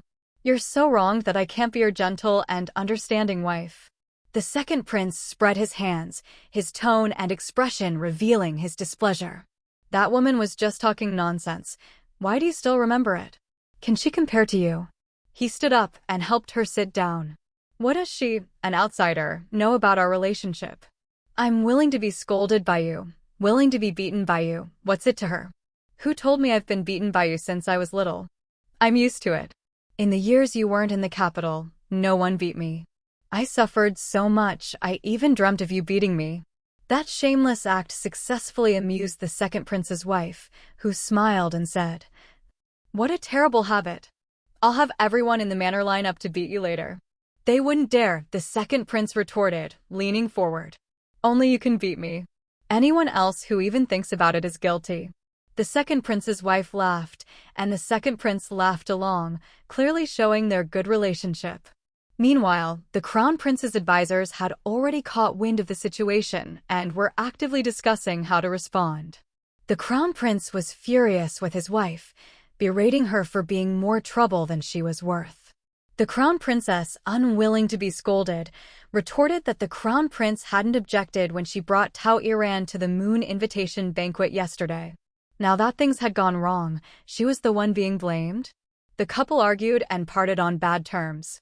The wind was stronger than usual today, but it didn't disperse the dark clouds overhead. A storm was brewing.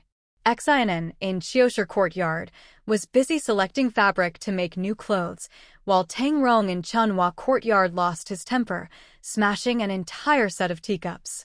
He regretted his haste in believing Tao Iran's lies and causing such a mess. Ignoring his injuries, he sat in his study for half an hour before tidying himself up and going to find Tang Gang. Father and son entered the study together. After all, Tang Gang had put a lot of effort into cultivating him. If one calmed down and thought carefully, one could guess the general situation. The second prince will definitely make a big deal out of this, and 9 times out of 10 it will involve father, forcing him to point his guns at the crown prince. The crown prince has many spies and will definitely be on guard. I'm afraid he'll try to make father downplay this matter first. If father goes along with the crown prince's wishes, the second prince's people will use the marquis's reputation to pressure father. If we obey the crown prince, the marquis's reputation will plummet. If we obey the second prince, we'll definitely offend the crown prince. It's a game of wits, and we don't know who will win or lose. Either way, it's not good for us. Speaking of which, what my father-in-law said earlier was a bit of an exaggeration. We don't need to be too hasty. Lord Tao had kept touting the benefits of supporting the crown prince, saying that although the marquis's family didn't seem to have much power, the old marquis's prestige was still there. If he raised his arm, people would surely respond. With a little maneuvering, Tang Rong could stand out in front of the crown prince, which would be of great benefit to his career and would bring the marquis's family decades of wealth and honor. The father and son were easily swayed by his words. Tang Gang had even almost sent a message to Xian Quan, asking him to contribute money to help the crown prince succeed. Now it seemed incredibly rash. Even without the merit of supporting the crown prince, the marquis's family could still enjoy decades of prosperity based on the old man's achievements alone. Moreover, the emperor was in good health and seemed destined for longevity. But now nothing could be done. They could only try to quell the matter as quickly as possible and prevent it from escalating. Tang Gang said, "Your grandmother is furious. The old lady is usually cheerful and doesn't care about anything, but in her heart your grandfather's glory is greater than anything else. She won't allow us to back down. She has already written to the clan, and within 3 months several outstanding young men from the clan will be arriving. Therefore, I will also write back to ask the clan to send several eligible young women." The old lady was in a bad mood, and Tang Gang couldn't refuse. However, considering that once the clan members arrived he would definitely have to spend money and effort to secure their future, it would require a lot of thought. A career in government is fraught with difficulty. Even as a marquis, he walks on thin ice. If he hopes to rely on his sons to succeed and protect his family, how many years will it take? The gap between effort and reward is too great, so he can only try to compensate by arranging marriages for the women of his clan. Chapter 174 I think your son isn't yours. Tang Rong didn't think there was anything wrong with this. There's no such thing as a free lunch. Besides, it wasn't like he was selling off the women of his clan, but rather finding them good marriage partners. He couldn't say for sure about other families, but their backgrounds were certainly not bad. In a way, they were the ones who benefited. It had to be said that the father and son were surprisingly in agreement on certain issues. After discussing for a while, they still couldn't come up with a good solution. Tang Rong, whose wound was healing and itching unbearably, couldn't sit still any longer. He stood up and bowed. "Your son will come up with a solution as soon as possible. As for the Tao family, they will follow father's wishes." He admitted that Tao Iran was very beautiful and suited his taste. He liked her gentleness and kindness. He had originally thought that marrying her would become a beautiful story, mutually beneficial, but things had turned out differently. He clearly knew which was more important, a woman or his future. Tang Gang was finally satisfied. I've asked your mother to look for outstanding noble ladies in the capital for you. She will surely find someone you are satisfied with. Father, please don't rush things, Tang Rong refused again. He could abandon Tao Iran, even demote his wife to a concubine, but this shouldn't be something he suggested first, nor should it be the Marquis family who brought it up. The Tao family had to beg him to do it. Only then could he maintain his reputation as a man of deep affection. One wrong step had already made his path difficult. He wouldn't repeat the same mistake. He already had a plan in mind. Tang Rong was cautious, so cautious that he wouldn't even tell his father, Tang Gang, some of his thoughts, keeping them to himself. For example, he no longer fully trusted Tang Gang. When he learned that Tang Gang wanted to use women from the clan for marriage alliances to strengthen his power, he also planned to contact his maternal uncle's family. He had 2 cousins whom he had met in childhood. They were quite beautiful. He pretended to be obedient. Although Tang Gang was temporarily disappointed in him, it didn't affect Tang Rong's position in his heart. Just keep that in mind. Don't let what happened before repeat itself. As for the future, I'll have your mother keep a close eye on things, just in case. Tang Rong nodded, his face turning pale as he left. His wound was incredibly itchy. Unbeknownst to the father and son, their conversation was overheard by the servants sweeping behind the back wall. Tang Emo received the news almost immediately after returning home and told Xin An as soon as he arrived at Qiushi Courtyard, sounding somewhat annoyed. I thought he was finished. How can he still be causing trouble? Xin An looked at him like he was an idiot, shaking her head and sighing. We grew up under the same roof. How can our minds be so different? He's just had some bad luck, and his reputation is temporarily damaged. You don't really think that will bring him down, do you? Reputation, if managed properly, can be ruined today and picked up again tomorrow.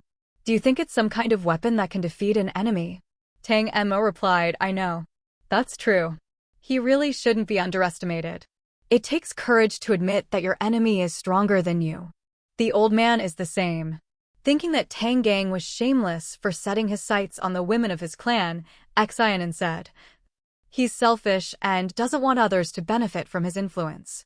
He should have taken this step years ago. Look around the capital, what high-ranking family doesn't do this?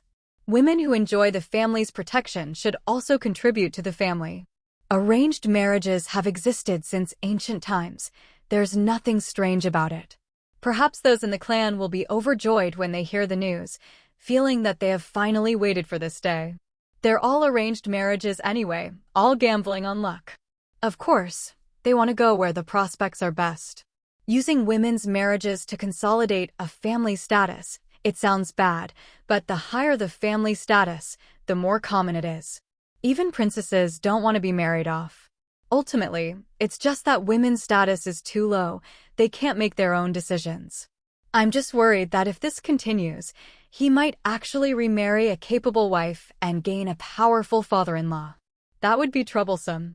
The thought of it was irritating. She had wanted to protect Tao Iran, but who knew she would cause so much trouble? Now look what had happened. She had gotten herself into this mess. Suddenly, a thought flashed through her mind, which she quickly seized. If we really have to find someone, I do have someone in mind. This person has a very noble status, but I don't know if he can handle it. Who? Tang Emo suddenly thought of someone as well. You wouldn't be talking about Princess Qianghua, would you? Xin An raised an eyebrow. How about it? Very noble, right? Tang Mo's expression became complicated. Princess Qianghua's husband had been dead for 2 years. During those 2 years, her residence had been filled with nightly revelry, her male companions changing one after another. She was the emperor's youngest sister. Although the emperor didn't particularly favor her, he hadn't allowed her to suffer either, turning a blind eye and letting Princess Qianghua live comfortably. He's probably not up to the task. According to rumors, Princess Qianghua had particularly strong needs in certain aspects. Xin An had only mentioned it casually, she would have to inquire further. Tang Emo continued, what decent woman would marry someone like him? What about him? Xin An felt that Tang Emo didn't understand women at all, and didn't know Tang Rong well enough. He started building his reputation before he even came of age. Everyone knows he's handsome and talented, steady, and knows when to advance and retreat, a model of aristocratic young masters. He's also shameless enough and extremely good at gaining benefits without paying a price. If he just abandons Tao Iran and does a little maneuvering, do you know how people will judge him? Tang Mo wasn't stupid. He understood after a moment of thought.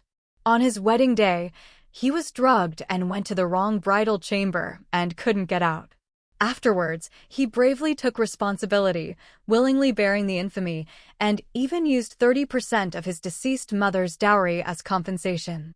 That's quite loyal and righteous. Quite loyal. Xin An felt he still hadn't seen through him.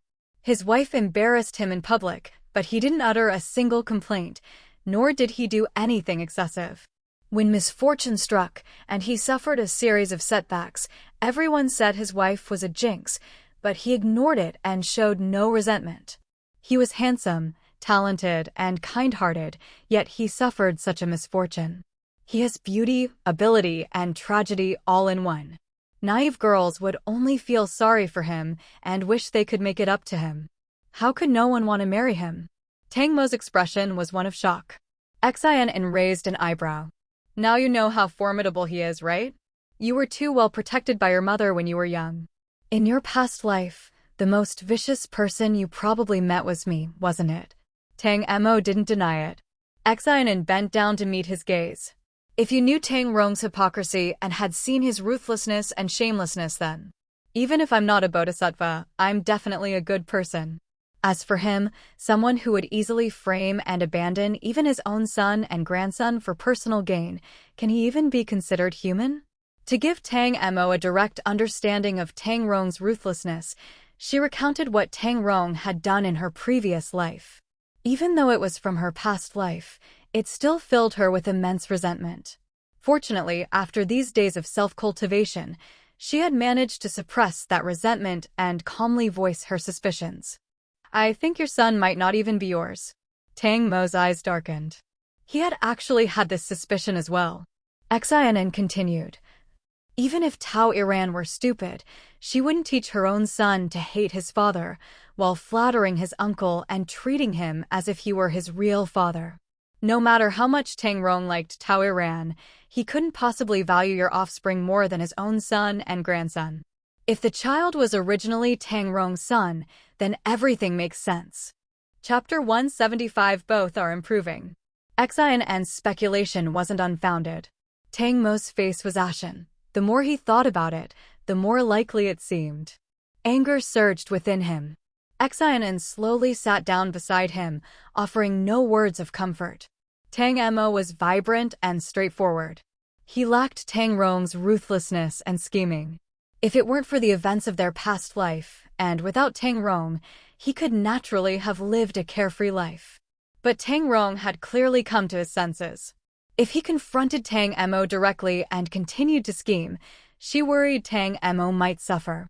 Tang Mo's heart churned with turmoil, but fortunately, his recent experiences had allowed him to control himself well.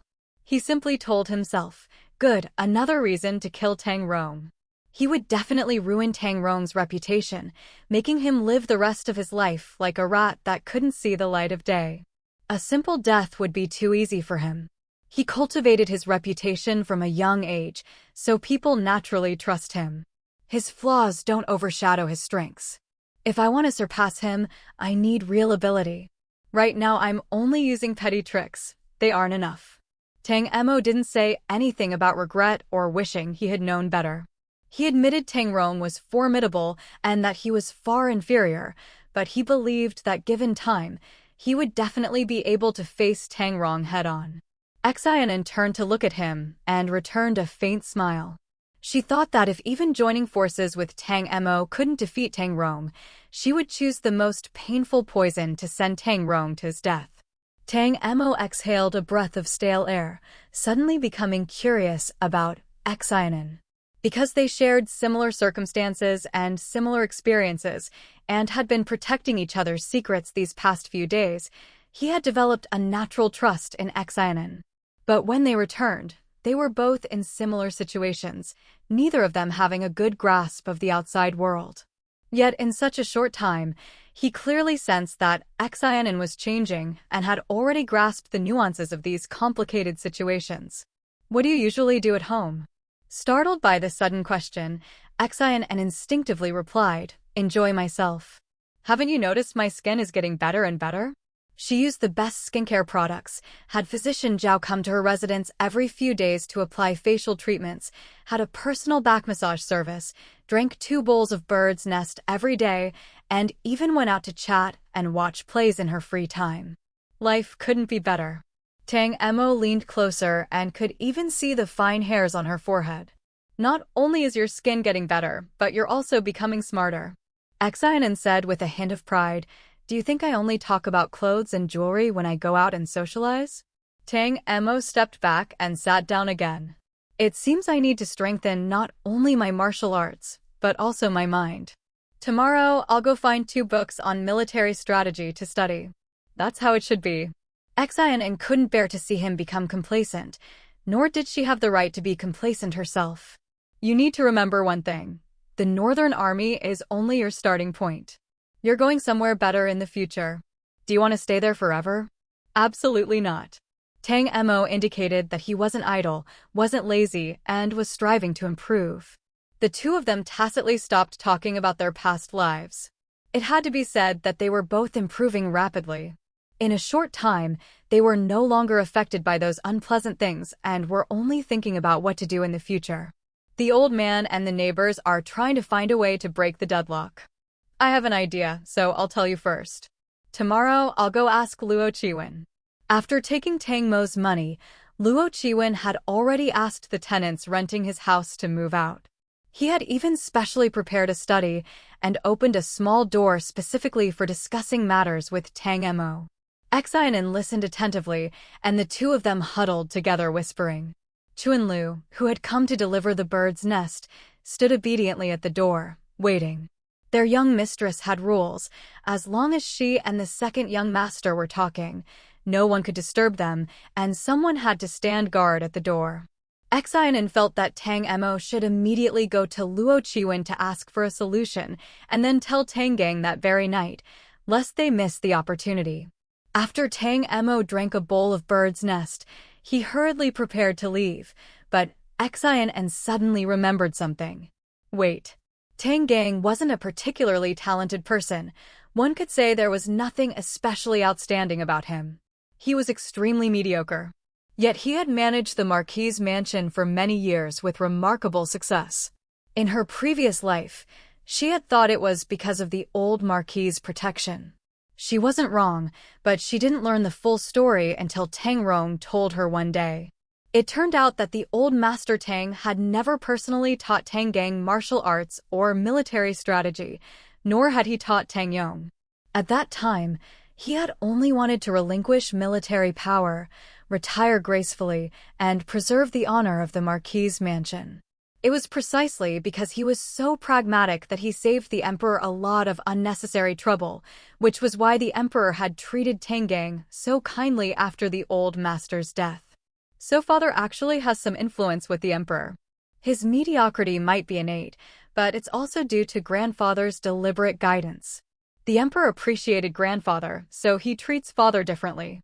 Tang Rong noticed this. Tang Mo pondered carefully, understood, and then hurriedly left. Xin An looked at the oppressive dark clouds and the increasingly gloomy sky, her gaze slowly drifting toward the direction of Chunhua Courtyard. After a muffled rumble of thunder, large raindrops began to fall, splashing dust into the air. The second prince acted swiftly. Those bored people trapped in tea houses and taverns by the heavy rain quickly heard the news. Tao Iran was already a celebrity in the city, and now that there was new news about her, it naturally attracted many curious listeners. The second prince's men handled this first step very well. After all, they only saw it as an opportunity and didn't want to make too big a fuss about it. This rain also helped them. The next morning, a censor, having heard the news, reported the matter to the emperor. The crown princess was impeached, and the crown prince's men vehemently defended themselves, shifting the blame entirely onto Tao Iran.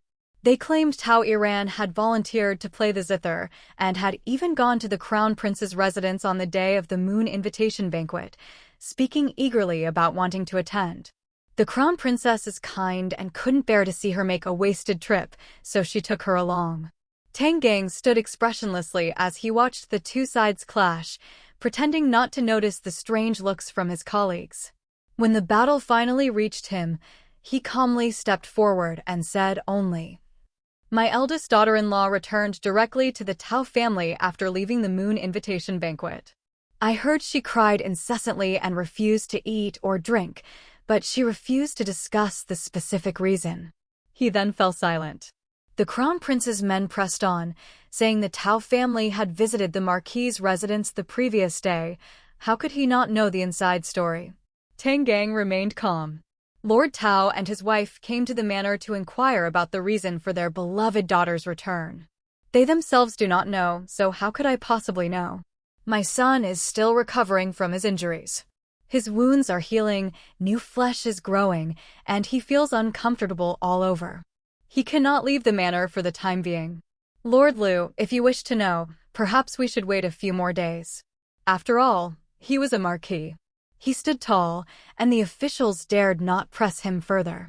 Besides, wasn't it normal for a father-in-law not to know about his daughter-in-law's affairs? Thus, neither the second prince's nor the crown prince's people could force him to say anything. Fortunately, they didn't seem to care much, and the verbal sparring continued. Chapter 176 Qingma, a double agent? The two sides in court were arguing fiercely, and the emperor's expression was not good.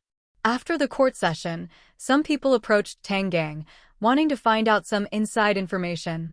Tang Gang shook his head and sighed. For the Marquis's mansion, this year has truly been an unlucky one, with unexpected disasters one after another. He deliberately walked very slowly, and before he even left the palace gates, the emperor's attendants arrived. At this moment, Tang Gang was not calm at all. Before he could say anything to the emperor, his eyes reddened. When the emperor asked him about it, he immediately knelt down, saying that the Marquis's mansion had offended Tai Sui this year, and that one incident after another had made him uneasy. Your Majesty, my eldest daughter-in-law is not clever. Spoiled by Lord Tao and his wife, she is naive and ignorant. She is foolish and indecisive, and not very courageous. After what happened on her wedding day, she hardly ever leaves the courtyard.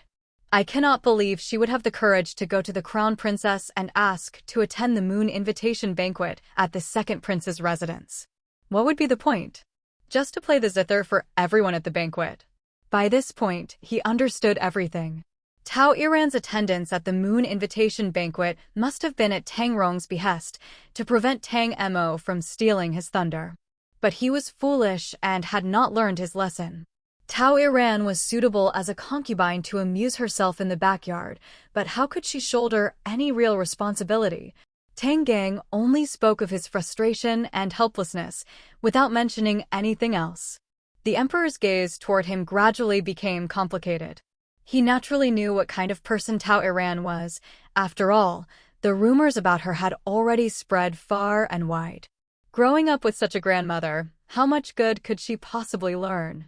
It was a pity that Tang Rong had been paired with such a woman. As for Tang Gang, the emperor withdrew his gaze. The Marquis's mansion was not deeply rooted, and Tang Gang was mediocre. He was likely kept in the dark about many things. Tao Iran was certainly not as timid and innocent as Tang Gang claimed. Thinking back on everything that had happened in the Marquis's mansion over the past 6 months, the emperor even felt a bit of pity for Tang Gang. Get up. Tang Gang quickly wiped away his tears and stood up. The emperor said, tell Tang Rong to rest and recover well. There is no need for him to rush back to his post. Things in the inner quarters should remain quiet. You may leave. Tang Gang respectfully withdrew from the imperial study. After leaving the palace and boarding the carriage back home, his expression became complicated. He knew that this matter was no longer related to the Marquis's mansion. The storm had subsided, which should have been something to celebrate. He couldn't help recalling Tang Mo's appearance last night, braving the rain to come see him. His boots and coat had been soaked through. Tang Emo said he had heard new rumors about Tao Iran that involved the Marquis's mansion, so he hurried back. Once they entered the study, Tang Emo began analyzing the situation clearly and confidently, making Tang Gang momentarily feel as if the person standing before him was his eldest son, Tang Rong. The situation had been unfavorable for the Marquis's mansion, yet they had been at a loss for how to deal with it. The two advisors' suggestions either offended the Crown Prince or the Second Prince. The consequences of offending either side were more than the Marquis's mansion could bear. Tang Mo's suggestion had suddenly enlightened him. As long as they showed weakness and pretended to know nothing, they could avoid clashing with the Crown Prince or offending the Second Prince, and the storm would pass quickly. At the time, Tang Gang did not believe for a moment that Tang Emo had come up with the idea himself. He questioned and doubted him, but Tang Emo said that Tang Gang was blinded because he was personally involved in the matter. Since such a serious conflict had arisen in the family, it was natural to ask his grandmother to intervene. With just a word from the old lady, everyone would behave themselves. The key point was not to confirm Tao Iran's impropriety. For the sake of the Marquis's mansion's reputation, they had to cover it up. Old Zhang, do you think the second son is intelligent? Back at the Marquis's residence, Tang Gang let out a long sigh. Steward Zhang smiled and nodded. The second young master is indeed intelligent and possesses much of the Marquis's youthful charm. With proper nurturing, his future achievements will surely be extraordinary. He had grown up with Tang Gang, yet he could never understand Tang Gang's thoughts. Tang Gang only had two sons. One would inherit the Marquis's title, so why couldn't the younger one also achieve something? Why must he suppress the younger one, preventing him from developing his talents and condemning him to a life of mediocrity? If that was the case, why blame the second young master for lacking ambition? But Steward Zhang would never say these words aloud. Tang Gang thought that Tang Emo was indeed different. He had become more ambitious than before and was gradually showing promise. While his proud eldest son was suffering setbacks, another son had begun to rise. This was a blessing for the Marquis's family. That child came to see me in the rain last night. I wonder if he is feeling unwell. I'll have the family physician examine him when he returns. This was the first time Tang Gang had taken the initiative to show concern for Tang Emo. It was hard to say whether Tang Emo would laugh or cry when he found out. But the old lady was certainly happy. Upon receiving Tang Gang's good news, the old lady immediately had two fine items sent from the storeroom to Qiushi Courtyard and praised Tang Emo repeatedly. Wang Shi felt honored and straightened her back considerably. She also had two pieces of calligraphy and painting sent from the storeroom to Qiushi Courtyard. She then thoughtfully told Tang Gang to visit Chunhua Courtyard to check on Tang Rong. His wound reopened in two places. The imperial physician examined him, and fortunately it's not serious. Antu has been taking good care of him. He's probably still thinking about this matter. It would be good if you, Lord Marquis, could explain it to him so he won't worry. Tang Gang went to Chunhua Courtyard as Wang Shi suggested.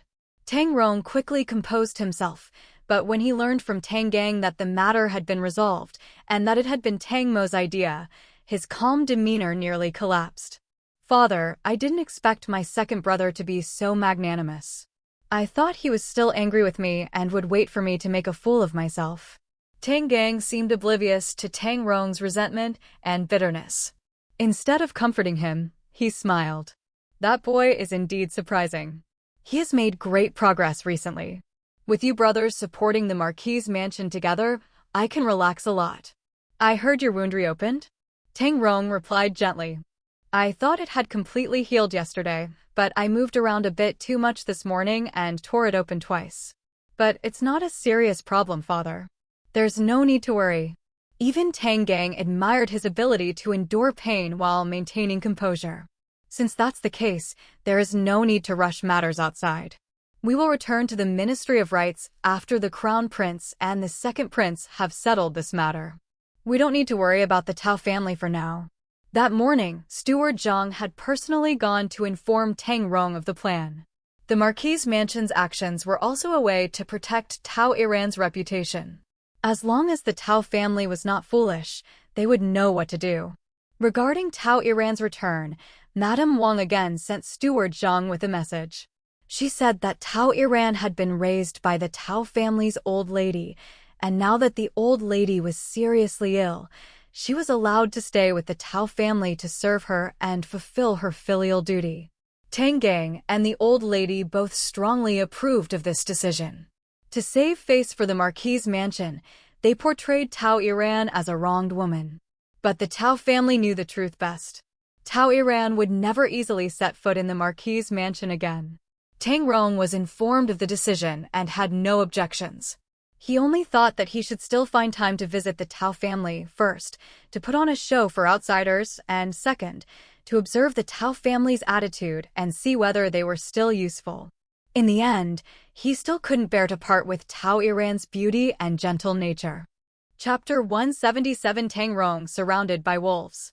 As soon as Tang Gang left, Tang Rong's expression changed. His face darkened as he slowly sat down, feeling that his position was precarious. He guessed that Tang Mo must have received Xin An's help. He knew the arranged marriage was a huge humiliation for Xin An, but he didn't know if Xin An's help to Tang Mo was to seize his position as heir or to take revenge. He couldn't help but think that if it weren't for what happened on the wedding day, he would have received Xin An's full support. Tao Iran, who was always causing trouble and making a fool of herself, would have dragged Tang Mo into a quagmire from which he couldn't recover and would not have become a threat to him at all. Besides, a woman like Tao Iran, even if she became Tang Mo's wife, would have been driven away by that terrible idea if he wanted to. He didn't want to think of Tao Iran as so despicable, mainly because he didn't want to feel like a joke. Xin An. He muttered the name twice, pondering whether there was any possibility of turning her away from Tang Mo. Without Xin An's help, what could Tang Mo use to compete with him? Xin Mo. Xin Mo, who was waiting outside, quickly entered. Send someone to keep an eye on the neighbors. Report everything Tang Mo does, where he goes, and what he gets in detail. Xin Mo readily agreed, but a torrent of bitterness welled up inside him. Nanfeng wanted him to keep an eye on the young master, and the young master wanted him to keep an eye on the second young master. So what should he do? Become a double agent? Or should he ask Nanfeng for a higher price? Many things have a second chance. He was incredibly conflicted the first time he betrayed Tang Rong's whereabouts, but the second time he was much more composed, mainly because Nanfeng was generous. He had an older brother who had fallen into the water as a child and injured his body, leaving him unable to do heavy work. He used all his energy at night, and in less than 6 years he had given him 3 nephews. Over the years, Xin Mo had given almost all the benefits he earned to his family, mostly supporting his brother's household. But he was getting old, and the young master hadn't mentioned arranging a marriage for him with a maid. He could only think more about himself, trying to save some money to get married and raise children. Why do you need so much money? Aunt Kai was now in charge of Chunhua Courtyard, so Xin Mo naturally had to ask her for money when he needed to get things done. After explaining the situation, Aunt Kai gave him the money, but only 2 taels instead of the usual 5. She also gave Xin Mo a warning. The young master needs money for everything he does. You should consider his needs more. It's just about keeping an eye on someone. It doesn't require so much money. Be frugal. Auntie is right, but you don't know that if we don't spend this money, the people outside won't do anything for us. Xin Mo tried to argue. Auntie, you've been away these past few days, and the young mistress is holding onto the money and unwilling to spend it. Without money, we can't get things done, which has delayed the young master's affairs so much. How about you give a little more? He thought Aunt Kai cared about the young master the most, and that she was always easy to talk to about anything concerning him. Little did he know that Aunt Kai now had her own worries. Her husband and son had both worked in the front yard, jobs that were quite lucrative, but recently Steward Zhang had discovered their embezzlement. Steward Zhang demanded that the father and son quickly repay the money they had embezzled, or he would report it to the madam. If the late madam were here, they wouldn't be afraid, but unfortunately she had passed away before she could enjoy such good fortune. The money they had saved over the years had been used to build their household and for daily expenses. How could they quickly repay it? Only Tang Rong's purse remained. Aunt Kai refused to give him more, even scolding Xin An. He, who had been struggling internally, quickly gave in and decided to go find Nafeng. After he left, Aunt Kai frowned and put a tael of silver into her purse. But they needed to make up for several hundred taels. How long would it take to scrape together the money at this rate? Auntie walked in gracefully. Tao Iran's return to her parents' home was uncertain, and there was no mistress in charge of the courtyard. As a concubine, she had some ideas. She thought Aunt Kai would help her, but she didn't know that Aunt Kai was worried about money and couldn't care less about her at all. And I heard that the young mistress seems to have gotten into trouble this time and has gone back to her parents' home. As long as one is willing to spend money, one can get information. Aunt Yu relayed the news she had received, adding, "When the Marquis came earlier, his face did not look good. The trouble the young mistress has caused must be quite serious. She has gone back to her parents' home without considering the young master at all. It's a wonder the young master trusts her so much, even letting her manage the keys to the late madam's dowry chest." She wanted to fabricate stories about Tao Iran abusing Tang Rong, since Aunt Kai cared most about Tang Rong. Looking up, she saw Aunt Kai's eyes light up, thinking she had hit the nail on the head. She added fuel to the fire, speaking ill of Tao Iran. After a while, Aunt Kai casually dismissed her with a few words. Once she was gone, Aunt Kai couldn't suppress the smile on her lips. Although the late madam's dowry wasn't the largest, it wasn't small either. If one or two items were missing, it wouldn't be noticed. Even if it were noticed, it could be said that the current Madame Wang had tampered with it. However, her gaze turned toward the main house. Tao Iran was gone, but Aunt Lu was still there, as were her dowry maids. The key must be in the main house, but how should she proceed? Tang Rong, who had forced himself to sit in the study, was still considering his next plan, unaware that he was surrounded by wolves. That evening, Xin An learned that Xin An was going to raise his price, and also learned the reason. A slight smile appeared on her lips. Tang Rong had indeed set his sights on Tang An. Fortunately, she had the foresight to bribe Xin An. "Give it to him. Tell him that the second young master's whereabouts are unremarkable. He's either practicing martial arts, drinking with friends, or visiting relatives, nothing else." Nafeng asked if they should do more, like taking over Qing Mo's family. Xin An shook her head. "Didn't they say he has a weak older brother? Think about it, Qing Mo has it tough. Tell him that if he does the job well, he can ask me to find a divine doctor to treat his older brother. But if he dares to betray his family, he should be careful for his family's sake. Remember, winning hearts is the best policy." Nafeng nodded with a smile. This servant understands. She was sure she could reach Qing Mo's heart. Xin An was now very satisfied with her ability to handle things. Find a way to bribe someone from the Tao family and see what Tao Iran is up to. Nafeng said, "This servant has already arranged for someone to handle this." The young mistress usually kept an eye on the neighbors. Even if the target left, the information could not be lost. Otherwise, how could she be the young mistress's most capable subordinate? Well done. Go to Aunt Wang and get some more money. Don't be stingy when you're out. Nafeng smiled and said, "I haven't spent all the money I got from Aunt Wang last time. Go get more when you've spent it all." Xin An nodded.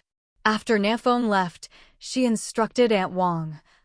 "I heard that Steward Zhang has spoken highly of the second young master to father many times. Pick out a few tonic herbs and send them over. Tell him I'm thanking him, and that the herbs are for old Madame Zhang to improve her health. Her father had said that 90% of people in this world can be driven by money. As long as the gift is given properly, there is nothing that cannot be accomplished." Chapter 178. Good news comes in succession. Xin An was adept at winning people's hearts. She knew exactly who was loyal and who was willing to spend money. She gave out instructions one by one, and just as she sat down for tea, she heard Tang Mo's footsteps returning. Tang Mo hurriedly entered, gulped down a cup of water, and said, "I'll change my clothes. I have to go out in a bit." He had just returned home and had been summoned to Tang Gang's study, where he was already informed of today's events. "I'll keep an eye on things at home. I'll be back late tonight." Luo Qi was truly capable. He had only given him a general overview, yet Luo Qi had already devised a solution in the time it takes to drink half a cup of tea. He would have to discuss it with him again after the banquet tonight. The days of using underhanded tactics were coming to an end. Now it was time to face Tang Rong head-on, and he had to be prepared. By the way, I heard something today that might be interesting to make a story out of. Tang Mo, having changed his clothes, sat down next to Xin An and lowered his voice. He said that he had been on duty with his colleagues today, and when they had nothing to do, one of them started gossiping about Tao Iran. Jiu, the third grandson of the Duke of Xianghua, has been in love with Tao Iran for a long time. I heard he even made a scene to ask for her hand in marriage, but his mother refused and forced him to marry Huang Wei, the second daughter of General Chang Wei's family. After the marriage, the two of them are always arguing or fighting. They fought again the other day. I heard that Huang Wei called Tao Iran a whore, and Jiu got so angry that he hit her, but ended up getting a bloody nose from Huang Wei instead. It was quite a scene. Xianan was surprised that she didn't know Tao Iran had admirers. In her past life, she had only seen her flirting with Tang Rong. Is the news true? Yes, it is. Tang Mo said his colleague's sister was the second young mistress of the Duke of Xianghua's mansion. She told me yesterday when she went back to her parents' home. She said that Jiu is still hung up on Tao Iran, and the couple often fight because of it. Xianan tilted her head, her fingers fiddling with her earring. This is interesting. Let someone investigate further. We can't easily take action against the neighbors next door, but if he gets beaten up by his rival, that's none of our business. Tang Mo nodded repeatedly. That's exactly what I mean. Now that he was no longer controlled by Tao Iran, he suddenly understood many things. You see, before Tao Iran married into the Marquis's mansion, she attended every banquet. Whenever she appeared, she was either playing the zither or composing melancholy poems, attracting the attention of many young men. Before, he only thought this woman was truly outstanding. But now it seemed she had willingly degraded herself. How could a girl from a good family play the zither at every banquet? She wasn't a courtesan. But to be honest, she really did manage to make quite a few people fall for her through those numerous banquets. She was beautiful and talented, and when she looked at people, she never stared directly at them. She always shyly lowered her eyes and then stole glances with a slightly turned head. Her eyes were so captivating that it was easy for people to mistakenly believe she was interested in them. I wonder how many people she's secretly seduced. I'll find out who else has unrequited love for her. If they knew how miserable she was under Tang Rong's control, they'd be heartbroken.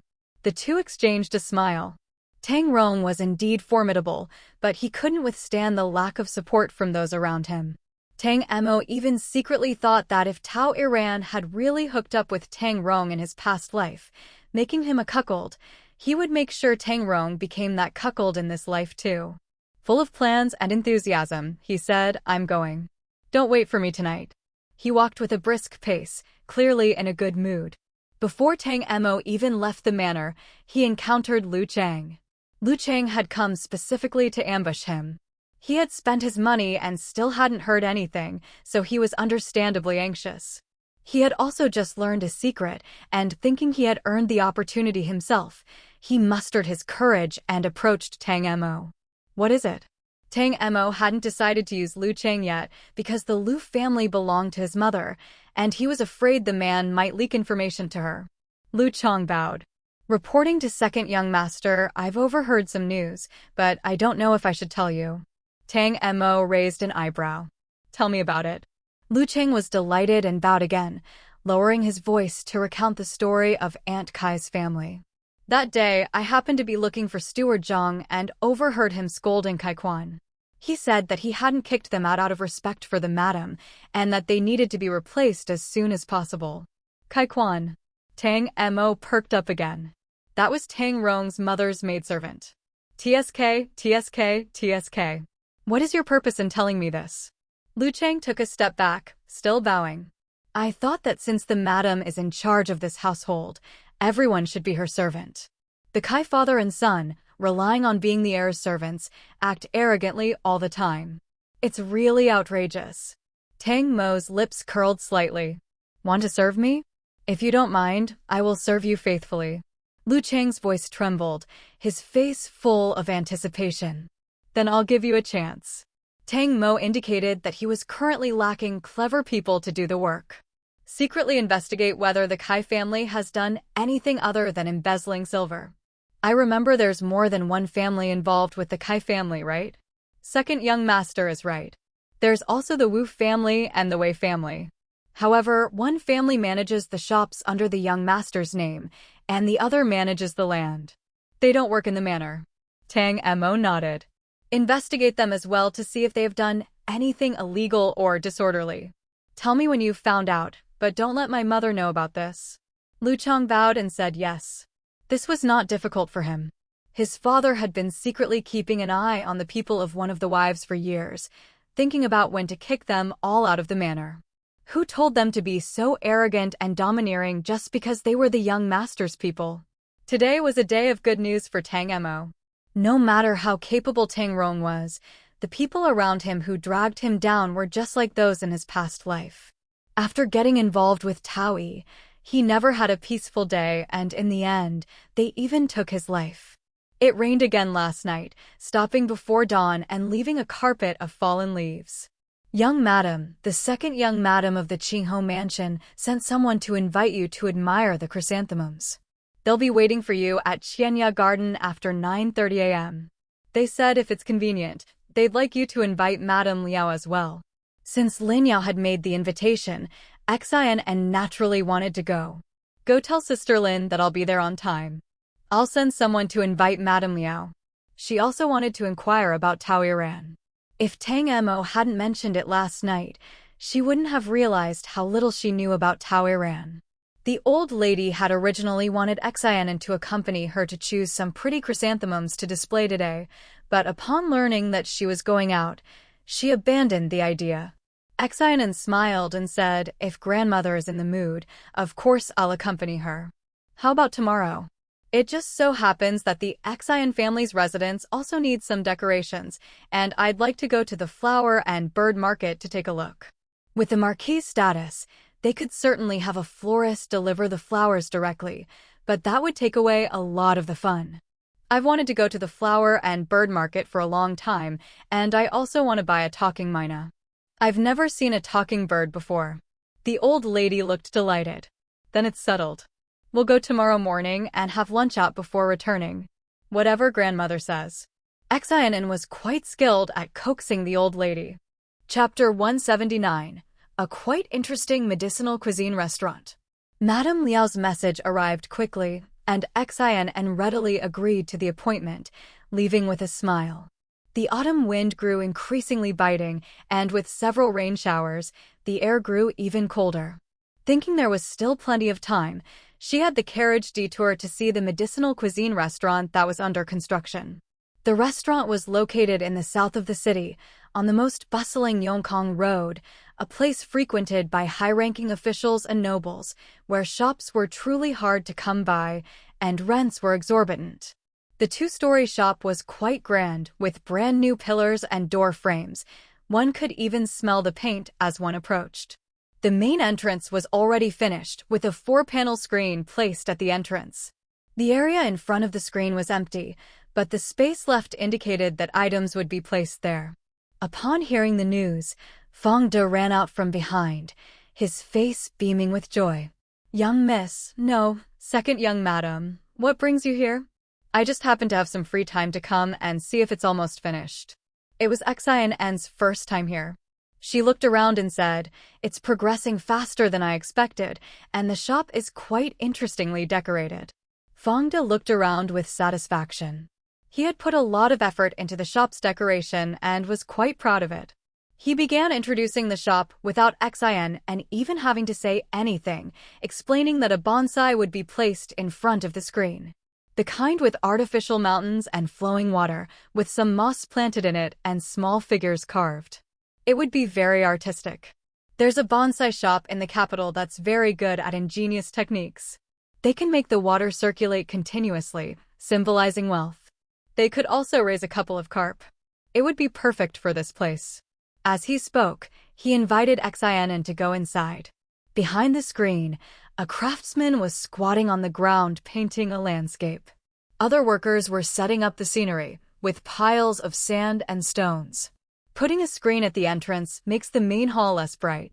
The customers who can enter our shop must be rich and noble, and I don't think anyone would want to sit in the main hall. It would be interesting to turn this hall into a scenic spot, with a mountain made of piled stones, a stream flowing through it, and medicinal herbs growing in the crevices of the stones. Xin An had been to many restaurants, but this was the first time she had seen such an interesting layout. No dining tables on the first floor? The shop only had 2 floors, and although it was spacious, it would be a waste to occupy an entire floor with tables. Xin An felt a bit sorry for him. Faced with her question, Fong De didn't answer immediately. Instead, he led her out of the main hall and, turning right from the screen at the entrance, into a covered walkway with wooden floors. He said, "Behind this landscaping in the main hall are 2 private rooms. Also, there used to be a backyard for the staff to rest, but we've renovated it." Pushing open the door to a private room, the tables, chairs, and cabinets hadn't been delivered yet, but the room looked exceptionally spacious. Opposite the door were 2 windows leading to a garden with a grape trellis. The plants looked freshly planted. Fong De smiled and said, "Look at this small courtyard. Directly opposite is our restaurant's largest private room, which can accommodate 20 people at 2 round tables. The side rooms on the left and right have also been converted into private rooms, 2 on each side. If someone books the entire first floor, all the windows in the private rooms can be removed. The host can stand in this garden and speak, and the guests in the surrounding private rooms can see and hear him, and even offer toasts from afar." With these modifications, the courtyard now had 7 private rooms. Xin An imagined dining here, sitting in a private room and seeing the flowers blooming in the courtyard, smelling their fragrance. If she knew the people from the bakery, they could raise a toast to each other. If not, they could lower the curtains or veils. If they didn't know each other but wanted to get acquainted, they would have an opportunity. Uncle Fong is very talented. It's because the second young madam provided ample funds. There are many people with ingenious ideas, but the vast majority require financial support. With plenty of money, he could naturally proceed with the best ideas. Leaving the private room, they took a detour into the garden. Although she wasn't an expert on flowers and plants, she could tell at a glance that the peonies in front of her were no ordinary specimens, and the rose varieties were also uncommon. Fong De was somewhat smug. "Originally, we were going to the flower and bird market to buy flowers and plants, but we happened to learn that the manager of Qianya Garden was going to release a batch of peonies and roses of excellent quality at only 30% of the market price. He said the master of Qianya Garden was tired of these flowers and didn't want them anymore." Speaking of these flowers, Fong De looked like he had gotten a bargain. He said he saw that these flowers were indeed very good, so he bought them all. He planted a batch here, and the rest were planted in the Xin family's courtyard. For this, he even specially hired an old gardener to create a landscape, striving to ensure that all the flowers survived and that they were matched with other flowers in a novel way. Xin An was going to Qianya Garden today, and her heart stirred slightly. However, she didn't mind. Even if she didn't buy these flowers from Qianya Garden, they would still end up in the flower and bird market and eventually be bought back, just at different prices. Getting them cheap was always better. "Want to take a look at the second floor?" "Sure." The second floor still had a landscape in the center, with private rooms on all 4 sides, 8 in total. That meant there were 15 private rooms in the entire place. "Have we finalized the prices for our dishes yet?" "Not yet." Fong De said that a large portion of the dishes had been finalized, and the costs had been noted in detail. They would finalize the prices later. Xin An instructed, "Everything should be the best, and don't set the prices too low, otherwise it won't suit the status of those high-ranking officials and dignitaries." Fong De nodded with a smile, thinking that it wasn't that they necessarily wanted to be unscrupulous vendors, but if the prices were too low, those high-ranking officials and dignitaries would think the food was bad, making everyone who came to eat feel embarrassed. The more expensive, the more prestigious. "How long until we can open?" Fangde had already had someone calculate it. Wait another month, until the 15th of October. We have plenty of nourishing hot pot, so it'll be hot and delicious. The weather will be cool then, which will be perfect for eating our food. Okay. Xin An then asked about the general store on Ingui Street. Fangde said it was already decorated, the manager and staff were all in place, and some of the goods had arrived. In another half-month, the goods will be fully stocked, and we can open for business just in time for everyone to buy New Year's goods at the end of the year. Manager Su said he will arrange for several boatloads of goods to come. He's already started looking at other shops, trying to make a fortune before the new year when everyone is willing to spend money. Xin An was very satisfied. Doing business is all about speed and excitement. Upon learning that Qinbai had gone out to find medicinal herbs, she didn't wait any longer. It was almost time, so she went out and got into the carriage to go to the banquet. This delay made her the first to leave, but the last to arrive.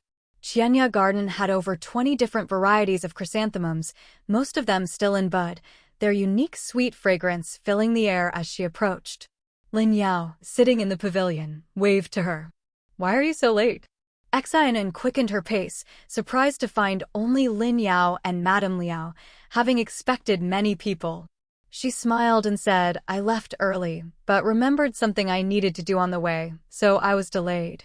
Chapter 180. With such a strong backbone, who are you afraid of? For Xin An, Lin Yao and Madame Liao were both familiar, so she felt much more at ease with them. After sitting down and taking a sip of tea, she asked curiously, "Is this Qianya garden only planted with chrysanthemums?" It was no wonder she asked that question. As far as the eye could see, there were chrysanthemums everywhere. They were pretty, but something felt off. No, not really. There used to be many peonies, roses, and the like here. They haven't been touched for years, and after a while, they became a bit boring. So we're changing the style. A new batch of flowers and plants will be planted here in a few days. For now, you'll have to make do with this one. As soon as Lin Yao said this, Xin An understood. This garden isn't yours, is it? It's a garden that came with my dowry, Lin Yao explained. She said the garden was originally a gift from the emperor to her father, and then it was given to her. It's spacious and quiet here, perfect for leisure. I don't often hold banquets, so it's mostly unused. Xin An smiled at the two of them. I'm planning to open a restaurant. I just want to check on the decoration progress and saw that the peonies inside are exceptionally beautiful. The manager said they were bought from Qianya Garden. We got a great deal. They're incredibly beautiful. So this good deal came from Lin's garden, Xin An added. Lin Yao was slightly taken aback, then smiled and said to Madame Liao, "This Xin sister is lucky. She can even get a good deal like this. Hurry up and tell us where the restaurant is located and when it opens. We'll come and support you then," Madame Liao said. Xin An smiled and replied, "I'll definitely host a banquet when it opens, so you must come. Didn't you see? Those peonies and roses look so good in the restaurant. With such good fortune, you're bound to make a fortune," Lin Yao said. The flowers and plants in this garden were all planted by artisans from the palace. They were top-quality varieties, sent from other provinces. The manager disposed of a batch, and the rest were distributed among various families, especially that patch of peonies, which is now in my family's garden. Lin Yao didn't think there was anything wrong with selling the flowers to Xin An, and Xin An didn't feel embarrassed at all about taking what others had discarded. They were both magnanimous people. Xin An, still acting as if she'd struck gold, joked, "If I'd known earlier, wouldn't I have come to snatch them?" Madame Liao, standing nearby, laughed, a hint of envy in her eyes. She'd married into the capital much earlier than Xin An, yet she hadn't had the same freedom. The Liao family had really limited her life. "If I'd known earlier, I would have snatched a batch too. You don't know how the Liao family's yard is full of trees, hardly any flowers or plants. No wonder I'm often in a bad mood. I haven't seen any pretty flowers, how can I be in a good mood?" The Liao family had many sons and were poor before. They had no spare money to buy flowers. Since she married into the family, things had been constantly turbulent, and she hadn't had the time. "No, when we get back, I'll have someone dig up all those ugly weeds in the yard and plant some pretty flowers, Xin An said. She asked, I heard the Liao family lost a member. Sister Su must be much more relieved now. Madame Liao wasn't afraid of losing face. Those who handled things weren't afraid, so why should she, as a victim, care about reputation? It's a bit better, but it's still worrying. If someone had told me before I got married that I would be short of money, I would never have believed it. Now, sigh. She had been holding back for too long, or perhaps the Liao family had pushed her too hard. Once she started talking, she couldn't stop. She knew that she wouldn't make friends if she didn't speak the truth when socializing, so she spoke without restraint. The second branch is gone, but the third branch still has several sons who are ready to be married. I'm not afraid you'll laugh at me, but the Liao family is just an empty shell. How can they afford to get wives? They were all counting on her. She'd been holding a grudge these past few days, and last night she even had a fight with Liao Ji. It was more of a one-sided argument where she insulted Liao Ji, and she still felt aggrieved afterward. Xin An said, you can only wear shoes that fit your feet. You won't get married if you don't have money. It's not like you don't have parents. Why should your cousin-in-law worry about it? Sister Su, you're too kind. She'd rather not be the head of the household than be like this. Lin Yao thought Xin An's words made a lot of sense. You have to manage everything? How can you possibly manage it all? It's precisely because you manage that they rely on you for everything. She finally understood why her mother had chosen Yan Shimao for her. Yan Shimao was the least advantageous among all the men she considered for marriage, not the eldest son, and lacking any worldly talent. But her mother insisted that she wasn't cut out to manage the household. If she were to manage the Liao family, she'd probably want to kill them all. Xin An said earnestly, Commander Liao is young and promising. How many people in the capital have such power at his age? He has both ability and power, and the Liao family is counting on him for support. Sister Su has the ability to manage the household and the financial resources, and the Liao family is counting on you to live a good life. So why do you need to live at the mercy of those people? Isn't that going against the natural order? Sister Xin is right. It should be those people living at the mercy of you too. Lin Yao agreed with Xin An and said to Madame Liao, with your strong back, who are you afraid of? Madame Liao was taken aback, then smiled and poured tea for the two of them. Today, I am fortunate to be drinking tea with Madame Yan and Madame Xin. It is kind of you two to guide me and enlighten me. I thank you both with tea instead of wine. The two picked up their teacups and Lin Yao said, I like Madame Liao's insightful nature. After drinking the tea, Madame Liao's expression relaxed considerably. She said she was hosting today to thank the two for their guidance. Lin Yao had invited Xin An and Madame Liao not only to see if she could befriend Madame Liao, but also to find out about Tao Iran and the Liao family's gossip. No wonder, noble women always needed something interesting to talk about when they had nothing else to do. We can't control the situation in court, but your sister-in-law is quite interesting. What, is she planning to stay at her parents' house indefinitely? Who knows? Xin An pouted. It's not my business, and I wouldn't dare ask. But I don't think anyone wants to bring her back. Bring her back? Just a letter of divorce will suffice. Lin Yao chuckled. That woman is never quiet. The second prince's consort has been furious these past few days, saying that people not on her banquet guest list are scrambling to join, and they always cause trouble. I heard she cried as soon as she left the second prince's residence, and cried all the way back to the Tao family. She's practically sick in the head, Xin An said with a sigh. What can we do? She wanted to play the zither but couldn't. I heard it's incredibly difficult for her to practice. It would be a waste not to show her talent, Xin An added.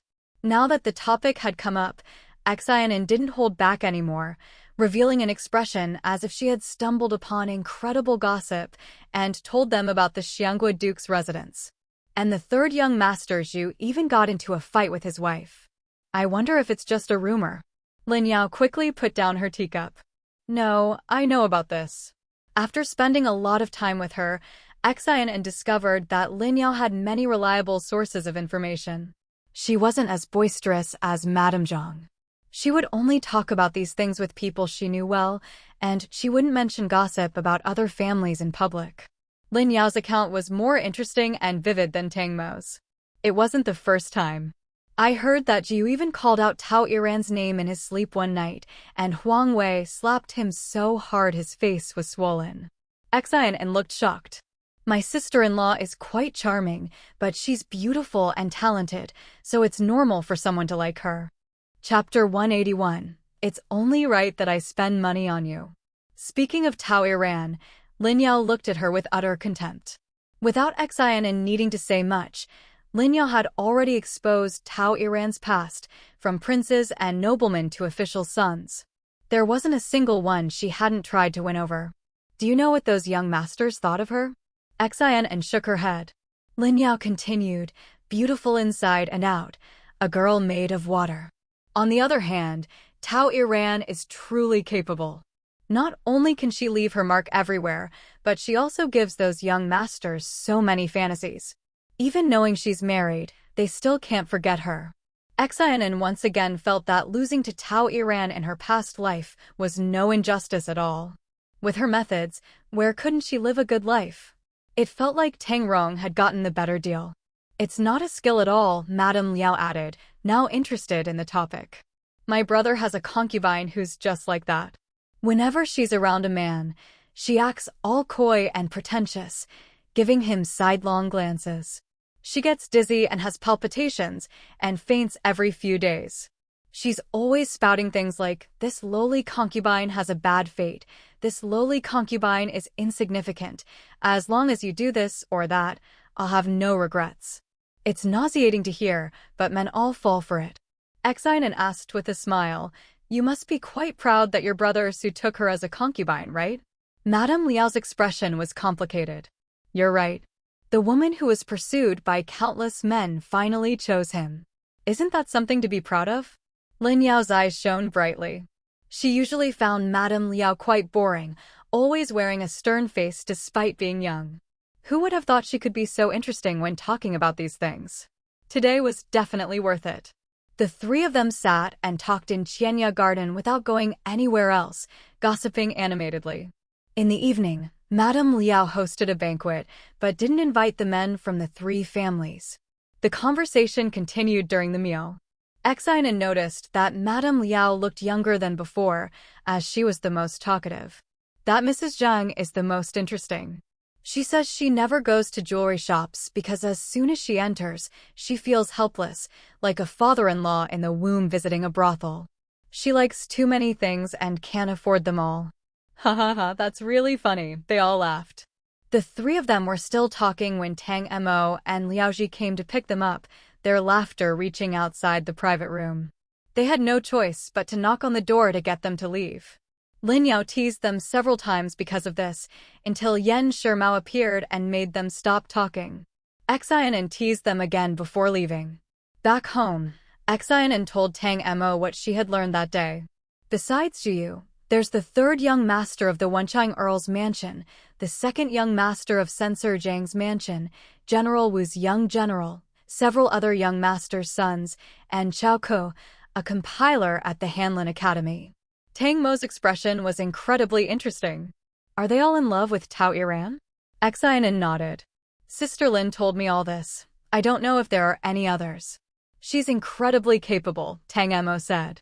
Even though the other party was her enemy, Xin An expressed admiration. Why don't I have this ability to make countless men die for me, to be so heartbroken over me? As a woman myself, I'm envious. Tang Mo's lips twitched. Even though it was from her past life, she still felt incredibly green, like she was being cuckolded. She decided that when the opportunity arose, she would make Tang Rong so angry he could practically run wild on his forehead. After reminiscing, Xin An shared her opinion. Currently, the most suitable candidate is still Jiu from the Duke of Xianggua's mansion.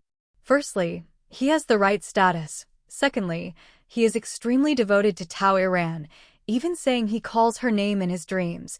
And thirdly, Huang Wei is skilled in martial arts and quite assertive. The couple could handle Tang Rong and Tao Iran perfectly. I will find a way to get close to Huang Wei, and I will also lend her a hand when necessary. Tang Mo sat down beside her. I'll arrange for someone to spread rumors about Tao Iran to Zhu.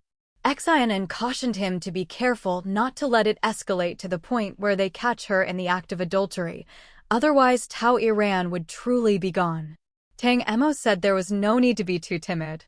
Even if she's divorced, I estimate Tang Rong won't remarry for at least 6 months. What he values most is his reputation, so we'll have at least another 6 months. 6 months is enough time to do a lot of things, Xin An said, realizing this point. Even if he wants to marry us, we can make things difficult for him. Since that's the case, then we should go all out. Tang Emo then mentioned the Tao family's situation. Tao Iran living at her parents' home hadn't caused any dissatisfaction among the Tao family. Grandma Tao has her backing, so no one dares to do anything to her. I heard the Tao family came to demand an explanation and insulted you. Xin An said they had said a few words, calling me ill-mannered, vicious, and ruthless. Tang Emo took out a dozen or so silver notes from his pocket. Here, take these to buy cosmetics and jewelry. Xin An took them and counted them. It was over 5,000 taels. Where did they come from? Tang Emo said, the Tao family has already taken the bait. In another month or so, we can close the net. Luo Chiwen is quite capable. Now, the Tao family member was secretly going in and out of the casino every day, deeply involved, and had achieved the expected goal. These silver notes all came from the Tao family. Xin An happily counted the money again. This was the first time in both her lives that a man had given her money to spend. What a wonderful feeling. However, I'll take the money, but not for cosmetics. The weather is getting colder every day. I'll have someone buy some fabric and charcoal. Those poor veterans under your care need a warm winter. Also, I plan to discuss with Madame Wang whether we can find a place to open a workshop, make some furniture, weave everyday items, and hire an experienced shopkeeper to teach them some skills. We need to find a way for them to support themselves. Tang Emo asked with a smile, do you feel uncomfortable that this money comes from the Tao family? Xin An laughed. What has the money done wrong? Since you've given it all to me, I can spend it however I want. Tang Emo then pulled out a few more silver notes and gave them to her. These are for buying charcoal and for those people to get through the winter. These are for you, so take them and spend them however you like. There's no need to be so particular. Xin An didn't stand on ceremony. Thank you very much, second young master. Tang Emo looked a little smug. Spending money on you is only right. After putting away the silver, Xin An asked Luo Qi, did you share some with him too? Of course, he replied. Tang Emo indicated that he couldn't offer Luo Chiwen any greater assistance yet, but he would still provide him with money. He's quite a filial son. He used the money to pay off his debts first, then bought some fabric and a set of jewelry for his mother, and also hired 2 maids to take care of her. Another couple is responsible for cleaning, cooking, and running errands. Life is starting to get better. Tang Emo was becoming increasingly efficient, which made Xin An feel quite relaxed. After washing up, Tang Emo mentioned that Tang Yong had sent someone to deliver a message to him in the evening, saying that the person he was looking for had been found. I'll go see him tomorrow afternoon. I won't be eating dinner tonight, so there's no need to wait for me. Xin An also said that she would go out with her grandmother to buy flowers and plants tomorrow. But I should be back early, so there's no need to pick me up. Now she could go out freely, and if she ate out late, Tang Emo would pick her up. Her life was becoming increasingly carefree. Chapter 182. Tang Rong's Troublesome Situation. The next morning, Xin An, having finished her preparations, gave Nan Feng 500 taels of silver notes, instructing her to begin buying charcoal and grain for the winter. Charcoal was scarce and expensive during winter, so it was important to prepare early. First, draft a list, then go to the Wang family and see Madame Wang, and finally hand it over to Lu Chang to handle the purchases. If you don't have enough money, come to me. Tang Emo had nearly decided to use Lu Chang, ensuring they had their own people managing both the outer courtyard and the procurement. After Nan Feng left, Xin An called Aunt Wang over and asked her to find Steward Zheng. Just tell him that there isn't much to buy. It's a busy time at the end of the year, so please help with this small matter. Aunt Wang agreed. Steward Zhang held considerable authority in the mansion, and it was indeed necessary to go through proper channels for purchases. Xin An had also asked Aunt Wang to deliver a gift to him previously, which hadn't been done yet, so she could combine it with today's task. After giving all necessary instructions, Xin An headed to Chuanrong Hall, intending to pick up the old lady and then go out to the flower and bird market to enjoy its lively atmosphere. A short while later, Steward Zhang received the gift from Aunt Wang and quickly declined.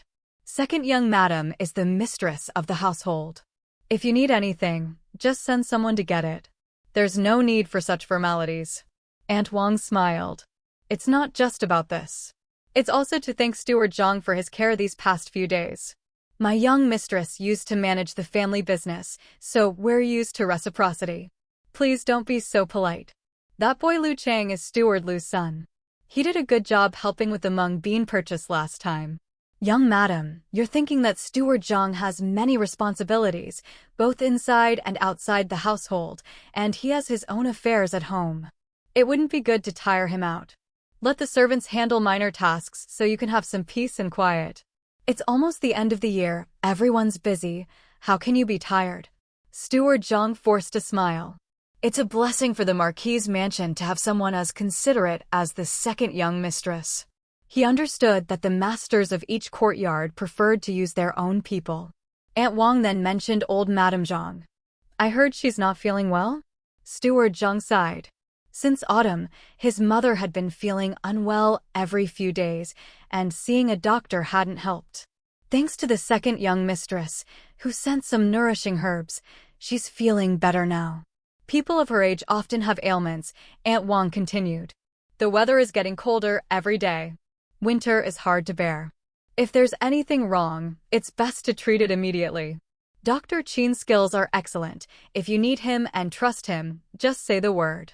The second young mistress is kind and will be willing to ask him to come. Steward Zhang cupped his hands.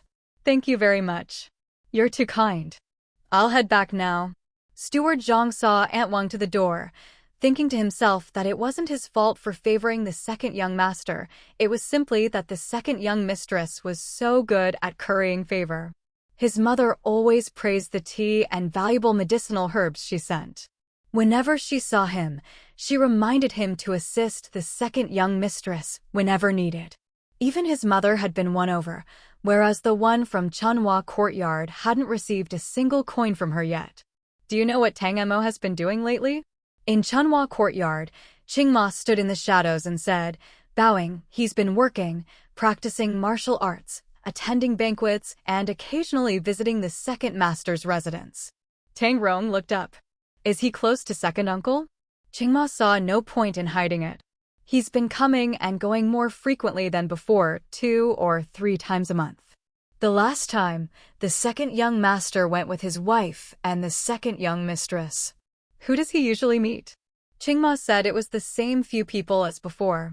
These past few months, the second young master has been interacting less with those people outside. Even the second young master Yan of the Qin Marquis' residence now has a job and isn't seen often. He mostly practices martial arts, and it's said that his skills have improved considerably. Practicing martial arts? Tang Rong had known about this for a long time but never understood it. As a child, he had been lazy during the years he should have trained. Now, with stronger bones, he had suddenly become diligent. Could it be? Tang Rong's expression gradually became serious. When did he start going to the martial arts school? Qingma had no idea, only saying it happened after Tang Mo joined the Northern Army. Tang Rong suspected that Tang Mo wanted to pursue a military career. The Marquis' mansion had accumulated wealth, and if Liaoji promoted him, it wasn't impossible for Tang Mo to lead troops. With the rallying cry of his grandfather's former associates, he would surely have support. In that case, Tang Rong, the heir apparent, might have to voluntarily abdicate. He had to admit that his self-proclaimed cleverness had made him overestimate Tang Mo.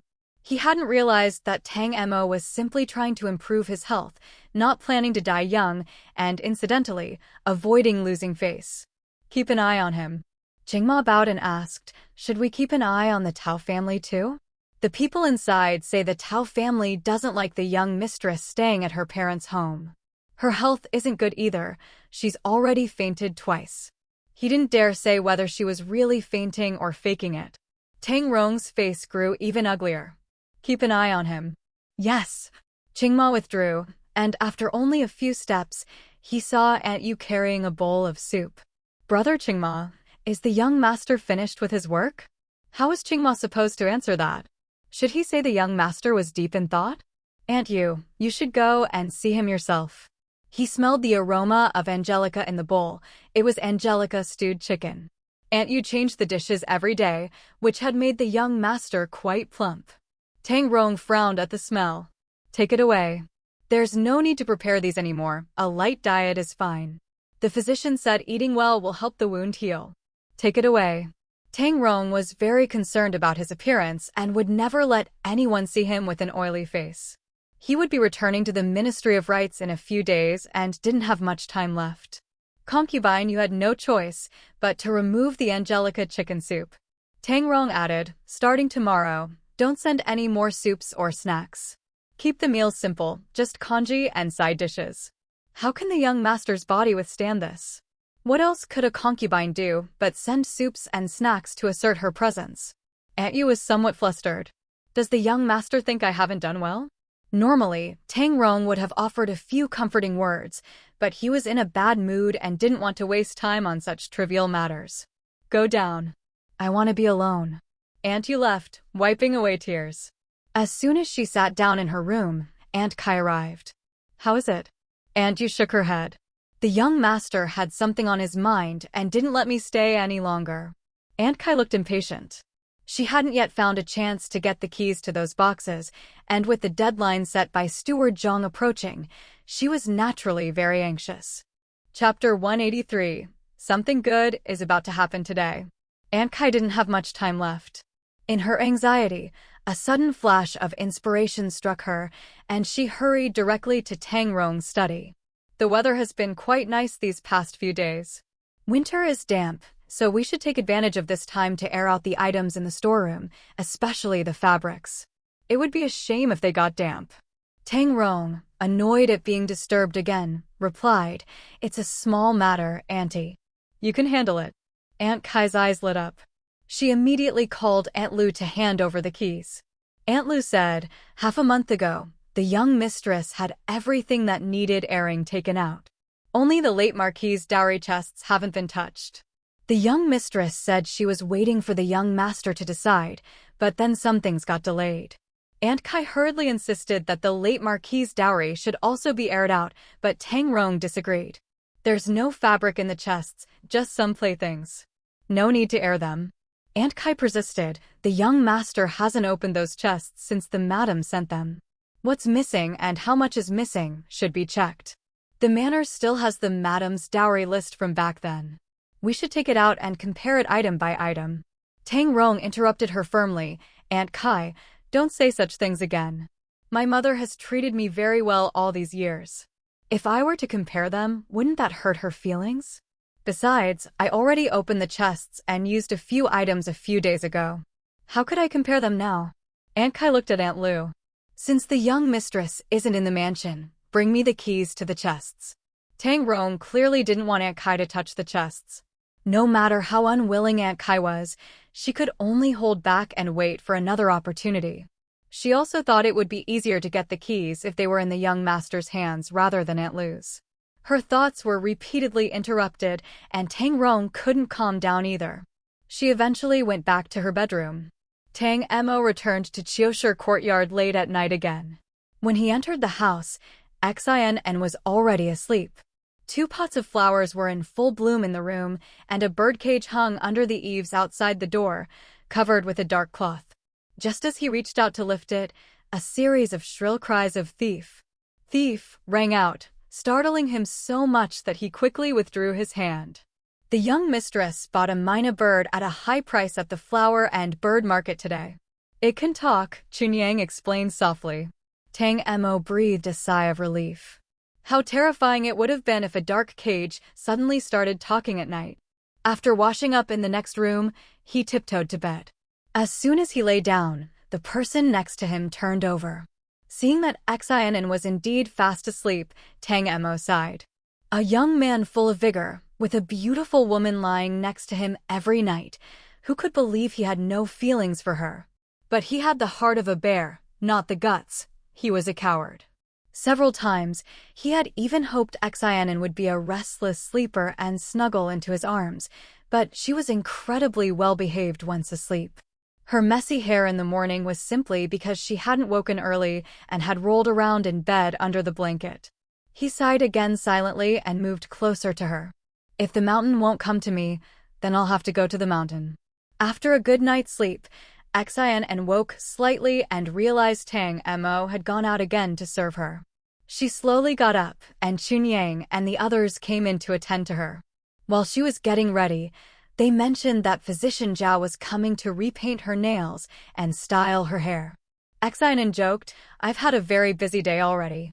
Chuanlu said, "I've heard that nobles, when bored, will invite actors to their mansions for private performances. Speaking of which, our young mistress is lacking a few entertainers. Once the young master becomes more successful, those entertainers should come." She was referring to the wives of lower-ranking officials, who would do everything they could to please higher-ranking wives for their husband's future. Xin An sighed, "Right now, I'm the one being entertained." A wife's status depended on her husband's rank. Tang Mo was still in the early stages of his career, so Xin An was naturally inferior to other wives. However, she didn't care at all. From a salt merchant to someone in the elite, she had already gained an advantage by any measure. Other sons just go through the motions when they go to the Northern Army, but our second young master goes without fail, rain or shine. He is valued by his superiors, is steady and reliable, and will surely rise step by step. Chunyang continued, "Maybe he'll even win a title for the young mistress in the future." Xin An smiled at herself in the mirror.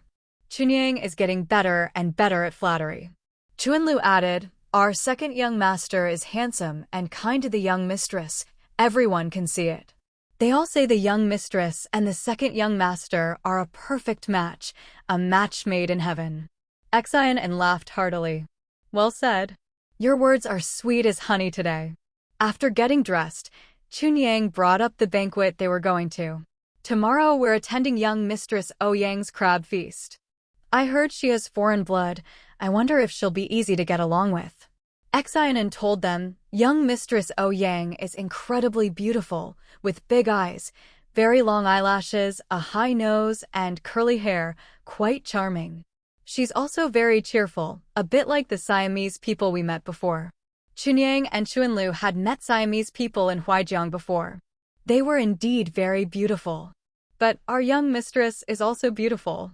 She's been resting well these days, and with Physician Zhao pampering her skin regularly, her complexion is rosy and radiant, more beautiful than before. Xin An smiled and stood up. "This morning, everyone's been so sweet-talking me. It seems something good is about to happen." Ping Qiu heard laughter coming from inside the house as she entered Qiushi courtyard and smiled. After announcing her arrival, she said, "Second young mistress, Madam just received news that Aunt Suaping from the palace will be coming to the manor later. She wishes to meet with you first."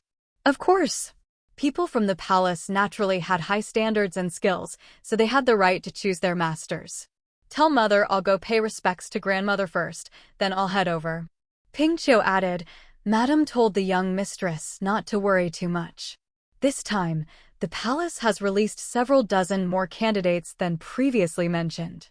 If this one isn't suitable, we can choose the next one. Please thank mother for me." Aunt Wang saw Ping Qiu out. Upon returning, she said it would be great if this Suaping was truly capable. "I've already had her room prepared. If she is suitable, let her move in today. We'll arrange for 2 maids to serve her. There are more banquets in the capital after autumn. Having someone knowledgeable by the young mistress's side makes us feel more at ease." Her joyful expression was genuine. Xin An asked with a smile, "Look how happy you are. Aren't you afraid someone will come and bully you?" "She won't," Aunt Wang said confidently, chuckling. "Those from the palace are definitely smart. They know I'm not someone an outsider can bully. If she dares, I'll make things difficult and kick her out." Xin An laughed. Aunt is getting more and more assertive. That's how it should be. What a wonderful aunt. I felt so stifled following her in my past life. Chapter 184. Taking Xin An to the palace. The usually composed Aunt Wang volunteered today to accompany Xin An to the front courtyard to meet Suiping. In truth, she was more concerned about Suiping's arrival than Xin An herself. Don't let her eldest daughter's cheerful demeanor fool anyone. Behind the scenes, she was utterly exhausted. Socializing with those noble ladies had worn her out, and she didn't even complain.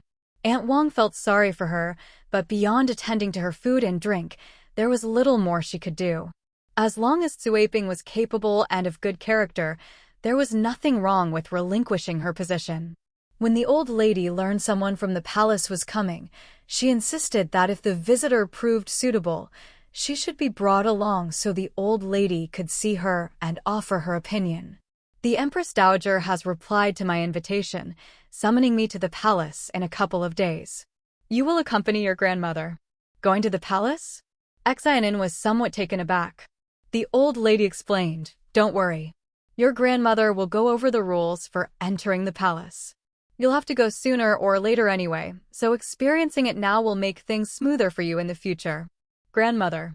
The old lady's tone carried weight, as if entrusting Xin An with an important responsibility. Before Xin An could ask more questions, the old lady said, don't be nervous. You are a daughter-in-law of the Marquis family. What's so strange about going to the palace? If the second son is successful, he will go there many more times in the future. Tang Gang had acted first and informed her later, focusing on the women of the clan. By the time she learned of the matter, it was already a done deal. More importantly, the clan members were willing participants, having suggested the same plan 2 years earlier. One party was willing to give, the other to receive. Even with 1,000 kinds of anger in her heart, she was powerless to interfere. She could only resolve to handle things carefully and ensure a happy ending, lest resentment build. Her thoughts inevitably drifted to the old man.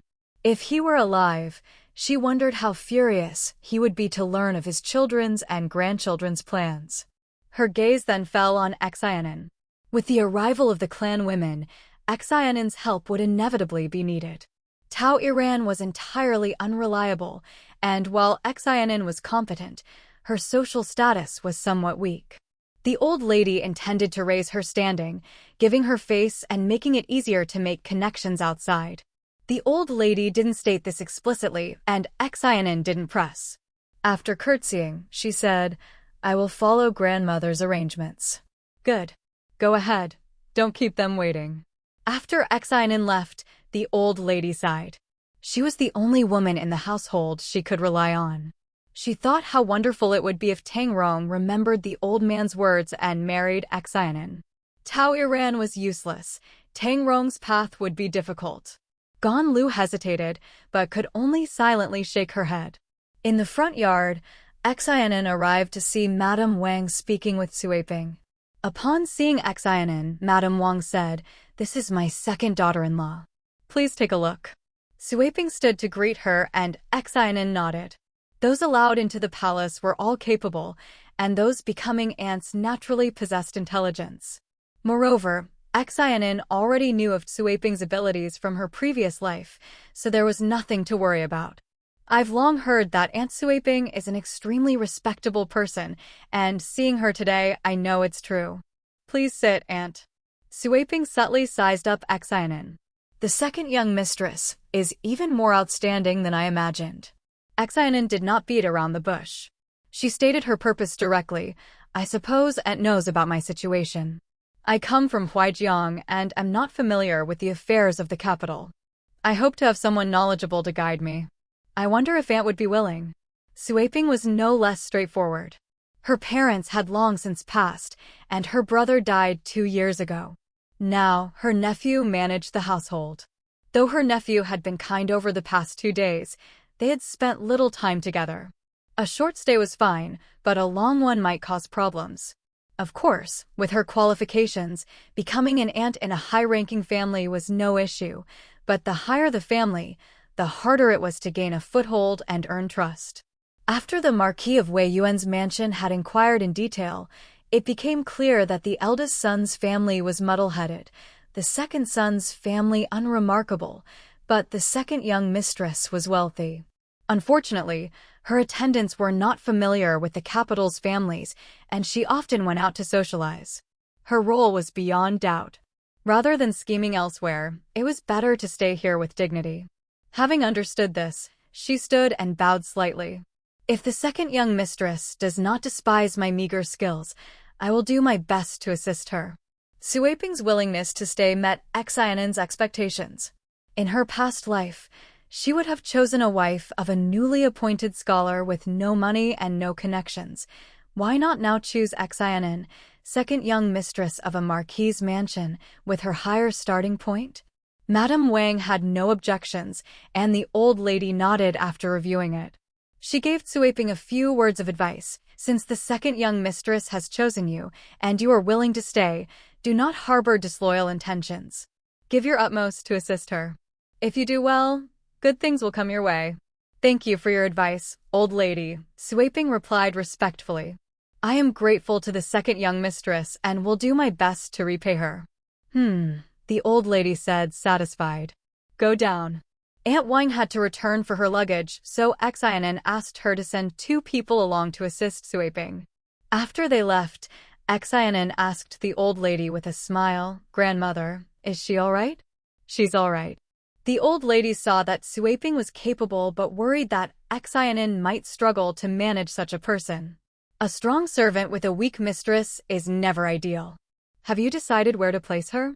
Xin An said Aunt Wang had already prepared a room in Qiushi courtyard. The old lady replied, although she comes from the palace, you are the mistress, the second young mistress of the marquis's mansion. There's no need to elevate her too much. Let her stay in Luoyan Pavilion. How can one easily move into the master's courtyard? You can use her for now. If she tries to act superior, send her out. Don't worry about anything else. Xin An curtsied and thanked her. With grandmother here, I have nothing to worry about. Aunt Sui Ping is intelligent and knows when to advance and retreat. If she disobeys, I will not tolerate it. Grandmother, rest assured, I will not let a servant bully her. The old lady was very satisfied with Xin An's attitude. The more she observed her, the more she felt Xin An had the potential to become the next mistress of the household. The more outstanding Xin An was, the more the old lady felt sorry for Tang Rong. She couldn't help but lean toward him, thinking that if that incident hadn't occurred, with Xin An handling external affairs and Tang Rong managing the household, his path would have been much smoother, given her social skills. After everyone left, she sighed. It's all fate. Gan Lu advised, don't worry too much. The second young mistress is outstanding, and the second young master is becoming more ambitious. This is a good thing. The old lady shook her head. While it was good that her children and grandchildren were capable, the second young master must have unresolved resentment. There was only one marquis. If the brothers fought over it, she couldn't bear to see either suffer. Gan Lu wisely decided not to argue further. People shouldn't enjoy life too early. The old lady had enjoyed a few years of comfort, but now she worried as only someone with foresight could. Chapter 185, The Past Stirred Up by Crabs. Aunt Wang was very satisfied with Sui Ping. Her brows relaxed, and she praised her as they walked back. How elegant. The way she walks is so beautiful, and she doesn't even make a sound. I'll have a few maids learn from her later. That's a skill from the palace, she added. Xin An quickly stopped her. Don't do that. If everyone in the courtyard walks without making a sound, it'll be scary. We're not in the palace here. There's no need to be so tense. We still need to make it lively and festive, Aunt Wang said, though she clearly had her own plans. Back at Qiushi courtyard, she began instructing Chunyang and Chuanlu to behave properly, ensuring that Aunt Sui Ping would not laugh at the young mistress's manners. Her serious demeanor made everyone nervous. Some even wondered if they should change their clothes to properly welcome the aunt from the palace. Xin An found it amusing. Just do what you're supposed to do. Don't be too rigid. In her past life, she had cared too much about such things, making herself and her attendants live cautiously and stifled. This life, she resolved, would be freer, within reasonable limits. When Aunt Suaping comes to our courtyard, she will have to adapt to our customs. Anyone trying to enforce palace rigidity won't succeed, no matter how high their status. Chuanlu and the others secretly breathed a sigh of relief and laughed. With the young mistress backing them, no one could intimidate them. Soon, Physician Zhao arrived. Xin An asked her to check her nails. The color faded a bit after dyeing them a while ago, and new nails have grown back. They need to be dyed again today. Physician Zhao took out her bottles and jars. Let's oil your hair first, so it can mature. Then we can dye the nails. A few days ago, I obtained a more vibrant layered red, mixed with alum. It's extremely beautiful. When Suaping arrived with her bundle, Xin An's nails had just been dyed. Upon learning her residence wasn't ready, she did not delay. The first thing she did was order someone to buy crabs and prepare all the necessary tools for eating them, knowing Xin An might be embarrassed at the crab banquet the next day. Today, let me first teach the young mistress the customs of eating crabs in the capital, she said. Chunyang thought this was unnecessary. Xin An grew up in Huaijiang, where crabs were plump every autumn. Any restaurant there had 7 or 8 ways to cook them.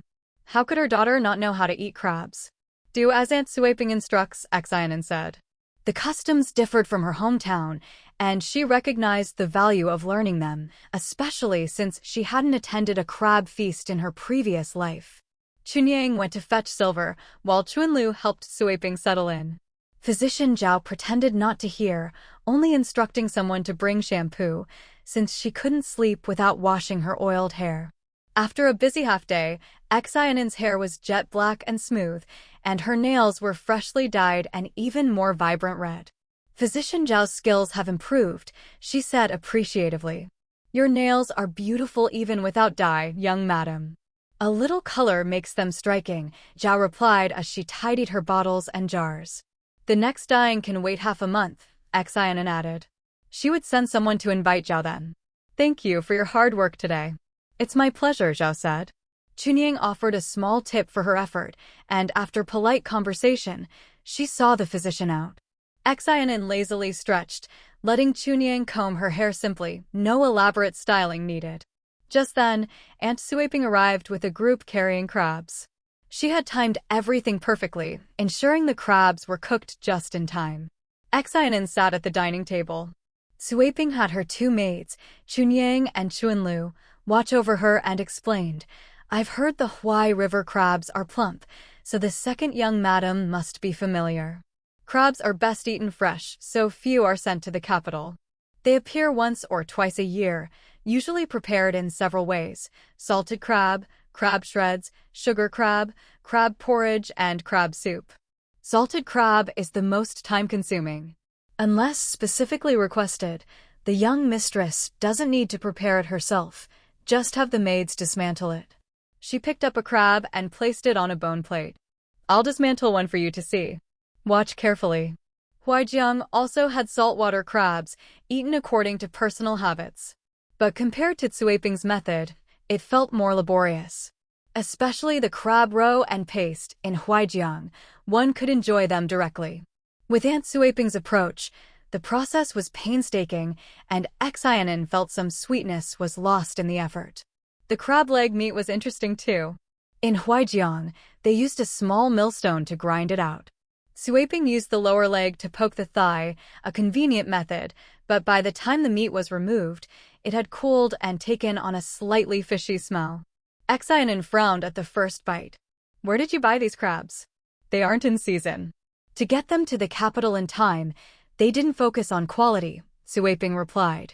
Chunyang added, Luchang went through quite a bit of trouble to buy them. Crabs aren't raised around the capital. Xin An lost interest.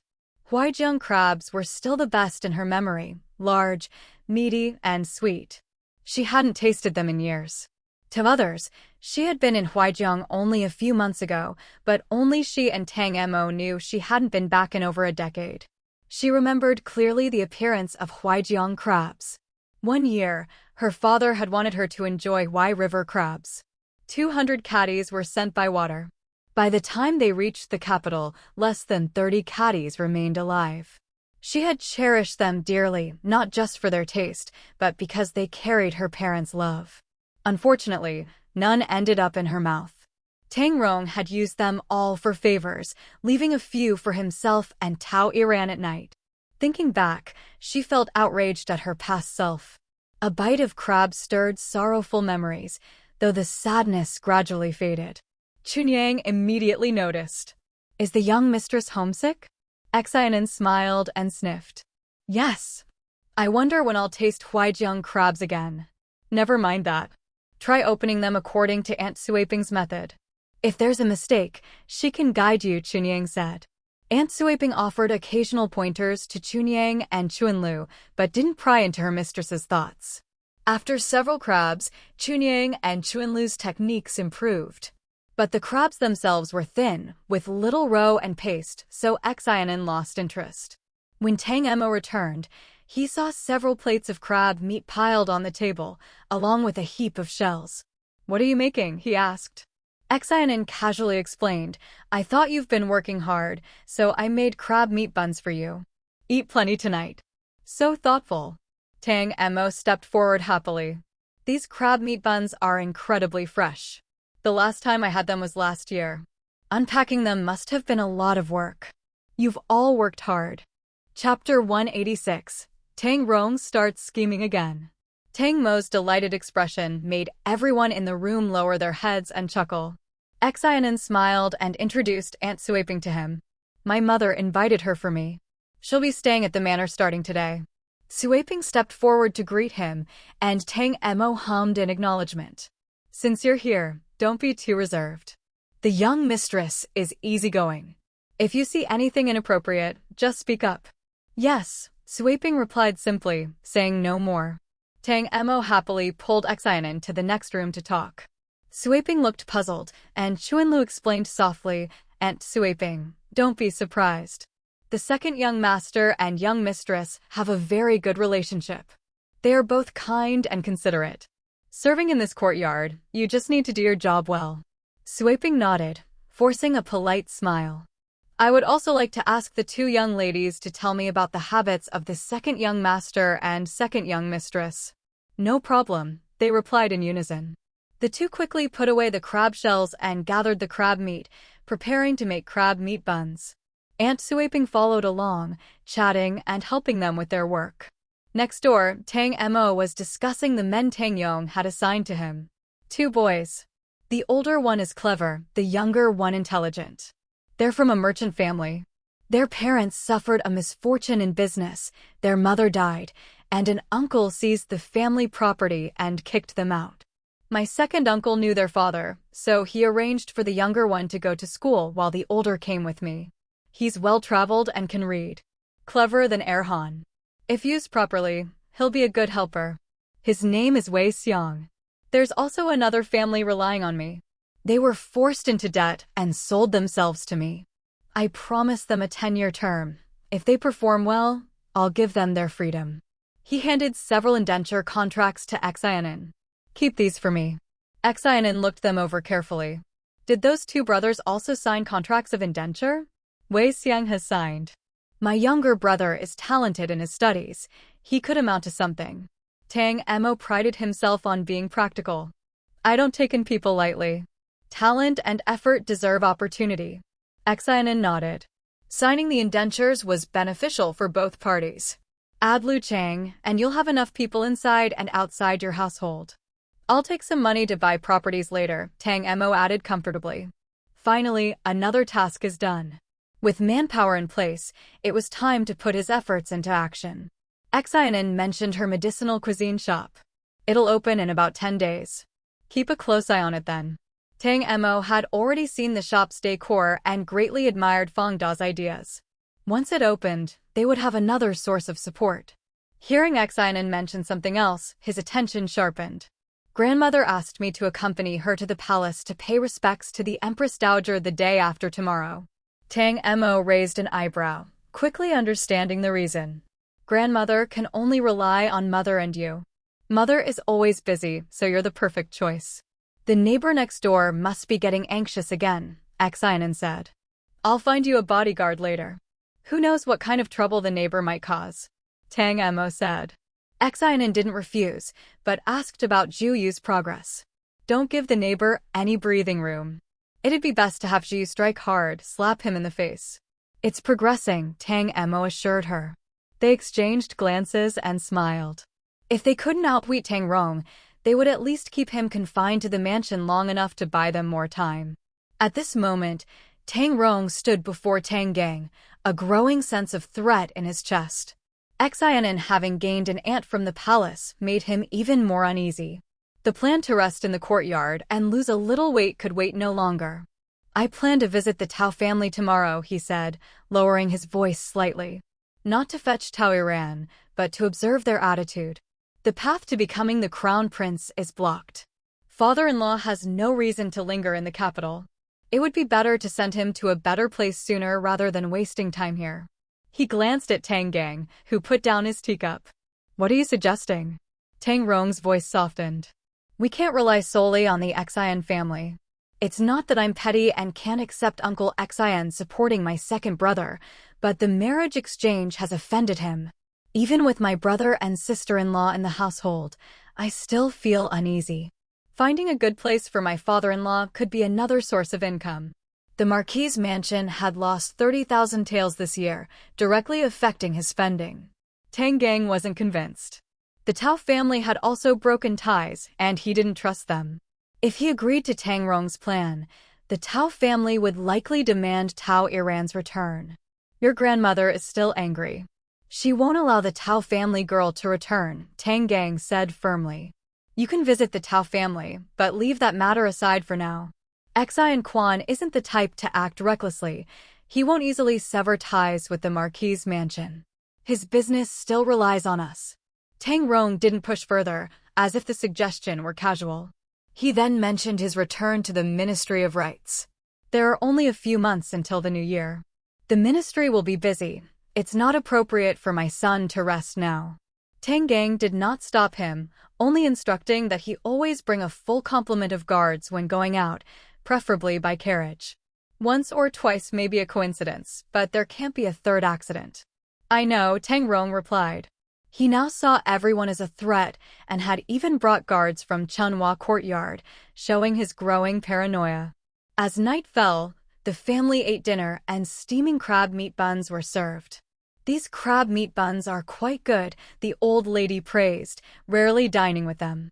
Xin An smiled, placing another on her plate. We only eat crab meat buns a few times a year, and they take effort to make. Since grandmother enjoys them, she can have one more. The buns were small but emphasized freshness, made in the Huaijiang style by Chunyang and Chuanlu. Tang Mo devoured 4 in no time. Tang Rong, wanting to lose weight, took only 1 bite. Seeing Tang Mo eat with relish, now slimmer and more energetic, he felt an increasing sense of crisis. He forced a smile. Second brother's appetite seems to have improved considerably, he remarked, trying to draw attention to Tang Mo's unrefined eating habits. Tang Mo smiled easily. I used to be a bit chubby, not very attractive. Now, I practice martial arts every day. The extra weight is gone, and my appetite has improved. I'm definitely eating more than before. Big brother, you should eat too. You're recovering from your injuries, you need to eat more. Tang Rong inwardly hoped Tang Mo would grow fat, thinking of secretly giving him fattening pills. Seeing Tang Mo's composed and energetic demeanor, Tang Rong felt increasingly threatened. With a strained smile, he asked, Second brother, are you practicing so diligently that you want to become a military general? Chapter 187. Tang Rong almost broke down. As soon as Tang Rong spoke, the old lady and Tang Gang both looked at Tang Mo. The atmosphere at the dinner table shifted instantly. No longer taking command of the army was a rule set by the old Marquis, one no one could change. Tang Mo seemed oblivious. He slowly swallowed the crab meat bun and laughed. I hadn't thought about that. I'll have to follow father's arrangements in the future. I'm practicing martial arts now because I serve in the Northern Army. Commander Liao is strict, and everyone knows I come from the Marquis of Wei Yuan's mansion. If I can't even execute fancy moves properly, wouldn't people laugh at me? It's a pity I didn't practice diligently when I was young. Now it's too late for that. I'm just strengthening my body. Tang Gang was pleased with his son's attitude, and the tension at the table eased. Your grandfather could wield an 80-pound broadsword. Impressive as it was, even though the Marquis's mansion no longer serves in the military, we can't let people look down on us. Practicing martial arts is hard work, so naturally you eat more. Eating more is a good thing. His gaze lingered on Tang Mo. The boy had lost weight, his features were more regular, and a heroic air shone between his brows. His clothes fit well, making him appear clean and handsome. The more he looked at his son, the prouder he felt. He compared Tang Mo to the grandson of Minister Chiu of the Ministry of Revenue, a wild, stocky boy, unkempt yet doted on, and the heir of Prince Chang's mansion, whose bulbous nose, short chin, thick neck, and bow legs contrasted sharply with Tang Mo's poised elegance. Tang Mo, unaware of the scrutiny, thoughtfully used serving chopsticks to place crab meat buns on his plate. Father always worries about me. Since I've lost some weight, I should eat more. Tang Gang nodded happily. It's rare to see you so sensible. Wang Shi smiled. You two shouldn't talk too much. These crab meat buns won't be as delicious if they get cold. She placed one on Xin An's plate. Today we're benefiting from your presence, so you should eat more. Thank you, Mother. She then served Tang Rong a bowl of chicken soup. Crab meat isn't good for wound healing. We'll make it again once you're better. Drink more chicken soup. Adding Angelica is good for your health.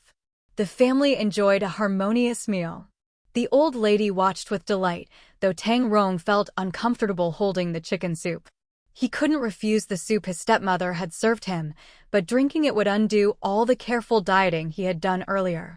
Unfortunately, no one noticed his predicament. Everyone else ate with smiles. After the meal, the family sat together drinking hawthorn water. The old lady, unusually present, cheerfully said to Tang Rong, "You look good. Your body seems stronger. Clearly, the people in your courtyard are taking good care of you." She preferred plump, round figures, seeing them as healthy and auspicious. Your second boy, on the other hand, has lost weight, but he looks more energetic. Don't overexert yourself in training. Her intentions were kind, but Tang Rong, prone to overthinking, assumed she was subtly comparing him to Tang Mo. He forced a smile. These days of recuperation have been long. Once I return to the Ministry of Rights and get busy, I'll surely lose weight quickly. The old lady felt sorry for him. With Consort Yu's limited care and Tang Rong's situation, he had little support. Seeing Tang Mo and Xin laugh quietly together brought her happiness, but also sorrow for Tang Rong. The once bright eldest grandson had lost his former radiance. Wang Shi noticed the old lady's sympathy for Tang Rong, but maintained her expressionless demeanor. She had once been sincere toward him, treating him like her own son. Now, what had become of him? No one truly cared whether Tang Mo was doing well, and even the self-proclaimed kind-hearted old lady had largely neglected him in the past.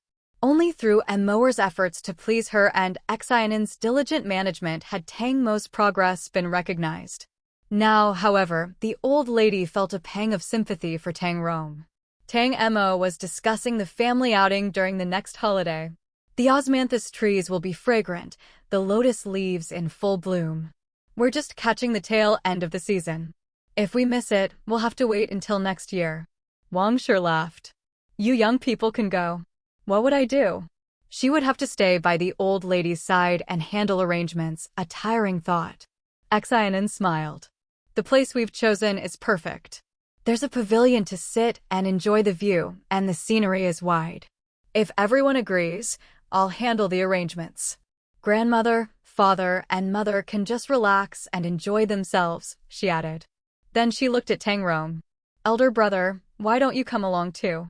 Tang Rong immediately refused. Was he going to go see this family's loving mother and filial son? I have things to do that day. You and your second brother can take grandmother, father, and mother to enjoy yourselves. I'll arrange another trip after this busy period, okay? Tang Gang thought a family outing would show harmony in the Marquis's mansion and strengthen their public image. It's a rare opportunity, and the weather is nice. You should come along. Tang Rong nearly lost his composure. Everyone knew Tao Iran had been sent home, and here he was being asked to pretend nothing had happened and go on a family trip? It was insulting, awkward, and completely disregarded his feelings. Xin An glanced at Tang Mo, who immediately understood. Father is right. Brother, you should come too. In the next 2 or 3 months, there will be many tasks. It might be difficult to find another opportunity. You've been cooped up in the courtyard recovering from your injuries. It would be good to go out and relax. The old lady looked pleased. Tang Mo was sensible, and she chimed in. Since your father and second brother both say so, then go together.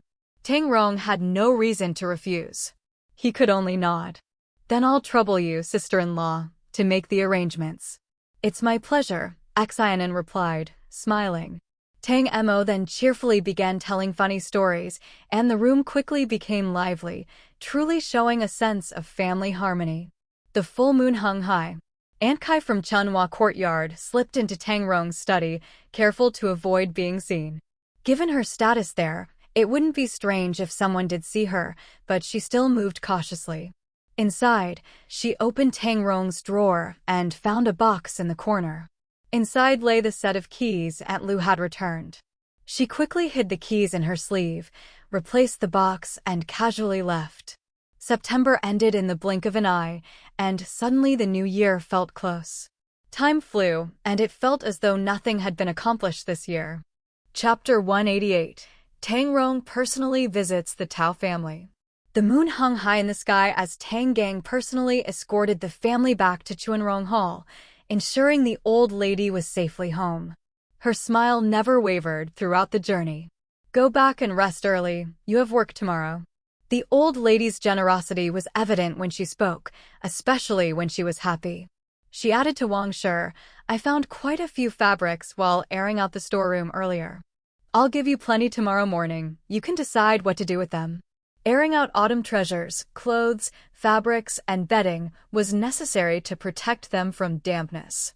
Gan Lu had preserved everything carefully, so nothing was damaged. These are just the right materials for making clothes. They'll come in handy. Thank you, Mother.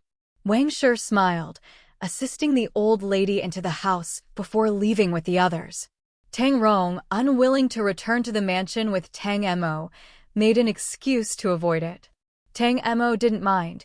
He had plenty to discuss with Xin An. At Chioshi Courtyard, Xin An and Tang Mo eagerly entered, rubbing their hands together, promising a surprise for Tang Rong, both unexpected and amazing. Xin An feigned a sigh. Tao Iran is heartbroken and forced to compromise at her parents' home, while Tang Rong is traveling with his family, enjoying harmony. If Zhu knew this, he'd probably want to punch him to death. Tang Mo laughed, promising that everything would be arranged carefully. Meanwhile, Tang Rong had just returned to Chunhua Courtyard and nearly smashed another tea set. His emotions were fraying. It felt as if the entire mansion conspired against him. Aunt Kai brought in a bowl of soup, fox nuts, and barley, known for clearing dampness and aiding weight loss. Tang Rong drank it in one gulp. With the banquets coming up at each household, Aunt, prepare me a couple more outfits. Go get the fabric from the storeroom. This was exactly what Aunt Kai had hoped for. She had been seeking an excuse to enter the storeroom, and now it had presented itself. She thought to herself that she must support concubine Yu. Even if Tao Iran returned, sharing power within the mansion would protect her position. Originally, these matters should have been handled by the young mistress. Does the young master really not intend to fetch her back? How can this courtyard function without a mistress in charge? With the year-end approaching, there are countless small and large matters to manage. Tang Rong frowned but said nothing. Aunt Kai probed further. If the young mistress cannot return for a while, could concubine Yu temporarily fill in? Tang Rong refused outright. He would not let a concubine take charge and be laughed at for it. Mother will oversee all matters in the manor. Aunt Kai will handle the trivial things in the courtyard for a few days. I have other arrangements for her. Aunt Kai nodded, careful not to arouse his suspicion, and left after putting away the soup bowl. That night, Tang Rong stood by the window, sleepless. The next morning, he rose early, practiced the 5 animal frolics despite lingering discomfort from his wound, then bathed, changed, and had breakfast. Is the young master going out? Aunt Kai suppressed her joy. Should Qingma prepare the carriage? Tang Rong's composure returned. After leaving, he first visited Chuanrong Hall to pay respects. Learning that he was headed to the Tao family, the old lady expressed disapproval. Tang Rong reassured her, this matter must be settled. I am already married. It's not proper for father and mother to always bear the brunt. Grandmother, don't worry. I know what I'm doing. I'm not here to pick anyone up today. The old lady was relieved. Go ahead. If the Tao family gives you trouble, return. I'll handle your affairs. Gan Lu, get my jade pendant. The old lady handed Tang Rong a fine white jade pendant with 2 fish motifs.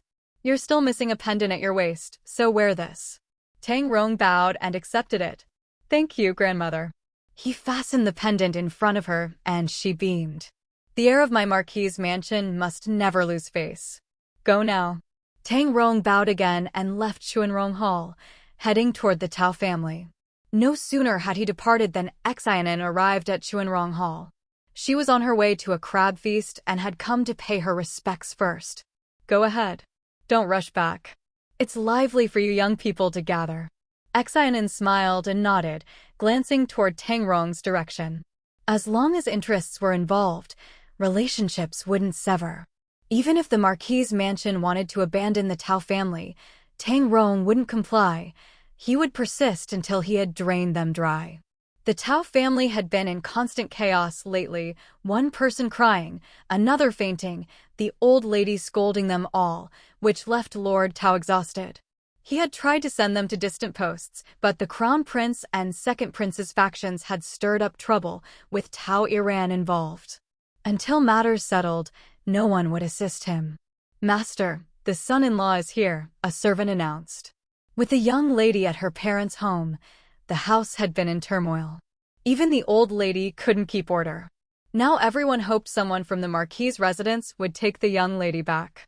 Madame Tao, wanting to assert herself as mother-in-law, said, "Let him wait." Lord Tao glanced at her but ignored her, saying calmly, "Please let the son-in-law in." The servant pretended not to hear Madame Tao, exiting quickly. She was furious. "Even now, you're polite to him?" Lord Tao retorted, "Then what should we do?" "Humiliate him a few times, and then wait for him to divorce Iran." Madame Tao was full of resentment. She remembered how Madame Wang had mocked her earlier without mercy. Now she wanted Tang Rong to feel the same humiliation. Tang Rong entered swiftly. His appearance was healthy, even slightly radiant, which made Madame Tao's anger flare. Seeing him come empty-handed, she immediately questioned, "What brings you here?" Tang Rong straightened his back and greeted her formally. "I've come today to discuss something with my father-in-law. Would it be convenient to speak in the study?" Lord Tao wasn't in a hurry. Although he wished Tang Rong would take Tao Iran back immediately, decorum required patience. "How has your grandmother been these past few days?" Tang Rong replied, "Grandmother has been slightly unwell. The doctor said that as long as she rests, there won't be any problems." "Thank you for your concern, father-in-law." "Rest and relax," Lord Tao frowned. "So you're not here to take Iran back to the manor today?" Tang Rong answered calmly, "This matter still depends on father and mother's arrangements." Chapter 189, Old Madame Tao's Teachings. Tang Rong didn't mention Tao Iran at all. His attitude was very clear, and Madame Tao's anger was undisguised. Tang Rong remained calm and composed, neither humble nor arrogant. After 3 breaths, seeing no words from the 2 members of the Tao family, he cupped his hands. "If father-in-law has other matters to attend to, I will come another day." It must be said that his demeanor as the heir of the Marquis's mansion was indeed more outstanding than Tang Mo's. However, his attitude successfully made Lord Tao's eyes turn cold. This was really not the way a son-in-law should speak to his father-in-law. It would be difficult for Tao Iran to return to the Marquis's mansion. He slowly stood up. "Let's talk in the study." "Wait." Madame Tao finally couldn't hold back. "What do you think about Ir's matter?" The happier she had been when she got Tang Rong as her son-in-law, the more she regretted it now. Madame Tao's gaze toward Tang Rong became increasingly displeased. No matter what she did wrong, she's still your wife. What happened back then? She wanted to say that Tao Iran wouldn't have changed husbands so suddenly if Tang Rong hadn't had something to hide, but that was difficult to say, since Tao Iran wasn't exactly innocent either. Ihr suffered because of you. She was always subservient in the Marquis's mansion, rarely even leaving the courtyard. Now that something like this has happened, you, as her husband, are completely indifferent. If you let her stay at her parents' home indefinitely, what will outsiders think of her? Tang Rong bowed. Grandmother Tao is seriously ill, and Ir returned to her parents' home to care for her at her mother-in-law's request. It is an act of filial piety. Madame Tao snorted. Do you actually believe what you're saying to outsiders? Don't try to evade the issue. State your own decision. What filial piety?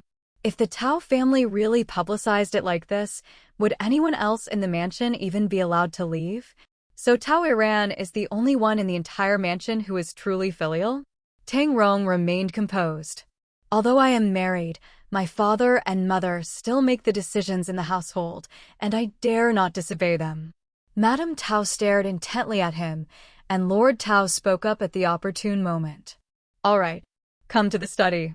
The Marquis's family regretted this marriage arrangement, and so did the Tao family. If they had simply married Tang Emo directly, none of this would have happened. Although Tang Emo was the second son of the legitimate wife, he had been somewhat unreliable before marriage and his reputation wasn't exactly good. But one couldn't expect too much from a second son who couldn't inherit the family business. But who knew that Tang Emo would change his temperament after marriage? He was not only ambitious and capable, but also filial. How many gifts had Xin An received from him? They were being sent to Huijiang in carts and carriages. Who wouldn't want such a son-in-law? Xin An was truly lucky. He unexpectedly gained such a son-in-law. The father-in-law and son-in-law, each with their own thoughts, went to the study. Madame Tao, furious, smashed a teacup on the spot. Tao Iran, who was in the backyard, also received the news and went to find old Madame Tao, clutching a handkerchief. The old lady, with an air of complete control, said, "Be more composed. Don't be hasty. Men need to be kept on tenterhooks, make them anxious." Tao Iran couldn't wait any longer. She had been back for several days, and Tang Rong had finally come. What if I'm too coy and he just leaves? The old lady held her hand. Choose your bedroom to meet him. When you see him, tell him you miss him, give him a little sweetness, and then retreat in order to advance. Do you understand? Do you understand the art of playing hard to get? Tao Iran nodded. I understand. The old lady was very satisfied. Of all her granddaughters, this one was her favorite, beautiful, intelligent, and quick-witted. Tao Iran was a little worried about the rumors circulating outside. She wanted a good reputation. The old lady patted her hand. For the sake of the greater good, even if the people in the Marquis's mansion are angry, haven't they given you a good reputation? If you don't disgrace the Marquis's mansion, they won't disgrace it either. They'll protect you for the sake of the mansion. You don't need to worry about this at all. A woman can live comfortably if she has a man in her grasp. Others will take care of the outside world. Tao Iran understood this, but she was still worried that those present that day might spread rumors. The old lady looked at her with disdain. Those noble ladies who mocked you are nothing special. They're just pretending to be high-minded. No matter how noble your status, in the end you still have to rely on a man.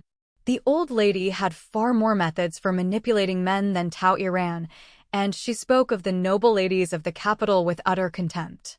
Holding a large dowry, they still have to worry about their husbands' futures, painstakingly serve their in-laws, and some even have to pretend to be generous by arranging concubines for their husbands, raising illegitimate children, and spending their whole lives fighting for that worthless face. How many so-called noble ladies end up alone for the rest of their lives after only 2 years of marriage? Old Madame Tao never thought those noble ladies were anything special. She believed women relied on men and their own wombs. If she had met royalty when she was young, she would surely be a more prestigious old lady now. She always felt that following old Mr. Tao had been a mistake.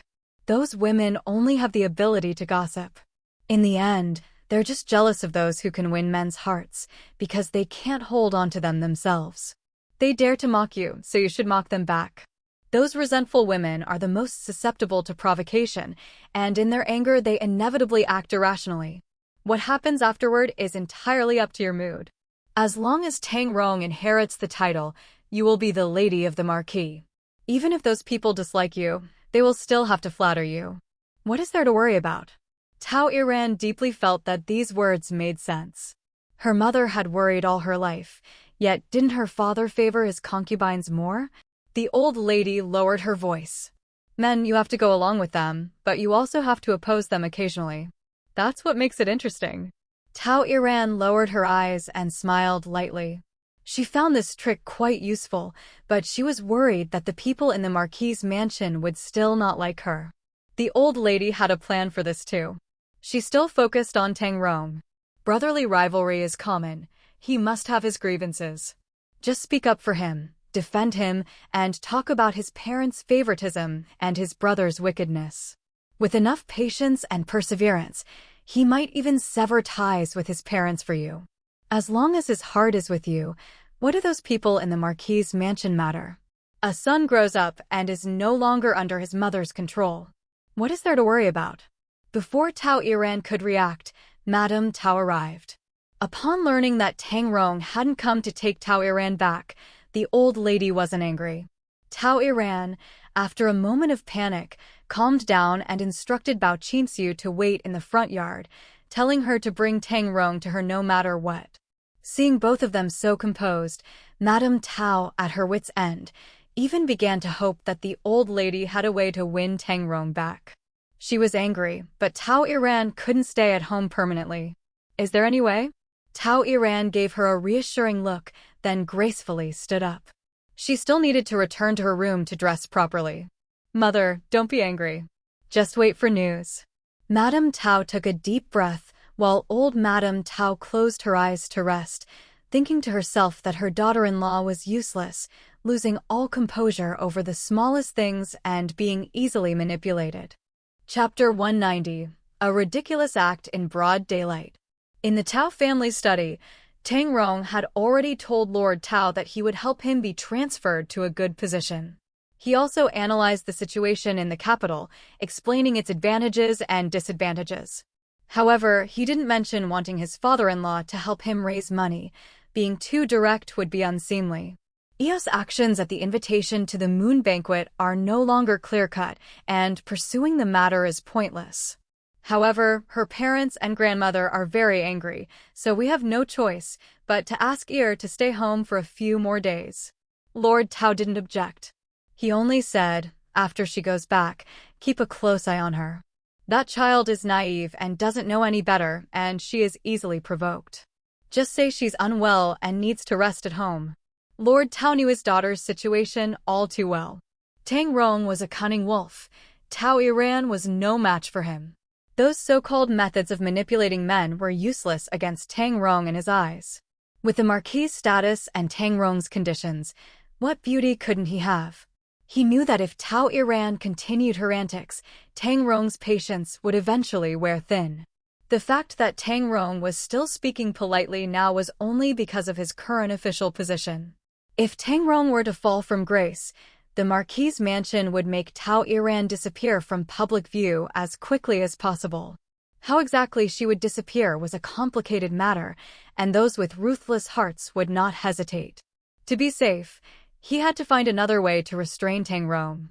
The father-in-law and son-in-law, each with their own agendas, once again reached a consensus. When they came out, their expressions had softened considerably. Lord Tao said, "Since you're here, go see Ir. She's been blaming herself and grieving these past few days. She's lost a lot of weight." Tang Rong nodded. Just then he saw Bao Qin looking around by the rockery. When she saw him, Bao Qin hurried over, and they went together to Tao Iran's courtyard. A beautiful woman is beautiful at all times. Tao Iran, dressed in thin clothes, looked up, tears streaming down her face before she could even speak. Her figure was as delicate as a willow, fragile and graceful. A strand of hair fell across her chest, adding to her charm and gentleness. She quickly threw herself into Tang Rong's arms, calling out Rong Lang repeatedly. Tang Rong's heart softened, and the words of reproach he wanted to say could no longer be spoken. Her slender fingers gently stroked his forehead, eyebrows, nose, and finally his lips, as if they had just experienced a life-and-death separation, or as if they hadn't seen each other for a very long time. Tang Rong, who had been filled with resentment toward Tao Iran, softened at this moment. He wanted to push her away and ask her what had happened that day, but Tao Iran clung to him tightly, sobbing softly. The two clung to each other tightly, their bodies separated only by a thin layer of clothing. Perhaps it was Tao Iran's deliberate provocation, or perhaps it was the affectionate look in her eyes, but Tang Rong, who had been abstaining from women for many days due to his injuries, quickly surrendered to this onslaught. He swept her up in his arms and carried her to the bed, completely oblivious to the faint smile on Tao Iran's lips. Rong Lang, your injury. It's nothing. Rong Lang, be gentle. Bao Qin, standing at the door, was shocked. She couldn't believe that the young master and his mistress were together in broad daylight. Qing Emo was speechless, feeling that his young master had strayed further and further since his marriage. With just a flick of his mistress's finger, he had abandoned all sense of propriety. If this got out and people began gossiping about it, it would be utterly disgraceful. After about the time it took to burn one incense stick, the commotion in the room gradually subsided. Tao Iran, covered in fragrant sweat, nestled in Tang Rong's arms, feeling smug. She thought that controlling Tang Rong was not difficult at all. After venting his emotions, Tang Rong gently pushed her away, got up, dressed, and put on the jade pendant the old lady had given him. You can stay at your parents' house for now. I'll come and take you back once I've convinced my father and grandmother. I'll do whatever you say, Rong Lang. Tao Iran sat up, her bare shoulders exposed. She didn't bother to tidy herself up. Instead, she got out of bed and snuggled back into Tang Rong's arms. I'll wait here for Rong Lang. Rong Lang, come early. Tang Rong hummed in agreement. Then he pulled her hand and asked her to sit on the edge of the bed, asking her to tell him everything that had happened that day. Tao Iran told him everything that happened before the invitation to the moon banquet. As for what happened afterward, she naturally had no control over it. Luckily, my sister-in-law pinched me, which gave me a chance to leave. I was scared because I messed things up. I wanted to go home and ask my mother for advice, but when she heard about it, she blamed my sister-in-law for being too harsh and wouldn't let me return, saying she would seek justice for me. I tried to stop her, but I couldn't. I'm sorry my sister-in-law had to suffer. My injuries just look frightening, but they're nothing serious. The clothes that were already hanging loosely on her body slipped down, revealing the bruises on her arms that hadn't yet faded. When she raised her arm, the bruises under her armpits were even more visible. Tang Rong frowned. Sister-in-law really went too far. It's not your fault. She didn't mean it. Tang Rong sighed, finding Tao Iran very beautiful and lovely at this moment. His heart stirred again, but fortunately he was rational enough. You've been wronged. Be good and wait for me here. I'll come to pick you up as soon as possible. The couple, one with honeyed words and a dagger hidden in her heart, the other lying without the slightest hesitation, were truly a match made in heaven. After another brief moment of intimacy, Tang Rong couldn't resist again. This time Tao Iran pushed him away, saying, "Be careful of your wound." Tang Rong was even more fond of her shy demeanor and reluctantly left. He departed immediately after leaving the courtyard. However, once he got into the carriage, his expression turned serious. Tao Iran had been used as a pawn by the crown princess. He didn't know whether she was too foolish to realize it or whether it had been done with mutual consent. Besides, she had lied. His father hadn't wronged her after all. Thinking about the pleasure he had just experienced, his expression relaxed slightly. Using a few tricks in front of him was harmless and somewhat novel. Meanwhile, Aunt Kai had dismissed the troublesome Aunt Yu and entered Tang Rong's storeroom. After confirming that no one was around, she took out a key and opened a box. The box was filled with bottles and jars. It was quite large, and it wouldn't be easy to take anything out quietly. Soon the box was locked again, and she opened another one. Several chests were opened in succession. They contained only bottles and jars and some old materials. There were no exquisite jade ornaments or valuable trinkets, not even a trace of silver. We've been robbed. Wangshi has such ruthless hands. Aunt Kai instinctively concluded that Wangshi had swallowed all the valuables from her mistress's dowry. Her mistress's dowry had been considerable. Besides precious gold, silver, and jade, there were also fields and shops. Over the years, she must have accumulated a substantial fortune. How could there be so little left? She knew nothing about the real reason behind it, and she overlooked why Tang Rong had prevented the chests from being opened.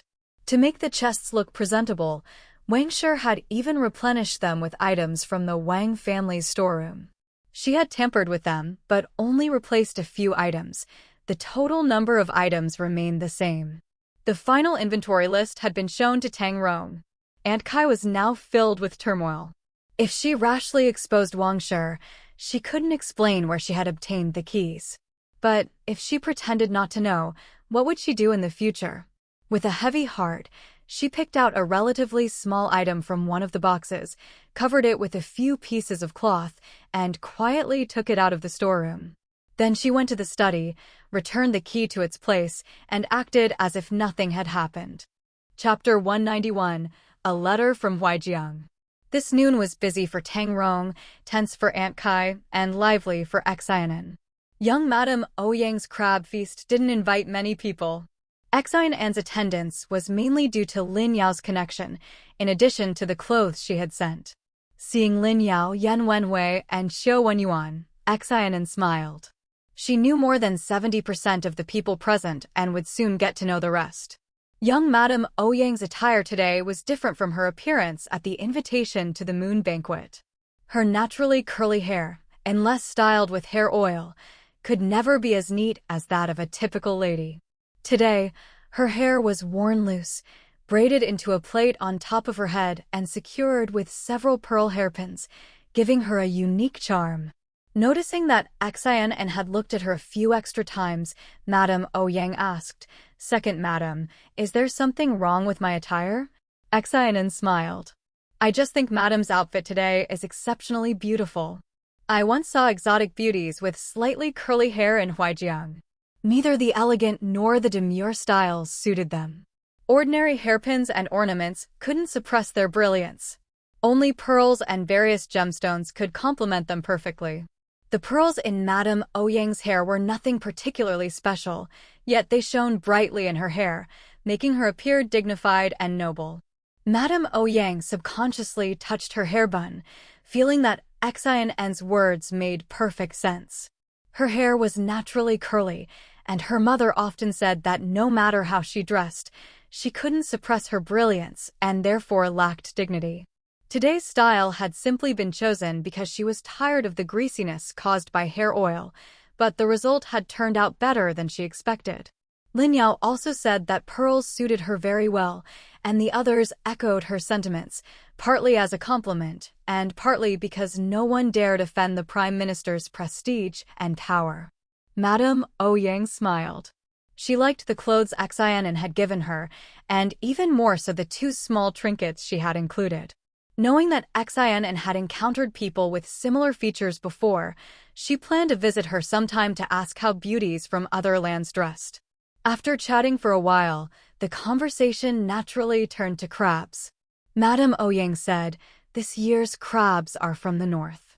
They're not as large as those from the south, but they have a different flavor. I found them quite delicious and wanted to share them with all of you. It's a great honor that you've all graced us with your presence." She spoke jokingly, so no one took it seriously. Everyone laughed and said they were fortunate to have the chance to taste northern crabs today. They say northern crabs are smaller, but the meat is firmer and the roe and fat are more fragrant. I've never had the chance to taste them before, so I'm really lucky today. Xin An said this with a smile while sitting beside Yan Wenwei. She added that she herself had never eaten northern crabs before. Someone unfamiliar with the Huai River region asked curiously whether there were crabs in the Huai River. Yes, but the crabs from the Huai River are still a bit late this season. The people around her nodded with smiles. There weren't many guests today, and those invited were all from respectable families with good reputations. No one deliberately tried to make things difficult for Xin An. When the crabs were served at noon, Madame Ouyang indeed allowed everyone to help themselves, saying it would be more fun that way. Seeing Xin An dismantling the crabs just like everyone else, someone asked whether people in the Huai River region ate crabs the same way as they did in the capital. Not at all, Xin An said with a smile. People in the Huai River don't eat crabs in such a refined way. I'm not afraid you ladies will laugh at me, but I only learned how to dismantle crabs yesterday. I was just worried you might laugh at me today. Seeing her frankness, everyone laughed. Being able to admit her shortcomings so openly showed that she wasn't bothered by such trivial matters, and they felt even more favorable toward her. Moreover, everyone present came from truly aristocratic families and had long since passed the stage of seeking superiority through such small things. Even if Xin An had eaten more casually, no one would have said anything. The banquet didn't end until the afternoon. Xin An went straight home. As soon as she entered, Nanfeng rushed in with a letter and presented it with both hands. Young madam, a letter from Huaijiang. It was just delivered. Xin An was overjoyed. She eagerly took the letter, opened it, and read it twice before carefully placing it back in the envelope. Her father was truly a remarkable man. In this life, without her holding him back, he and her brother would surely have a different future. Aunt, my brother's marriage to the Zhou family's daughter has been moved up to next year. The Zhou family says their matriarch has been in poor health, so they want to hold the wedding sooner. My brother will only turn 16 next month. Getting married in the first half of next year seems a bit early. Aunt Wang said that 16 was not considered early for marriage. In the traditional Chinese age system, that's already 17. Those who marry at this age often already have children running around. Even unmarried young men often have 2 women in their households to teach them about marital matters. But Uncle Xin said it's not good to marry too early. Having lived an extra lifetime, Xin An felt that good health was the most important thing. The Zhou family's girl will only be 16 early next year, still too young.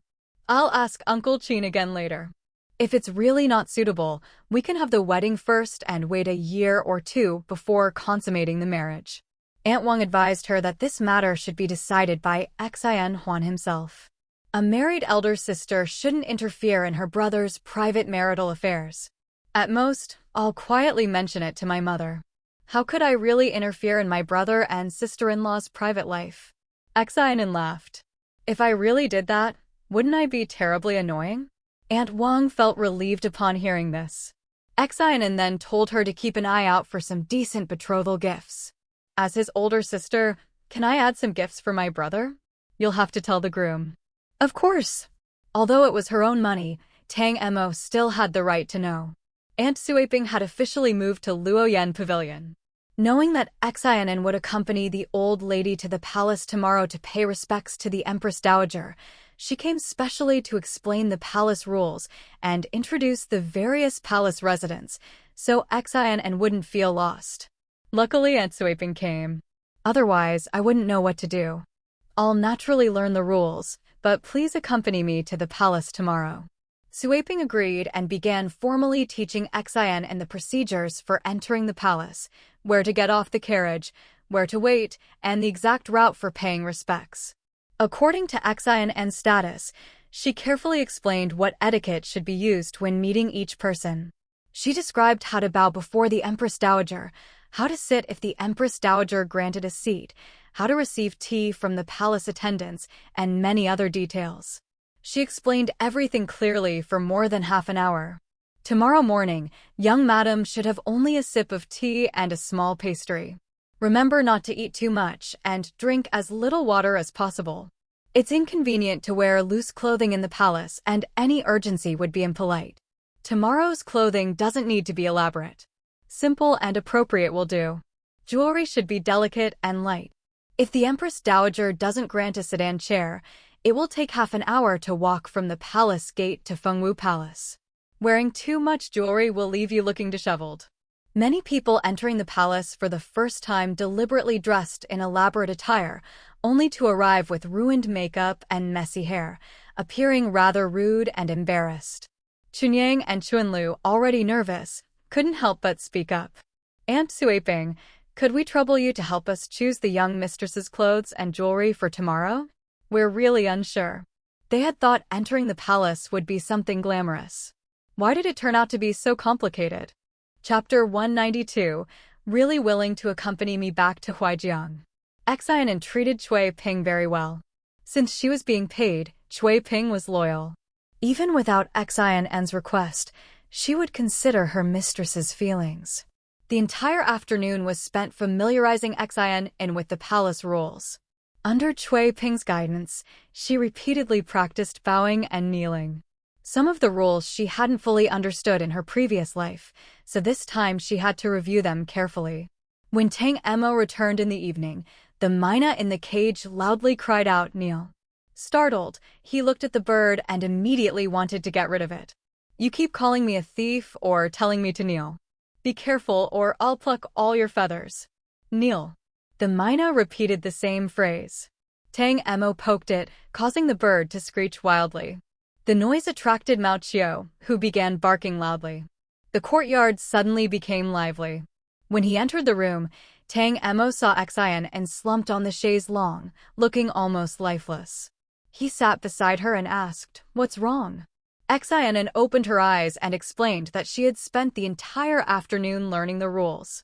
"Kneeling back and forth like that made my knees hurt, and then I had to sit for an entire incense stick's time according to the rules. Now my back and tailbone hurt too. Who came up with all these rules? Did they hate the world?" Tang Emo now understood why the myna outside had been shouting "Neo." He laughed. "Where does it hurt? Let me rub it for you." "My legs." Xin didn't stand on ceremony and sighed deeply. "When those noble ladies bow, they look so graceful. I wonder how much suffering they endured behind the scenes to learn it. Luckily, you only have to learn it once. Otherwise, how could anyone endure it?" Tang Emo was quite disciplined. Even the least favored son in a marquis family wasn't allowed to slack off when learning etiquette as a child. Seeing Xin sighing, he began talking about his own childhood lessons. "I could even fall asleep while kowtowing." Xin chuckled at the image.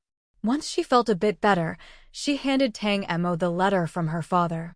After reading it, Tang Mo's expression became complicated. Father-in-law doesn't seem to have much integrity. Xin Quan's letter essentially said that anyone who could bring substantial benefits to the Xin family and wasn't a powerful backer trying to exploit them was worth cooperating with. In other words, it didn't matter whether it was the crown prince or the second prince. As long as they could protect the Xin family and help them rise higher, Xin Quan's money could be used. Xin said calmly, "It's not that we lacked integrity. Merchants follow profit." The Marquis' mansion gave too little but demanded too much. Over the years, how much benefit has the Marquis' mansion taken from the Xin family? I remember my father once wrote to the capital asking for help opening the Northwest Salt Road. Not only did they refuse, they even wrote back saying he was too eager for quick success. My father missed the opportunity and could only watch his competitors make a fortune. Missing that opportunity dealt a heavy blow to his existing business. Once competitors opened the Northwest Salt Road, his own trade suffered serious losses. That was when my father risked everything to find sugar sources and search for a new way out. If it weren't for grandfather, your father wouldn't have convinced my father to send money to the Marquis' mansion every year. They wanted something for nothing. My father isn't stupid. Tang Emo couldn't refute her words. His father had always regarded the Xin family as if it were the property of the Tang family, something to take from whenever he wished. But nothing in this world came for free. Besides, the Xin family's wealth had grown stronger year by year. They were no longer dependent on the Marquis' mansion. "Are you planning to go to the second prince's residence?" Tang Emo asked. Xin nodded. "We need to give them an answer, but I don't intend to pledge loyalty. We'll take things step by step. If anything goes wrong, we'll withdraw immediately. Safety is the most important thing. This is just a simple transaction." Tang Emo agreed. Even though they knew the eventual outcome, They still needed to be careful. Dealing with a tiger required extreme caution. The two quietly discussed everything they could think of before finally making their decision. At the end, Xin An mentioned sending Xin Huan a birthday gift and preparing some betrothal gifts. Tang Emo smiled. 16 isn't that young anymore. Tomorrow I'll arrange some fashionable and interesting items from the capital to send to him. As for the betrothal gifts, you can handle that yourself.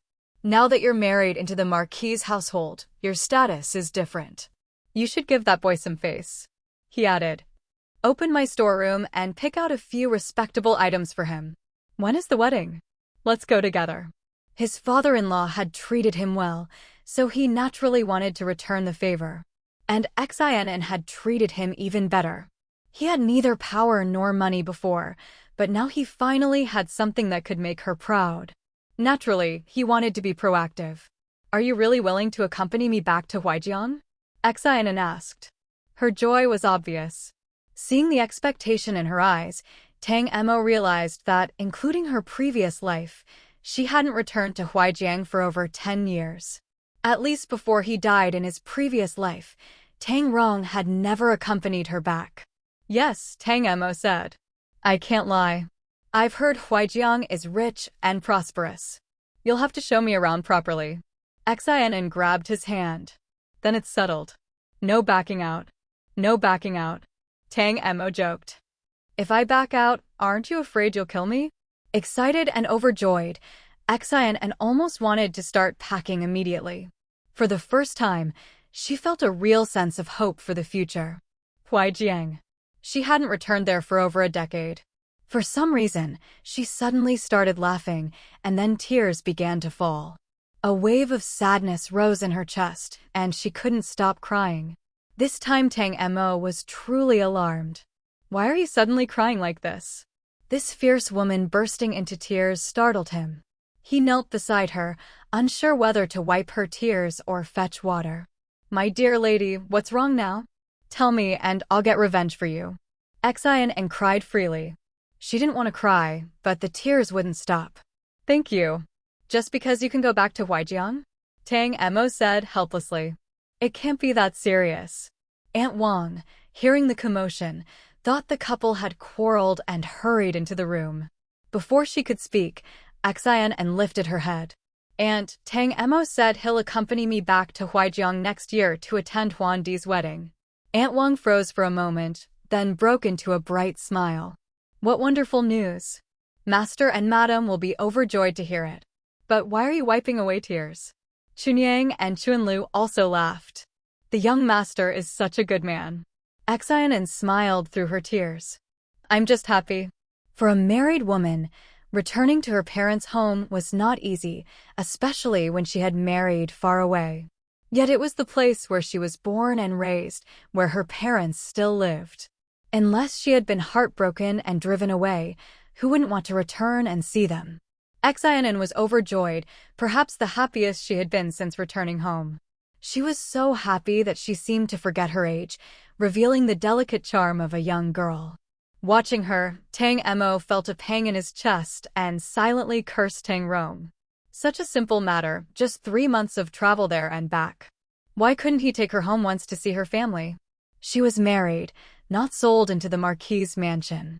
Even servants were sometimes granted leave to visit home. That dog. Chapter 193. The Tao family's sister-in-law's anger. Because of Tang Mo's decision, Chunyang and Chuanlu were extremely attentive. They constantly poured tea for Tang Mo and brought him bird's nest soup. Even Lai Lai benefited from this, receiving a bowl of bird's nest as well. She happily ate it, hoping such a delightful treat could come every day. As night fell, Tang Rong had already returned to Chunhua Courtyard. After leaving the Tao family residence, he went to the Ministry of Rites and later met with a friend in the afternoon. When he returned, drinking water aggravated his wound. He soon discovered that blood was seeping from it. Some of the blood had dried and stuck to his clothes, so he had to moisten the fabric with water and tear it apart little by little. Aunt Yu applied medicine and changed his clothes, her eyes red. The scabs on your wounds are hard and haven't fallen off yet.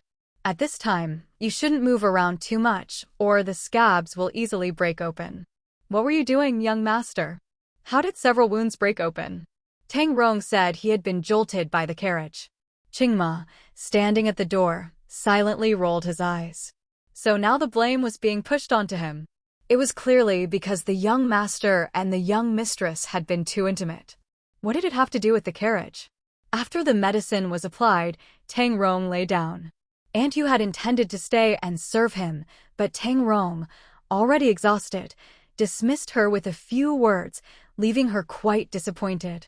That night, after the bedroom door was closed, Tang Mo couldn't wait to get into bed. He rubbed his hands excitedly. I have something to tell you.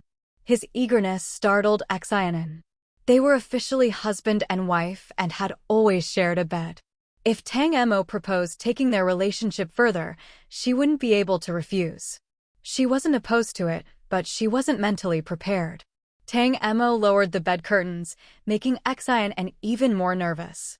Tang Mo, however, didn't notice her unease. He sat cross-legged and said, There were so many people in the room earlier, I felt suffocated. Go ahead and tell me. At that moment, Xin An's mind was full of conflicting thoughts. Should she agree or refuse if Tang Mo made such a suggestion? Despite her usually flirtatious and bold manner, when the moment truly came, she felt a little timid. Tang Mo lowered his voice and whispered the news he had gathered. Xin An's eyes widened in shock and all her previous thoughts vanished instantly. In broad daylight? And at the Tao family's house? Tang Mo nodded repeatedly. The Tao family's courtyard security is loose. Information can be bought with money. This news is fresh and hot. It happened this morning. Can you believe it? What shameless people. In broad daylight, in the morning, and in the Tao family's house. What did Tang Rong think the Tao family was? The key issue was that the two families were almost at each other's throats, yet Tang Rong shamelessly went to Tao Iran's house and slept with her. I don't even know how to comment on this, Xin An said. She truly couldn't find the words. She was too naive to have even imagined such a thing. Even when a loving young couple visited the wife's parents' home, they wouldn't sleep together, let alone in broad daylight. And the relationship between the two families was already so tense. An idea instantly formed in her mind.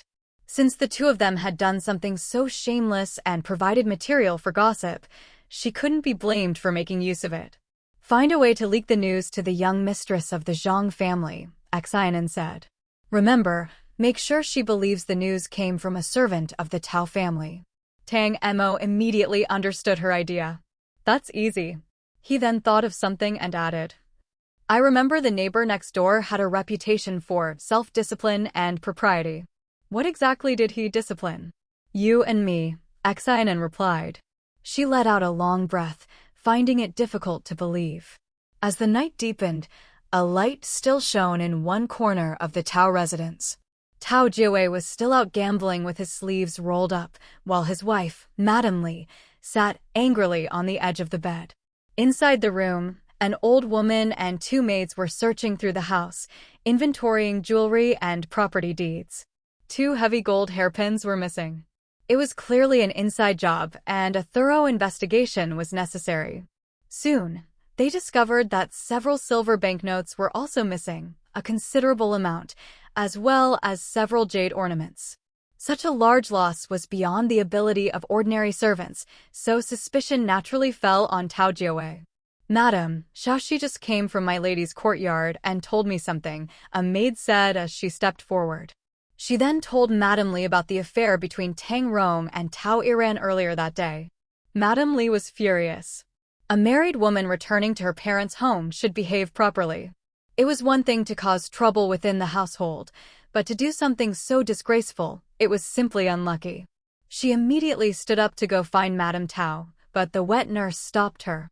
My lady has the old madam protecting her, and she's Madame Tao's own daughter. In the end, won't they just suppress your anger and make you let it go? Don't act impulsively. Madame Li sat down again. She knew it was taboo for a married woman to share a room with her husband when she returned to her parents' home, as it would bring bad luck to her brothers. And it had happened in broad daylight. The Marquis' mansion is simply going too far. What did they think the Tao family was, a brothel? The wet nurse lowered her voice. That's just how the young lady is. Although Madame Tao didn't say anything, the young lady has been staying at her maiden home for so long, and the Marquis's mansion hasn't come to take her back. She must be anxious. Now that the young master has finally come, of course she would seize the opportunity. Madame Li sneered. Even after sleeping with him, she still hadn't been taken back. The Marquis's mansion's attitude was already clear. I can't swallow this humiliation. Send a reliable person to spread this news. The wet nurse hesitated. This move will harm the enemy 1,000 while harming ourselves 800. If the Tao family's reputation is ruined, we won't benefit either. Madame Li didn't care. If she were a decent person, it would be one thing. But how many disgusting things has she done since I married into this household? Just a few days ago, she was trying to sow discord between me and the old madam. She's done something so shameless just to disgust me, and I'm supposed to cover for her? What kind of fool do you take me for? The wet nurse knew that if she didn't allow Madame Li to vent her anger, she might cause even bigger trouble. In the end, she could only follow her instructions. As for the lost money, she said, if you make a fuss about it now, it will only damage your reputation. In the end, the young master will be scolded, and you'll have to swallow the grievance silently. The lost items won't be recovered, and Madame Tao might even blame you for not taking good care of the young master. It would be better to catch the thief red-handed. Then you can cry to Madame Tao and later return to ask your own family for help. Not only can you recover the lost items, you might even gain more. Madame Li listened carefully. She was already very dissatisfied with the Tao family. Nothing about them pleased her. Her marriage into the Tao family had only been arranged by a matchmaker, so of course it was more important for her to secure as many benefits as possible for herself. Unknowingly, Xin An and Tang Mo had gained an extra ally. Xin An lay in bed but couldn't fall asleep. She glared at Tang Mo. Tang Mo gave an awkward smile. He had originally planned to tell her tomorrow, but he simply couldn't hold it in. He was used to sharing any news with Xin An as soon as possible. Take a few deep breaths to calm yourself, Tang Mo said gently, patting her arm. Xin An opened her eyes helplessly. Why are you patting me? To help you fall asleep. Close your eyes. Xin An didn't know whether to laugh or cry, but she obediently closed her eyes. When she opened them again, Tang Mo was shaking her awake. Time to get up. Xin An could barely open her eyes and leaned against Tang Mo's shoulder. Since returning home, she hadn't been waking up early, usually rising only at dawn. What time is it? Tang Mo smiled and helped her sit up. It's the 5th watch. You still need to get ready. You have to go to the palace gates early this morning. Chapter 194. Entering the palace to see the Empress Dowager. This morning, Tang Mo was responsible for escorting the old lady and Xin An to the palace gate, so he specifically asked for leave for this purpose. He also knew that Xin An liked to sleep a little longer. She had previously said that she would get up every morning to supervise his martial arts practice, but she had only managed it twice. Today, however, he couldn't let her sleep in. After you wash up, you still need to go to Chuanrong Hall to pick up grandmother. If you don't get up now, it will be too late. After saying this, he called Chunyang and Chuanlu, who were waiting outside, to come in and help her. Xin An yawned and got out of bed, her steps slightly unsteady. Fortunately, after washing her face, she woke up quickly and became much more energetic. You're really not going to eat? Seeing that she had only eaten one piece of mung bean cake and drunk half a cup of water, Tang Mo asked Chunyang to bring 2 more pieces of pastry for the road. Eat at least half a piece more. There are many rules in the palace. If you don't sit properly, you won't get enough to eat. If you're delayed any longer, you might not return until the afternoon. Won't you be so hungry that you'll feel dizzy? Entering the palace to pay respects might seem glamorous, but in reality, it was rather torturous, especially if a meal was served. It could hardly be called food at all. Xin An said she wouldn't eat. It won't hurt me if I skip a meal. Grandmother can endure it, so why can't I? Tang Mo stopped persuading her. Seeing that it was almost time, he got up and left with her. When they arrived at Chuanrong courtyard, the sky had just begun to brighten. The old lady had already finished her light meal. Today she was dressed richly, wearing the dark purple fabric that Xin An had previously given her. The color suited her complexion very well. Surprisingly, Tang Rong was also there. Tang Mo greeted him. "Big brother, you seem to be much better now?" Tang Rong smiled. "I've almost recovered. That's why I'm returning to the Ministry of Rites to resume my duties today." "Second brother, are you escorting grandmother and second sister-in-law to the palace?" "Only to the palace gate." The two brothers maintained a polite facade. Xin An stepped forward with a smile. "Grandmother looks so elegant today. It's also thanks to the fine fabric you gave me." The old lady nodded with satisfaction at her well-dressed appearance. "It's getting late. Let's go." At daybreak, the group arrived at the palace gate. They handed over their tokens and waited outside. 2 sticks of incense burned while they waited. When the palace servants finally came to invite them inside, Tang Mo held Xin An's hand and repeatedly told her to speak less and not wander off. He seemed even more nervous than she was. "Are you afraid I'll get beaten to death in the palace?" Xin An laughed. "Don't worry. I'll be fine." She added in a voice only Tang Mo could hear. "It's not my first time. I know the way quite well." Tang Mo suddenly realized she was experienced. Yesterday, she had practiced etiquette for half a day, which had misled him into thinking she was unfamiliar with palace rules. "Even so, you still need to be careful," he said. Xin An smiled and turned away. Only after she entered the palace gate did Tang Mo mount his horse and leave. Inside the palace gate, eunuchs carried a sedan chair, but it was reserved only for the old lady. Xin An followed behind on foot. They walked for about the time it takes 2 incense sticks to burn before arriving at a side hall. They still had not reached the main gate of Fengwu Palace. The Empress Dowager was currently receiving greetings from the imperial consorts and princes, so the grandmother and granddaughter had to wait. Aunt Suaping was familiar with palace affairs, and Xin An had given her some silver as a tip before leaving earlier that morning. Because of this, the palace servants treated them quite politely, bringing tea and snacks while they waited. Xin An only moistened her lips with the tea, not daring to drink too much. They waited for more than half an hour. It was almost noon when the Empress Dowager finally summoned them. "Old madam, please watch your step. The Empress Dowager had been looking forward to your visit today and deliberately set aside time for you." This morning, when the ladies of the palace came to pay their respects, the Empress Dowager learned that the second prince's consort is pregnant. She was so pleased that she spoke a little longer with Consort Jean. The Empress Dowager's attendant politely explained the reason for the delay. The old lady beamed with joy. "That is truly wonderful news. Consort Jean is blessed, and the Empress Dowager is even more fortunate." Consort Jean was the second prince's mother. With the recent turmoil between the crown prince and the second prince's consort becoming pregnant at this moment could be considered perfectly timed. Perhaps because the royal family was expecting another child, the Empress Dowager was in a very good mood. When they entered the hall, Xin An quickly glanced around and saw the Empress Dowager smiling as she sipped her tea. "This old woman greets your majesty, the Empress Dowager." Xin An of the Marquis of Wei Yuan's household greets your majesty, the Empress Dowager. The old lady bowed slightly, while Xin An performed a full curtsy. The Empress Dowager spoke. "No need for such formalities, old madam.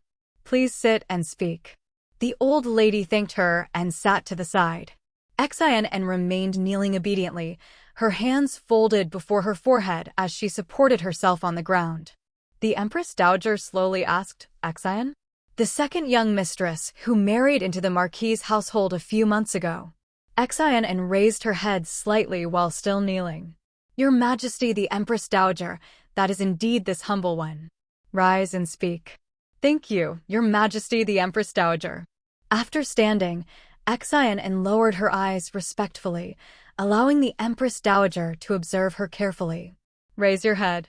Even after raising her head, Xin An did not dare to look directly at the Empress Dowager.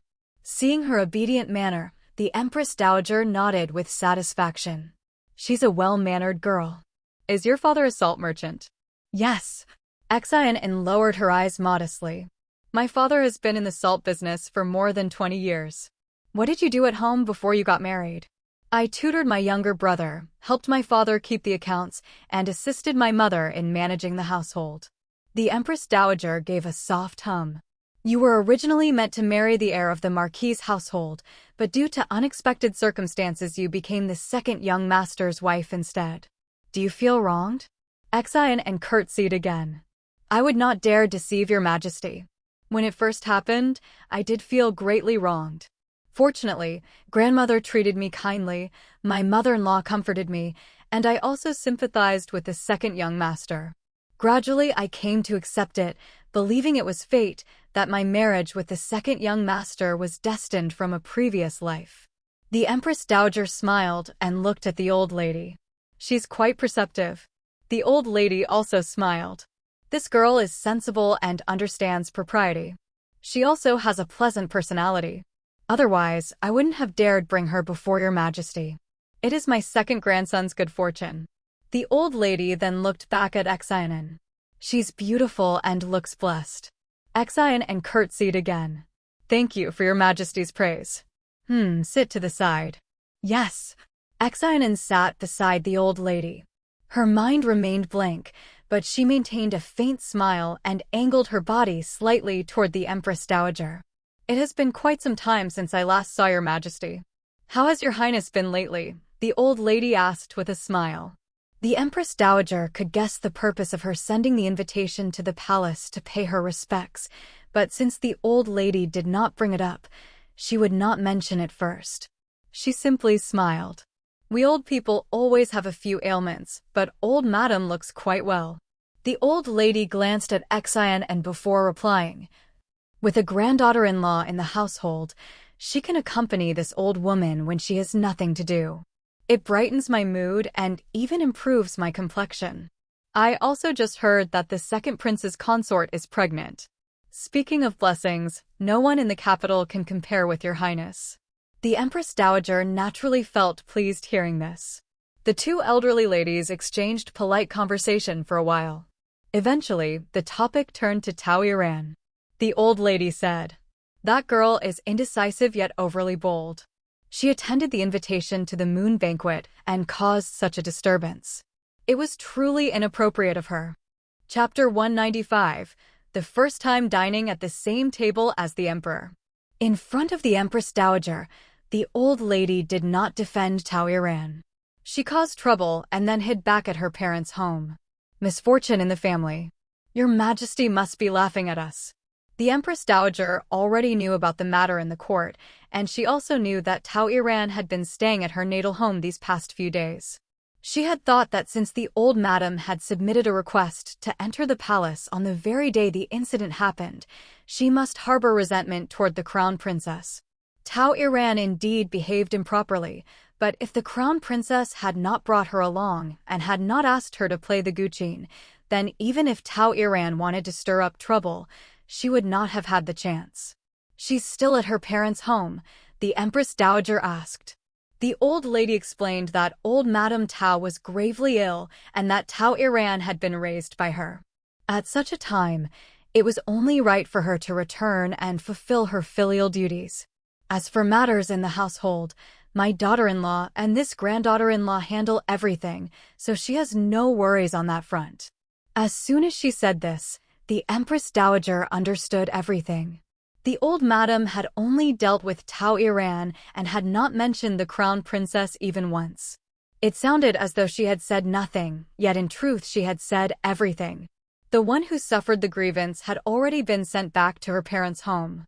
If the crown princess, the one who initiated the matter, remained completely unscathed, it would inevitably wound the heart of this old lady. Although the Marquis Manor no longer commanded the army, many veteran generals in the court still remembered old Marquis Tang. Quite a few people were likely watching how this matter would unfold. It seems she is also a filial child, the Empress Dowager said. Fortunately, she married into a tolerant family. Your love for your juniors is truly their blessing. As for right and wrong, there will naturally be a conclusion. Don't take it too much to heart. The old madam smiled and nodded. Then she began praising Xin An again and again, saying that having such a granddaughter-in-law was her good fortune. She doesn't find this old woman boring at all. Every day she comes to accompany me, admiring flowers and sharing meals, always finding new ways to cheer me up. She's like a little bundle of joy. The Empress Dowager's gaze fell on Xin An again. Following the old madam's lead, she also praised Xin An a few times and even rewarded her on the spot. The old madam's smile grew even brighter. As they continued chatting, it soon reached noon. The Empress Dowager invited them to stay for a meal. Naturally, the old madam could not refuse. Before they had even taken their seats, the emperor suddenly arrived. The old madam rose to greet him, and Xin An once again had to perform a full formal salute. The emperor had come specifically because he heard the old madam was visiting. His tone was quite amiable as he spoke, even recalling the old marquis's heroic bearing on the battlefield with a touch of nostalgia. I heard from Liaoji that your second grandson is training with the Northern Guard Army and is working very hard. In time, he will surely achieve something. The old madam was pleasantly surprised and modestly deflected the praise. Soon the topic shifted to Xin An. The emperor raised his eyes to look at her and suddenly said, seemingly out of nowhere, "Your father is quite capable." Xin An became extremely nervous. She had no idea what the emperor meant by that. Capable in what way? I heard that your father intends to change from a salt merchant to a sugar merchant, the emperor continued.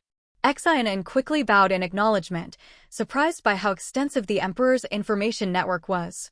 But then she remembered that Madame Su and the second prince's consort already knew about it, so it was not strange that the emperor knew as well. Your Majesty, the Huai River region produces lake salt. However, with the northwest salt route now opened, the lake salt from the northwest has begun to be transported outward. Not only is its production extremely large, but the flavor is purer and the price slightly lower. Because of this, the salt merchants of Huai River have all been affected. My father had no choice but to seek new business opportunities. The emperor nodded. Going along with the trend is also a good thing. If your father can find as much sugar as there is salt, the Xin family will have nothing to worry about in the future. Xin barely had time to think about the deeper meaning behind those words, but since it sounded like praise, she quickly replied, "For the long-term prosperity of our family, as long as there are profits in the sugar trade, my father will certainly find ways to secure sugar sources and supply them in large quantities." The emperor looked at her again. Thinking that Tang Rong had abandoned a piece of jade only to pick up a worthless stone, he felt the man had truly crippled himself. "Since mother has invited you to dine, then let us eat together." Eating with the Empress Dowager was already uncomfortable enough. Now the emperor had joined them as well. In both her past and present life combined, this was the first time Xin An had ever shared a table with the emperor. She felt so dizzy with nerves that it was fortunate palace attendants were assigned to serve the dishes, otherwise she might have eaten only 10 grains of rice during the entire meal. Even so, she could not taste a single flavor. After the meal, the old madam very tactfully asked to take her leave. The Empress Dowager did not insist they stay. After granting them more rewards, she ordered someone to escort them out of the palace. She herself still needed to discuss the matter further with the emperor. On the way out of the palace, the old madam rode in a sedan chair while Xin An walked beside it. Once they left the palace gates, Xin An immediately let out a long breath of relief and helped the old madam into the carriage. The old madam laughed. "For someone so young, you managed to keep your composure quite well. Are you tired?" She was extremely satisfied with Xin An's performance today. Originally, she had worried. Xin An's background was not particularly prestigious. She was young, and this was her first time entering the palace. There might have been some awkward mistakes. Yet Xin An had exceeded her expectations. She had not tried to stand out, remained steady, behaved appropriately, and her etiquette had been flawless. Xin An replied, "I'm not really tired. Fortunately, Aunt Suaping carefully instructed me yesterday and reminded me of things again today." I'm actually a little excited. I never imagined I would get to see the emperor. The old madam was very pleased with Suiping. You are clever yourself. Otherwise, last-minute preparations would not have produced such results. The Xin family now had a name in the emperor's awareness. That outcome had been beyond her expectations. Xin An held the old madam's hand. The person I should thank most is still grandmother. You went to so much trouble for me that I don't know how to repay you. After thinking about it, the only thing I can do is come to your courtyard more often to share your meals. Regardless of what the old madam had been like before, she had truly treated Xin An well. Today, she had also gone out of her way to praise her in front of the Empress Dowager. The old madam happily patted her hand. You are a clever girl. You should know that grandmother has expectations for you. She did not say what those expectations were, but Xin An nodded in understanding. Soon the carriage arrived at the Marquis Manor. Xin An escorted the old madam back to Chuanrong Hall before returning to Qiushi Courtyard. The moment she entered her room, she hurriedly poured herself a cup of water and drank it down, only then feeling somewhat better. Seeing this, Aunt Wang quickly ordered someone to bring bird's nest soup. Reclining on a chaise, Xin An let out a comfortable sigh.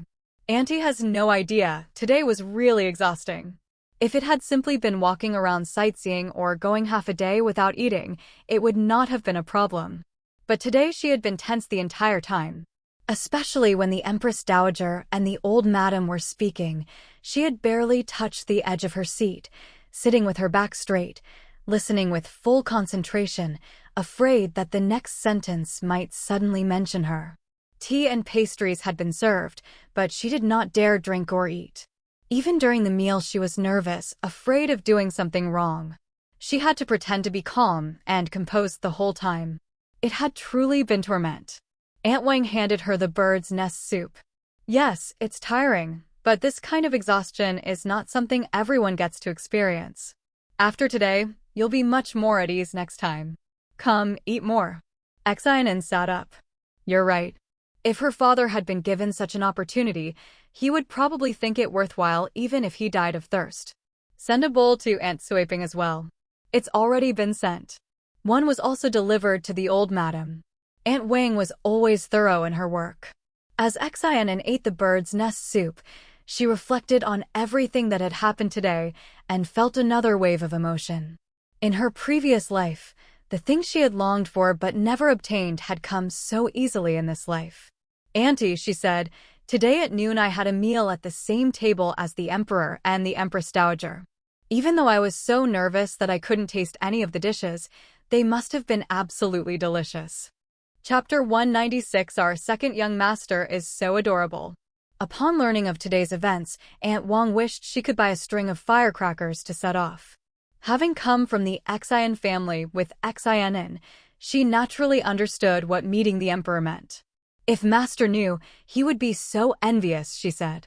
Handing her the empty bowl, Xin An lay down. I'm going to sleep for a while.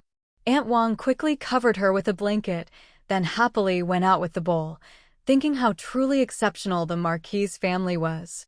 It was no wonder her master paid such generous tributes every year. If only the second young master could become a marquis in the future. The thought made her heart skip a beat, pounding with excitement. She recalled that her eldest daughter had originally been destined to marry the marquis's heir. It was the marquis's family who had broken the promise first. Now that changing husbands was no longer an option, it seemed reasonable to find another heir. The second young master was a legitimate son, so why couldn't he be that heir? How could the eldest young mistress next door compare to her own eldest daughter? The more she thought about it, the more exhilarated she became. But realizing such a notion was audacious, she took a deep breath and returned to her room to calm herself.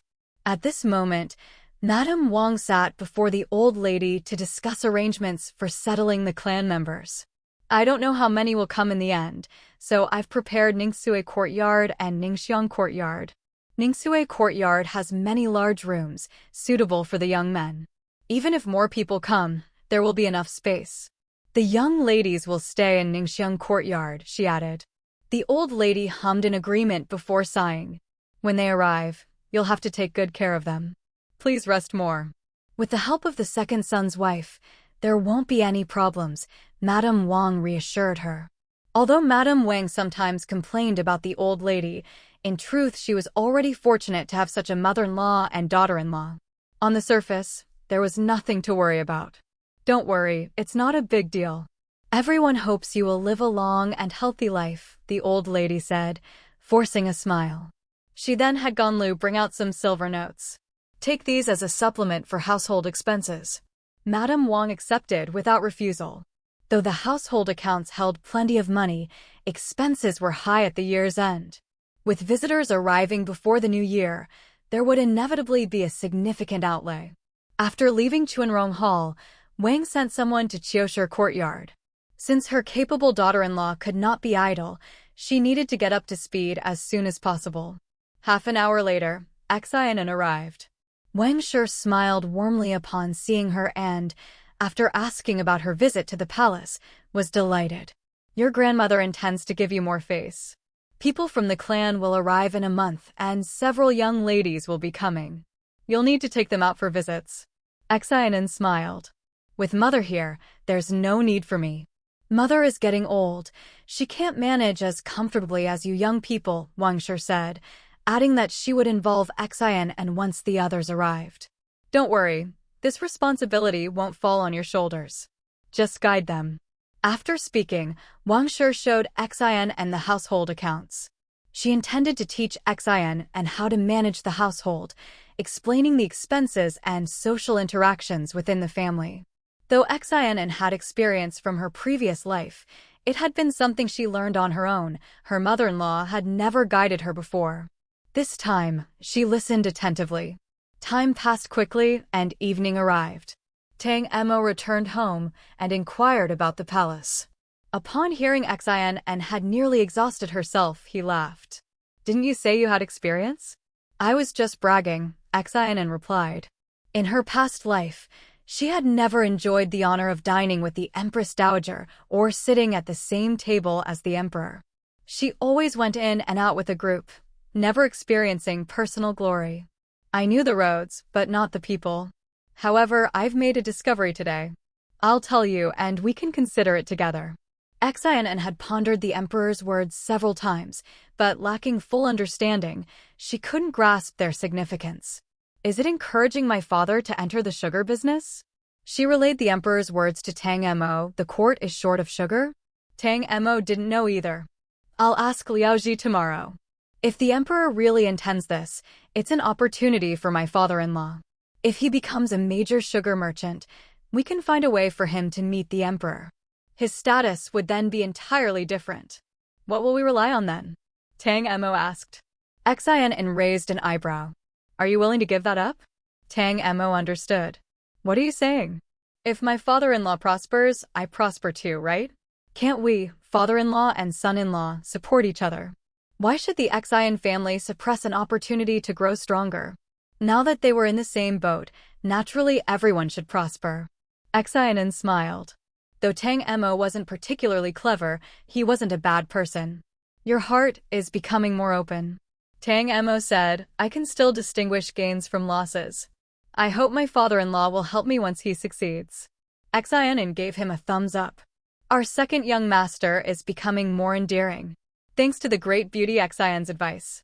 After laughter, Xin mentioned she would send a visiting card to General Su's mansion the next day. Tang Emo asked, curious, are you going to the second prince's mansion? The second prince's consort is pregnant, so it's best to avoid her. Since Madame Su asked for the candy, we should go directly to the Su family. It's the same thing. Tang Emo felt life was getting better. If you have time, make arrangements. I've already given all instructions today. The young mistress of the Zheng family should receive the news by tomorrow at the latest. It won't interfere with her attending the autumn banquet the day after tomorrow. The autumn banquet was 2 days away, and 5 days remained until the next holiday. Tang Emo had been counting down, preparing for a series of moves against Tang Rong. Xin An cooperated fully. The next morning, Xin An's invitation was delivered to the Su family. Madame Su did not put on airs and immediately instructed the messenger to let Xin An know she was always at home. After lunch, Xin tidied herself and went to the Su family. Both the Marquis mansion and the Su family were military households. Now that the Marquis mansion was more civil, the Su family still commanded troops. Unlike the servants at the Marquis mansion, the soldiers at the Su family's gate were imposing. "Is this the second young mistress of the Marquis of Wei Yuan's residence?" A steward came to greet her, his smile widening upon confirming her identity. Knowing the second young mistress was coming, "Madam has been waiting. Please come in." "Please lead the way," Xin said. Upon entering, the difference between the Su and Liao families was immediately apparent. Unlike the Liao family's chaotic atmosphere, the Su family exuded an indescribable authority, a profound presence only understood through experience. "We have already sent someone to invite Madam." "Please wait a moment," a servant said, leading her to the side hall. A maid served tea and then stepped aside. As the tea touched her lips, Xin's mouth curved slightly. It was Huijiang honeysuckle tea, something she had never sent to the Su family before. It must have been sent by the second princess consort. "Second young madam, you've kept me waiting," came a voice before the lady appeared. Xin rose quickly, bowing. "Madam Su. Second young madam is a rare guest. I've been waiting for you quite some time." After sitting, Madam Su spoke directly. "Has Mr. Xin sent word for you today?" "Madam is truly insightful," Xin replied. Chapter 197, Reunion with Madam Su, Finalizing New Business. "I received a letter from home yesterday," Xin began. "My father's intention is to do anything that benefits the country. If the Su family needs it, we won't ask why, just tell us the quantity. If the Xin family doesn't have enough, we'll try our best to get more." Xin spoke frankly, since there wasn't much to discuss besides the business itself. Although Madam Su had anticipated that the Xin family would not refuse, she was still pleased. "Mr. Xin is very generous. I won't hide it from you," Xin said. "The Su family mainly buys sugar for the soldiers in the army. The quantity needed is considerable, and it's required every year. We've tried finding sugar merchants before, but we couldn't get a stable supply. Often, we had to contact several merchants even to buy a small amount. If Mr. Xin can supply in large quantities, we would be more than happy." She explained that sugar was a rare commodity, expensive, hard to obtain, and difficult to preserve. It melts in hot weather or when damp. Without a stable customer, no one wants to hoard it. Unlike salt, which is always available, sugar is seasonal. Madam Su nodded, fully aware of these concerns, and only requested that they do their best. "If Boss Xin can take this on, we won't need to look elsewhere." Xin smiled. "If that's the case, my father will be very busy. He doesn't have much on hand right now, so if the army needs sugar urgently, we may not be able to fulfill it immediately. But if they plan ahead for next year, everything will be possible." Sugar came from sugarcane. To supply the military, the Xin family would need to find suitable lands for cultivation, persuade local magistrates to encourage more sugarcane planting, and establish workshops locally. All of this would take time. Madam Su chuckled. "Don't worry about the military business. The quantity they need won't be small. As long as the Su family exists, the Xin family can do this business. I only hope the price can be reasonable." A sugar business could bring the Xin family into a long-term relationship with the Su family, who would act as a strong backer. Madam Su was confident the Xin family would not refuse. Xin had already discussed the matter with Tang Mo, and now she readily agreed. "With Madam's words, I feel relieved. I will immediately write back to Huijiang, and my father will personally come to the capital next spring to discuss the details. We can provide a batch of sugar this year, and the price will be finalized next year," Xin added, showing the Xin family sincerity. Madam Su was pleased with this attitude. "Next year is not too late. We all understand that Mr. Xin is a businessman. We don't usually extend credit until after the new year.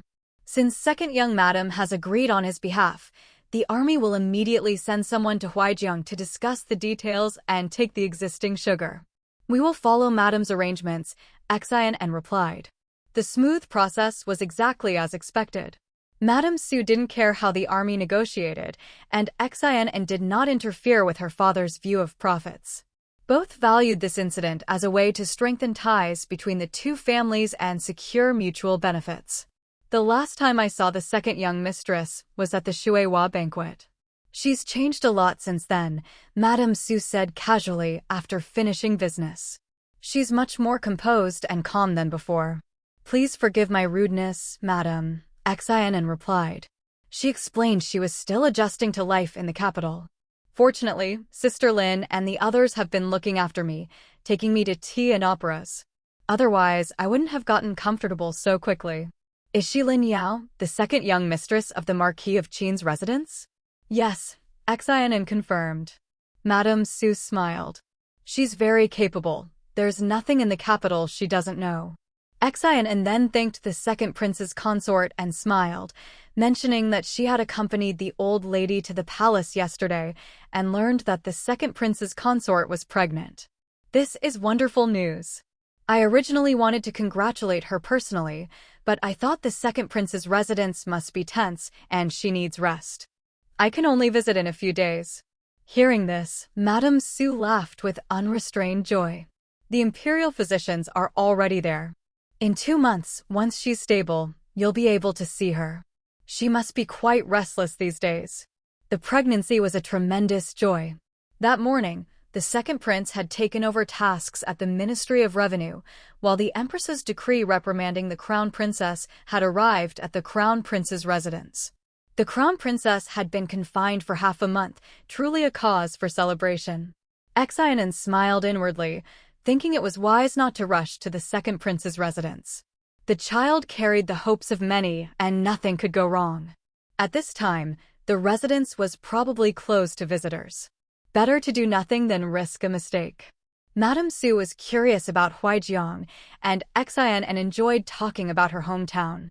The two spoke more as equals than as elder and junior, discussing matters with ease. After seeing Xin off, Madame Su couldn't help but comment on Tang Mo's luck. A virtuous wife brings fewer troubles to her husband. How could the old saying be wrong? Tang Rong had mistaken a pearl for a fish eye. He would regret it one day. After leaving the Su family, Xin went to check on the medicinal food shop. Feng De was absent, having gone to collect a shipment at the general store. She turned her carriage toward the Wang family's house. Madame Wang managed most care for the veterans, and Xin wanted to ensure she received her due benefits. She bought many snacks and tea along the way and was warmly welcomed upon arrival. Why are you being so polite? I was just about to go to the Marquis's residence to find you, Madame Wang said. Since the Marquis's residence had clearly assigned someone in charge, the Wang family felt much less pressure. They were especially pleased with Xin's prompt payment. Madame Wang immediately brought up Nanfeng, bringing Lu Chang to discuss grain and winter charcoal purchases. You've thought of everything. Charcoal is much cheaper at this time of year, Xin said with a smile. It was just a casual suggestion. I hadn't been involved before, and there were many things I didn't know, so I had to trouble you, madam. No trouble at all, Madame Wang replied. After sitting, Madame Wang recounted recent arrangements. We've agreed on fixed distributions of grain and charcoal, 1 share per family. If old soldiers pass away, their descendants won't receive any. There were objections at first, but they now understand our difficulties. The young men are busy seeking jobs, and the older girls are learning etiquette.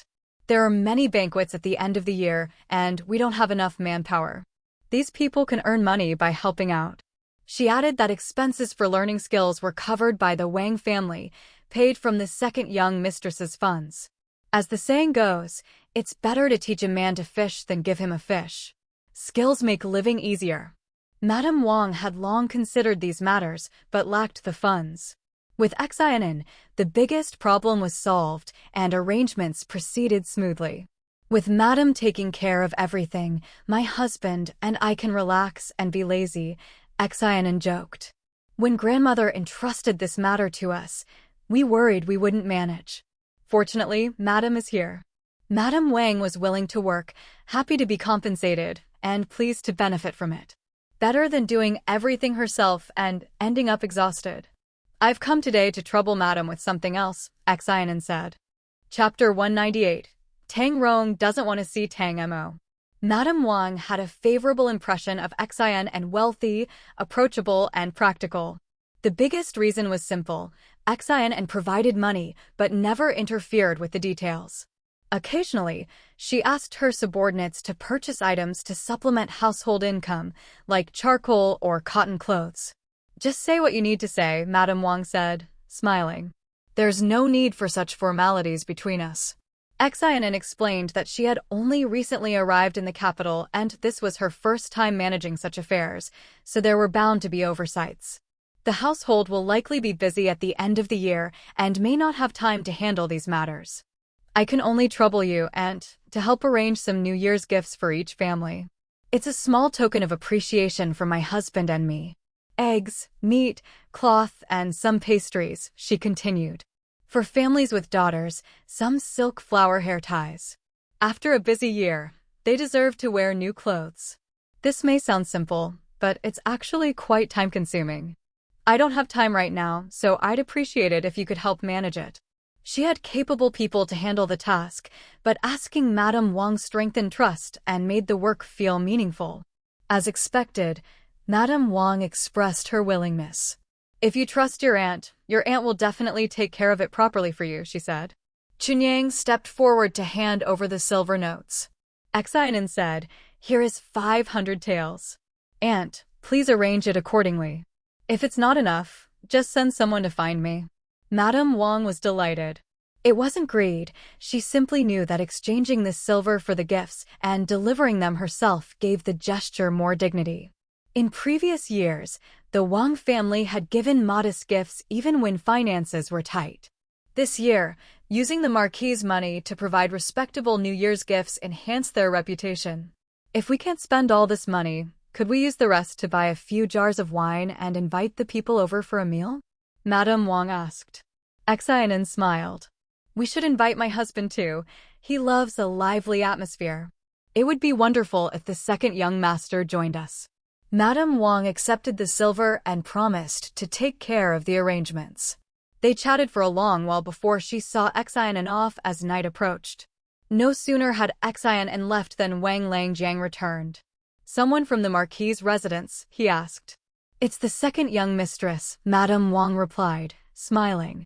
She asked me to arrange year-end gifts for everyone and gave me 500 taels in advance. She's thorough, speaks well, and generous. Since her visit, my finances have improved considerably, and I no longer fear people coming to my door. Wang Langjiang sipped his tea happily. This is excellent. I think the second young master is also capable, honest, and down-to-earth, completely different from the rumors. How can you believe rumors? Madame Wang replied. She explained she would exchange the banknotes for silver tomorrow and keep it at home for easy access. Reputation is invisible. It depends on what people say and how others interpret it. I think the second young master and second young mistress are both very good. Wang Langjiang agreed and asked if he could buy some wine to keep at home, craving it eagerly. As night fell, Tang Mo encountered Xin and returning at the gate. He thought to himself that they truly seemed destined for each other. They had several such coincidental meetings. Smiling, he dismounted and stepped forward. Are you tired? Want to eat at home or out? He asked. At home, Xin replied, eager to rest after a long day. Tang Mo naturally offered to help her, and she didn't refuse. Just as they entered, Tang Rong returned. His guards and servants, fully armed, fell silent, not wanting to see Tang Mo's smug face. But fate often had its own sense of humor. As Tang Rong climbed the steps, he looked up and was greeted by Tang Mo's beaming face. Big brother's back. What a coincidence. Tang Mo exclaimed. Brother, you look quite well today, he added. These two guards were assigned to you by father, weren't they? They look like experts. With them around, you're sure to be safe. Tang Rong's lips twitched, sensing sarcasm, and he forced a smile. Second brother, you're only returning now? Indeed. We Northern Army soldiers do hard work. Even those who come back early today can't compare to your easy and respectable job at the Ministry of Rights, Tang Mo said. Tang Rong smiled. How about I speak with father and find an opportunity to change your job? No need, Tang Emo waved his hand. The dirty, hard work has to be done by someone. You'll get used to it. He didn't let go of Xin An's hand, ignoring Tang Rong's expression, and asked, Brother, are you going back to Chunhua Courtyard or to see father? Tang Rong prided himself on manners, but Tang Mo's seemingly innocent question was infuriating. He clenched his fists. I have something to discuss with father. Second brother and sister-in-law, please make yourselves at home, Tang Emo said cheerfully. Tang Rong strode toward Tang Gang's study, his retreating figure radiating suppressed anger. Tang Emo, grinning, helped Xian in toward Xiosher Courtyard. See? His self-control isn't that great. He can lose it if he gets too worked up, he whispered. Xian smiled silently, reclining comfortably on the chaise lounge. Tang Emo crossed his legs and sipped tea, in an exceptionally good mood. Something interesting happened today, he said. Apparently, Jiu had been beaten out of the Duke of Xiong's mansion by Huang Wei. A crowd had gathered, shouting and laughing at the spectacle. Jiu called Huang Wei a shrew, and Huang Wei called him a coward. That Jiu is hopeless, Xian said sarcastically. Look at what she's been forced into. Could it be that Huang Wei is just too fierce? Tang Emo asked. Huang Wei had a reputation for being shrewish among young ladies. Slapping Jiu across the face like that was brutal. Xian rolled her eyes. You have someone lying next to you, dreaming about another person's name at night, and fighting for their sweetheart during the day. Can you stay calm? Although I've never met Huang Wei, I can tell she isn't scheming. Otherwise, she would have dealt with Jiu long ago, Tang Emo said. He understood Huang Wei's frustration perfectly. If this bastard met the one next door, who knows who would win? They should just fight like dogs. He's run away now, and my people should be able to find an opportunity tonight, Xian said. She hummed in agreement. Tomorrow we have the autumn banquet, followed by the birthday banquet, the 100-day celebration, and the wedding banquet. The year-end banquets never seem to end. Who could stand attending banquets every day? Tang Emo smiled and comforted her. Not holding a banquet in the manor is already the easiest thing to do. Who said we're not going to hold one? Xian sighed. I wonder if the clan members will arrive in time. If they come early, won't we have to hold a banquet to formally introduce them? Chapter 199, Jiwa falls into a trap. The Marquis's mansion had a small population and was quiet. Thinking about the large number of people coming later and the potential trouble they might cause, Tang Emo frowned slightly. Shouldn't we come after the new year? It's already this late in the year. What's the point of coming to the capital? It's better to stay home for the new year. After all, it's not easy to go home once you're in the capital. Who knows? Xian said, indicating she was getting lazier and lazier. In her past life, she had been so diligent, carrying the burden of managing the inner quarters of the Marquis's mansion and going out to socialize. She felt like she had inexhaustible energy. Now, even though she was so much younger, she just didn't want to move. Tang Emo couldn't help with this either. He had his own responsibilities and couldn't rest. Wanting to advance, wanting that title, wanting to be prominent in public, wouldn't that mean suffering in private? The two of them each drank a bowl of snow pear and bird's nest soup before slowly getting up to eat in the front yard. From a distance, they gave the impression that they were both just lazing around. As night fell and the city lights came on, the curfew hadn't started yet, and the tea-houses and taverns were still bustling.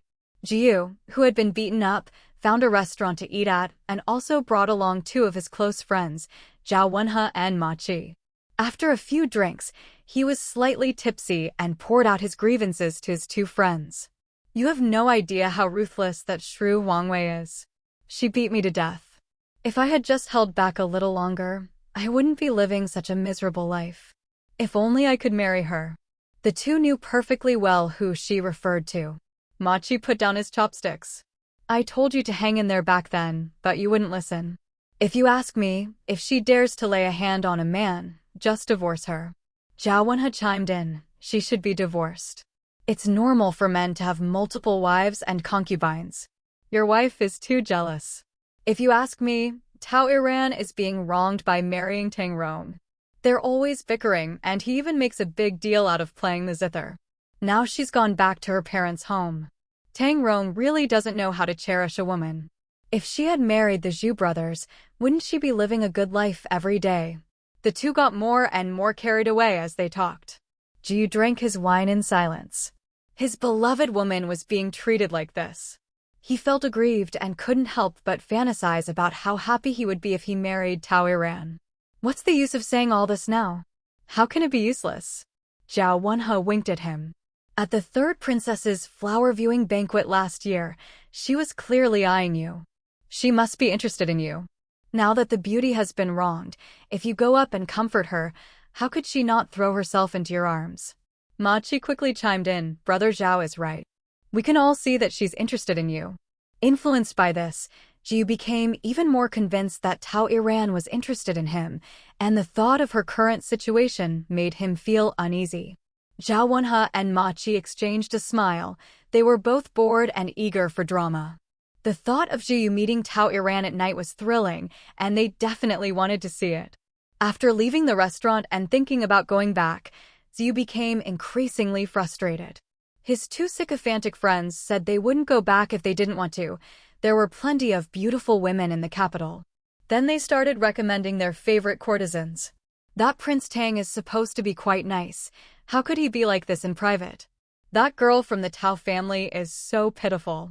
Indeed, she was sent back to her parents' home and cries every day. Even her family doesn't treat her well. Sigh. Two people passed by Zhu Yu and his companions, their conversation just loud enough for all three to hear. Zhu immediately grabbed one of them, demanding, What are you saying? What followed was predictable.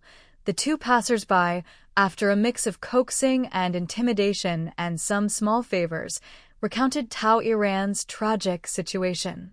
They described how she was disliked by the Tang family, suffered countless injustices there, and how Tang Rong treated her poorly, often verbally abusing her behind her back. Now, even at her own family home, she faced constant scorn and had shed countless tears. As for how they knew all this, they obviously had acquaintances working for the Tao family. We've heard that Miss Tao is exceptionally talented in both music and dance, and her beauty is unparalleled. She's also incredibly kind. They say she wouldn't even step on an ant. How could someone like that have such a husband? Her husband doesn't protect her. He's just telling outsiders they can bully her. Alas, she's had such bad luck with men. Their story was so detailed and convincing that Jiyu's heart ached. He desperately wanted to see Tao Iran right then and there, to tell her to leave Tang Rong and that he could protect her. Inadvertently, a book fell from one of them, revealing the words 18 Styles of a Maiden's Chamber to the group. Ma Qi immediately snatched it away. What is this? The man asked, winking. A good thing, brother, you haven't seen it before, have you? It's very sought after. It's said that the men and women in this book are based on the young master of the Tang family and the beauty of the Tao family. It's so captivating, it keeps you up at night. His smile and laughter were quite lewd. Jiu snatched the book and flipped through it, growing angrier with each page. Although the names of the characters had changed, they alluded to Tao Iran. Who wrote this? Wai Xing. He just appeared recently. His stories are really good, hard to find. It's a pity no one has ever seen him, no one knows who he is. Zhao Wenhe and Ma Qi exchanged a glance, their eyes full of amusement. They tossed out a silver coin. We'll buy this book. Oh, thank you. With the silver, the two quickly ran off. The storybook was an extra purchase for them, and it worked quite well. After finding a secluded spot, they secretly hid and observed the three. When they left, they quietly followed them. By this time, the moon was high in the sky, curfew had arrived, and the streets were gradually becoming deserted. Encouraged by Zhao Wenhe and Ma Qi, Jiu sneaked to the outside of the Tao family's wall. To the other two, Tang Rong, the pride of his parents, was truly hateful. The more his wife was humiliated, the happier they were. What a refined gentleman, what self-discipline and propriety. He's just a fickle woman, can't stand loneliness, and after all that, he's still a womanizer. Wouldn't it be bad to climb over the wall? Jiu hadn't completely lost his temper. If he's discovered, he'll have his legs broken. Zhao Wenhe thought it made sense. The main problem was that they wouldn't know where Tao Iran lived if they went in. If this fun ended so quickly, how boring would that be? Why not write a letter and send some money to have someone deliver it? Maybe Miss Tao will be moved by the sincerity of Brother Zhu's feelings. Then we can arrange a place to meet. Ma Qi chimed in, that's right, we were worried for Brother Zhu earlier. Going in would be too abrupt for the beauty. Let's write a letter and ask her out. Zhu thought for a moment and nodded. As his friends, Zhao Wenhe and Ma Qi naturally offered him advice. After deciding where to send the letter, the three of them went arm in arm to the brothel. Passing through an alley, they saw a man coming out of a gambling den. The figure looked familiar, so the three approached him. Brother Tao. Chapter 200, My God, is it true? Tao Jiawei lost again tonight. By now, he had lost all his assets, managed to get a lot of money from his mother, and even secretly taken his wife's dowry. He was penniless. Brother Zhu, Brother Zhao, Brother Ma? Tao Jiawei's initial nervousness quickly dissipated upon seeing acquaintances. Zhu glanced at where he had come from and smiled. So Brother Tao is relaxing here. Tao Jiawei was Tao Iran's brother, and Zhu instinctively treated him with great courtesy, wanting to curry favor. With his help, wouldn't it be much easier for him to get close to Tao Iran? Having lost money, Tao Jiawei naturally wanted to find an excuse to go back and cover it up. Upon seeing Zhu, he had an idea. The group, each with their own agenda, mingled together and continued towards the brothel. The person following them found an opportunity the next morning to inform Tang Mo. Tang Mo scoffed. He had gone to great lengths to lure Zhu into the scheme, but the man had been eager to jump in. He hadn't needed to put in much effort. More importantly, he had two accomplices with him. With those two around, how could Zhu possibly escape unscathed? The key was that he had also gotten involved with Tao Jiawei. He knew Tao Jiawei's situation all too well. He certainly wouldn't let these three off easily. Keep watching. He initially considered going back to tell Xin An the news, but then decided against it. As long as Zhu showed up on time for the family trip during his vacation, the process didn't matter. Today was the autumn banquet, and Xin An dressed up early. It was another banquet where all the women of the household would go together. Madame Wang said she didn't have much to say to Xin An. All banquets eventually turn into matchmaking events. If you're interested, you can join in the fun. If you find it boring, go talk to people you know. Xin An nodded with a smile. Today, she wasn't interested in anything else, except for the young mistress of the Zhang family.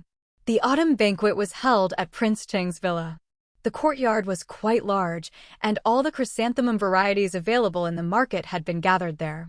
Chrysanthemum dishes, chrysanthemum desserts, and even the maids serving there were embroidered with chrysanthemums, making it quite a pleasing sight. Xin An had only been sitting for a short while when she saw Madame Liao. She greeted her with a smile. Looking at the golden hues everywhere, Madame Liao smiled and said, "It's called an autumn banquet, but it's almost like a chrysanthemum banquet. I heard that most of the dishes today also include chrysanthemums. Have the chrysanthemums in Sister Sue's yard all bloomed?" Madame Liao was quick to act. After returning from her gathering with Xin An and Lin Yao that day, she had a large number of flowers bought and placed in her yard. They've already bloomed. I enjoy looking at them whenever I have free time. Speaking of which, there's something else. It turned out that the third branch of the Liao family had some complaints about Madame Liao buying flowers because she only kept the flowers for herself. Apart from her yard, there wasn't a single pot anywhere else. They thought I bought the flowers for the marriage of the young men in the manor. You wish. Madame Liao was now using Xin An as a venting ground for her complaints about the Liao family. She felt that even if Xin An didn't react, she would feel better after speaking to her. I can pay you back your 10,000 taels in half a month. Xin An said, unhurried. The Marquis's residence has a plot of land outside the capital with many jasmine plants. I'll send you a few pots next spring. They're beautiful and smell wonderful. That's great. Oh, your nail polish is pretty good. Xin An quickly recommended Physician Zhao to her. Her skills are excellent, and the products she uses are also good. Look at my complexion. Let me tell you, you should spend your money on yourself. You can't let yourself suffer, no matter who else you're shortchanging. Madame Liao looked her over carefully and saw that Xin spent her free time at home taking care of her skin and constantly consuming bird's nest. She felt remorseful. How could I have been so foolish? I gave so much of my dowry to my husband's family, and I didn't even get any appreciation in return. Xin now couldn't stand people like she had in her past life, especially since she got along very well with Madame Liao and was even more comfortable with her than with Lin Yao. You should send someone to invite her over later. You'll like her once you've experienced it. I also know a few good jewelry and cosmetic shops. We can go and have a look together. Okay, I'll definitely come if you invite me. Lin Yao saw the two chatting happily from afar. Li Yuyan, who was beside her, looked away. The second young mistress of the Tang family and Madame Liao seemed to get along very well. I remember they met at the Shuiwa banquet. It hasn't been that long, but they seem like they've known each other for a long time. In Li Yuyan's eyes, these were two prominent merchants, the daughter of Linzhou's richest man and the daughter of a salt merchant from Huijiang. Moreover, Liaoji wielded considerable power. Lin Yao smiled and said, they come from similar backgrounds and have comparable circumstances. Both are daughters of wealthy merchants who married into powerful families in the capital, so naturally they can find common ground on many topics and share similar views. Xin was trying to integrate into and adapt to her new social circle, but she already had her own circle in the capital. In Huijiang, her network consisted entirely of wealthy merchants. Madame Liao was another example. Li Yuyan smiled, but the smile didn't reach her eyes. Xin had only recently arrived in the capital and had met her, yet she was so close to Lin Yao, which made her somewhat uncomfortable. Subconsciously, she felt that Xin should revolve around her and try every means to get close to her. What she didn't know was that in her previous life, Xin had spent a long time serving her tea and water, but had never been appreciated, enduring much humiliation and failing to please her. Why would she try to get close to her in this life? The Prince Cheng's mansion was powerful, but there were many other powerful families in the capital. Would you like to come over and talk? Lin Yao invited, but Li Yuyan declined because the women of the Duke Xiang's mansion had arrived. Their arrival attracted a lot of attention, as many people knew that Huang Wei had kicked Zhiyu out of the house. Xin also looked up and immediately recognized the woman in the pale yellow dress at the back as Huang Wei. She was petite and gentle, not at all like someone who could kick her husband out of the house. Truly, appearances can be deceiving. She doesn't look like a fierce person at all. Madame Liao had also heard about Huang Wei's exploits. She could beat her husband out of the house and still go out to a banquet. She must either be capable or have a reliable family. She looks so kind. Xin said that if she hadn't been forced into a corner, who would want to be a shrew? After exchanging a few pleasantries with the people from the Duke of Xianggua's mansion, Lin Yao headed towards Xin and why aren't you going to admire the flowers? Xin smiled and said, I've already seen them at Sister Lin's Qianya garden. With such beautiful flowers before me, these don't seem so special today. You're so sweet-talking, Lin Yao said, sitting down beside her. I could see you two chatting away from afar. What were you talking about? We were talking about skincare and nail polish. Xin showed her nails. How are they? Aren't they pretty? They are. Lin Yao's nails were painted pink, making her fingers look delicate, while Xin's were rather eye-catching. Did Physician Zhao do them? Sister Lin knows her too? Lin Yao said that Physician Zhao served many ladies. She's skilled and discreet, so of course everyone goes to her. My God, is it true? The exclamation from not far away reached the ears of the three people, who looked up at the same time. They saw the young mistress of the Zhang family talking excitedly to someone. The person who had just exclaimed was covering her mouth with a handkerchief, as if she had heard something unbelievable.